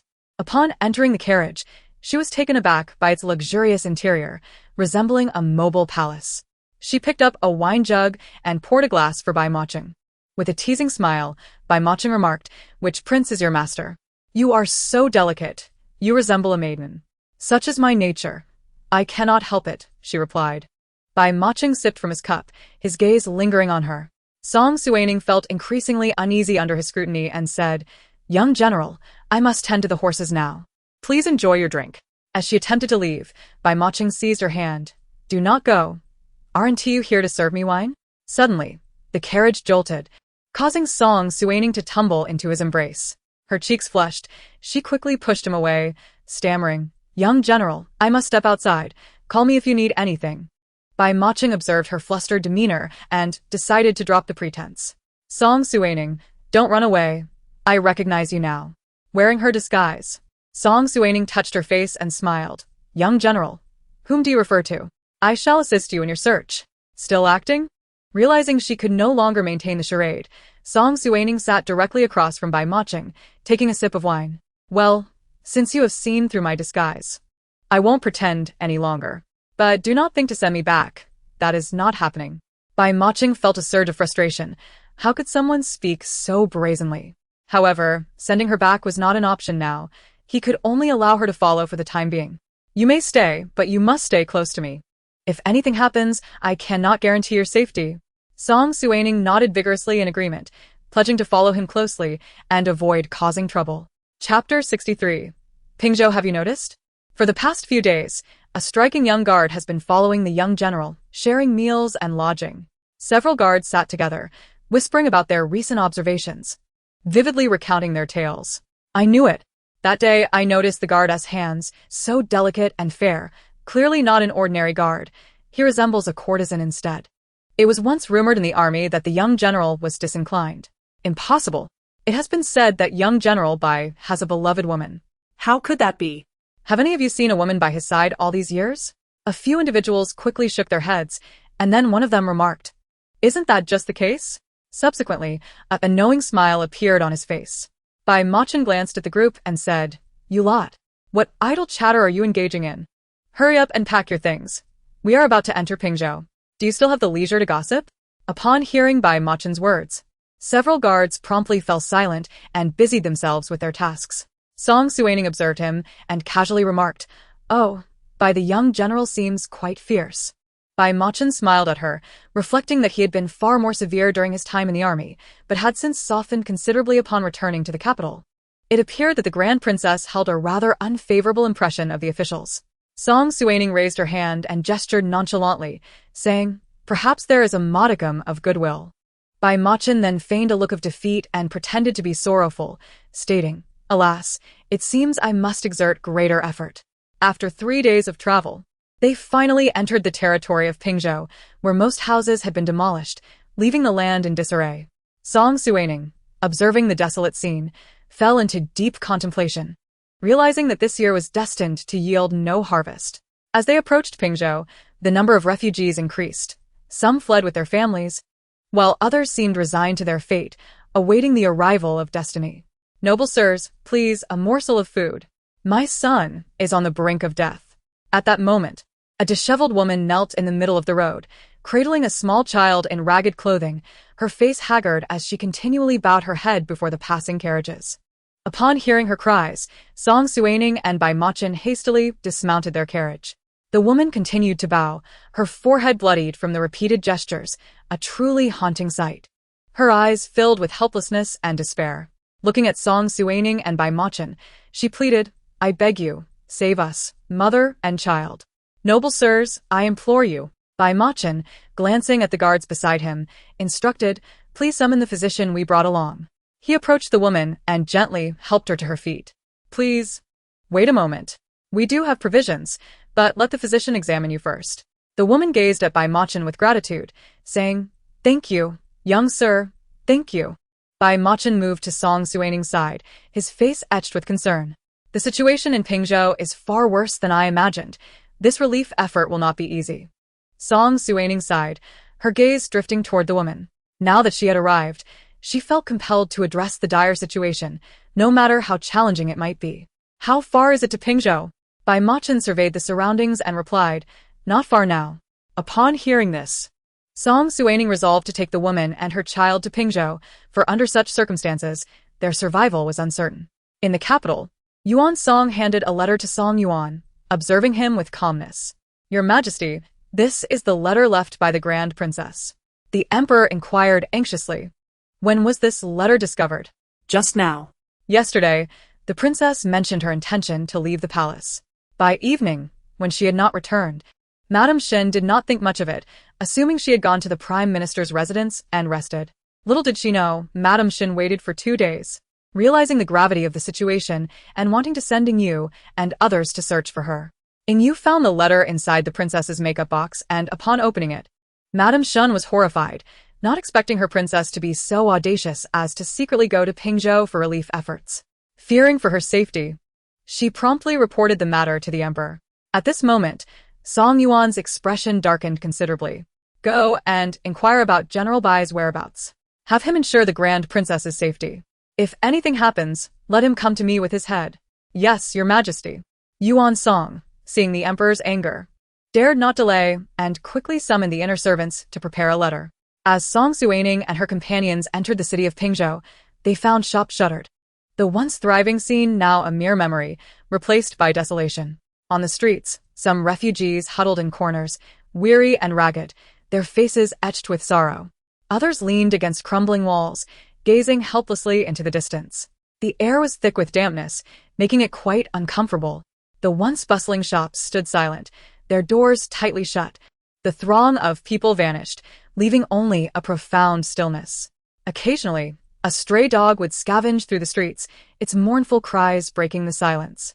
Song Suining was taken aback by this sight, momentarily at a loss for words. At that moment, Bai Machin approached her side, saying, "Let us first go to the local government office to prepare for the distribution of porridge." Song Suining quietly nodded, her heart a tumult of emotions, tinged with sadness and helplessness. Upon reaching the government office, they found the doors firmly closed, seemingly unattended. Knock, knock, knock. At that moment, an elderly man emerged from the government office, yawning and appearing quite lethargic. He looked Song Suining and the others up and down, assuming they were merely a group of refugees, and impatiently urged them to leave. The old man said, "You people, do not cause a ruckus here. This is no place for you." Bai Machin then produced his token and addressed the old man. "We are dispatched by the emperor for disaster relief. Do open the door at once." Upon hearing Bai Machin's words, the old man's eyes brightened. He hurried to Bai Machin's side, joyfully exclaiming, "My lord, you have finally arrived. Our superior has been awaiting your arrival for quite some time. Please, come in." As soon as Song Suining entered, the governor tearfully looked at Bai Machin and said, "Young General Bai, I am utterly at my wit's end. The Pingzhou government is short on silver and grain. I can barely hold on any longer." Bai Machin pushed him aside, disdainfully regarding him. "Why are you still in this state? You possess no semblance of an official's demeanor. This is how things are, young general. You are well aware of it. As for General Bai, I received word that both princes are also coming. They shall arrive shortly. Await their arrival." Chapter 64. Relief Efforts Ignored. Song Jingshu and Song Jinyu arrived in Pingzhou as evening approached. The governor, eager to host them, prepared a banquet, and everyone was bustling about in a frenzy. "Grand Princess, will you join us in the main hall for a meal?" Song Suining shook her head, feeling that it would be inappropriate to sit with Song Jingshu and Song Jinyu, as she had secretly slipped out. Bai Machin, observing Song Suining's reluctance, asked in confusion, "Why not? Since I asked you to accompany me, I must ensure your well-being, otherwise, how shall I report back to the emperor?" Losing her patience with his incessant chatter, Song Suining abruptly pushed him out the door and slammed it shut with a resounding thud. Song Suining. At that moment, her ears finally found peace. She picked up a teacup and took a sip, then began contemplating the relief efforts. "To the two princes, I sincerely apologize for the inadequate reception." The governor, Zhang Yao, raised his cup in continuous apology to the two princes, explaining that Pingzhou had been suffering from a grain shortage and had little to offer. Song Jinyu replied, "Governor Zhang, you are being overly courteous. We are not individuals seeking luxury. Having something to eat is already commendable.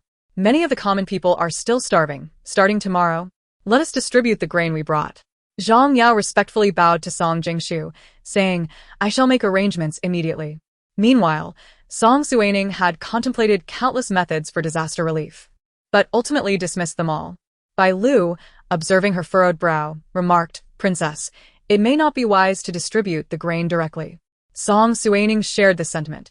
Once the grain was handed out, the frail and vulnerable, unable to safeguard their provisions, inevitably fall prey to others, leaving them to contemplate alternative measures. Early on, Yuri, Song Suining, and others had diligently secured a location and instructed the preparation of porridge, awaiting the arrival of the populace. Bai Machin inquired, "What is happening? Why is no one coming?" Despite witnessing a multitude of refugees the day prior, today the streets appeared deserted. The princess and Bai Machin had set up a porridge stall, anticipating the arrival of the needy, but after a prolonged wait, no disaster victims appeared. At that moment, a stooped old woman, her hair streaked with gray, arrived. Grasping her grandson's hand, her tattered clothing and unkempt appearance belied the unwavering determination reflected in her eyes. The princess approached them at once. The grandmother, trembling, implored, "We have not eaten for several days. My grandson has not had a proper meal in quite some time. I hope kind souls can spare some food." The princess, moved by her plea, gently patted the child's head and promptly arranged for porridge and sustenance to be provided. "Please sit for a moment. Food will be here shortly." The old woman, overwhelmed with gratitude, took a seat on the steps with her grandson, while Song Suining sat beside them, tenderly wiping the boy's face with a handkerchief. "What is your name?" The boy looked at Song Suining and then at his grandmother, who nodded in encouragement. The child smiled and replied, "I am called Huzi. Brother has a question for Huzi. Will you answer?" The boy nodded resolutely. You give us food to eat. You are a good person. I will tell you whatever I know. He patted his chest with pride. At that moment, a guard brought a bowl of rice with 2 large chicken legs. Hu Zi's eyes widened at the sight of the chicken legs. Song Suining handed them the bowls. Here, Hu Zi, eat. Hu Zi looked at Song Suining with astonishment, licking his lips, and asked uncertainly, "Brother, is this really for me?" Song Suining nodded, reassuring him. "Indeed, it is for you." Hu Zi beamed with joy and exclaimed, "Grandmother, we have chicken legs." He eagerly devoured the chicken leg, his mannerisms uncouth as he gulped down the food, the sounds of his ravenous appetite unmistakable. It was evident he had been starving for a long time. Soon, Hu Zi finished the entire bowl, even licking the remnants from the sides, and let out a satisfied burp. The grandmother offered her chicken leg to him. "Eat," she urged. Hu Zi shook his head, insisting, "Grandmother, you should eat. Hu Zi is already full." The grandmother carefully wrapped the chicken leg and tucked it into her bosom. Hu Zi, noticing her intent, grew agitated. "Grandmother, if you do not eat, I will be upset." Observing the humble exchange between the grandmother and grandson, Song Suining signaled to a nearby guard, who promptly delivered another chicken leg. "Grandmother, please eat. There is another here. You mustn't neglect your health." The grandmother regarded Song Suining and then her grandson before finally succumbing to the offer and began eating the chicken leg. Hu Zi, "Might I ask why there are so few disaster victims today? I clearly saw many refugees when I entered the city yesterday." Hu Zi's response illuminated Song Suining's confusion. It was due to the actions of Princes Song Jinshu and Song Jini. They had established porridge stalls in the southern and northern parts of the city, providing meat to the disaster victims, prompting many to flock there. The boy hesitated, scratching his head, and sheepishly replied, "My grandmother and I intended to go there. But her legs are not strong enough to walk that far, so we came to the nearest place. We are fortunate to find chicken legs here." Song Suining's long-standing concern found resolution in that moment. While it was natural for the princes to vie for merit, their approach was ultimately futile. Incapable of addressing the pressing issue at hand, the provisions they had brought were limited. If consumed quickly, they would soon face significant strain. Earlier, while overseeing the porridge preparation, Song Suining had instructed to include some vegetables and meat, albeit in modest quantities, to meet basic nutritional needs. The princess and Bai Maching gazed at the empty porridge stall, hearts heavy with sorrow, realizing the surplus of porridge would require them to reduce preparations the following day, for the influx of people would dwindle.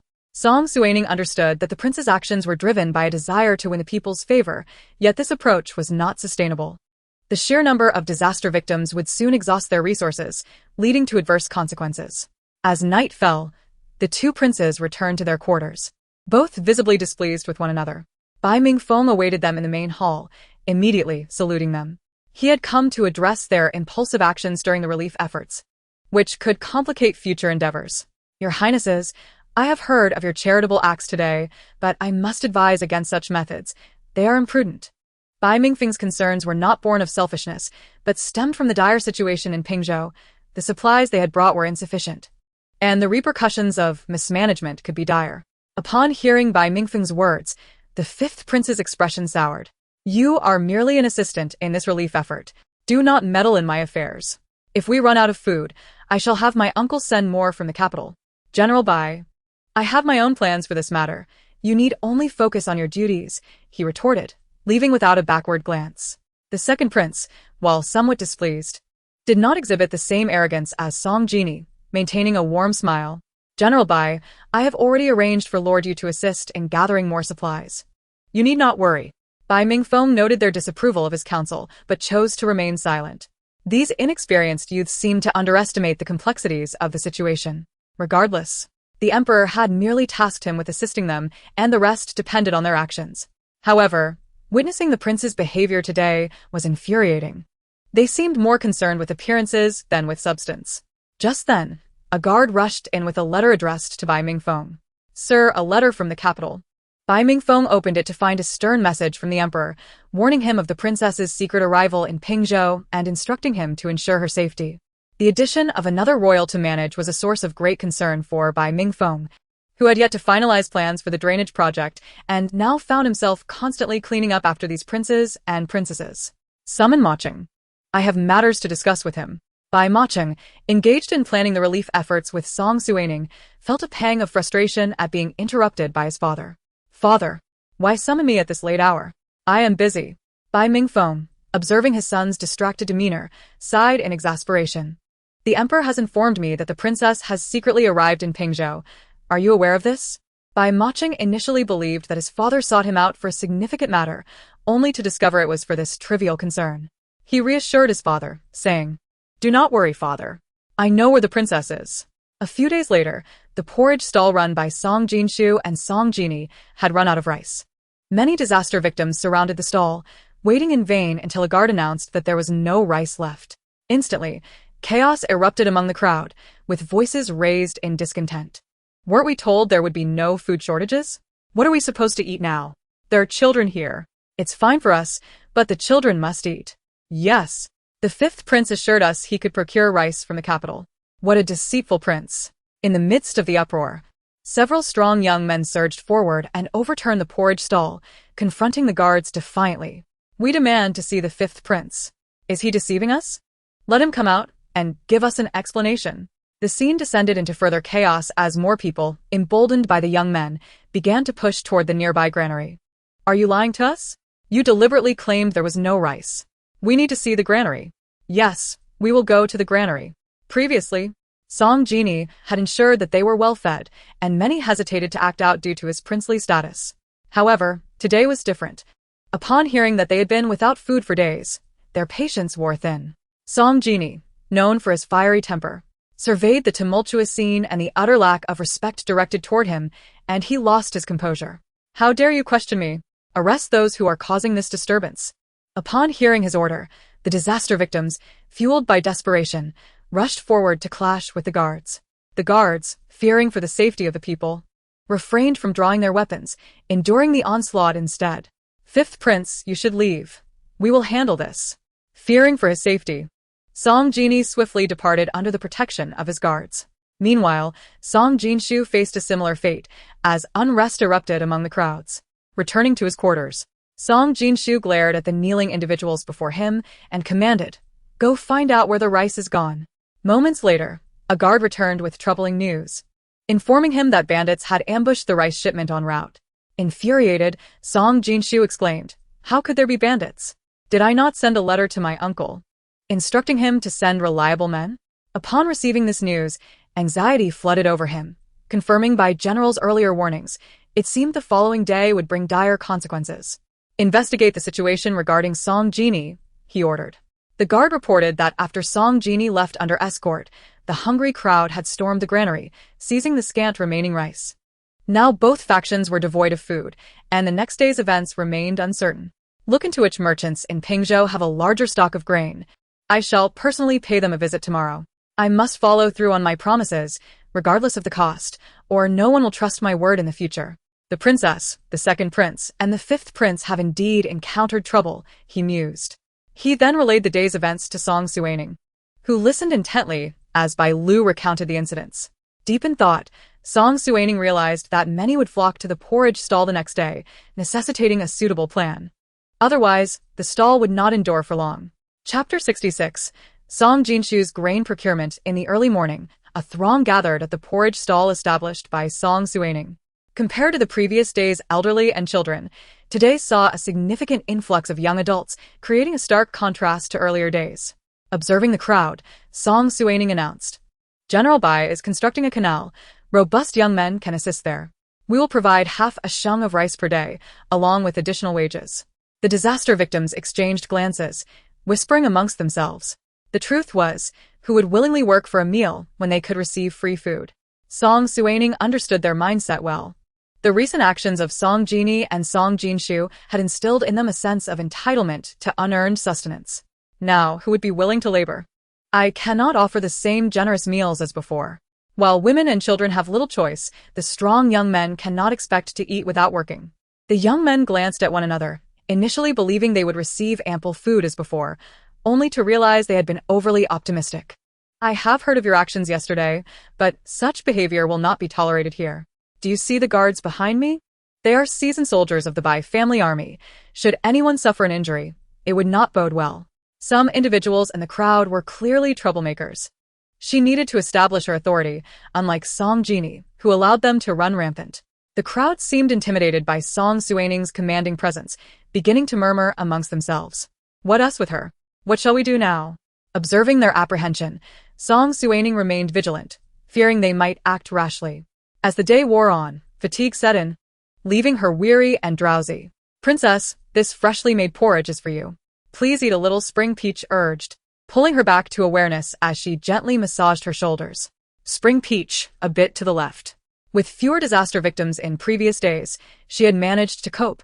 But now the sheer number was overwhelming, and she needed a solution lest she collapse from exhaustion. An idea struck her. She had noticed many women among the disaster victims. Perhaps she could recruit them to help, alleviating her burdens. Bai Lu, go outside tomorrow and post a notice stating we are hiring cooks. At that moment, Bai Maching entered, his concern evident as he asked, are you all right? Perhaps you should take a day off tomorrow? Song Suining eagerly shared her plan, and Bai Maching, upon hearing it, readily agreed, having worried about her exhaustion in recent days. Song Suining, doesn't wearing that mask suffocate you? After a moment's thought, she removed the mask. Realizing that since she had arrived in Pingzhou and General Bai was aware of her identity, there was little point in wearing it. Meanwhile, Song Jinshu had indeed reached out to Pingzhou's most esteemed merchants, personally visiting them. Dressed in splendid attire and wearing a humble smile, he knocked gently on the door. Moments later, it swung open. A middle-aged merchant appeared, who, upon learning of the second prince's arrival, rushed to greet him. Your Highness, please forgive my lack of proper welcome. As Song Jinshu observed the merchant's shrewd demeanor, disdain washed over him. If not for the pressing need for grain, he would never have lowered himself to visit this merchant's residence. Do not mention it, Wang Leoi. It is I who seeks your assistance.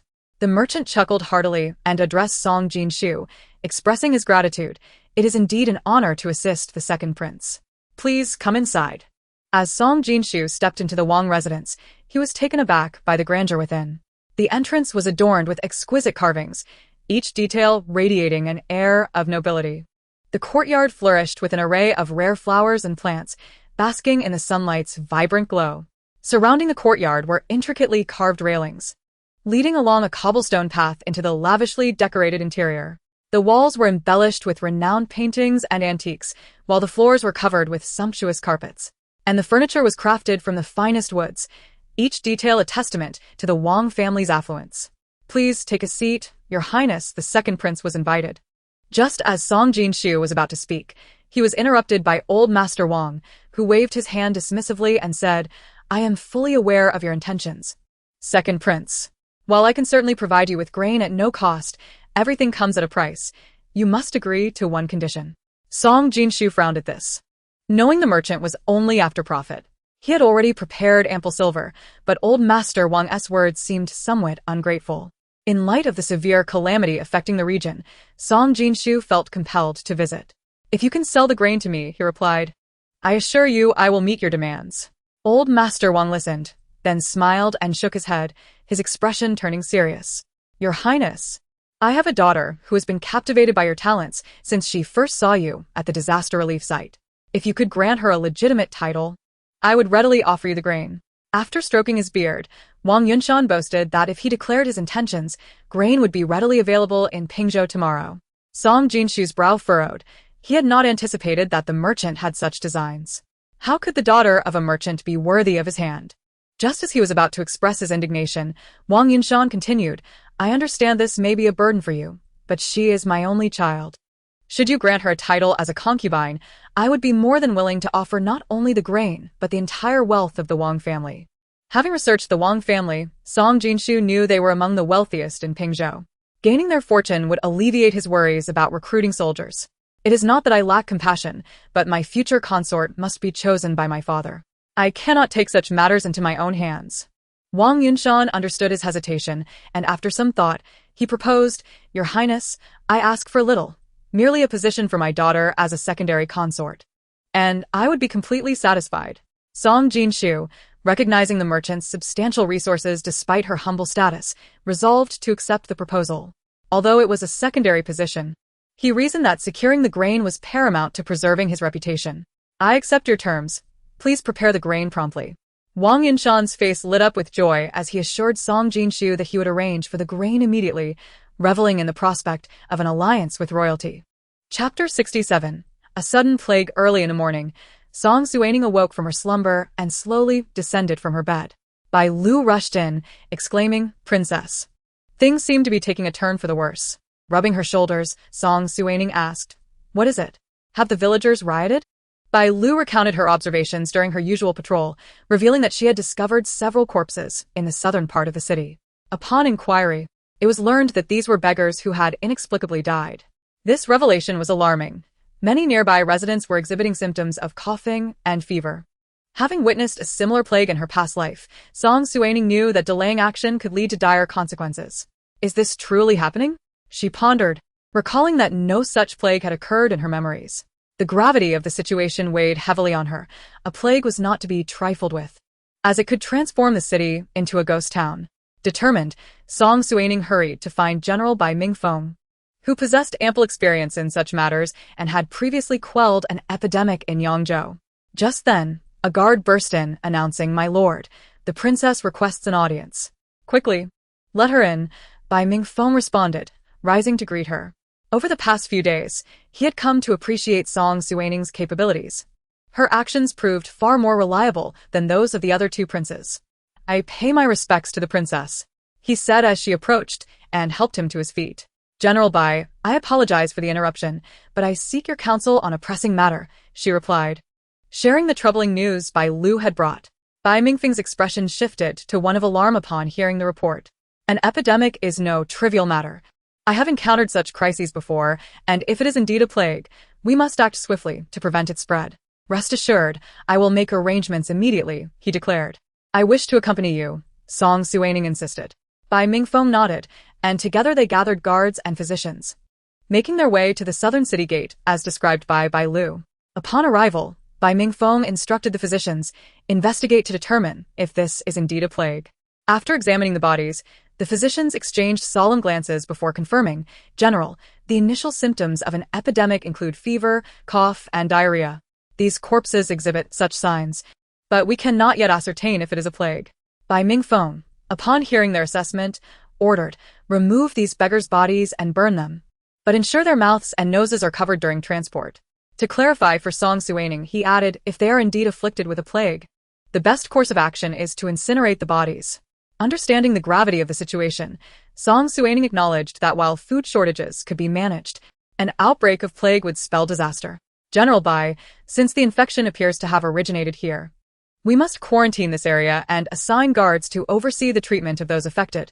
If it is indeed a plague, we cannot allow the infected to roam freely." Turning to the physicians, she inquired, "Is there any method for disinfection?"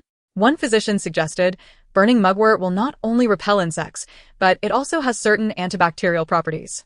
However, the most crucial aspect is to ensure clean drinking water and a sanitary living environment." "Thank you, esteemed physicians," Song Suining responded, promptly instructing the guards to follow the physician's guidance. Bai Mingfeng nodded in approval, pleased to see a clear-headed individual in the royal family.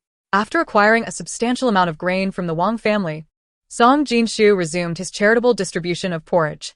However, following the previous incident, he exercised greater caution. "Your Highness, please take a moment to rest." At that moment, a woman of considerable wealth approached him, dressed in an opulent silk gown that shimmered in the sunlight. Taken aback, Song Jinshu realized that this was indeed Wang Yufu.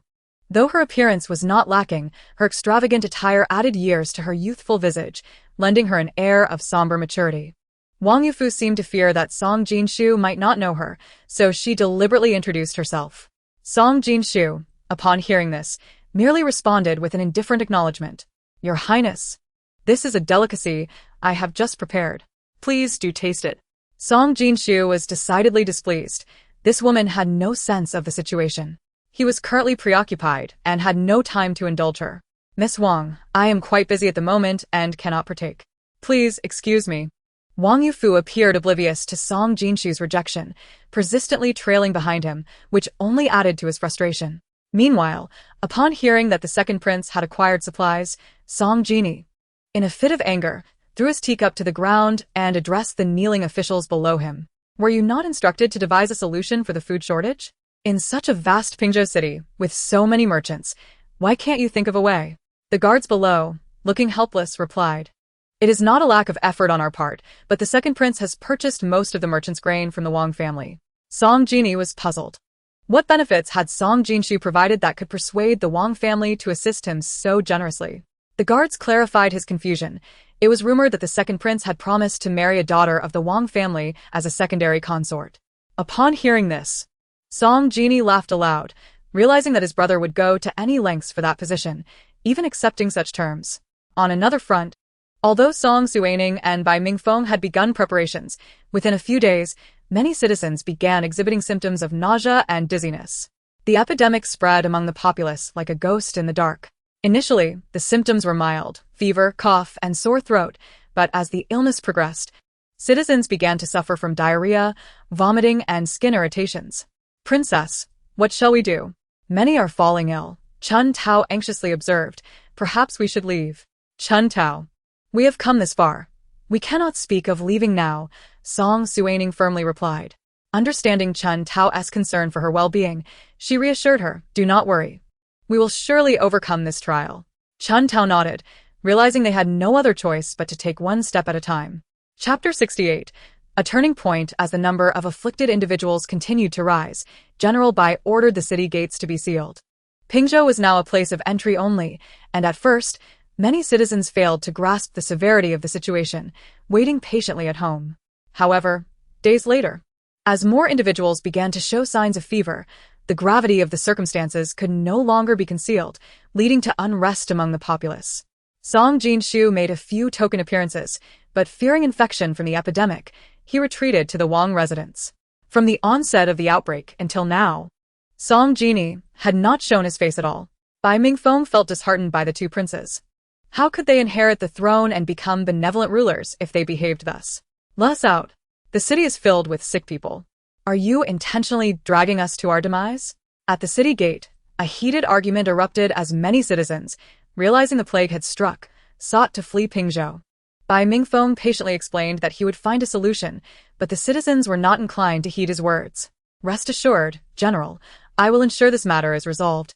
And I will stand with you through thick and thin. However, his reassurances fell on deaf ears. General Bai, we merely wish to survive. With both princes hiding away, how can we trust you? The general, determined to prove otherwise, summoned his guards to fetch the second prince. The guard hurried off, but unfortunately, he could not secure Song Jinshu's presence. Bai Mingfeng then instructed him to summon the fifth prince. Song Suining witnessed the scene, feeling a deep, unexplainable sorrow. She turned and returned to her quarters. Chun Tao, fetch me a set of women's attire. Chun Tao nodded and soon returned with an exquisite gown, assisting Song Suining in adorning herself with an elegant makeup. Princess, what are you planning? Chun Tao asked anxiously. As a royal princess, supported by the people, she could not abandon them during such a critical time. Since her two brothers were absent, she resolved to take action herself. Let us go to the city gate. As Song Suining stepped outside, she encountered Bai Macheng, who was taken aback by her stunning appearance after her elaborate preparations. Song Suining, you look splendid. Where are you headed? After explaining the situation to him, Bai Macheng readily assumed the role of her protector. Meanwhile, Bai Mingfeng's words fell flat as the citizens remained adamant about leaving Pingzhou. General Bai, let us depart. With both princes fleeing, what purpose does your steadfastness serve? At that moment, Song Suining, resplendent in her luxurious attire, approached General Bai and addressed the crowd. Dear citizens, I assure you that I will safeguard your well-being. I stand with you in this trial. The crowd exchanged doubtful glances, uncertain of her words. Are you truly a princess? General Bai, have you employed someone to impersonate her? Observing their skepticism, Song Suining produced a token from her bosom, proving her royal identity. Anyone knowledgeable may come forth to verify.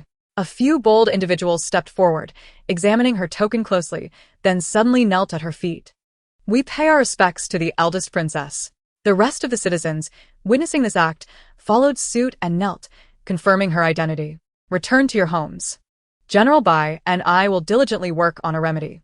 Seeing the princess stand with them, the citizens, relieved, returned to their residences.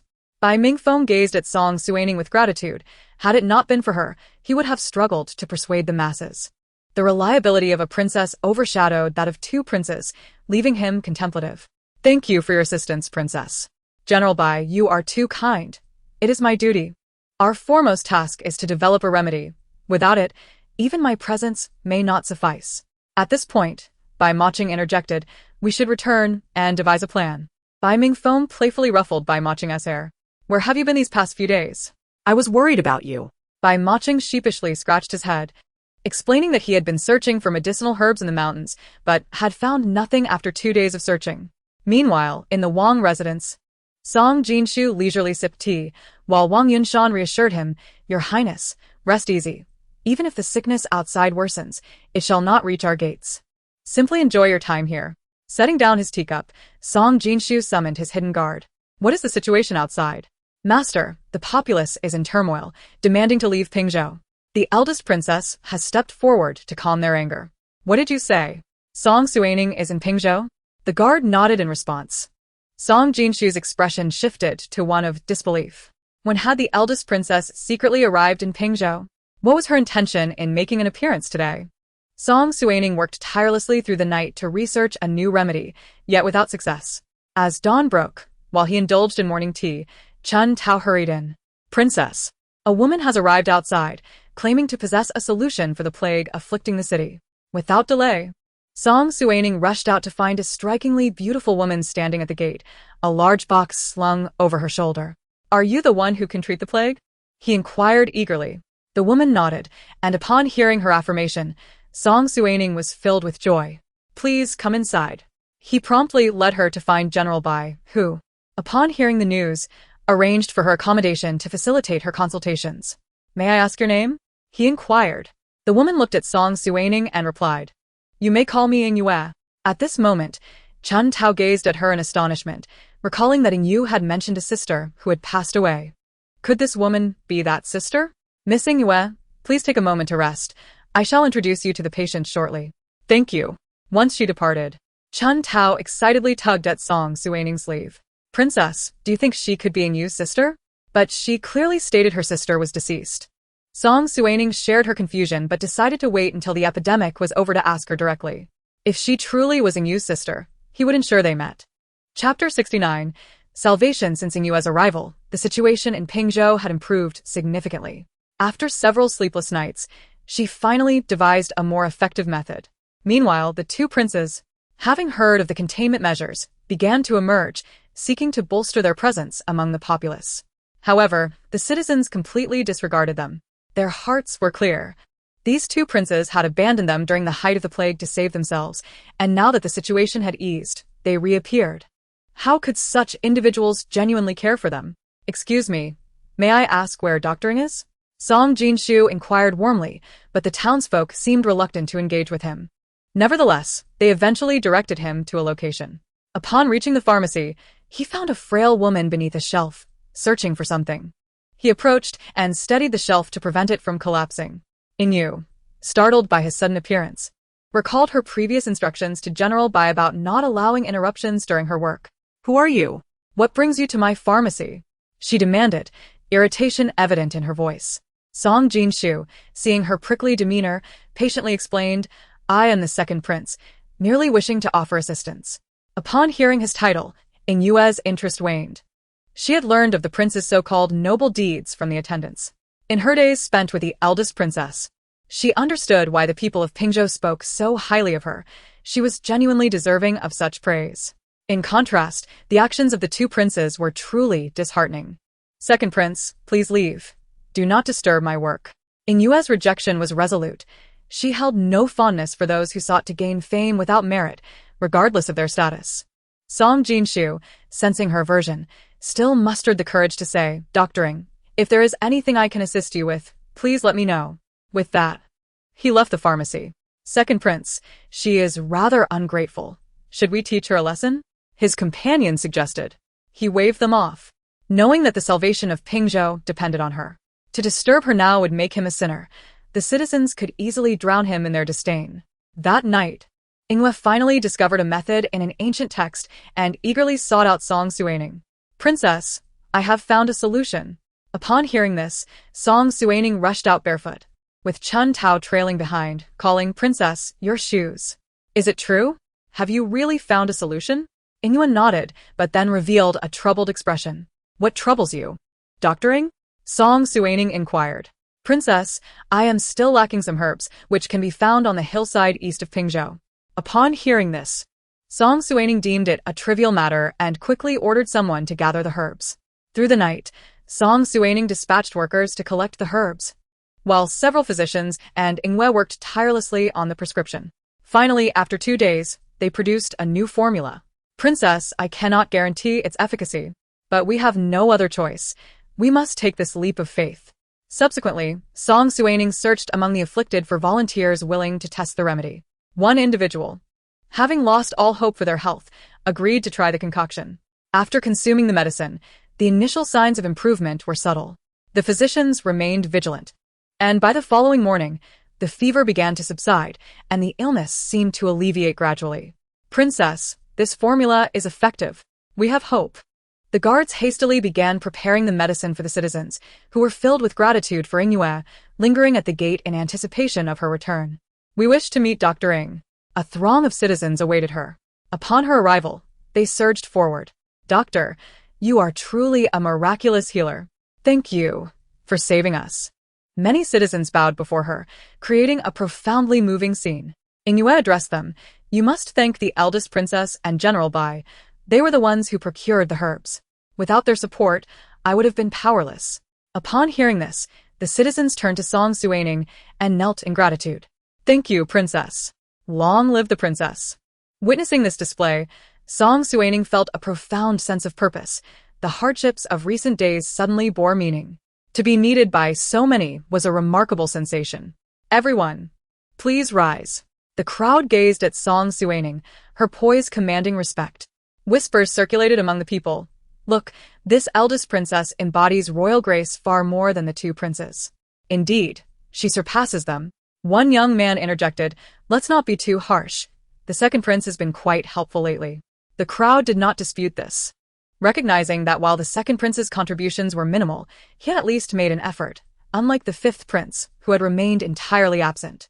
Seated beneath the osmanthus tree, Song Suining and Ingwe savored the freshly delivered tea, enjoying a moment of tranquility. At this juncture, Song Suining turned to Ingwe and asked, Dr. Ing, do you have an elder sister named Ingwe?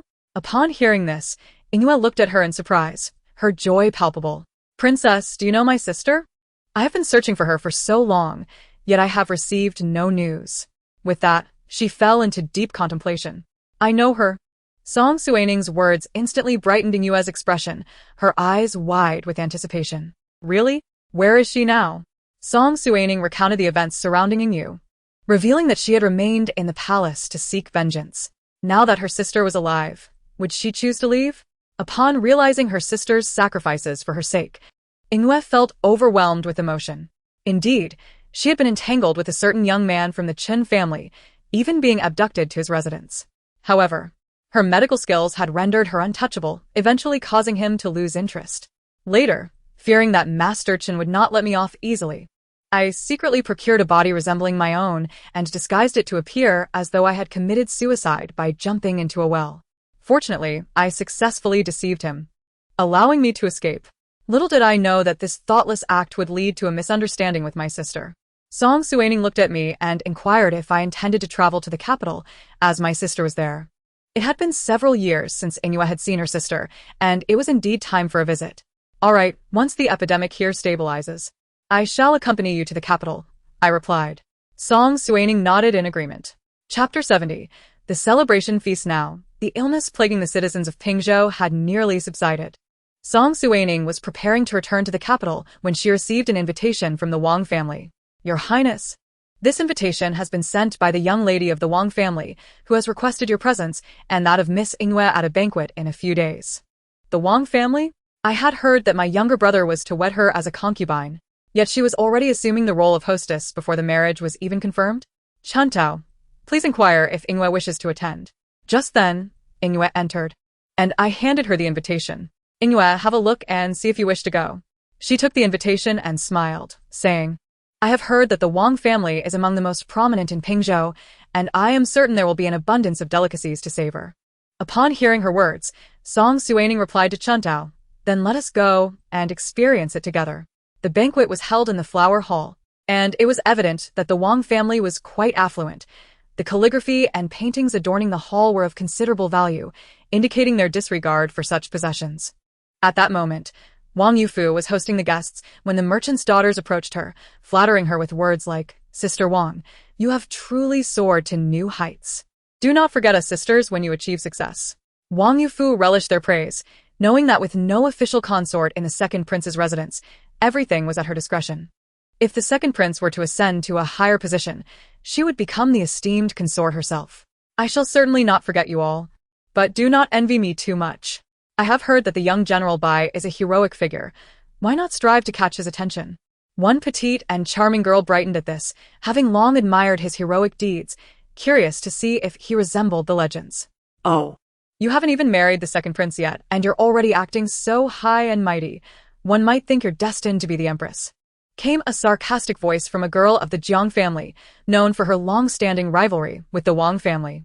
"Jiang Rong, mind your words," Wang Yufu retorted angrily, annoyed by her presence. Jiang Rong had always been a thorn in her side, and now that she had a promising future, she sought to disrupt her joy. Wang Yufu is merely a concubine. Does she truly believe she has become a phoenix? Jiang Rong's companions joined in mockery, prompting Wang Yufu to point at them and say, "You are being excessive. I am curious to see what sort of person speaks such grandiose words," she declared. At that moment, Song Jinshu arrived at Wang Yufu's side, casting a discerning glance at Jiang Rong. Although he had reluctantly married this merchant's daughter, her words clearly demonstrated her lack of respect. Upon realizing the second prince's defense of Wang Yufu, Jiang Rong quickly recognized her error and hurriedly apologized to both Wang Yufu and the second prince. "Your Highness, I apologize for my inappropriate words that offended your concubine, Miss Wang." Wang Yufu's heart swelled with satisfaction at Jiang Rong's subservience. Indeed, it was advantageous to be backed by a powerful figure. Jiang Rong, who usually flaunted her superiority, was now facing a moment of humility. "Since you acknowledge your mistake, you may kneel here for a stick of incense," Wang Yufu suggested, causing Jiang Rong to freeze in disbelief at the second prince's apparent ruthlessness. She stood still, making no move. "Jiang Rong, do you require assistance?" Wang Yufu asked, her tone filled with delight. "No, I can manage this myself," Jiang Rong replied, kneeling down as onlookers whispered amongst themselves. Meanwhile, Song Suining and Ingwa had just arrived at the Wang family's entrance, opting for a discreet entrance to avoid attracting too much attention. Upon entering the courtyard, they spotted Jiang Rong kneeling, prompting Song Suining to command Chuntao, "Find out what is happening here." "Your Highness, it appears that this young lady offended Miss Wang, and the second prince ordered her to kneel as punishment." It was surprising to see her brother so protective of Wang Yufu. Such an incident seemed trivial, warranting no grand display of punishment. "This lady may rise. Today is a day of celebration, and kneeling is inappropriate." Jiang Rong, however, remained unmoving, stating, "It is not that I do not wish to rise. It is the second prince's command that I kneel here." Chuntao insisted, "Our princess has commanded you to rise, so you should comply." Upon hearing that it was the princess speaking, Jiang Rong hastily stood, her face filled with gratitude. "Thank you, Your Highness. Please, Miss Jiang, guide us around," Song Suining requested. "Of course," Jiang Rong replied, leading them to the main hall of the banquet. Seeing Jiang Rong standing there, Wang Yufu's expression turned puzzled. "What brings you here? Were you not instructed to kneel?" She was incredulous that Jiang Rong would dare defy the second prince's order. As Song Suining approached Wang Yufu and stood beside her, she spoke up, "Miss Wang, I was the one who ordered her to rise. This is your special day. It is best to celebrate joyfully." Wang Yufu glared at the unfamiliar face, her anger flaring at the audacity of this individual to oppose the second prince openly. "I am not being unreasonable. It was the second prince's command for her to kneel, and isn't it inappropriate to disregard it for just a stick of incense?" "Is that so?" Song Suining replied, quickly grasping her intention to leverage the second prince's authority against her. "Then let us summon the second prince and see what he has to say." Wang Yufu, incensed by her audacity, ordered her maid to fetch the second prince. Soon, the second prince arrived with several unfamiliar young gentlemen. Wang Yufu rushed to greet him, feigning innocence. "Your Highness, this Miss Jiang has disobeyed your command." Song Jinshu, irritated by any challenge to his authority, glared at Jiang Rong. "What is the meaning of this?" "Your Highness, it was I who instructed her to rise. Is that a problem?" Jiang Rong straightened her back, emboldened by the support. Upon recognizing the Long princess, Song Jinshu hurriedly bowed. Greetings, royal sister. Since it is the royal sister's request, there is no need for her to kneel. Wang Yufu's expression darkened as the second prince offered no reprimand, instead releasing Jiang Rong from her punishment. Yufu, this is my royal sister, so be respectful. Realizing the gravity of the situation, Wang Yufu suppressed her dissatisfaction and approached Song Suining to bow in respect. Chapter 71. By Maching's peach blossoms. As Song Suining conversed with Yue, Bai Maching entered, unperturbed by the opinions of others, and took a seat beside Song Suining. Song Suining, why did you not invite me to such a delightful gathering? The princess smiled at him and asked, if I call you, will you come? Of course, he replied. The women present gazed at Bai Machin, their expressions a mix of shyness and boldness, some daring to look at him unabashedly. Most of these women hailed from merchant families, and if they could win Bai Machin's favor, it would bode well for themselves and their families. Song Suining observed the scene, teasing Bai Machin, you certainly have many admirers. Bai Machin, smiling at Song Suining, innocently offered her a fruit, looking at her with feigned innocence. Are you feeling jealous? Song Suining stared at him. Realizing how thick-skinned he had become, she wondered how she had not noticed it before. When did you become so self-absorbed? Bai Machin feigned disappointment. Alas, I did not expect the princess to be indifferent to me. I thought she felt the same way. Upon hearing this, Song Suining's face flushed crimson, and Chun Tao beside her looked at Bai Machin in disbelief. This young general is incredibly bold, declaring such feelings in front of so many. It's akin to openly professing his affection for the princess. Bai Machin, are you mad? Song Suining scrutinized him, hoping to detect a hint of jest, but was met with his earnest gaze, leaving her momentarily at a loss. I am quite serious, not jesting, he insisted, his eyes ablaze with sincerity, causing her heart to race and her cheeks to burn. Ladies and gentlemen, today our Wang family hosts this banquet to express gratitude to several princes for aiding us in overcoming hardships in Pingzhou. Additionally, I believe you have all heard about my daughter, hence the invitation to drink together. The merchants in attendance regarded him with envious eyes, realizing that the Wang family had now allied with the second prince, indicating a promising future.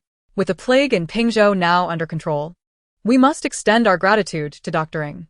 Without her, our situation would not have improved so swiftly. I have informed the emperor, who has commanded Dr. Ing to travel to the capital. Yue smiled at the second prince, acknowledging her impending journey to the capital, though not in such a manner. Being summoned in this way felt rather uncomfortable. Suddenly, Song Suining snapped back from her earlier embarrassment, observing Song Jinshu's animated discourse, feeling a headache coming on. He indeed had a flair for self-promotion. The banquet was lively, with the merchant girls restless. At that moment, a young man declared, it is a pity to have fine wine without song and dance. His words presented an opportunity for the women to showcase their talents. A demure girl stepped forward. I have recently learned a sword dance. I hope for your guidance. Dressed in a flowing red gown, she appeared as if she had stepped out of a painting, graceful and enigmatic, bowing slightly to the guests before moving to the center of the venue. With a long sword in hand, its blade gleaming coldly against her red attire. The drumbeat began, resonant and uplifting as she commenced her dance. Her movements were light and agile, the sword tracing elegant arcs through the air. Her figure was enchanting, akin to a phoenix in flight, captivating many in attendance who watched in rapt attention. As the dance concluded, thunderous applause erupted. She smiled graciously at the audience. My lady, your dance was magnificent. Do you have any wishes you would like to share? Song Suining looked at the second prince, puzzled, wondering what Song Jinshu was scheming now. The girl gazed at Bai Machin with longing, and Song Suining understood that these women were vying for the favor of the Bai family. Bai Machin, however, disregarded her gaze, placing the peeled longan in Song Suining's bowl. The girl's excitement dimmed as she witnessed his indifference. Gathering her courage, she addressed him, Young General Bai, I admire you greatly. May I ask if you are already betrothed? The guests were taken aback, shocked by her boldness. Seeing that Bai Machin remained unfazed, Song Jinshu inquired, Young General Bai, what is your perspective on this? Unperturbed by the question, Bai Machin replied, what does the second prince wish for me to say? My family rules dictate that I may only have one wife. I cannot be like the second prince, with a concubine on one side and another mistress on the other. Song Jinshu's face flushed with anger. He could hardly believe that Bai Machin dared to speak so defiantly in front of so many. For the sake of his own reputation, He suppressed his fury and forced a smile. I am merely concerned for young General Bai. It seems this lady has deep affections for you. Bai Machin, hearing the slight mockery in the second prince's tone, turned his attention back to the girl. I indeed have no engagement, he stated bluntly. Her eyes sparkled with hope. Did this imply she still had a chance? Yet his next words dashed her hopes. However, I already have someone I hold dear to my heart and shall not take another. Whispers spread among the guests. Young General Bai claims he has someone he loves. I was unaware of this. Does anyone know who it is? People shook their heads in response. At that moment, Song Suining could no longer maintain her composure. Her face flushed deeply upon hearing his declaration. Chun Tao, reveling in the unfolding drama, glanced at Song Suining's rosy cheeks, eager to tease her. Your Highness, did you hear what young Master Bai just said? He has someone special, but I wonder who that might be. I am truly curious. Ingwa chimed in, yes, I too am intrigued. Song Suining felt her face grow even warmer at their teasing, acutely aware that they were clearly pointing at her, yet she had no retort. Bai Machin then fixed his gaze upon Song Suining, his expression filled with deep affection. I, Bai Machin, shall only ever have one wife.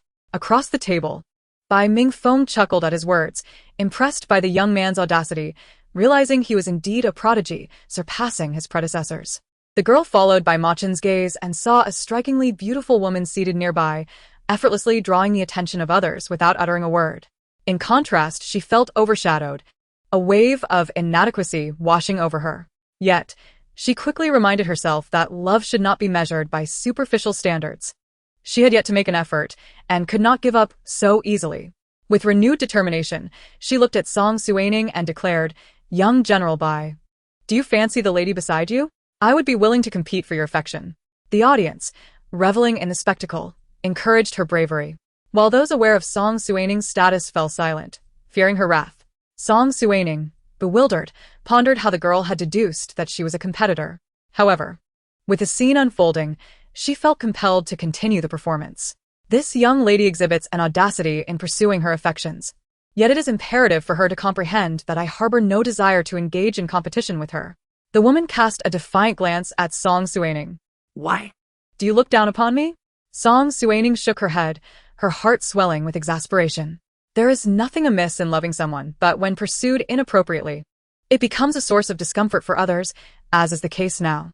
At that moment, a dignified matron rose and earnestly advised the young woman, if you wish for General Bai to take a liking to you, you ought to showcase your own merits instead of seeking another woman to cast you in a favorable light.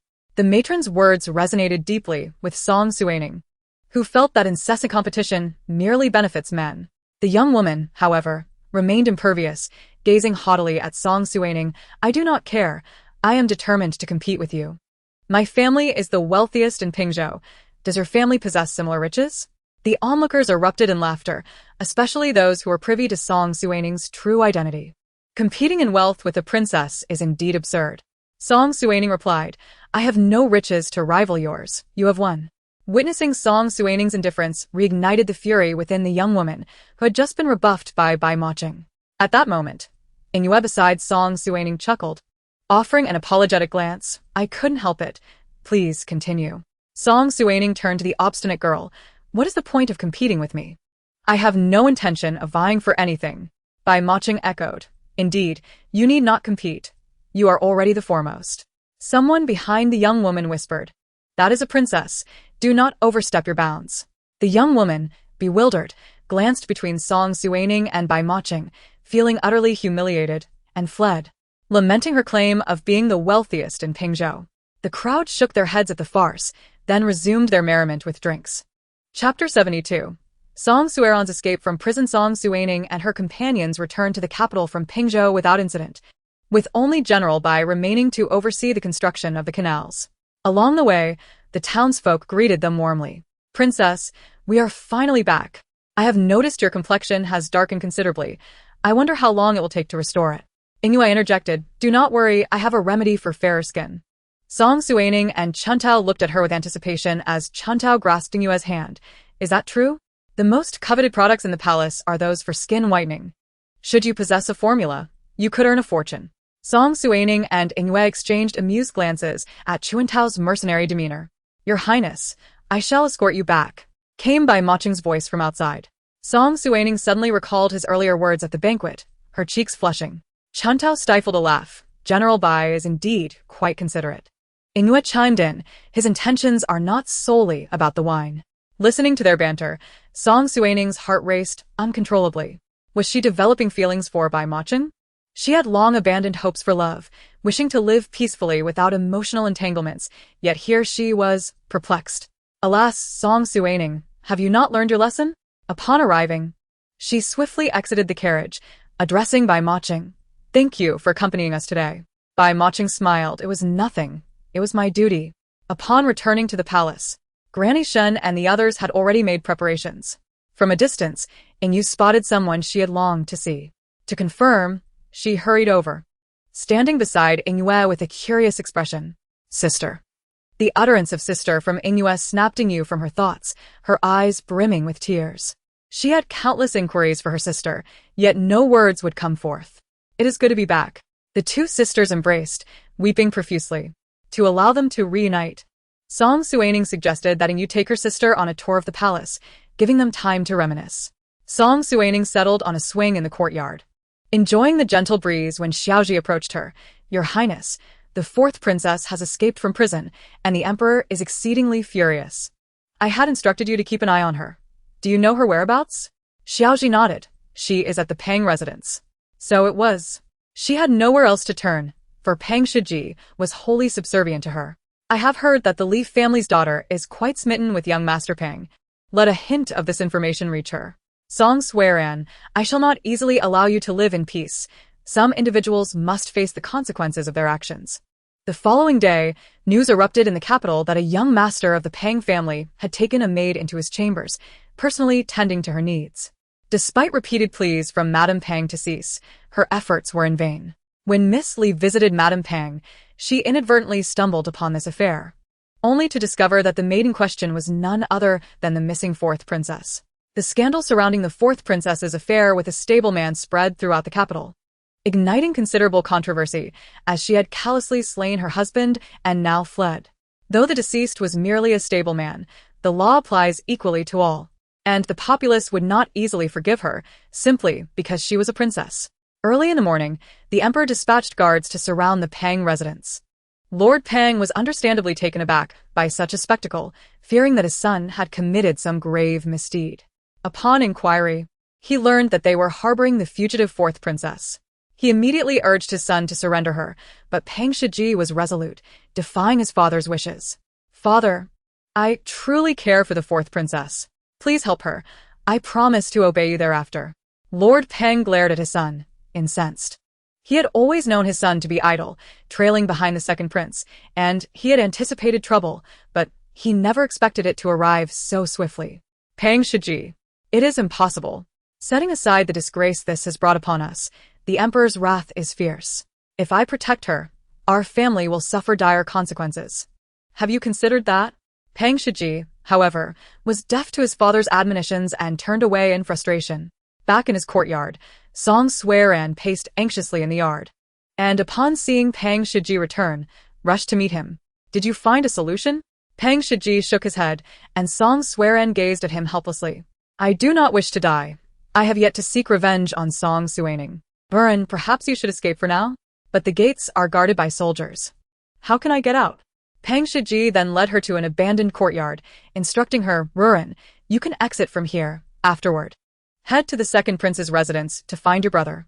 Song Suiran nodded, and with Pang Shiji's assistance, she squeezed through a dilapidated wall.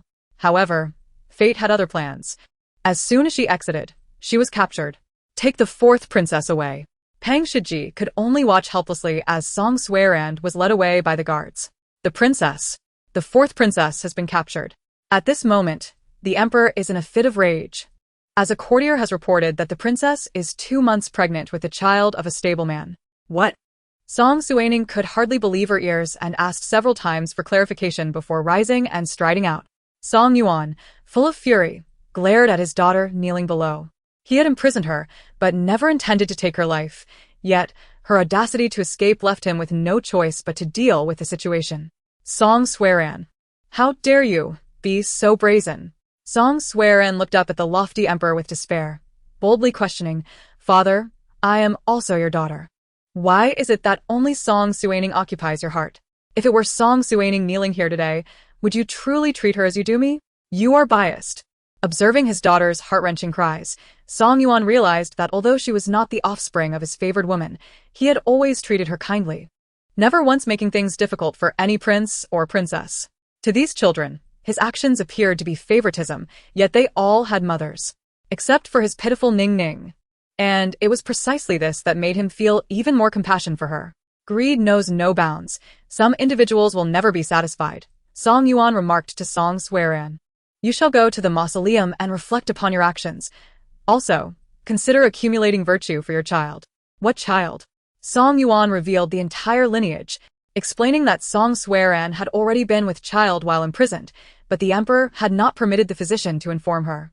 Song Suiran immediately stood up. Her eyes reddened as she loudly protested. On what grounds, father? What have I done wrong? Why must I marry a lowly stableman? The emperor waved his hand. And then Su, a guard, stepped forward. Take her away. Chapter 73. The Empress Dowager returns to the palace Ingyue. The emperor wishes to see you.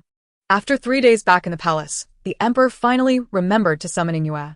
Since her return, he had been cold towards both princes. And even Song Suining had not been seen. Bai Mingfeng had informed the emperor of the situation in Pingzhou, and the emperor was greatly disappointed in the actions of the two princes. Upon hearing that Song Jinshu had brought back a woman to be made a concubine, the emperor summoned Song Jinshu to verify the truth of the matter.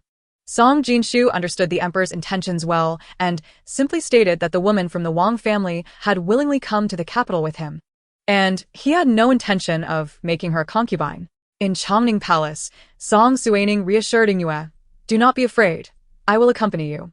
Many still held a preconceived notion of Song Yuan, fearing him greatly, and Song Suining worried that Ingyue might become too anxious. "Princess, I am not afraid. You need not accompany me," Ingyue replied, and with the guidance of Chuntao, she made her way to the emperor's study. Upon seeing Ingyue, the emperor couldn't help but express admiration. Ingyue's demeanor, neither servile nor arrogant, astonished Song Yuan. Typically, those who encountered him were obsequious, and few were unafraid. "Dr. Ing, I have heard about the situation in Pingzhou. What reward would you like?" "I shall certainly grant it." Ingyue pondered for a moment, then deeply bowed to Song Yuan, stating loudly, "I desire nothing but the opportunity to frequently visit the Imperial Medical Institute and learn from the physicians." "Very well," Song Yuan replied, pleased by her measured approach. "It is but a chance, and I shall grant it to you." "Agreed. I permit you to enter the Imperial Medical Institute at your leisure to exchange knowledge with the physicians. However, since I have promised to fulfill one of your wishes, I shall not go back on my word." Speak. Ingyue looked at the emperor and said, "Your Majesty, my sister is currently serving beside the eldest princess. Could you grant her a title of honor?" Oh, "Your sister serves the eldest princess? That is truly a stroke of fate," the emperor said with a smile. "Then I shall grant her the title of an inner court lady. How does that sound?" "Thank you for your kindness." Chuntao, following Song Suining's instructions, waited outside the palace gates, not daring to slacken her vigilance. This was Ingyue's first time entering the palace, which was intricate and winding. It was wise to remain cautious. Upon seeing Ingyue emerge, Chuntao quickly approached her, asking with concern, "Ingyue, how is it?" She recalled how terrified she had been the first time meeting the emperor, but had grown accustomed to it while following the princess, and now wondered why Ingyue appeared so unafraid. "It's nothing. Let us return," Ingyue replied. Back at Chongning Palace, Ingyue pulled out a decree from her sleeve and handed it to her sister, Ingyue. "What is this?" Ingyue asked mysteriously. "Take a look, this is a gift for you." As Ingyue opened it, she was astonished to find it was a decree appointing her as a lady-in-waiting. "This is your hard-earned merit. Why do so much for me?" Ingyue embraced her, burying her head in her sister's embrace, feeling aggrieved as she said, "Sister, you are the most important to me. besides, I have also gained an opportunity to study at the Imperial Medical Institute, which is already wonderful for me." Ingyue gazed at her sister with a heart full of concern. She always prioritized Ingyue's well-being, wishing she would be a bit more selfish.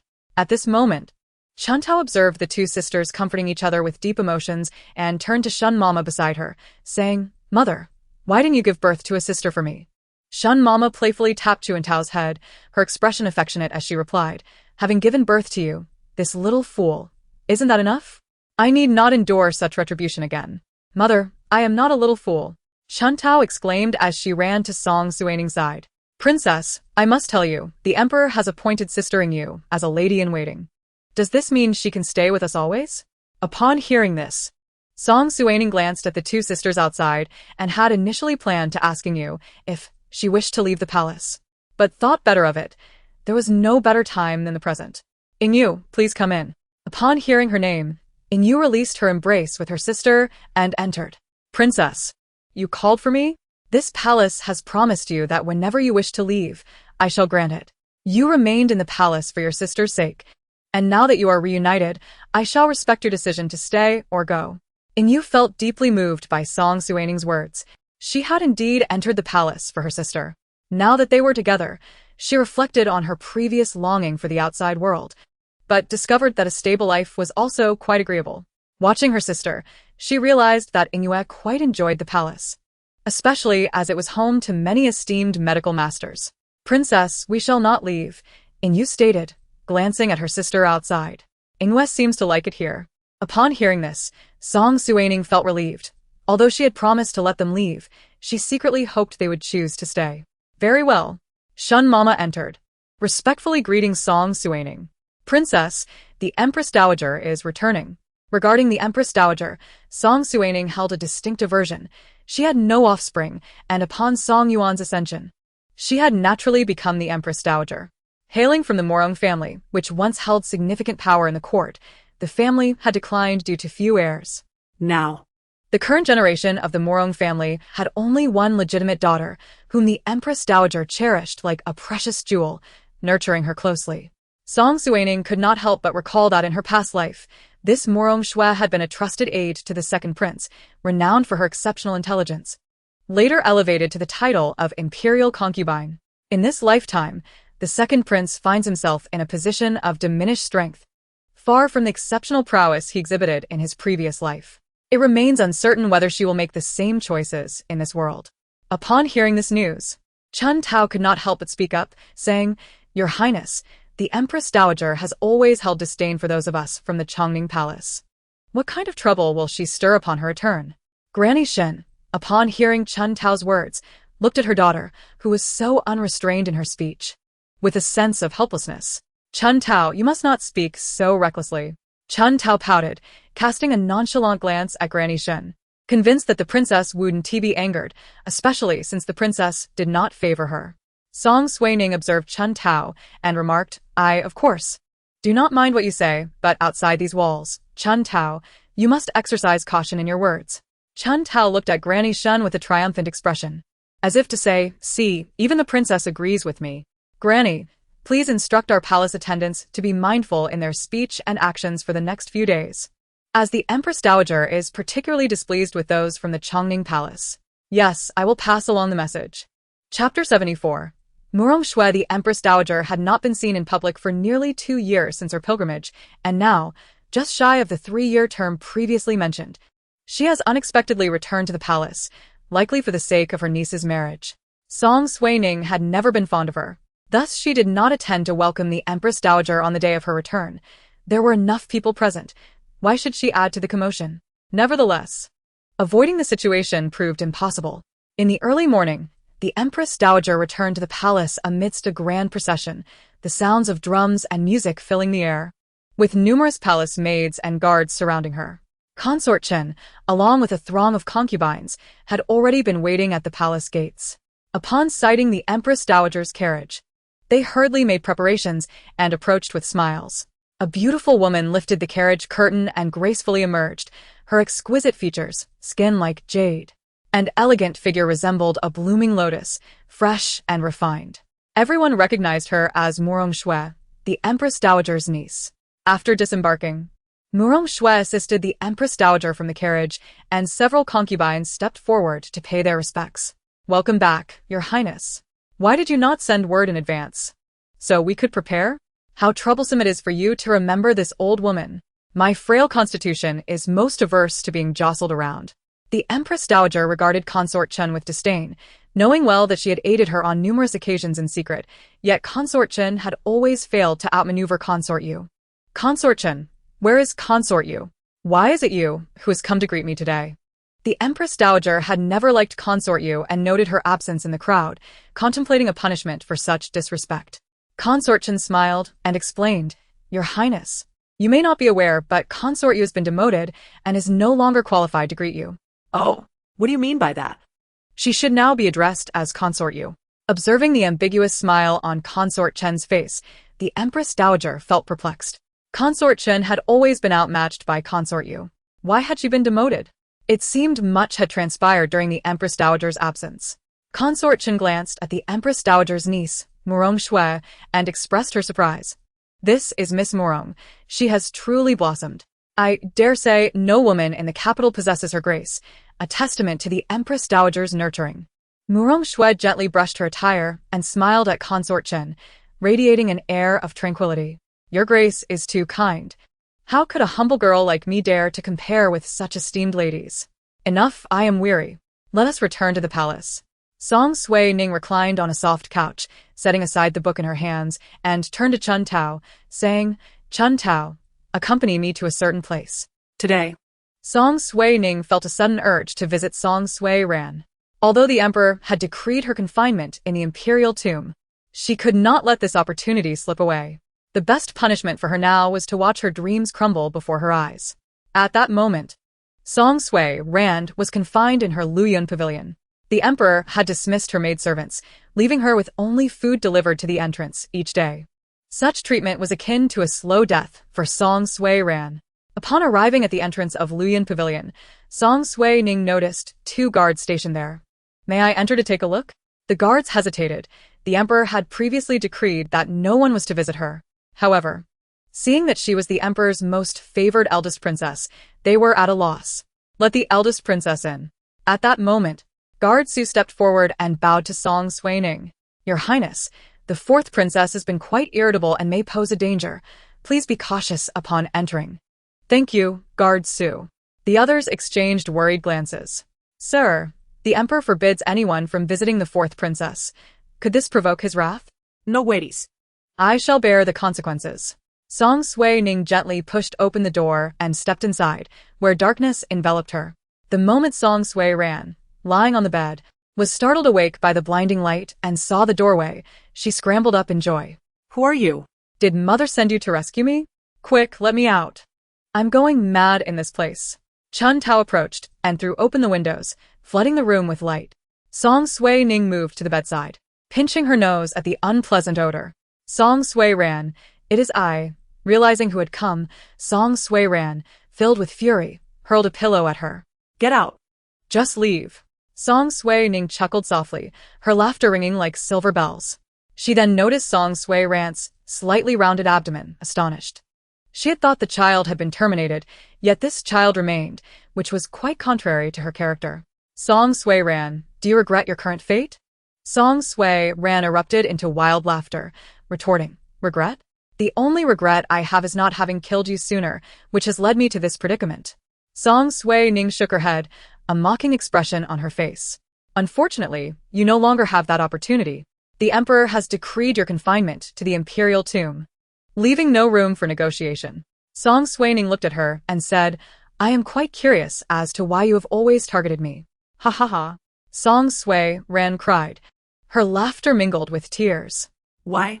We are both children of the emperor, so why does his heart belong only to you? I work so hard. I am no less capable than you, why? Hearing her words, Song Suining recalled the time when the emperor had taken her to meet Song Sui Ran, telling her that she now had a sister to play with.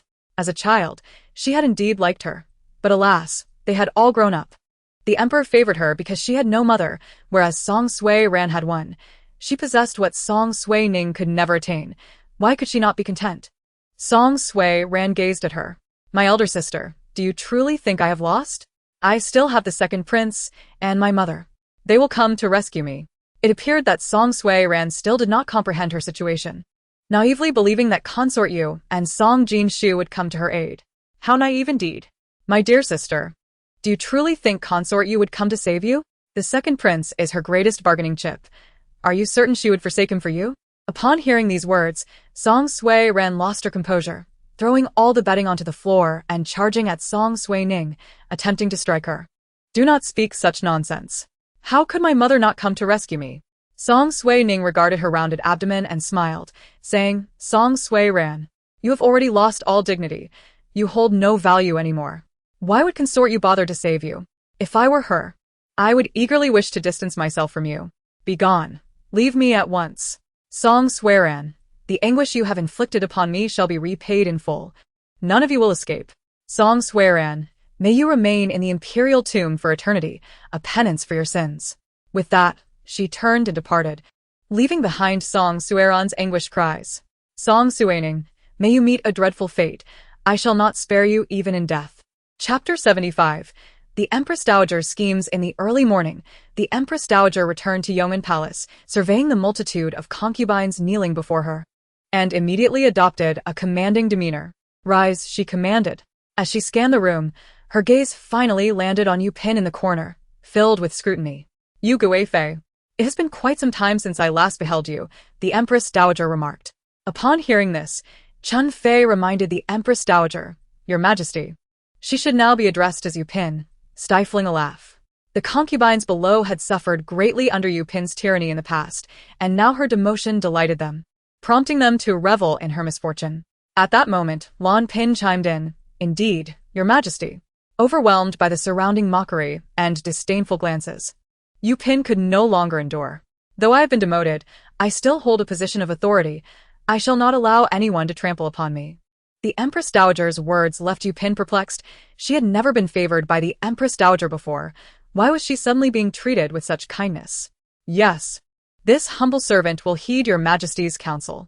Chun Fei and Lan Pin exchanged glances, wary of the Empress Dowager's intentions. The Empress Dowager, observing Chun Fei's petty demeanor, felt a headache coming on. It was a pity that she had once aided Chun Fei against Yu Pin, yet now she struggled to manage the harem. Chun Fei, you hold the highest rank in the palace. It is time for you to demonstrate some composure and set an example for the others. Yes. This humble servant will heed Your Majesty's counsel. The Empress Dowager turned her attention back to Yu Pin. I have heard much about the affairs of the palace. As a mother, one must consider the perspective of others. The fourth princess's current predicament is indeed a result of her own actions. She must not create further strife. Ha! A result of her own actions? Create strife? I merely wish to live a better life. What is wrong with that? Now that Ranran has fallen to such a fate, how can I, as her mother, stand idly by? Once Jinshu ascends, I shall ensure that those who have wronged us meet a gruesome end. I am weary today. I shall take my leave. Your humble servant bids farewell. After the concubines exited, Mama Li approached the Empress Dowager, offering her a massage. Your Majesty, why must we return to this filthy palace when we were so content in that tranquil place? The Empress Dowager sighed. She, too, wished to remain away, but had no choice. With the Morong family weakened, her presence was essential in the court to secure a place for them. Moreover, her niece had grown up under her care, and it would be unkind to allow her to accompany an old woman for a lifetime. Now, with only one child in the Morong family, relying solely on offspring for the family's advancement was impossible. The future of the Morong family now rested on Shuer. I do not wish to return, but Shuer is of an age where I must find her a suitable husband for life. Otherwise, I shall die with my eyes unclosed. Mama Li, having watched Morong Shuer grow up, understood the bond between the Empress Dowager and her niece was akin to that of a parent. With Your Majesty's guidance, Miss Morong will surely find a good match. You old rascal, always making me laugh. The Empress Dowager's return was not solely for her niece. The main branch of the Morong family had only this one daughter. However, the second branch had a son, and finding him a wife of good lineage and beauty would also benefit the Morong family's development. Initially, she had considered the fourth princess, as the second prince was the most likely candidate for ascension despite her disdain for Yu Guifei. If the son of the Morong family were to marry Song Suiran, it could elevate the family status. Yet, she never anticipated such a scandal would arise, rendering the fourth princess unsuitable for the Morong family. Among the remaining princesses, only the eldest princess, Song Suining, seemed appropriate. The purpose of her return was to facilitate this union. The emperor held the eldest princess in high regard, and marrying her would garner the support of the Shin family for the Morong clan. Mama, gather some information about the eldest princess. Though she looked down upon her, for the sake of the Morong family's progress, she had to lower herself. Your Majesty, you do not intend for the eldest princess to wed young Master Morong Yen, do you? Mama Li pondered the Empress Dowager's words. Your Majesty, young Master Morong Yen possesses mediocre talent. The Emperor is unlikely to approve of this match. The Empress Dowager sighed once more, well aware that without her support, the Morong family would have crumbled long ago. Yet, as she approached her twilight years, she became particularly fixated on certain matters. Should she pass, the Morong family would likely disband, and thus she must do everything in her power to preserve their glory. Auntie, it's time for your soup. Morong Shui entered, holding a bowl of ginseng soup, her face aglow with a smile as she feigned annoyance. Auntie, I have told you to rest early. Why do you never heed my advice? The Empress Dowager looked at Morong Shui with affectionate eyes. Very well, I shall listen to you. After finishing the soup, I will retire. Shui, do you have someone you admire? Morong Shui blushed as she gazed at the Empress Dowager. Auntie, I do not wish to marry yet. I want to accompany you. A young lady cannot remain unmarried. While I am still here, I can help you choose. You may tell me which young master you fancy. Morong Shui nodded, having resolved upon her arrival at the palace that she would become the most esteemed woman in Mon. No matter the cost, she would not be deterred. With ambitious eyes fixed on her aunt, she declared, I aim to be the most revered empress of Mon. The Empress Dowager, pleased by her words, nodded approvingly. My Shui possesses such ambition, and I shall support you. Mama Li chimed in. Miss Shui is well-versed in literature. Possessing talents akin to Xie Daoyan, she is destined to become the most esteemed woman, just like the Empress Dowager. Encouraged by their support, Morong Shui felt a surge of confidence. Before her lay a few paths, either the second prince or the fifth prince. After some investigation, she found the second prince to be deeply strategic, while the fifth prince seemed slightly inferior. She would observe further. I perceive that the second prince is the most likely heir. Shui must seize this opportunity. Morong Shui nodded, realizing she needed to present herself before the second prince to create a chance. Shui, in a few days, I shall host a banquet. You need not worry about opportunities. Grateful. Morong Shui smiled at the Empress Dowager. Thank you, Auntie, for your support. Chapter 76. Song Suiron's miscarriage upon returning to her chamber. Yu Pin vented her fury by smashing everything on the table. The wretches. All of them wretches. In the past, they would wag their tails in supplication to me. Yet now they all seek to ascend upon my head. Upon witnessing her agitated demeanor, Wan Feng hurriedly approached to console the Empress. Your Highness, you must remain composed. Our second prince is the most likely heir to the throne. You must endure. Let those people flail about for a few more days. Indeed, she had been demoted, and the entire palace was now reveling in her misfortune. She was determined not to grant them the satisfaction. Wan Feng, is there a way to contact the fourth princess? Wan Feng nodded. Your Highness, I know a maid who delivers meals to the fourth princess. What are your instructions? Yu Pin moved to a cabinet, rummaging until she found what she desired, a delicate blue and white porcelain vial. Give this to the maid and instruct her to mix its contents into the fourth princess's meal. Wan Feng looked at her, puzzled. Your Highness, what is your intent? Seeing the maid's expression of terror, Yu Pin patiently explained, Fear not, the fourth princess is my child. I would never harm her. This is merely a potion to induce miscarriage. Wan Feng, still reluctant, questioned, Your Highness, are you intending to terminate the fourth princess's pregnancy? Yu Pin nodded, aware that her daughter did not wish to bear this child. It would only be a source of humiliation for her. I shall take on this villainous role. A child lost can be replaced, but if Ran gives birth to this child, it would be a lifetime of disgrace, possibly affecting Jin Shu as well. The maid, upon hearing this, said nothing more and left the Yi hall with the vial. That night, as Yu Pin prepared for rest, a figure clad in black entered through the window with an air of confidence. Upon recognizing the visitor, Yu Pin relaxed her guard. I have long warned you. Be cautious with compassion. You did not heed my counsel, and now you find yourself in this predicament. Yu Pin pondered the black-clad man's words, realizing that her previous concern for years of camaraderie had blinded her. Through various events, she understood how ephemeral a man's affection could be compared to the solid grip of power. I will heed your advice. My previous errors shall not be repeated. The man nodded in satisfaction. Good. Remember today as words, I shall take my leave. He swiftly exited the Ihi hall and vanished into the night. On the other side of the palace, anguished cries echoed from Luyun Hall, startling the guards at the entrance, who promptly summoned Guard Su.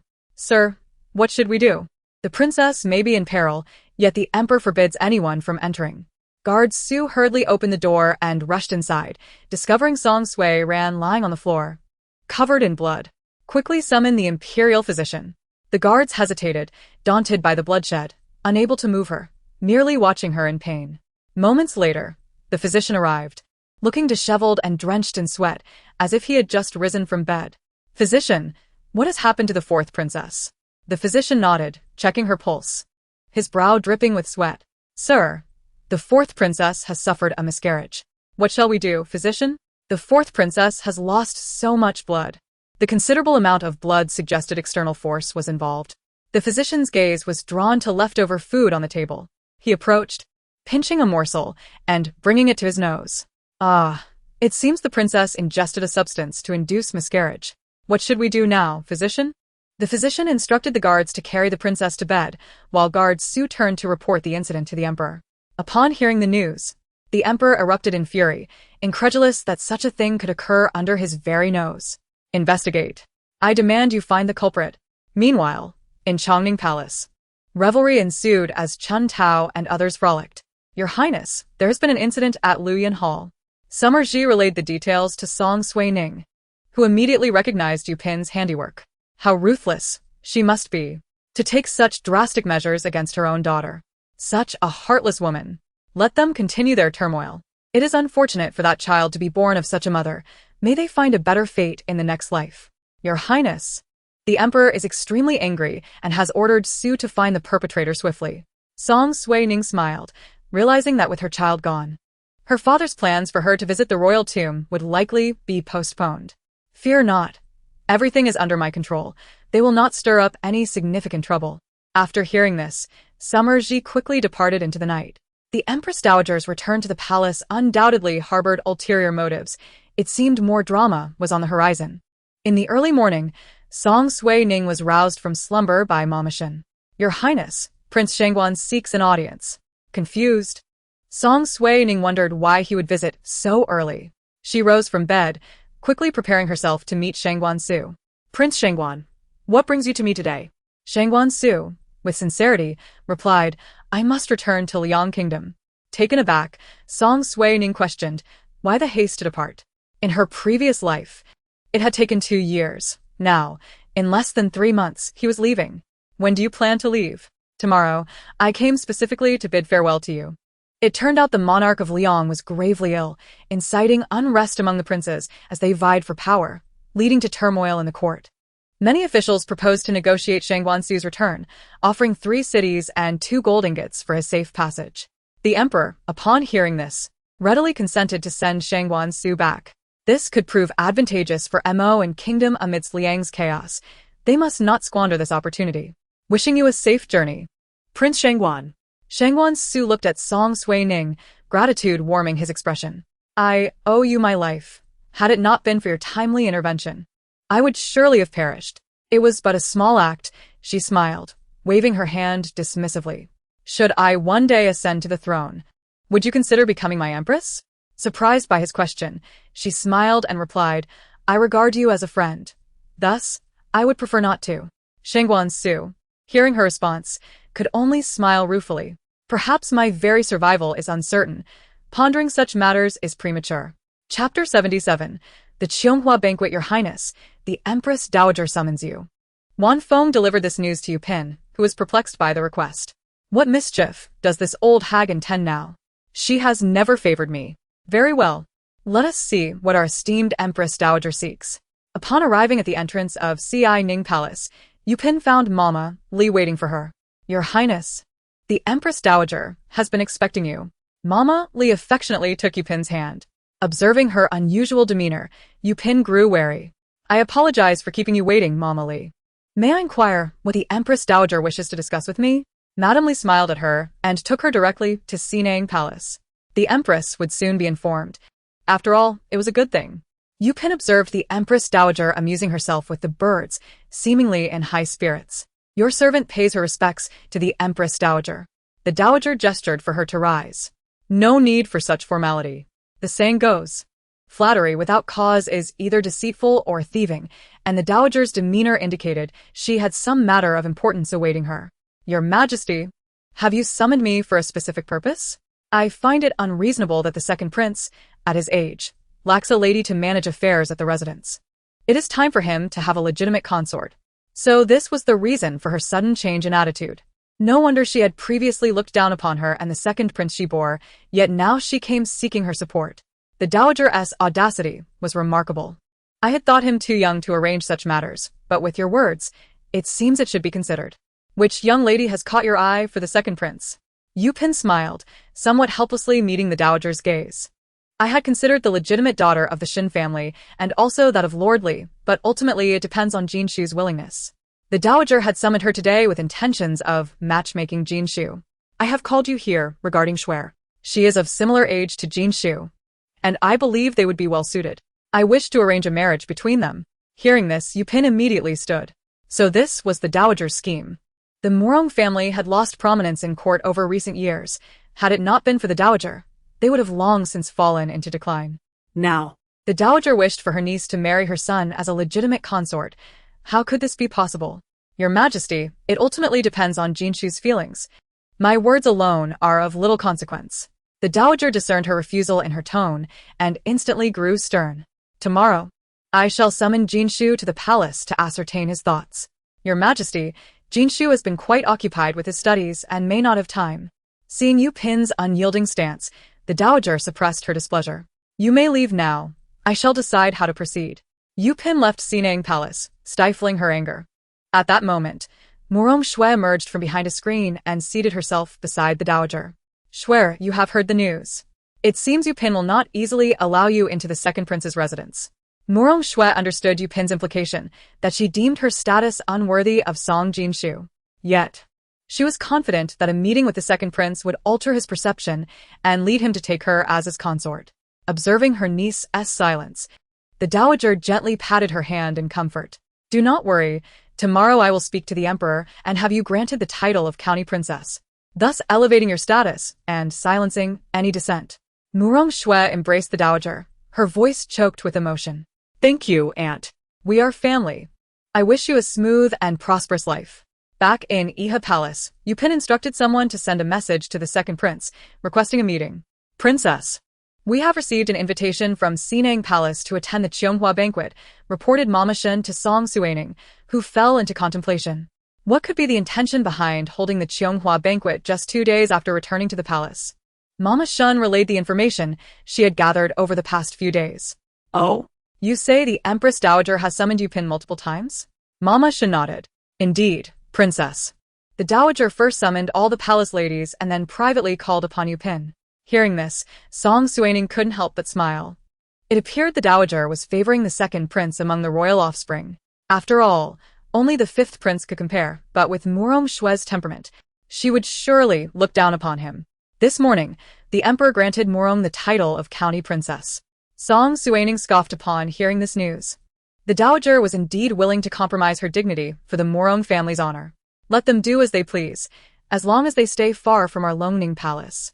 Mama Shen then asked, Princess, shall we attend the Cheonghua banquet? Of course, I am curious to see what they are scheming, replied Song Suining. What of Song Suiyen? The fourth princess has been permitted to visit the royal tomb once her health improves. Yu Pin has sent someone to care for her these past few days. And it is said she is recovering well. She would never willingly go to the royal tomb. She was likely still contemplating how to change her fate. The Cheonghua banquet was set in a small garden within Suining Palace. While modest in scale, it was undeniably exquisite. Princess, look at this little courtyard. It is so lavish. These flowers are rare varieties that are hard to come by, remarked Yue, a physician, who was captivated by the elegant blooms. Song Suining smiled at the scene, noting the stark contrast between the opulence of the garden and the Dowager's usual demeanor of indifference. At that moment, a commotion erupted from a corner of the garden, igniting Song Suining's curiosity. You, a mere side consort, dare attend the banquet? What audacity! It turned out to be Song Jinshu, who had brought Wang Yufu along, indicating he held her in high regard. It was the second prince who brought me here. Don't think that just because you have the second prince's backing, we will fear you. A peasant is still a peasant, no matter how fine their clothes. The girl's words were sharp and quite irritating. Yet no one around her was willing to come to her defense. Princess, shall we intervene? Song Suining waved her hand. Let us observe for now. The second prince brought her here, clearly with intent. Why should I put myself in a position to be disliked? Chapter 78. Yu Yenming reveals his intentions. The garden was in chaos, yet the Empress Dowager had yet to make her appearance, clearly by design. Was she deliberately causing trouble for the side consort to pave the way for her niece? After a while, the Dowager finally arrived, supported by her niece. Your Majesty. They all greeted. Please rise. I have invited you all today as I have just returned to the palace and thought to meet and chat with you. The young ladies from prominent families were delighted, knowing that the presence of many princes at the banquet increased their chances of being selected as a prince's consort. Such opportunities are rare. Today is a chance for everyone to make new acquaintances. Upon entering the banquet, Song Suining kept a low profile, knowing that associating with the Dowager could yield no good fortune. Song Jinshu's gaze shifted to Murong Shui beside the Dowager. She did not appear particularly remarkable. Murong Shui met the second prince's probing look with her own steady gaze. While I am here, you may not enjoy yourselves fully. You are free to entertain yourselves, the Dowager declared before departing. As soon as she left, the atmosphere lightened, for they were all young people. Eldest princess at that moment, Shun Yuejiao approached Song Suining. Cousin, you have come as well. Originally, I had no intention of attending, but the invitation was issued twice, she whispered. Cousin, do you know what the Dowager intends?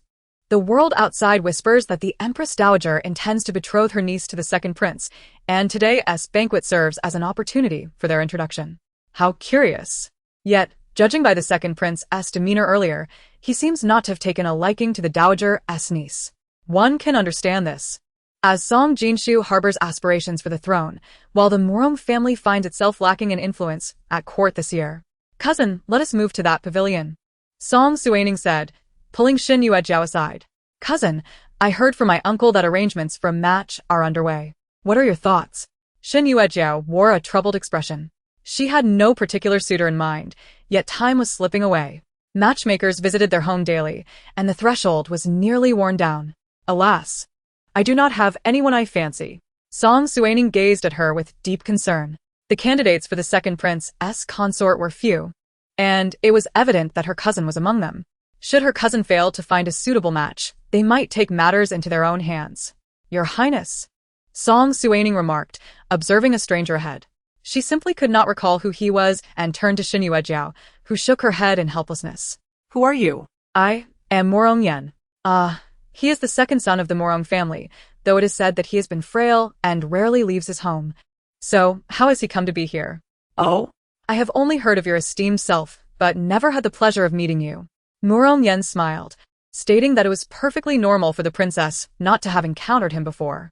What does this imply? Could it be that the Empress Dowager wishes to pair her with Murong Yen? Such a notion seems utterly absurd. What a coincidence. My elder sister is also here. Just moments ago, Yenming and I were discussing her. Your servant pays respects to the eldest princess. Yu Yenming had seen Murong Yen approach the eldest princess and understood the Dowager's intentions. At that moment, he truly could not remain seated. Song Suining chose to disregard Yu Yenming, finding it quite remarkable that her royal brother had attended the banquet. Song Jinshu smiled and directed his gaze towards Shin Yuejiao beside Song Suining. I presume this is Miss Shin? Indeed, seeing is more enlightening than hearing. Shin Yuejiao performed a courtesy, replying, Your Highness, you flatter me. Perhaps sensing that his presence was inappropriate, Song Jinshu soon took his leave. Yu Yenming wished to converse with Song Suining, but her indifference compelled him to abandon the effort. Master Murong, please take a seat. Despite her general disdain for the Empress Dowager, Song Suining held no animosity towards the second son of the Murong family, who in her previous life had been a man of integrity and fairness. Murong Yen looked at Song Suining with a hint of shyness, revealing, I hope I am not intruding. The Empress Dowager has insisted I meet the princess, and now that I have, I hope it fulfills her wishes. I see. It seems that, according to my past life, you must have someone in mind but feared offending the Dowager, hence your presence here. It is nothing. I have heard of you, Master Murong. Let us befriend one another. Murong Yen felt relieved at her words, as he did have someone he admired. But the dowager insisted on him cultivating a connection with the eldest princess for the sake of the Morong family's future. Your Highness, I must take my leave. Morong Yen was anxious, fearing that the lady he admired might witness him and misconstrue the situation. After Morong Yen departed, Shun Yuejiao looked at Song Suining. The dowager is indeed as you suspected. She wishes to pair me with Morong Yen. Shun Yuejiao patted her hand reassuringly. Do not worry, Your Highness. I have heard my brother mention that he has someone he cares for, so you need not be concerned. This reasoning is sound. Yet the Empress Dowager is not one to be trifled with. Should he openly defy her wishes, it is likely she would not forgive him. At present, the one who ought to be worried is you, cousin. Did you not notice how Song Jinshu looked at you just now? Yuejiao regarded Song Suining with disbelief. How could that be? The Yu family and the Shin family have never seen eye to eye, and my grandfather would never approve. Cousin, you may be underestimating the situation. Although the Yu and Shin families have historically been at odds, the Shin family has maintained a stance of neutrality and earned the Emperor's trust. If they could garner the Shin family's support, it would bring him closer to the throne. Shun Yuejiao fell into contemplation, having never considered these matters. Until today, she had been oblivious to the Shun family's precarious position. Hearing this made her realize how shallow her previous understanding had been. Rest assured, Your Highness, I will protect myself and ensure the Shun family does not find itself in a difficult position. As they spoke, Yu Yanming approached again, addressing Shun Yuejiao. Miss Shun, may I speak with the eldest princess for a moment? Shun Yuejiao glanced at Song Suining with a questioning look, to which Song Suining nodded. Your Highness, what is your view on the dowager's actions today? Yu Gongzi, how the dowager thinks is beyond my knowledge. Did you have a specific matter in mind when you sought me? Perceiving the rejection in Song Suining's tone, Yu Yanming replied. I refuse to believe you cannot discern the dowager's intentions. A man of such mediocrity as Morong cannot possibly deserve the princess. Song Suining chuckled at his words. No matter his station, Morong Yen is a man of commendable character, far superior to you. Seeing that Song Suining remained silent, Yu Yanming declared. I am fond of the princess. Why not consider me instead? How absurd. Are you implying that you wish to live forever? Yu Gongzi seems to have misunderstood. I have never harbored any other thoughts towards you. Chapter 79. Song Suiyen's Departure, Part 1. Yu Yanming was momentarily taken aback by her decisive rejection. He had never anticipated such a swift dismissal. In his memory, she was the little girl who had always called him Brother Yu, and eventually, he understood her affections. Yet he chose to ignore her, as his family loomed large behind him and romantic inclinations mattered little. Noticing her transformation, he saw she no longer sweetly addressed him as Brother Yu. Princess, should you choose to be with me, the dowager would no longer trouble you. How cunning!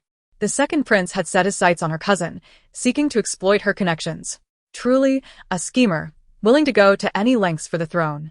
Yu Gongzi, you are mistaken.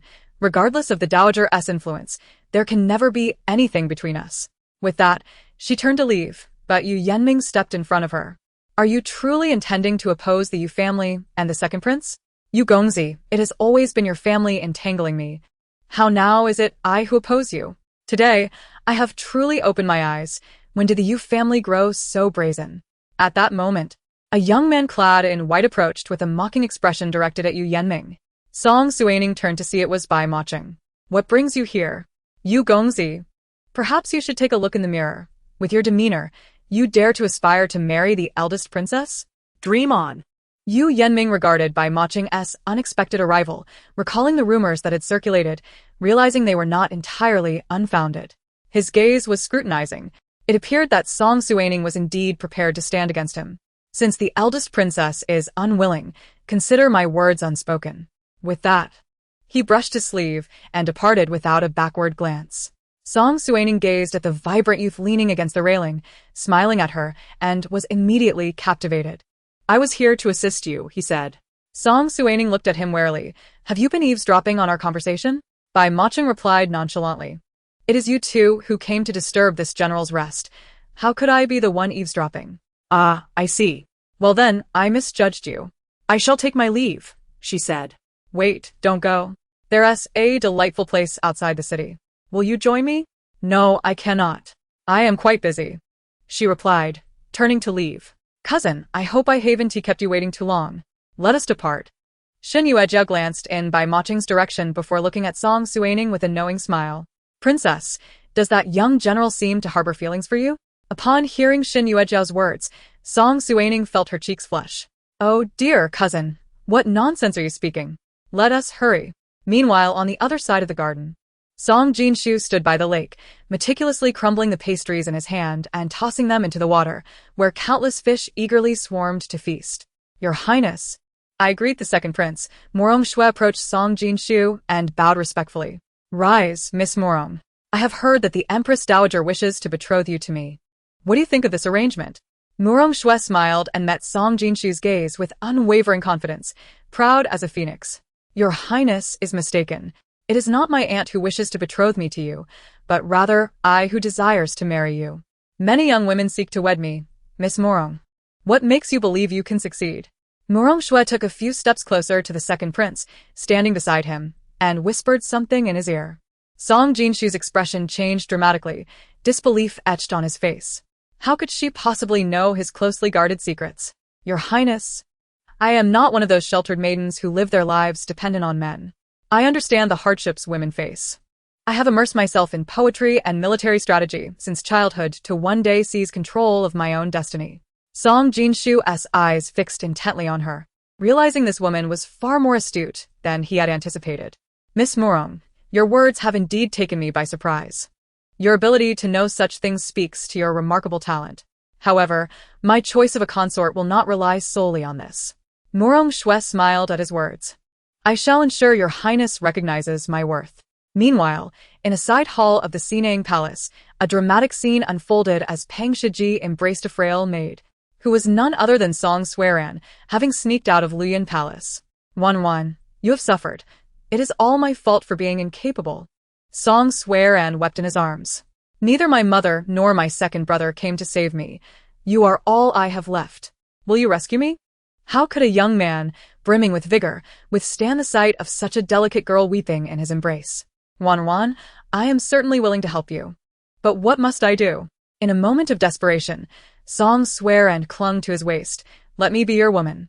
If I become yours, I will not have to guard the imperial tomb anymore. Pang Shiji was taken aback by her words. He indeed harbored feelings for her, but never intended to tarnish his reputation. 1-1, this would ruin your name. It is unacceptable. Suddenly, Song Suiran burst into tears. Do you despise me? I have fallen to such a state, and yet you concern yourself with reputation? 1-1. How could I ever despise you? They embraced tightly, their heavy breaths filling the room until a palace maid passing by the side hall inadvertently interrupted their intimate moment. Upon hearing the news, the Empress Dowager hurried over. And Yupin also rushed to the scene. Guards reported the incident to the Emperor, who swiftly made his way to Suining Palace. Ah! I never expected to have such a wanton daughter, he exclaimed. At that moment, Pang Shiji shielded Song Suiran behind him. Your Majesty, all blame lies with me. I was too enamored with the fourth princess, and thus led her astray. I am willing to marry her. Please forgive me. The Emperor was enraged, feeling that Song Suiran had repeatedly humiliated the royal family. Take him away, and give him a sound beating. Yupin knelt before Song Yuan, tears streaming down her face. Your Majesty, please spare Wanarwan's life. I implore you. Yet, the Emperor remained unmoved, as anguished cries echoed from outside until they grew faint. Yupin rushed outside, witnessing her daughter beaten and bloodied, and she collapsed in despair. Lock the fourth princess away. Do not allow her to summon a physician. With that, Song Yuan waved his hand and departed, leaving Song Suining to understand that her father had truly abandoned her. At that moment, a sense of relief washed over Song Suining. Her father had genuinely forsaken her, freeing her from the burden of worrying about his feelings. Chapter 80. A declaration of intent. That night, Song Suining sat by the window, gazing outside. The night breeze bore a chill, prompting her to draw her garments closer. Princess, come here. Though it is now the summer solstice, the night air is still quite cool. Noticing her indifference, Shin Mama sighed and draped a cloak over Song Suining's shoulders. Mama, I am not cold. Shin Mama, sensing the melancholy in Song Suining's eyes, seated herself beside her and gently asked, Princess, have you encountered some trouble? Song Suining shook her head, pondering why she felt no joy upon witnessing Song Suiran's fate, despite having avenged herself. Mama, The person I despised most has finally received the punishment she deserved.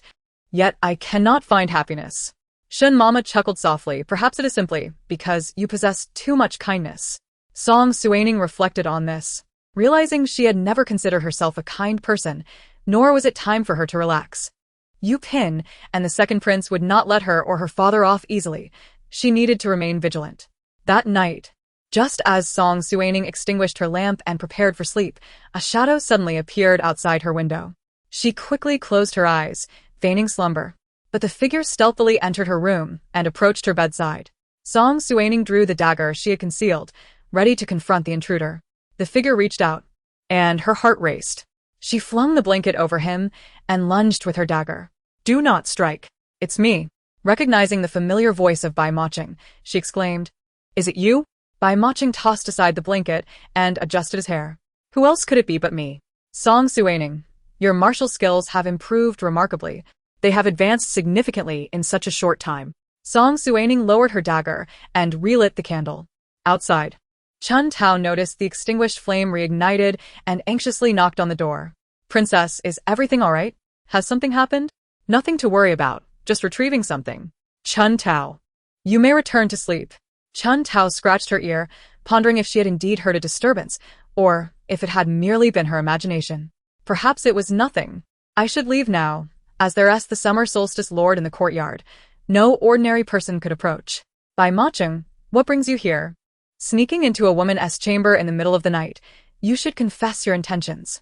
Bai Maching observed her, as she appeared to be a little hedgehog, launching an attack on him, and he couldn't help but find her utterly adorable. "I simply came to ask you a question," he said. "Why must you come at night when you could inquire during the day? And how did you manage to get in?" Didn't Xia notice you? Bai Maching replied. Slightly embarrassed, he did see me, but I had a foo distract him. As for the others in your courtyard, they couldn't possibly detect my presence. Song Suining gazed at him, exasperated, realizing she had underestimated him. "Speak, what is it you need?" Suddenly, Bai Maching's face flushed crimson, and he fell into silence. Song Suining, infuriated by the interruption of her sleep, demanded, "Will you speak or not? If you won't, leave me be. I need my rest." In a swift motion, Bai Maching pulled Song Suining closer, their eyes locking in silent communication, the stillness allowing them to hear each other's breaths. He cupped her face in his hands, and an intimate atmosphere enveloped the room, both their faces now a deep shade of red. "Song Suining, I am enamored with you. I hadn't intended for you to know so soon, but witnessing those men eyeing you today made me realize I could no longer wait. What about you? Do you harbor feelings for me?" As she looked at his earnest confession, Song Suining sought any hint of jest on his face but found none. Bai Maching continued, "I am not privy to the burdens you carry. It seems you conceal many secrets within your heart.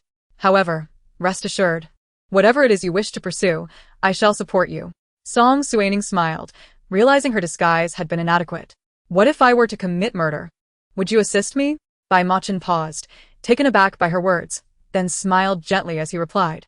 "I have long been aware of your intentions towards the second prince and the Yu family. While I may not fully grasp the hatred you harbor, I will steadfastly stand by your side." Moved by his words, Song Suining embraced him tightly, burying her head in his chest. I too harbor feelings for you." "Really?" Bai Maching's delight was akin to that of a child who had just received candy as he paced the room. Song Suining hurriedly called out, "Stay still, or they will discover us. What is there to fear? Today I am in high spirits, and besides, they are no match for me." "Oh, you are rather proud, aren't you? Do you think you can defeat Xiaji?" At the mention of Xiaji, Bai Maching's confidence waned. Xiaji was a formidable opponent. Though he had trained in martial arts for years, the methods of the Shadow Guards were unlike his own.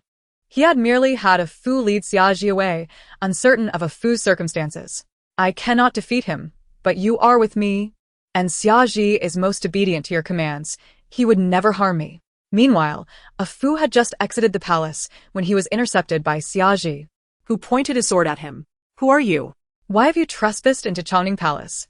A foo, having heard of Xiaji's prowess, dared not play tricks and instead feigned distress. "Lord Xiaji, it was not my intention to intrude upon Chongning Palace. It was my young master who insisted on coming here, and he felt incapable of confronting you himself, thus he sent me to divert you."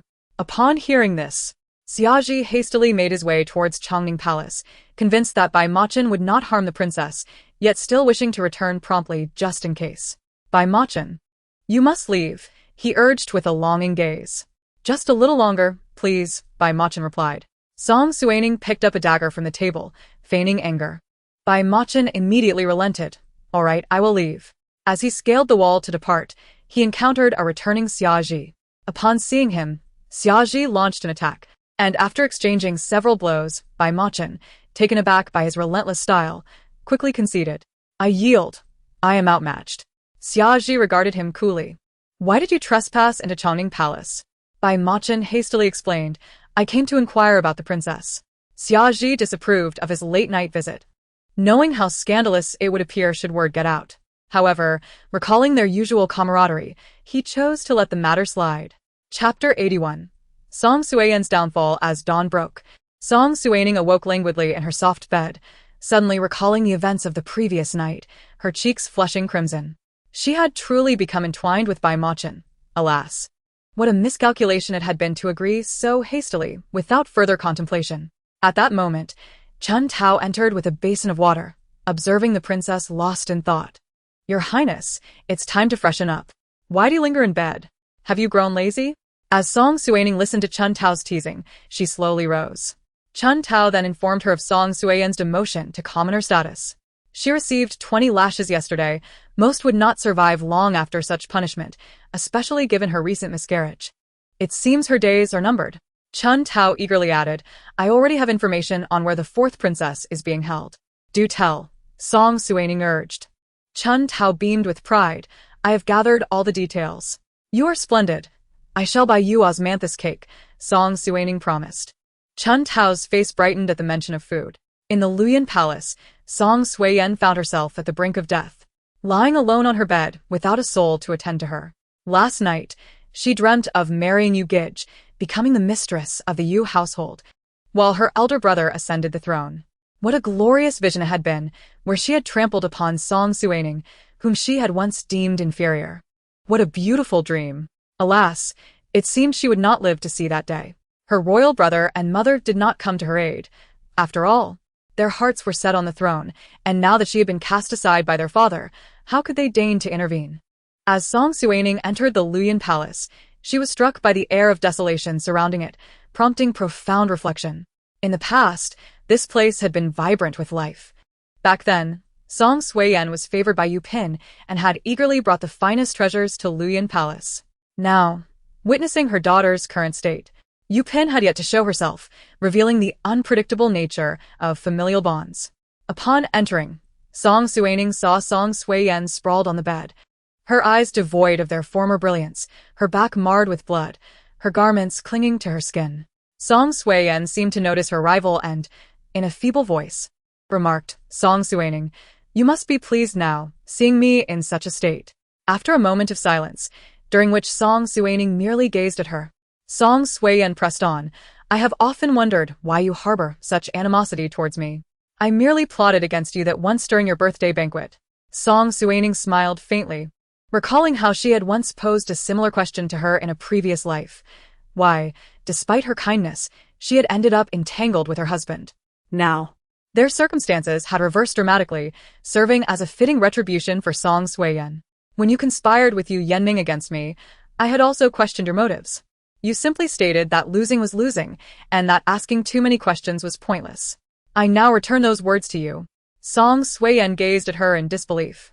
Song Suining, what are you saying? When did I ever act in such a manner? Song Suining smiled, her gaze towards Song Suiyen sharp and penetrating. It does not matter if you are unaware. I am well aware. Do you regret the consequences of your current state? Song Suiyen let out a cold laugh, her stare unwavering. Isn't it somewhat redundant to ask? I have never felt remorse for my actions, even in defeat. Indeed, it was a futile inquiry. A person like Song Suiyen would never harbor regrets for her deeds. This is my last visit. You may resign yourself to fate here. I have no desire to see you again. With that, Song Suining turned and left, only to be met with the sound of Song Suiren's curses as she stepped outside. Song Suining, I curse you to meet the same fate as mine. I will await you below. Do hurry to find me. Chun Tao, upon hearing these words, turned to leave, but Song Suining stopped her. Do not stoop to her level. She is merely trying to provoke me. Her time is running out. And we need only wait in silence. There is no need to dirty our hands. Realizing her earlier impulsiveness, Chun Tao stood quietly by Song Suining's side. Upon exiting, they encountered guard Su standing at the entrance with his sword. The fourth princess has been quite mad lately, alternating between tears and laughter. Why does the eldest princess come here to sully her ears? He continued, being sisters, let us consider this a farewell for her. How fares His Majesty? His Majesty has been in low spirits these days, lacking energy. If the princess has the time, perhaps she might visit the emperor. He would surely welcome her words. Guard Su replied. Song Suining nodded in acknowledgement and, with Chun Tao's assistance, departed from Luyan Hall. Your Highness, a gift has been sent from General Bai's guard for you. A Fu said, bowing. This is a gift from my master. I hope you will find it to your liking. A Fu sighed internally. Having narrowly escaped death under Xiaji's sword, only to venture into the perilous Chongning Hall. Upon entering, he had seen Xiaji lying beneath a large tree, which had startled him. As Song Suining accepted the box from a Fu, she discovered a finely crafted dagger within, its scabbard adorned with several red gemstones, exuding an air of opulence. Observing her delight, a Fu eagerly explained its origins, revealing that it had been specially commissioned by Bai Maching at the border. A treasure in its own right. Your Highness, this dagger is indeed a rarity, and it possesses an additional function. Do press that small switch to try it. Upon following a Fu's instructions, Song Suining was astonished as a second identical dagger emerged from the opposite side of the hilt.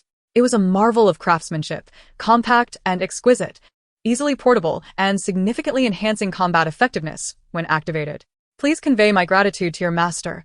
I am exceedingly fond of this dagger, she said. After a Fu departed, Song Suining tested the dagger, finding it remarkably effective. She turned to Xiaji, who was still perched on the tree. Xiaji, what do you think of this dagger? Xiaji promptly leapt down, carefully examining the dagger. Does it have a mechanism?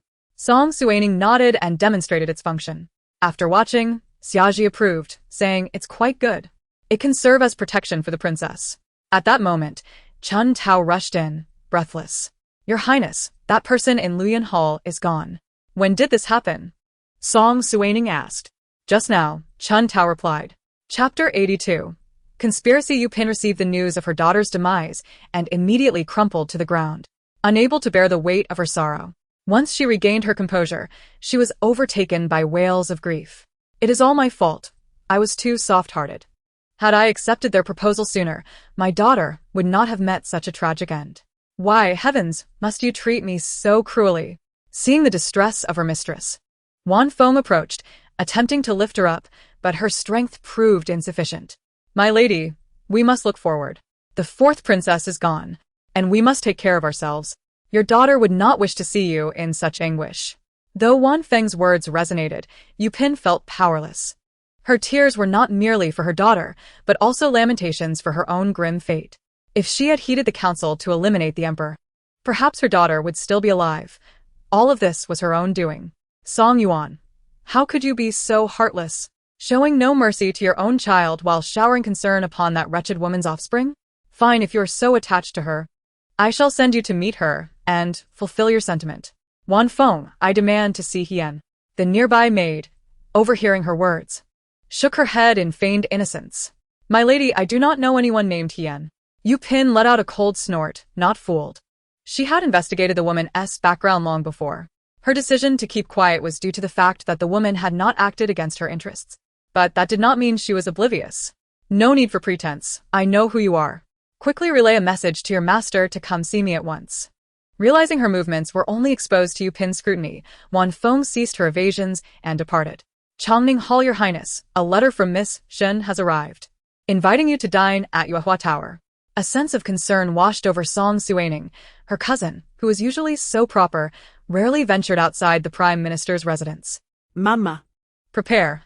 We shall go to Yuehua Tower. Madame Shen looked at Song Suining in disbelief.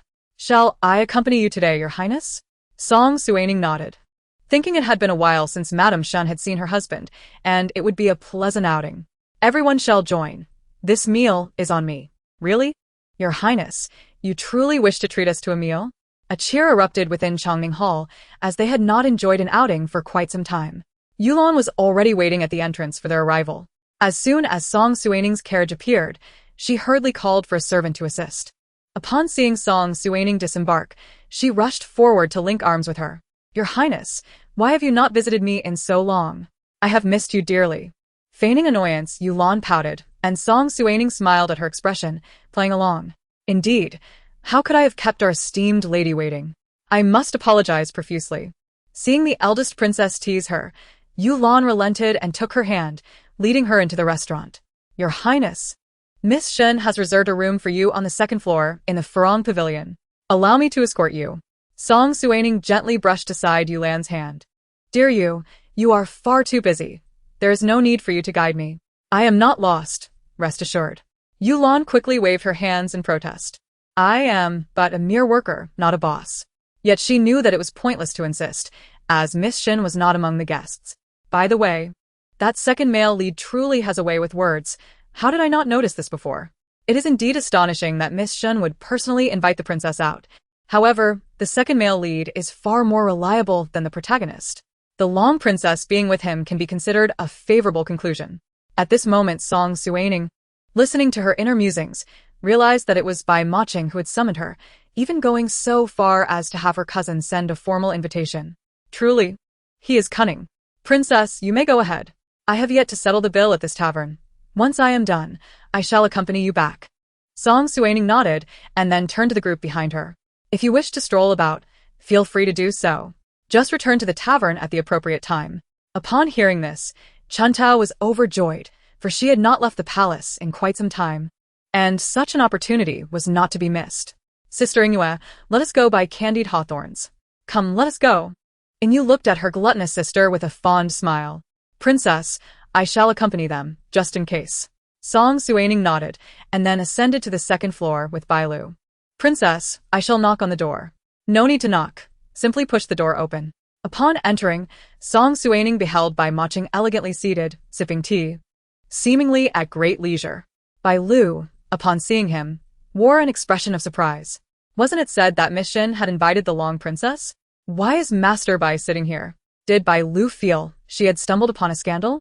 Song Suining approached and sat opposite Bai Maching, who graciously poured her a cup of tea. "Bai Maching, what schemes are you plotting now? Why did you summon me?"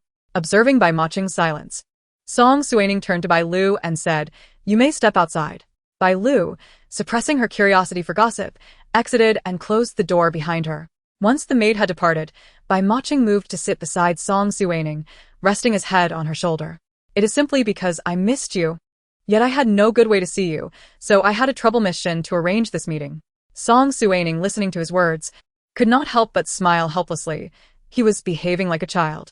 "Very well, I shall forgive you this time, but do not let it happen again. I promise. Next time I shall use my own invitation to summon you," Bai Maching replied eagerly. At the same moment in the Ihedian, Yu Pin sat opposite a cloaked figure, his displeasure evident in his gaze. "Why did you summon me here in broad daylight? Are you unaware of the dangers lurking within the palace?" Yu Pin regarded him with indifference, seemingly displeased with his words. "With your formidable skills, do you fear merely traversing the palace? I summoned you today to agree to your previous proposal. The black robe, truly? You can be so ruthless? What reason do I have to hesitate?" He treats his own flesh and blood with such disdain, only cherishing that wretched woman's daughter. I shall send him to meet the one he longs for. Very well. I shall send someone with the items tomorrow. After parting ways with Bai Maching, Song Suining wandered nearby with Bai Lu and fortuitously witnessed a dramatic scene unfolding in front of an inn. "You insolent scholar! How dare you loaf about here? Pay me the silver you owe from yesterday, or leave at once." The man glared at the innkeeper, his eyes blazing with fury. "You disgrace the scholarly community. I assure you, this year I shall achieve fame in the imperial examinations, and then you shall find no means to curry favor with me." It was none other than Yingming, the scoundrel who deceived Song Jiarong in a past life, a figure once quite sought after. After all, as a top scholar with handsome features, he was adored by many young ladies. Yet, to see him in such a pitiful state now, his recent words suggested a lack of intelligence. This arrogant individual starkly contrasted with the gentle image he once projected. One can only hope that in this life, Princess Jerong will keep her eyes open and steer clear of such a rogue. Upon noticing the crowd, Ouyang scanned his surroundings and spotted a well-dressed gentleman. Rushing over to him, "Esteemed sir, I implore your assistance. Should I succeed in the examinations next year, I shall surely repay your kindness." The gentleman erupted into laughter, looking at him with disdain. "Young man, with your appearance, you should return home. If you can leave promptly, I shall commend your courage. I am truly in dire straits. My money was stolen at the inn. Could you possibly assist me?" The onlookers laughed derisively at his pitiful demeanor. Seeing the gentleman remain unmoved, Ouyang turned and approached Song Suining. "My lady, could you possibly? I cannot assist you. Perhaps seek help from another," Song Suining replied. "I do not carry silver." At this moment, Ouyang eyes fell greedily upon the jade pendant at Song Suining's waist. "Is this the top scholar from my past life? Such behavior is simply beneath dignity. Princess Bailu, Princess Jiarong is upstairs." Hearing Bailu's words, Song Suining looked up and locked eyes with Song Jiarong, who smiled at her. Understanding her intentions, Song Suining ascended the stairs. "My lady, sir, I must insist you behave yourself. Should you approach again, do not blame me for my rudeness," Bailu warned, brandishing a glimmering knife. Ouyang recoiled, losing his nerve to advance. As Song Suining reached the upper floor, Song Jiarong hastily instructed a nearby maid to pour tea for her. "What a coincidence. I did not expect to find the princess here. Please, take a seat." Song Suining scrutinized the woman before her, realizing that Song Jiarong was entirely different from the person she had known in her past life. Her demeanor had changed dramatically. In her previous incarnation, she had adored Bai Macheng, trailing behind him incessantly after his return to the capital. In this life, it appeared she had never sought him out at all. Observing the long princess's puzzled expression, Song Jiarong smiled, glancing down at Ouyang who was being escorted away by the inn's attendants.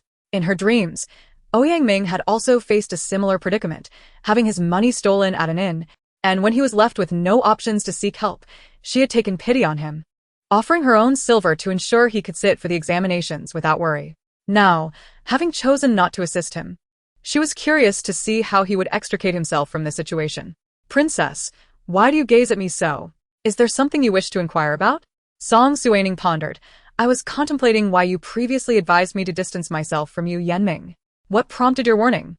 Upon hearing her words, Song Jiarong smiled knowingly, realizing it was time to reveal the truth, lest she be unable to continue the charade. She signaled for her maid to leave, and Song Suining, understanding her desire for privacy, requested Bailu to step out as well. "Princess, do you believe it is possible to dream of past events?" Upon hearing this, Song Suining suddenly comprehended, connecting the depths of her earlier hints and Song Jiarong's own transformation. She too had been reborn. However, from her words, it appears that she has gleaned insights into her past life through dreams, suggesting that fate has granted her a chance to start anew. "I believe in Song Suining. The world is full of wonders that defy conventional explanation." To Song Jiarong's surprise, the princess possesses a remarkable capacity for acceptance. Just moments ago, she thought the princess might share her mother's skepticism about her sanity. Song Suining smiled at her, seeming to realize that she could uncover much information unknown to her from this exchange. Song Jiarong pondered why the princess was so fixated on the young man below.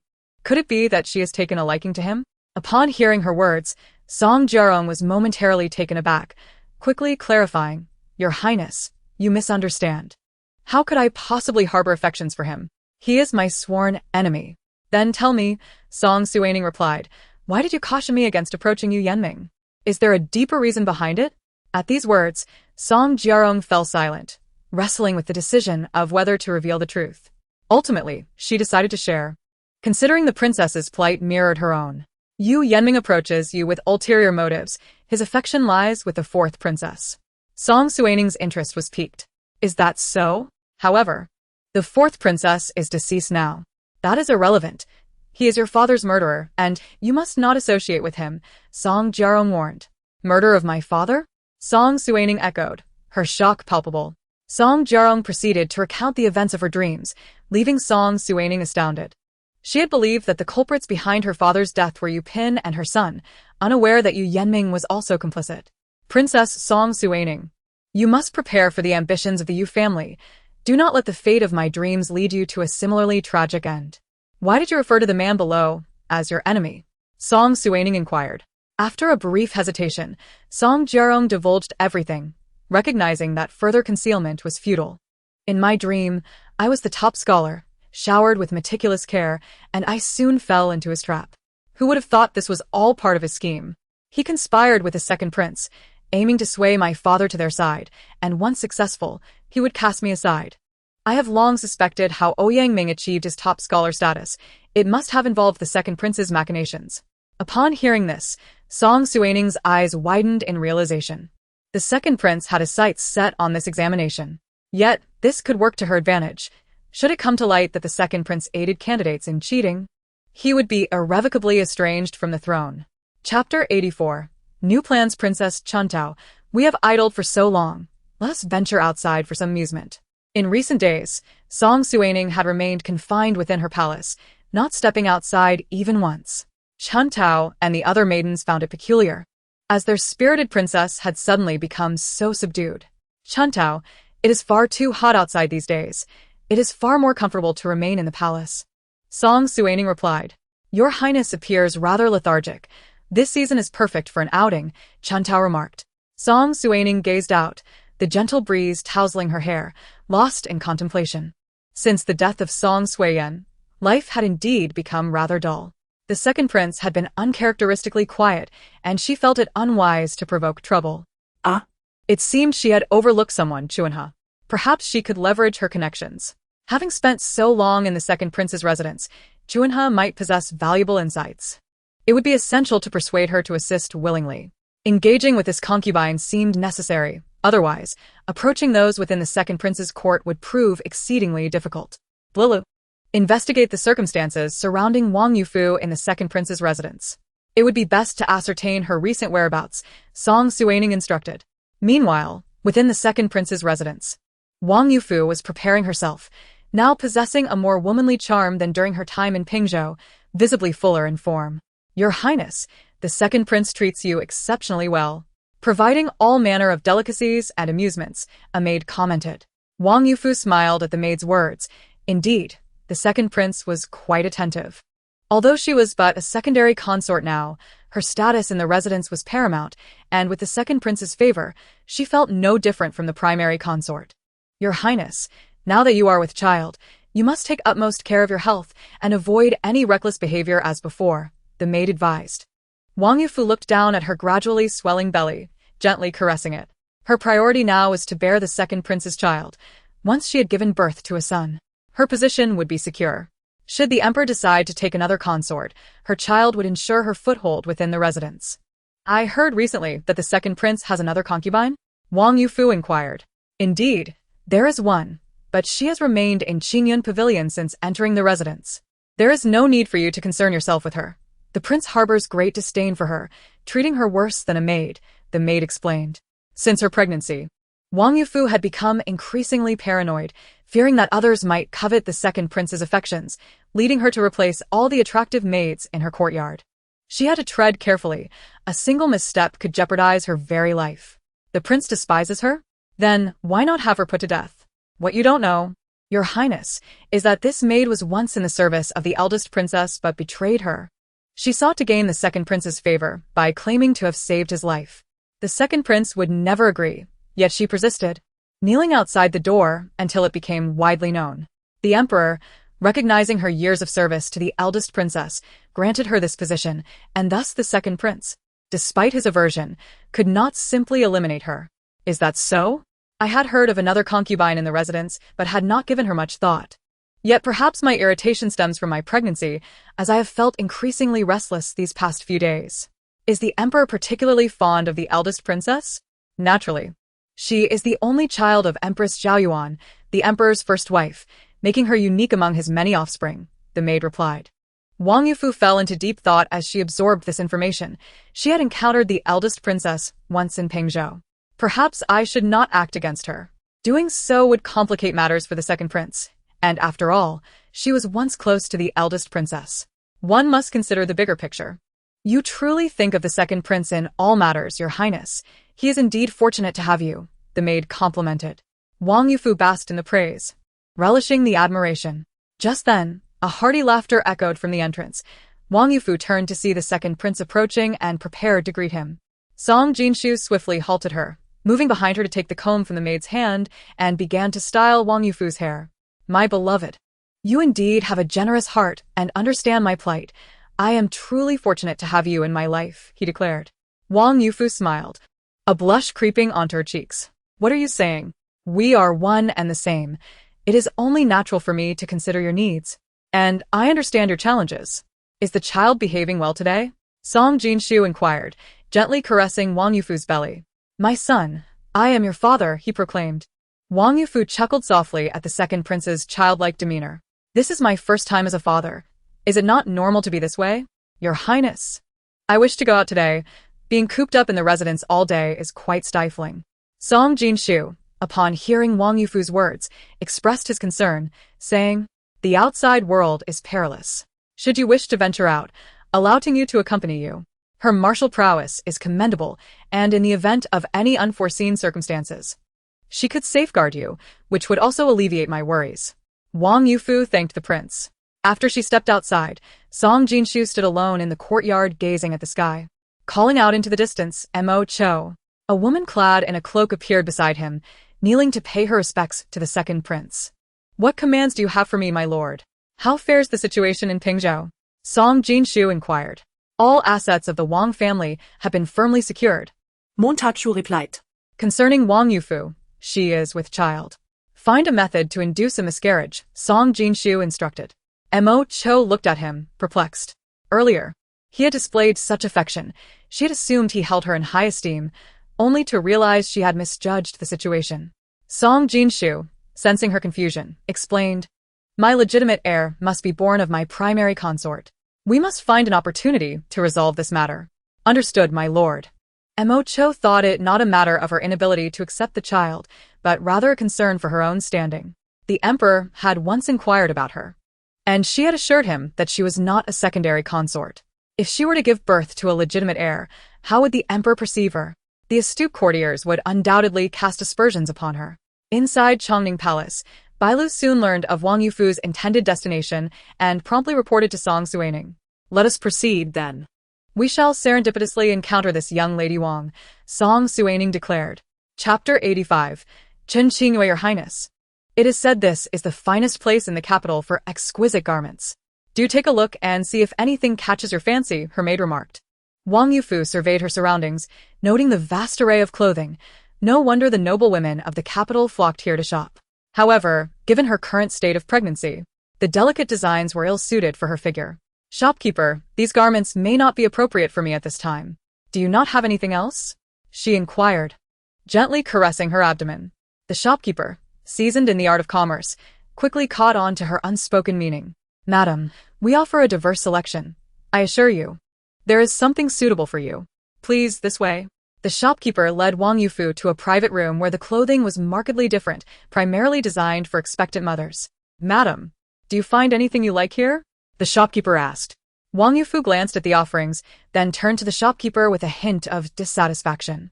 "I desire garments that are unique and unparalleled. Money is no object." The shopkeeper, eager to please, replied, "If you could specify your preferences, I can have a skilled embroiderer create something bespoke for you." Wang Yufu felt a surge of vanity and satisfaction at the shopkeeper's flattery. Although she was currently the second prince's favored one, some still failed to regard her as worthy. After the shopkeeper left, Wang Yufu and her maid began to sift through the newly released garments of the season. "Ah, "Is that not Miss Wang? It is quite fortunate to encounter you here today," a voice called out. Wang Yufu turned, her expression one of confusion as she regarded the maid beside her. The woman before her exuded an air of nobility, suggesting she was no ordinary lady, yet Wang Yufu had never crossed paths with her. The maid leaned in and whispered, "Your Highness, this is Miss Chen, the daughter of Lord Chen. She is the cousin of the fifth prince." Upon hearing her maid's words, Wang Yufu's guard was immediately raised. She had heard the second prince mention the fifth prince before. It was known that the fifth prince often opposed the second prince, and the extraneous secondary consort had been brought into the second prince's household at the behest of the fifth prince and the emperor. "Ah, so it is Miss Chen. I regret my failure to recognize you," Wang Yufu said. Chen Qinghua looked at Wang Yufu with a mocking expression. Having not seen such a foolish girl in quite some time, one who would forsake everything for an ephemeral promise from a man. Miss Wang, are you alone? Why is the second prince not accompanying you? I have heard you are quite favored in the second prince's residence, she said with a smile. Wang Yufu was about to respond when Qin Qingyue interjected, Oh dear, how foolish of me. What stature does the second prince possess that he would accompany a nameless, unacknowledged individual like you, Miss Wang? It was clear that Qin Qingyue had come with the intent to belittle her. Yet Wang Yufu could not recall having offended her in any way. At that moment, her maid stepped forward, indignation radiating from her. Miss Chun, your words are utterly excessive. Our secondary consort has not wronged you. Why do you seek to trouble her? Qin Qingyue laughed at the maid's righteous defense of her mistress. Madam, what claim does she have to that title? I have not heard of such a thing. The maid beside Qin Qingyue glanced at Wang Yufu's maid, a smirk playing on her lips. Perhaps they have merely self-proclaimed themselves as such. Even the emperor has not acknowledged her status. A secondary consort without the royal jade butterfly holds no true standing. Wang Yufu's maid, pointing at Qin Qingyue, spoke with a quivering voice. You're going too far. At that moment, one of Qin Qingyue's maids swiftly approached Wang Yufu's maid, striking her face with a forceful slap. You wretched girl. How dare you point your filthy fingers at our young lady? Meanwhile, Song Suining and her companions observed the unfolding drama from a concealed location. Song Suining contemplatively eyeing Wang Yufu's abdomen. Is she with child? Princess Chuntao, what do you mean? Nothing, Song Suining replied.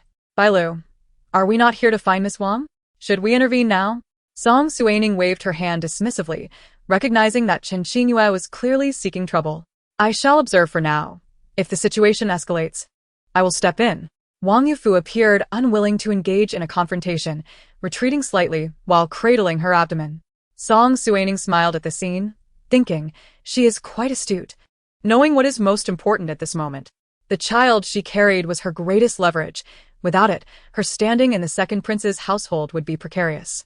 According to her investigations, all of the Wang family's assets in Pingzhou were now under the second prince's control. She was rapidly losing her value as a bargaining chip. It was unfortunate that she did not fully grasp her current predicament. Yet, from another perspective, how pitiable she was. Was she not akin to herself in her past life? Miss Wang, why do you hide? I merely wish to converse with you, Qin Qingyue taunted. Suppressing her anger, Wang Yufu smiled and replied, Miss Qin thinks too much. I have merely overstayed my welcome and ought to return. With that, she brushed past Qin Qingyue, who was unwilling to let the opportunity slip away, reaching out to seize Wang Yufu's arm. At that moment, Wang Yufu lost her balance, stumbling backward. Pain flashed across her face as she clutched her abdomen tightly.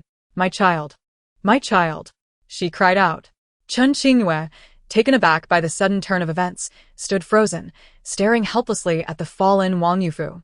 She had intended to make things difficult for her, but not to this extent. She only wished to convey her point about the incongruity of Wang Yufu's status. Why you? I did not push you. Please, get up quickly, Qin Qingyue stammered. At this moment, a throng had gathered in the shop, and Song Suining, observing the chaotic scene, understood that it was her time to intervene. She approached without delay. Miss Wang, what seems to be the trouble? Quickly, summon a doctor. Upon seeing the crown princess, Wang Yufu clutched Song Suining's hand tightly, her face a portrait of desperation. Please, your highness, save my child, I implore you. Qin Qingyue, hearing these words, was taken aback. Pregnant? She distinctly recalled not having exerted any force, and yet Wang Yufu had fallen on her own.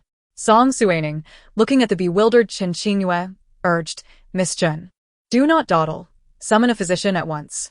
If anything were to happen, it would implicate you. Qin Qingyue understood the gravity of Song Suining's words. With so many witnesses present, if anything were to transpire, she would find herself in a precarious position. Anxiously, she rushed out with her maid to locate the doctor.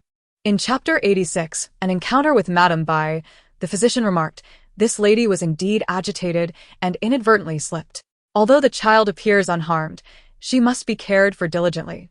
Should an incident like today occur again, I fear I would be powerless to assist. Wang Yufu, upon hearing the doctor's words, felt her anxieties finally subside. But she had not anticipated that Qin Qingyue would press her so relentlessly. Wang Yufu, she cried, tears in her eyes as she accused Qin Qingyue of wrongdoing. I have never met you nor wronged you. so why do you seek to harm my child?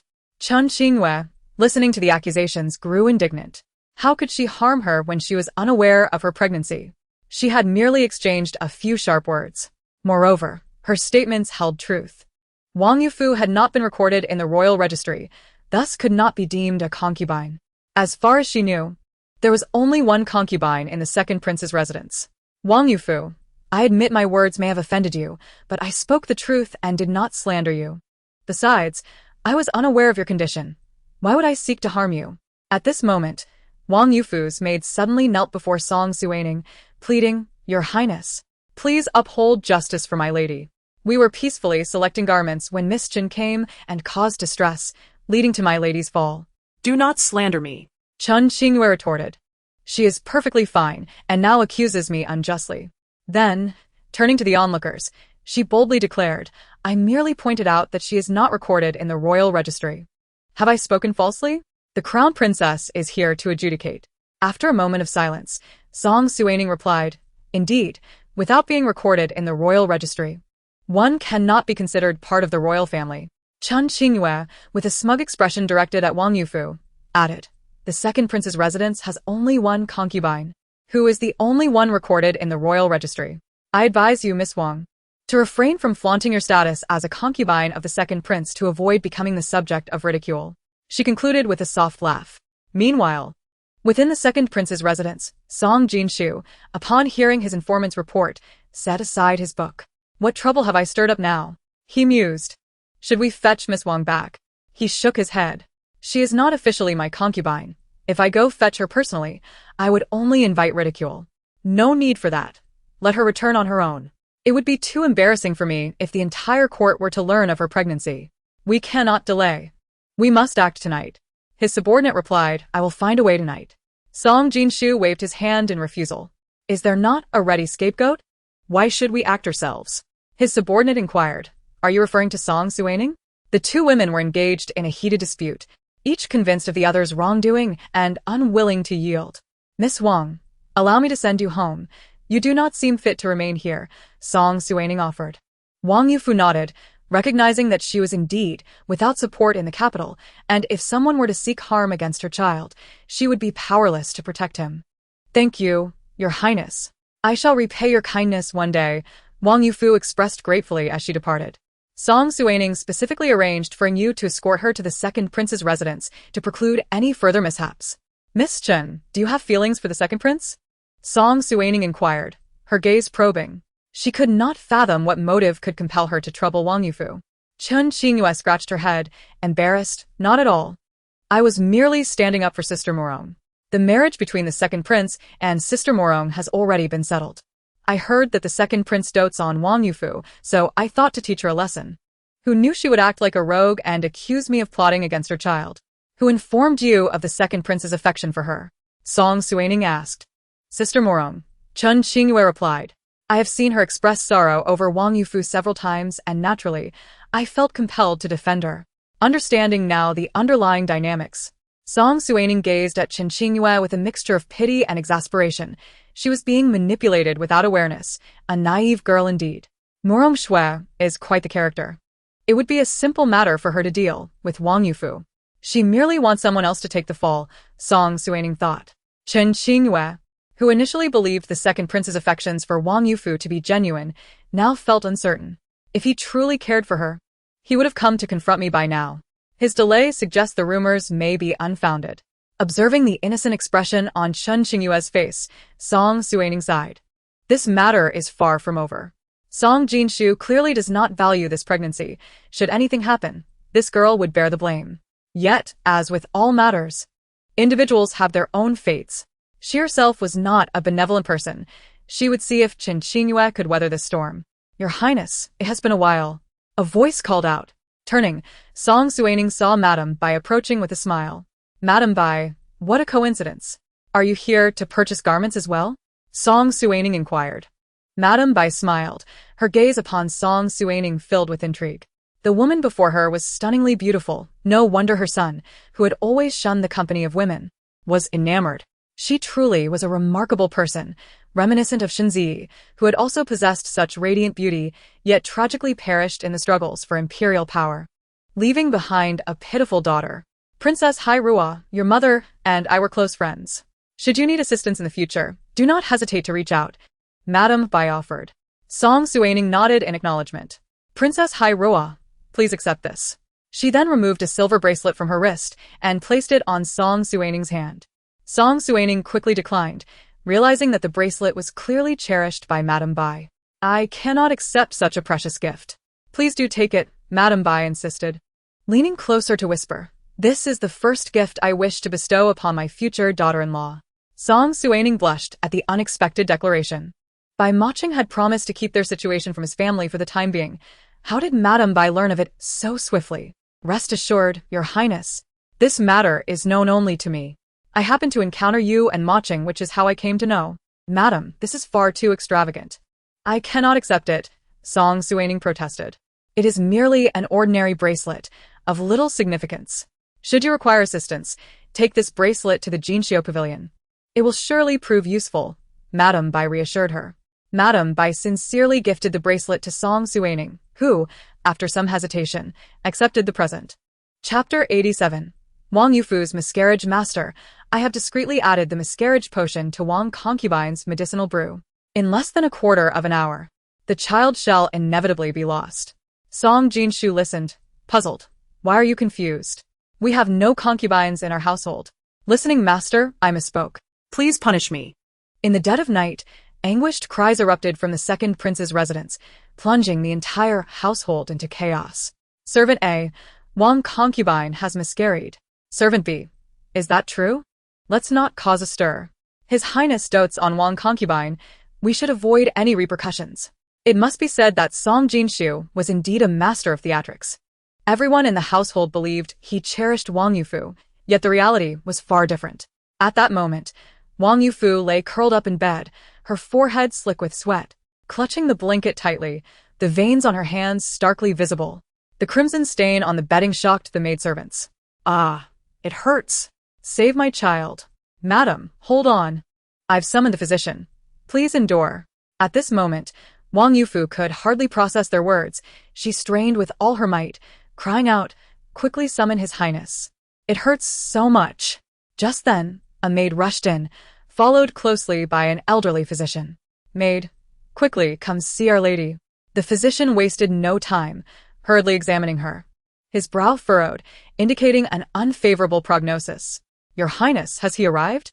Maid, His Highness is attending to state affairs and will be here shortly. Madam, please hold on. Physician, what of my lady? Is the child within still safe?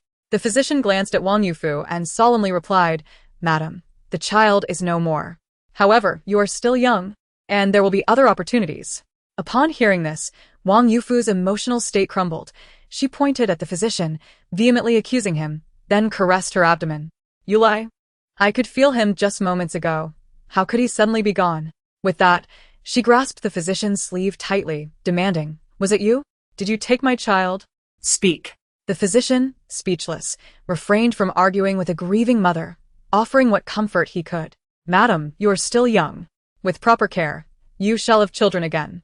Wang Yufu, feeling utterly defeated, released her grip on his sleeve. She had placed great hopes in this child, and now, to have lost him without a sound was unbearable.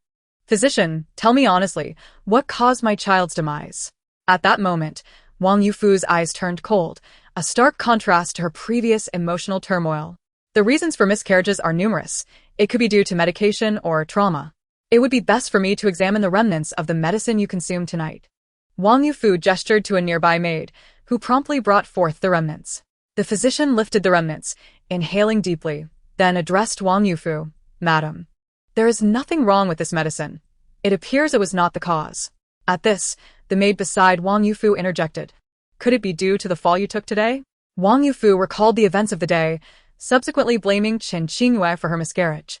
Just then, Song Jinshu arrived late, approaching the bedside with a look of deep concern for Wang Yufu. Yufu, you have endured much. The loss of our child pains me as well. But the priority now is to restore your health. We shall have children in the future. Hearing Song Jinshu's words, Wang Yufu's eyes reddened, tears welling in her gaze. Resembling a pitiful fawn, Song Jinshu enveloped her in his arms, softly comforting her. At this moment, the maid respectfully bowed to Song Jinshu. Your Highness, please take action on behalf of Our Lady. Today, Miss Chun intentionally caused her distress, leading to the miscarriage. Had it not been for the Crown Princess's intervention, Miss Chun would have surely harmed Our Lady. Song Jinshu replied, "Oh, such events transpired? Please, elaborate." The maid recounted all that had occurred that day. Song Jinshu, upon hearing this, was filled with fury, turning to Wang Yufu and declaring, "Fear not, I shall ensure the Qin family pays dearly for this. Yufu, just wait. Your Highness, you must avenge our child." With that, she wept and buried herself in Song Jinshu's embrace. Meanwhile, in another corner of the second prince's residence, Chuanha toiled at her embroidery. Since entering the second prince's household, she had not seen the second prince, left to fend for herself aside from meals. At that moment, the maid beside Chuanha, observing her with concern, seized the needlework from her hands. "Servant, my lady, stop sewing. This oil lamp barely provides light. Be careful not to strain your eyes." Chuanha replied, "Foolish girl, I must hastily finish this to sell it. Otherwise, what shall we eat next month?" The maid muttered under her breath. Chuanha merely smiled at her. This maid had been assigned to her by the steward upon her arrival, and she was her only companion. Thankfully, she was exceedingly loyal. "Servant, my lady, may I share some gossip? Would you like to hear?" Seeing Chuanha remain silent, the maid grew anxious. "My lady, I must tell you, the one from Furong Courtyard has miscarried tonight." Chuanha stared at her, disbelief evident. How could she suddenly miscarry? The maid then relayed all the news she had heard. When she mentioned Song Suining, Chuanha froze, the needle piercing her finger. It had been long since she had heard that name, one she had once strived to escape. Arriving at the second prince's residence, she realized how well she had lived before, yet life offered no regrets, and the princess would not forgive her. Here, she discovered that the second prince was not as noble as he appeared. Now, all she could do was strive to survive in this place. "Servant, we must devise a plan. The second prince's consort has been decided. Once she enters the residence, we will have nowhere to go. You may be passive, but others will not be." Chuanha sighed. She had considered competing, yet had nothing to her name. How could she contend with others? Her previous efforts to enter the second prince's residence had been naive. "Chuanha, how can we compete? Though Wang Yufu lacks status, at least she has a wealthy father. What do I have?" The maid fell silent, then seemed to have an idea. "My lady, why not seek the crown princess? You grew up together. Surely she wouldn't abandon you." Chuanha retorted, "I fell out with the princess for the second prince. What face do I have to seek her now? Let us not speak of such things again." Chapter 88. Bai Machin returns to the border. Since Wang Yufu's miscarriage, her temperament had grown quite peculiar. And with no mistress in the second prince's residence, she wielded considerable influence. Qingxing, the maid beside Chuanha, went to collect the daily necessities, only to find the steward looking down on her, offering no kindness. He provided them with inferior fabric and scattered coins, prompting Qingxing to argue with the steward in her frustration. "Qingxing, the steward, although it is true that my lady is not favored, she is nonetheless a secondary consort and should receive her monthly allowance. Yet you offer us these meager items as compensation. Having served in the prince's residence for many years, the steward ought to be well aware of the standard monthly stipend for a secondary consort. It is apparent that he is withholding it simply because he perceives her lack of favor." "Miss Qingxing," the steward remarked, "please do not make things difficult for this old man. I am merely distributing the monthly allowances, as per the requirements." At that moment, a maid from Furong Courtyard arrived to collect her monthly silver. The steward's demeanor shifted instantly as he cheerfully handed over the prepared silver to the maid. "Why is it that the people of Furong Courtyard can receive such a substantial amount? My lady, as a secondary consort, should rightfully receive her due share," Qingxing protested. The steward and the maid from Furong Courtyard both erupted in laughter, gazing at her with incredulity, as though mocking her words. "Did I hear you correctly?" The maid scoffed. "How dare you claim my lady is without status? Is she not without status?" Qingxing retorted. "The emperor has not even acknowledged her as his daughter-in-law. She merely relies on the prince's affection to act tyrannically. My lady is a duly appointed secondary consort by the emperor for the second prince." Neither side was willing to yield, and thus the dispute escalated. Meanwhile, Wang Yufu wondered why the maid had not returned after being away for so long and promptly instructed another maid to look for her. "Haidang, go check on Xiaojun. Why hasn't she come back yet?" At this juncture, The two maids were unwilling to back down, their hairdos in disarray.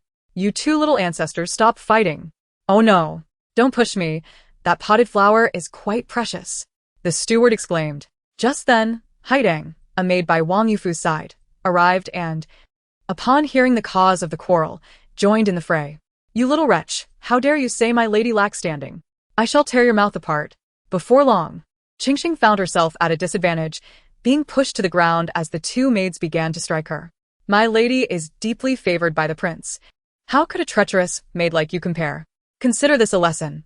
In the future, do not speak recklessly if you wish to avoid my wrath." By evening, Qingxing arrived with a swollen face, startling Chuanha, who hurried to fetch ointment to alleviate her pain. "Qingxing, what happened to you? How did you end up in such a state?" Chuanha inquired. Fearing her lady's anger, Qingxing hesitated to reveal the truth, but Chuanha, upon seeing her condition, understood that she had stirred up trouble. "My lady, I was wrong. I should not have clashed with those from Farong Courtyard." However, the steward was truly excessive. "Look at this," she said, producing the paltry monthly allowance they had received from the steward. Chuanha examined the coins, realizing they were far too few. "When I served at Chongning Palace, I received more than this." The steward is indeed someone who judges by appearances, only daring to act so brazenly because he sees the second prince does not value you. "Qingxing, I know you mean well, but we are currently isolated in the residence. If you continue to stand out like this, it may invite disaster," Chuanha cautioned.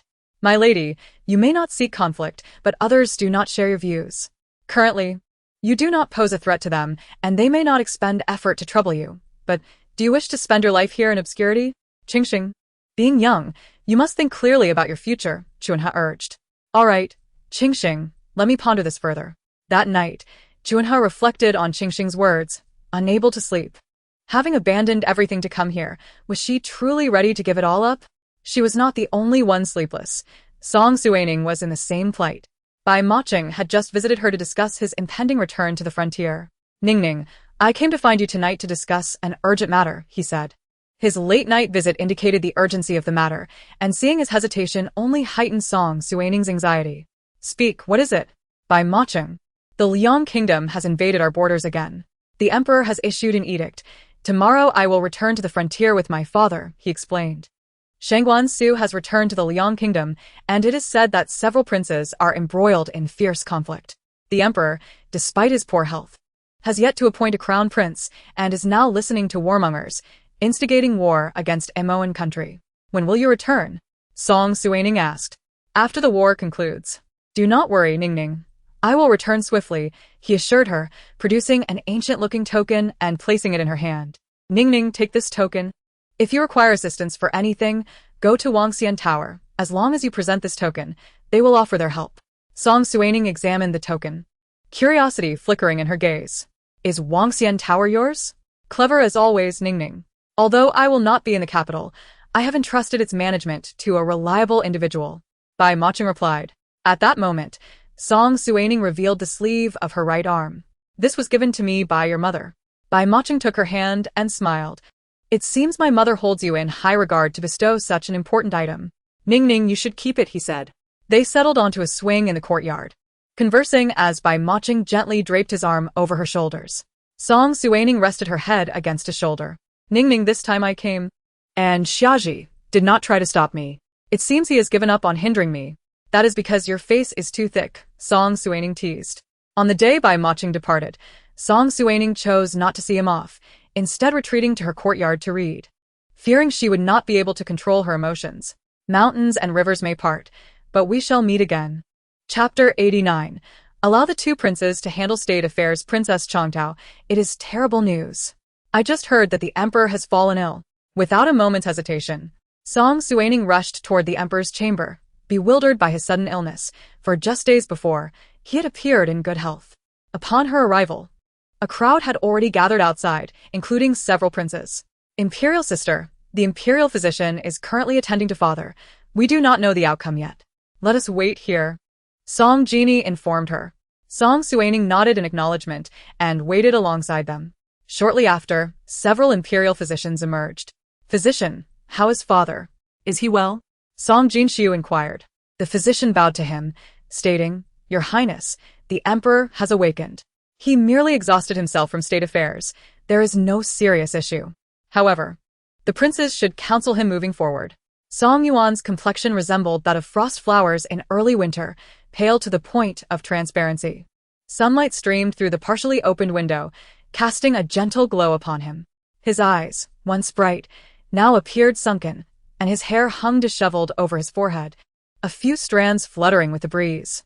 "Father, you must take care of your health and not neglect it for the sake of state affairs," Song Suining urged.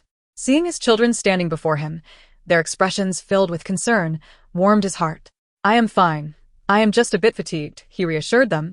Song Suining displayed none of the restraint typically exhibited by other princes, boldly taking a seat beside the emperor. During this time, their father had been unwell, and the palace physicians were unable to discern the cause of his ailment, while the burden of state affairs weighed heavily. "Father, I have a request." Song Suining softly spoke before the emperor's bed. Looking at his astute daughter, Song Yuan felt a warm tide of affection swell within him. "Ning Ning, what is it?" he inquired weakly. "Father, given your ill health and the overwhelming state matters, I dare to suggest that several princes assist in handling the affairs of the court." Taking a deep breath, Song Suining bravely put forth her proposal.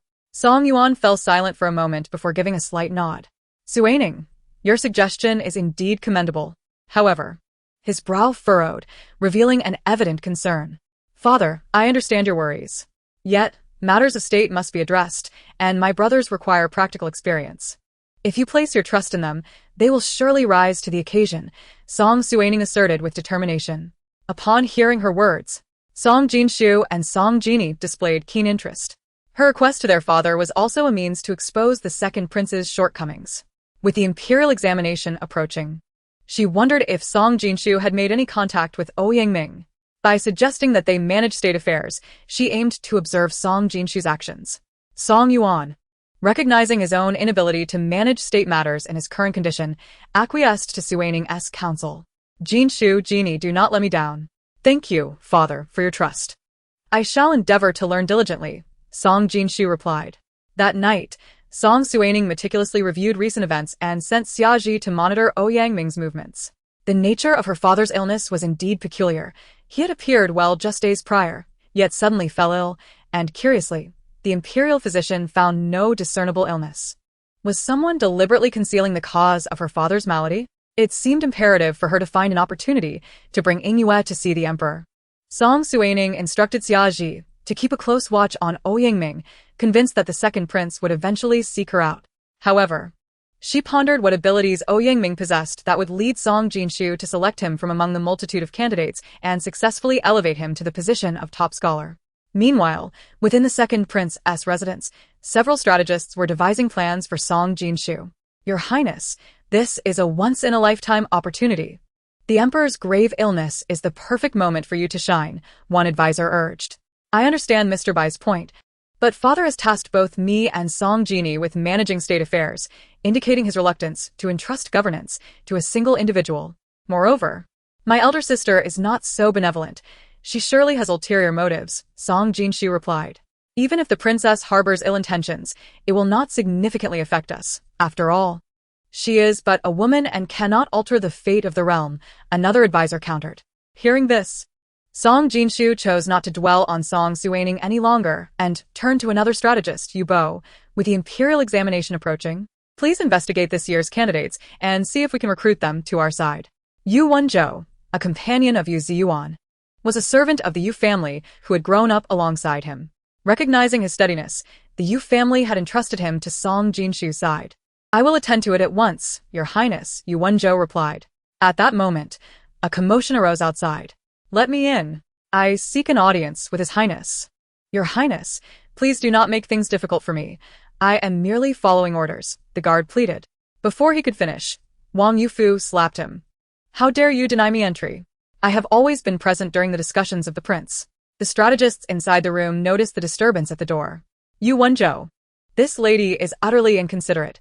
You are a man of great ambition. Do not let her hinder your progress," one advisor remarked. Hearing this, Song Jinshu commanded, "Issue a decree that she is not to be allowed here again." Soon after, Tingyu conveyed Song Jinshu's directive to Wang Yufu, who was incredulous. "But His Highness previously said I could go anywhere in the residence, even during discussions. Tingyu, are you deceiving me? His Highness has said, Miss Tingyu, please do not make things difficult for me. This is His Highness's explicit wish. From now on, you should remain in your own courtyard and refrain from wandering about. Tingyu replied before departing, leaving Wang Yufu in disbelief. She staggered backward, barely caught by her maid. Wang Yufu, I have warned you that mere favor is insufficient in this household. His Highness is destined for greatness. The woman at his side must possess substance. While clinging to a man like a parasitic flower is indeed futile, she found herself at a disadvantage due to her humble origins in the capital's elite society. Wang Yufu, the princess will soon enter the residence, a maid informed her. This remark reminded Wang Yufu that the emperor had already arranged a marriage between Morong Shui and the prince. If she did not assert herself soon, she risked being overshadowed by the princess. Chuanhe, having heard the maid's words, prepared Song Jinshu's favorite pastries to present to him, only to encounter Wang Yufu on her way. Chuanhe had no desire to greet her and merely brushed past. Wait! Where are you going? How rude of you not to say hello! Wang Yufu exclaimed. Chuanhe glanced at her. Why should I greet you, Miss Wang? The dismissive attitude of Chuanhe infuriated Wang Yufu, who could not comprehend this sudden change in Chuanhe's demeanor. Chapter 90. The Emperor is poisoned. Song Suining summoned Yue to her side, expressing, Yue, I require your assistance. My father is ill, and the cause remains elusive. I would like you to investigate. Yue readily consented, recognizing the Emperor's goodness and feeling compelled to help. For a healer must never turn a blind eye to suffering. Outside Song Yuan's chambers stood numerous guards, who halted Song Suining as she approached. Princess, given the Emperor's condition, it would be best not to disturb him. Unfazed by the guard's words, Song Suining pressed on. Please, Princess, do not make things difficult for me. I am merely following orders, the guard implored. Who ordered you? Song Suining retorted. Just then, Consort Chen emerged, stepping beside Song Suining. Princess, I am merely concerned that some unwitting individuals may disturb the Emperor's rest. I was instructed to stand guard here after consulting with the Empress Dowager. Could Consort Chen be implicated in her father's illness? Song Suining found herself in a quandary, but quickly dismissed the notion, reasoning that Consort Chen was unlikely to be capable of such a scheme. May I enter to see my father, Consort Chen? Song Suining asked. Of course, Consort Chen replied. Upon entering, Song Yuan lay in bed, his complexion pallid. His condition appeared to have worsened, and he had lost considerable weight since the previous days. Song Suining sat by the bedside, gently calling out to her father, her voice imbued with concern and hope. It echoed through the spacious room with clarity. After several attempts, Song Yuan's eyelids fluttered, and he slowly opened his eyes. Father, I have come to see you. How have you been these past few days? Song Suining inquired, her heart aching at the sight of him. As he gazed upon his daughter, a flicker of gratitude shone in his eyes. He exerted himself to muster a faint smile, his voice barely audible as he said, Ning Ning, you have arrived. I have not been well these past few days. My health is deteriorating, and the imperial physicians are at a loss, unable to discern the cause of my ailment.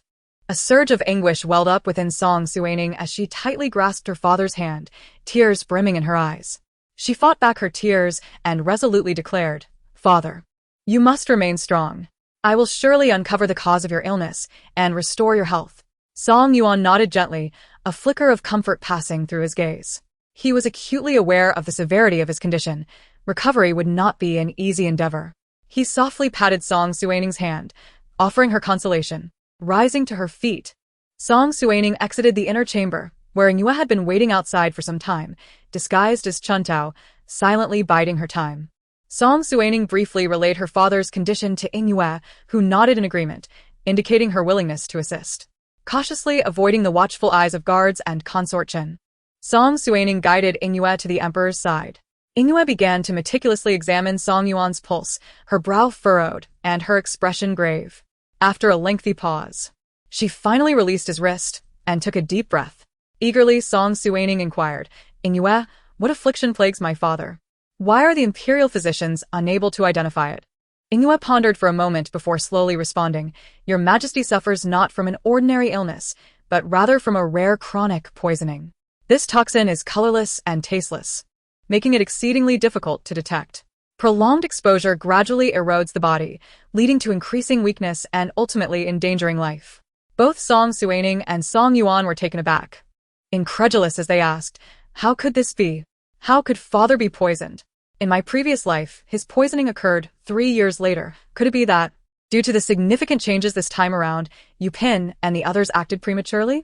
At this moment, Song Yuan spoke calmly, noting that some individuals could no longer contain their impatience. "Father, do you know who is behind this?" Song Suining pressed. Song Yuan remained silent, gazing steadily at his daughter. Having occupied a high position for many years, he was well aware of the palace's intrigues. It all boiled down to the imperial throne, with only a handful of children. It would not take long to deduce the culprit. "Father, what do you intend to do?" Song Suining asked. "I shall wait for them to reveal their hand. Those who dare to poison me surely have a backup plan," he replied. Yue turned to Song Suining and said, "The most pressing matter now is to find an antidote. I have only seen this toxin in books and lack complete confidence, but I will do my utmost to develop a remedy to save His Majesty's life." Overwhelmed with gratitude, Song Suining embraced Yue tightly, tears in her voice as she said, "Yue, thank you. You have truly been a great help." Yue gently patted Song Suining's back, reassuring her, "Princess, do not worry too much. I will do everything in my power to save the emperor." Upon returning to Chongning Palace, the two conspired on how to discreetly administer the antidote to Song Yuan while simultaneously uncovering the truth and rooting out the mastermind. That evening, Xia Ji brought news that Song Jinshu's associates had begun to approach the examination candidates. Most of those the second prince engaged with hailed from modest backgrounds, lacking powerful connections. With over 10 individuals approached just that day. "Individuals from simple backgrounds are easier to control," Song Suining noted. "What of Yangming, whom I instructed you to keep an eye on?" "Princess, no one from the second prince's residence has yet contacted Yangming," Xia Ji replied. How can that be? According to Song Jiarong, Yangming is clearly aligned with Song Jinshu. "Let us leave these matters for tomorrow. You should rest now," Song Suining advised. Later that night, unable to sleep, Song Suining rose and sat by the window. A gentle breeze caressed her hair, and the silvery moonlight streamed into the room, illuminating her serene visage. In her hand, she clutched the dagger gifted by Bai Maching, tracing the delicate patterns upon it. She found herself filled with worry and longing, pondering Bai Maching's well-being at the distant border and hoping for a safe return. Meanwhile, Xia Ji, lying beneath a tree, observed Song Suining's melancholic demeanor. She plucked a vibrant green leaf, placing it to her lips and producing a soft, haunting melody. The enchanting tune seemed to possess a magical quality, soothing the spirit. Gradually, Song Suining's furrowed brow relaxed, her eyes sparkling with surprise and curiosity. "Xia Ji, I did not know you possessed such talent," Song Suining remarked. Afterward, she retrieved 2 bottles of peach blossom wine from the cabinet and sat by the window, tossing one bottle to Xia Ji. She caught it deftly and reclined against the tree, sipping the wine. In that moment, the two resembled longtime friends, sharing a comfortable silence as they savored their drinks. Chapter 91. Discovering the antidote in recent days, Yue had scoured ancient texts and finally, at last, found some clues regarding the antidote in the palace's library. She promptly sought out Song Suining to share her joy. "Princess, look. This book contains some leads." Song Suining quickly seized the book, examining it closely, and summoned Granny Shun to her side. "Granny, does the cover material of this book seem somewhat unfamiliar to you?" she inquired. Granny Shun inspected it and then took a sniff. "If this old servant is not mistaken, this book was brought by concubine Ro when she came to Mengan for marriage negotiations."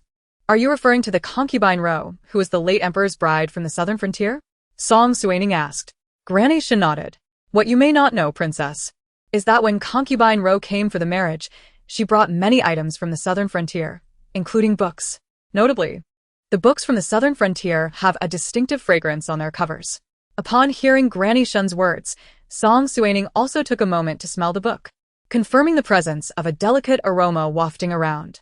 The southern frontier was a vassal state of the Mengan kingdom, which had once suffered devastating natural disasters that led to the starvation of many citizens. The ruler of the southern frontier, in desperation, married off his beloved daughter to the Mengan kingdom in exchange for assistance. After entering the palace, Fengxue Ro quickly gained the emperor's favor and soon bore a child. The emperor wished to crown this child as the crown prince, but how could a crown prince be of foreign blood? The court officials protested vehemently, dissuading the emperor from his intentions. Subsequently, concubine Ro, in her quest for favor, poisoned the current empress and was subsequently cast into the cold palace. Eventually, the various princes vied for the throne with great fervor, and concubine Ro mysteriously vanished. Princess, it can be said that we have a grudge with concubine Ro. As the late empress perished at the hands of her son, Granny Shin remarked, "Indeed, it appears there is a connection. This incident of my father's poisoning may involve the rebel king," Song Suining surmised. Upon hearing this, Inyue's expression grew serious as she nodded. "Princess, if this is related to the rebel king, the matter becomes quite perilous. The rebel king has long coveted the throne, and with the backing of the southern frontier, we must tread carefully." Taking a deep breath, Song Suining's eyes glimmered with determination. "Inyue, devise a plan to antidote my father's poison. If there are any resources you require, please do not hesitate to inform me." It seemed that she would need to leave the palace. Previously, Bai Maching had entrusted her with the token of the owner of Wangxian Tower. Perhaps there lies the answer. If Consort Yu was indeed behind her father's poisoning, she must have an extraordinary connection with the rebel king, indicating that her previous assessments had been overly simplistic. "Tomorrow, I shall venture out of the palace to Wangxian Tower and see if I can glean any information," Song Suining declared. Inyue, although apprehensive, looked at her and said, "Princess, Wangxian Tower has a reputation for being both righteous and wicked. It may pose dangers." At this moment, Bai Lu approached Song Suining and volunteered, "Your Highness, I would like to accompany you. Should any danger arise, I can provide support." Song Suining nodded in agreement. "Inyue, I entrust my father to you." Inyue replied, "Your Highness, rest assured, I will do my utmost to assist His Majesty in detoxification. However, this matter involves the southern territories and the rebel king, so we must proceed with utmost caution." Song Suining grasped Inyue's hand, her eyes filled with gratitude and trust. "I know, Inyue. Thank you." The following day, using the token given to her by Bai Maching, Song Suining successfully entered the building. Guided by the attendants, she arrived at a private room on the third floor of Wangxian Tower. "Miss, please wait here for a moment while I summon our steward," said the attendant with a slight bow before departing the room. Before long, a mature and composed man entered, assessing Song Suining before respectfully saluting. "I am Li Zhong, here to greet your highness. How may I assist you during your visit to Wangxian Tower?" Song Suining inquired. "How did you ascertain my identity? I have never disclosed who I am to you." The steward smiled confidently and replied, "Before leaving, the owner instructed us that if the princess were to arrive, we must not refuse any of her requests. Besides, your highness possesses an extraordinary demeanor. I, too, am a man of the world and would not lack such discernment." Song Suining stated, "I have heard that Wangxian Tower is a place where news from across the realm converges. I have come to inquire about the rebel king and whether there is any connection between Yu Pin and him." Li Zhong showed no surprise at her inquiry, as if he had anticipated it. After a brief moment of contemplation, he spoke, "Your Highness, we can indeed gather information on Yu Pin and the rebel king. However, this matter is of great significance and may require some time." Understanding the complexity of the situation, Song Suining nodded in agreement. "Very well. I shall grant you the time you need.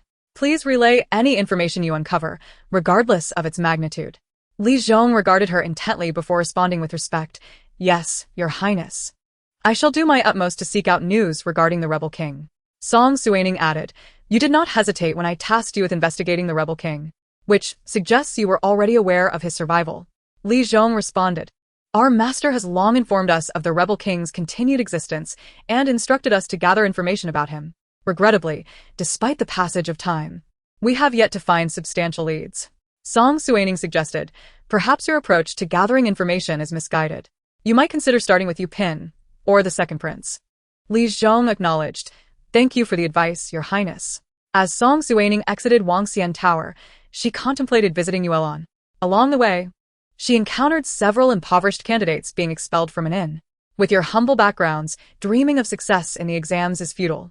Aran is not for everyone," a staff member declared. Song Suining asked Bai Lu to investigate the situation. After extensive inquiries, Bai Lu discovered that this inn provided free lodging and meals for candidates participating in the imperial examinations. Perplexed, Song Suining remarked, "So, they offer complimentary accommodations for candidates? How could such a scene unfold?" Bai Lu explained, "Your highness, they only extend this courtesy to well-connected students from affluent families. Realizing the owner likely dismissed those of lesser social standing, Song Suining approached the two candidates. "Gentlemen, if you don't mind, you may stay at my family's inn, though the conditions may not compare to this establishment." One of the young men bowed in gratitude. "I am GMO Rongshuan, and I sincerely thank you, miss. In the future, my brother and I shall surely repay your kindness." Chapter 92. GMO. The GMO family is a distinguished lineage that has produced many scholars, though they have fallen from grace in recent years. Song Suining escorted them to Yuehua Tower, where Yuelon arranged a quaint courtyard for them. Though small, it exuded elegance. With about a month remaining before the imperial examinations, she encouraged them, "I hope you will achieve great success." "Thank you, young ladies," Rongshuan replied. At that moment, Yuelon fell silent upon hearing his name. "Rongshuan, that name sounds familiar. Have I heard it before?" Indeed, he is the unfortunate scholar from the story, who, despite scoring first, was usurped by Ouyang a master of forgery, losing his chance at glory and tragically perishing at the hands of bandits on his way home. As Yuelon recounted this tale, Song Suining pieced together the connections, realizing that Ouyang talent for imitation likely secured him the favor of the second prince. If that were the case, it could mean the edict passing the throne to Song Jinshu was also very likely a forgery.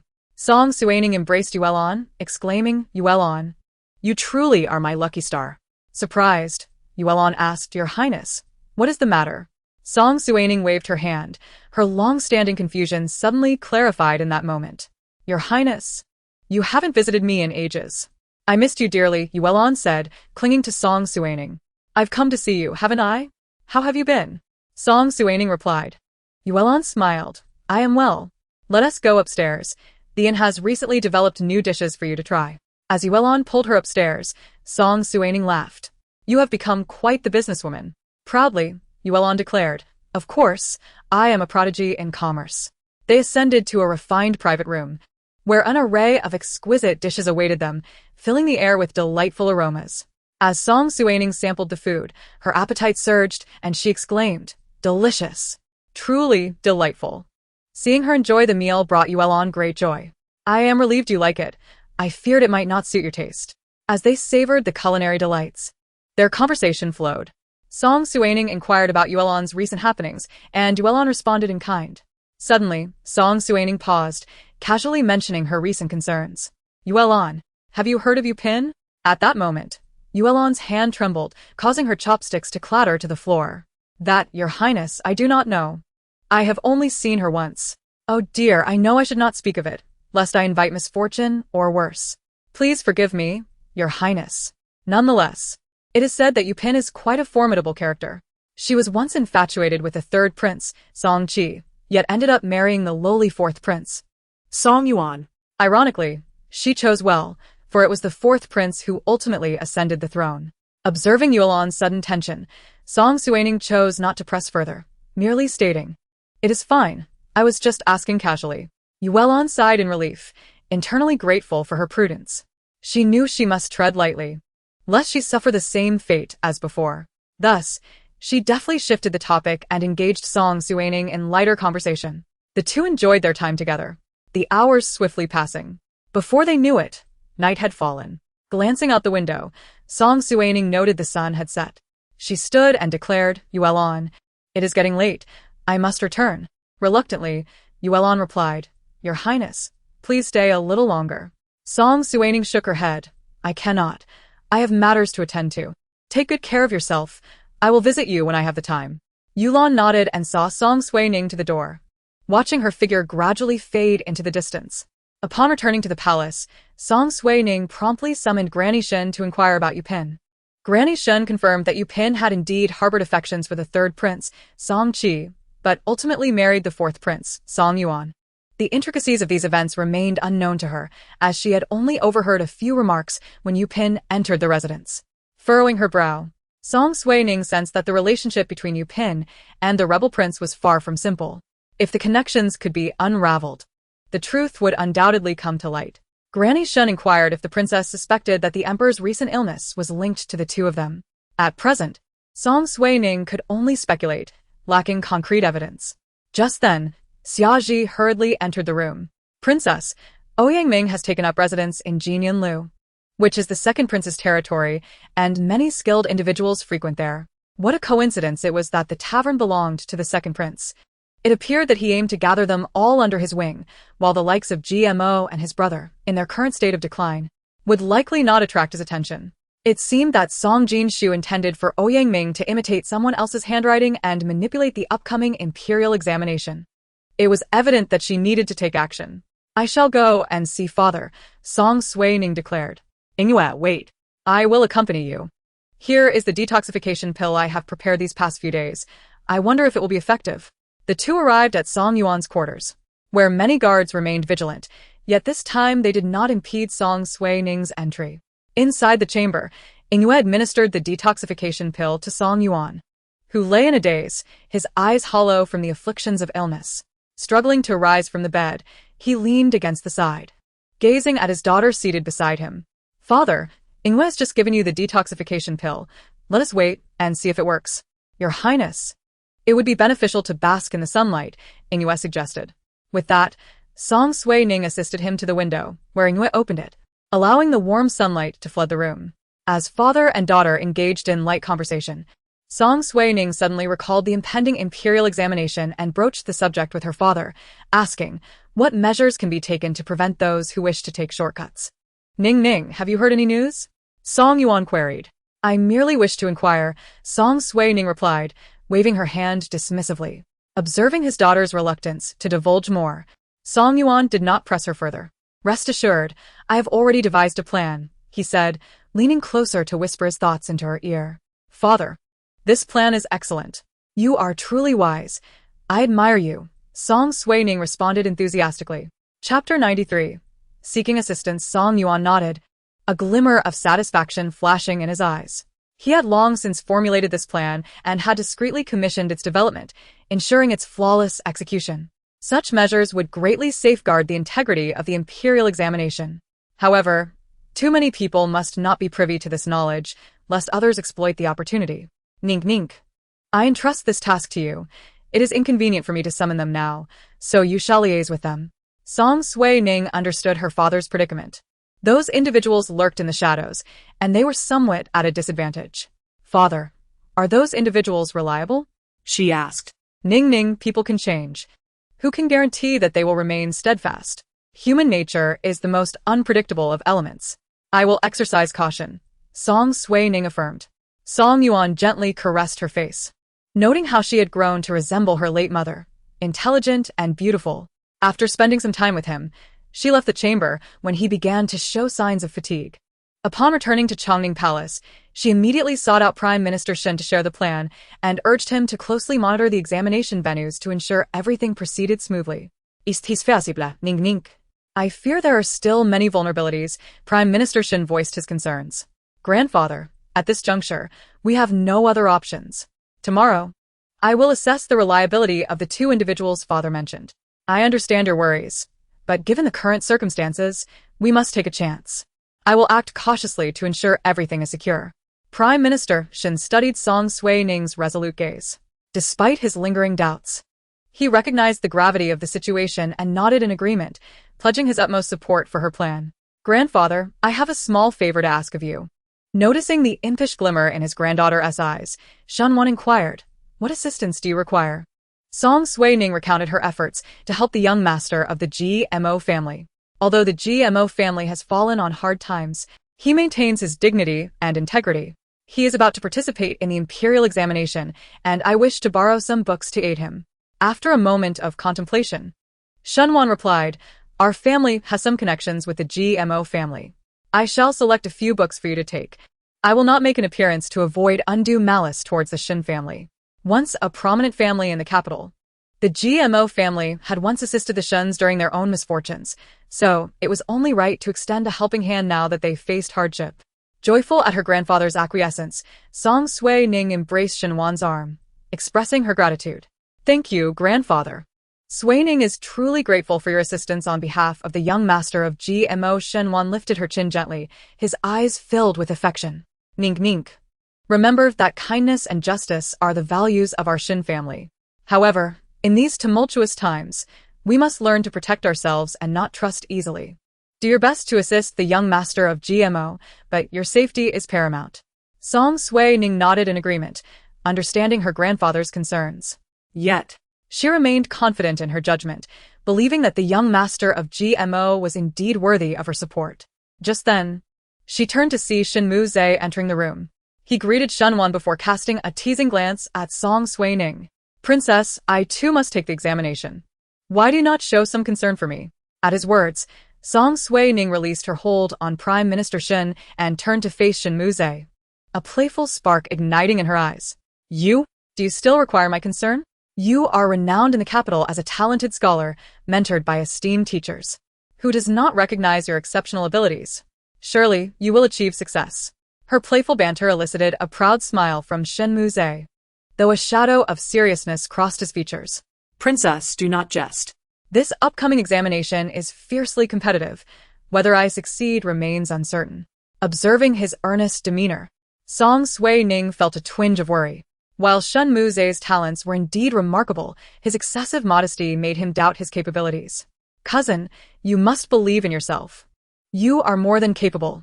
I have faith in you, and you must also believe in yourself, she urged, stepping closer and gazing intently into his eyes. After departing the Prime Minister's residence, Song Suining made her way to Yuehua Tower, carrying the books selected by Xinwan. Upon her arrival, GMO Rongxian accepted the volumes with eyes alight with gratitude. Bowing deeply, he earnestly expressed, Miss, your immense kindness will forever be etched in my heart. These books are treasures to me. I shall not disappoint your expectations and will strive diligently to excel in the upcoming examination. Song Suining gazed at the unwavering gaze of GMO Rongxian, her heart swelling with a sense of comfort. She smiled gently, patting his shoulder, and encouraged, Master GMO, I have faith that you shall succeed. Do not lose heart. GMO Rongxian nodded, determination gleaming in his eyes as he took a deep breath and began to diligently peruse the book in his hands. My lady, the annotations above are incredibly detailed and immensely beneficial. May I inquire whose craftsmanship this is? He asked. Song Suining replied, These are the annotations of the current Prime Minister, and I hope they will assist you. Upon hearing this, GMO Rongxian was instantly filled with excitement. Thank you, my lady. I shall not let your kindness go to waste. He then immersed himself in the book with great seriousness.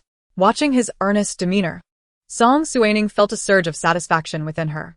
In truth, her assistance was not entirely selfless. If all unfolded as Yulan had suggested, GMO Rongxian would surely emerge as the top scholar. By aiding him, she was also looking to secure a capable ally and potentially undermine Song Jinshu's position. Upon returning to the palace, Song Suining followed Song Yuan's instructions and discreetly met with two individuals. Their status in court was modest, and they had always concealed their true identities while serving Song Yuan. After observing them for some time, she discerned their notable intelligence and astuteness, which eased her mind. She began to share her plans with them. After hearing her strategy, a flicker of surprise crossed their eyes, but they swiftly regained their composure. Rest assured, Your Highness. We will cooperate fully and keep this matter confidential, they assured her. Thank you for your hard work, gentlemen, Song Suining replied. Chapter 94. The wedding of Song Jinshu. With the imperial examinations approaching, the competition between the two princes intensified, each busying themselves with the recruitment of talents. News of this reached Song Yuan, who summoned the two princes for a stern reprimand. However, despite his admonitions, they appeared indifferent, continuing with their own agendas. Nyang, do you not find your royal brothers somewhat unreliable? How can I entrust the empire to them? Song Yuan exclaimed, followed by a fit of coughing. Song Suining offered him water and gently patted his back, saying, Father, please do not worry too much. Your health has yet to fully recover. Taking the water, Song Yuan sighed, I am aware, yet I cannot neglect the welfare of the empire. After this poisoning, my health has deteriorated significantly. Even if the poison is expelled, I fear I may not have many years left. Hearing this, Song Suining felt a pang of sorrow but held back her tears, offering comfort. Father, you will surely recover. Song Yuan shook his head. Your royal brothers only think of their own interests.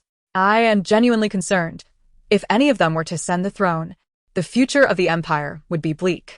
I had intended for Jinshen to inherit, but his heart lies elsewhere, and it is futile to compel him. After a moment of silence, Song Suining spoke.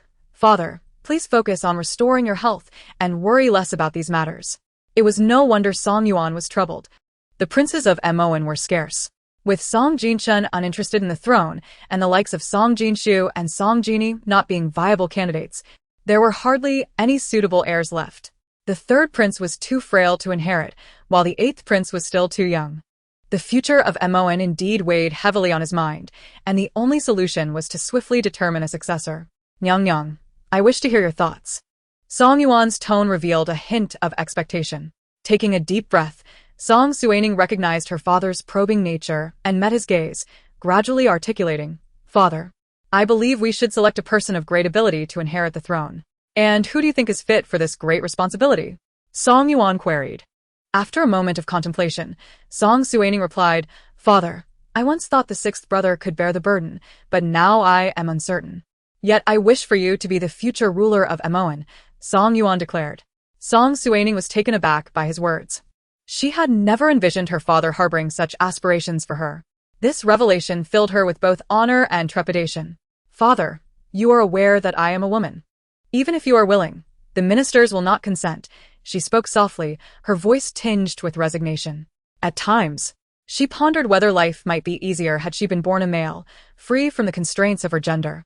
Nyang, you are my most cherished daughter. Your capabilities are no less than those of the men, perhaps even surpassing them. Song Yuan's voice was gentle yet resolute. Hearing his words, warmth flooded her heart. She had never anticipated such regard from her father, leaving her both comforted and moved. Yet she understood that, as a woman, the prospect of inheriting the throne was utterly fanciful. Father, should you choose to believe in me, I am deeply grateful. However, I hope you will reconsider. This is not a trivial matter. Song Yuan felt a pang of sorrow at his daughter's words, understanding her worries and apprehensions. Nyang, do you know? In my heart, you have always been the most outstanding child. If you could inherit the throne, I believe Mon would flourish. Song Suining remained with him for an extended conversation, and before departing, she instructed Ingwe to check his pulse. The poison had been expelled, yet the damage to his body was irreparable. As Song Suining returned to Chongning Palace, she reflected on Song Yuan's words. Chun Tao, observing her princess's distracted demeanor, wondered if something troubling had occurred. Princess, what is the matter? You seem lost in thought since your return, Chun Tao inquired. Nothing, just recalling some matters, Song Suining replied. In the past few days, she had been so busy that she had scarcely found time to rest. Now that most matters were settled, she finally looked forward to a good night's sleep. Princess, tomorrow is the wedding day of the second prince. Do you intend to attend? Chun Tao asked. Time had flown. She had not anticipated Song Jinshu's wedding day would arrive so swiftly. Yes, we shall join in the festivities, Song Suining replied with a smile, recognizing her duty as a princess to be present. The next day, Song Suining and Chun Tao made their way to the second prince's residence, where the atmosphere was lively and filled with joy. Observing the scene, Song Suining felt an inexplicable wave of nostalgia in her past life. She too had married with such hopes and dreams, only to meet a tragic fate thereafter. At that moment, a familiar figure entered her view, Yu Yanming. He seemed to have spotted her as well and smiled in her direction. Song Suining promptly turned away, wishing to avoid further interaction. Yu Yanming, noticing her retreat, darkened his expression, feeling slighted that she would not even spare him a glance. The more he thought about it, the angrier he became. He quickly followed her, and when they reached a secluded area, he stepped forward to grasp her arm. Chun Tao, startled by a sudden action, shouted in alarm, admonishing him for his audacity to treat the princess with such disrespect and demanding he release her. Song Suining was taken aback. She had not expected such a move from Yu Yanming. However, she did not display any fear or panic, merely regarding him with calm composure. Princess, I have something to discuss with you. Yu Yanming's voice was low, his gaze laden with complex emotions. Song Suining frowned slightly, reluctant to engage with him, particularly in such a setting. Master Yu, I have already expressed that I have nothing to say to you, she replied. Princess, I acknowledge my past mistakes. I realize I was in the wrong. Can you grant me another chance? Yu Yanming implored. Having previously articulated her stance with utmost clarity, she found it perplexing that he persisted in being as annoying as a stubborn adhesive. No, step aside.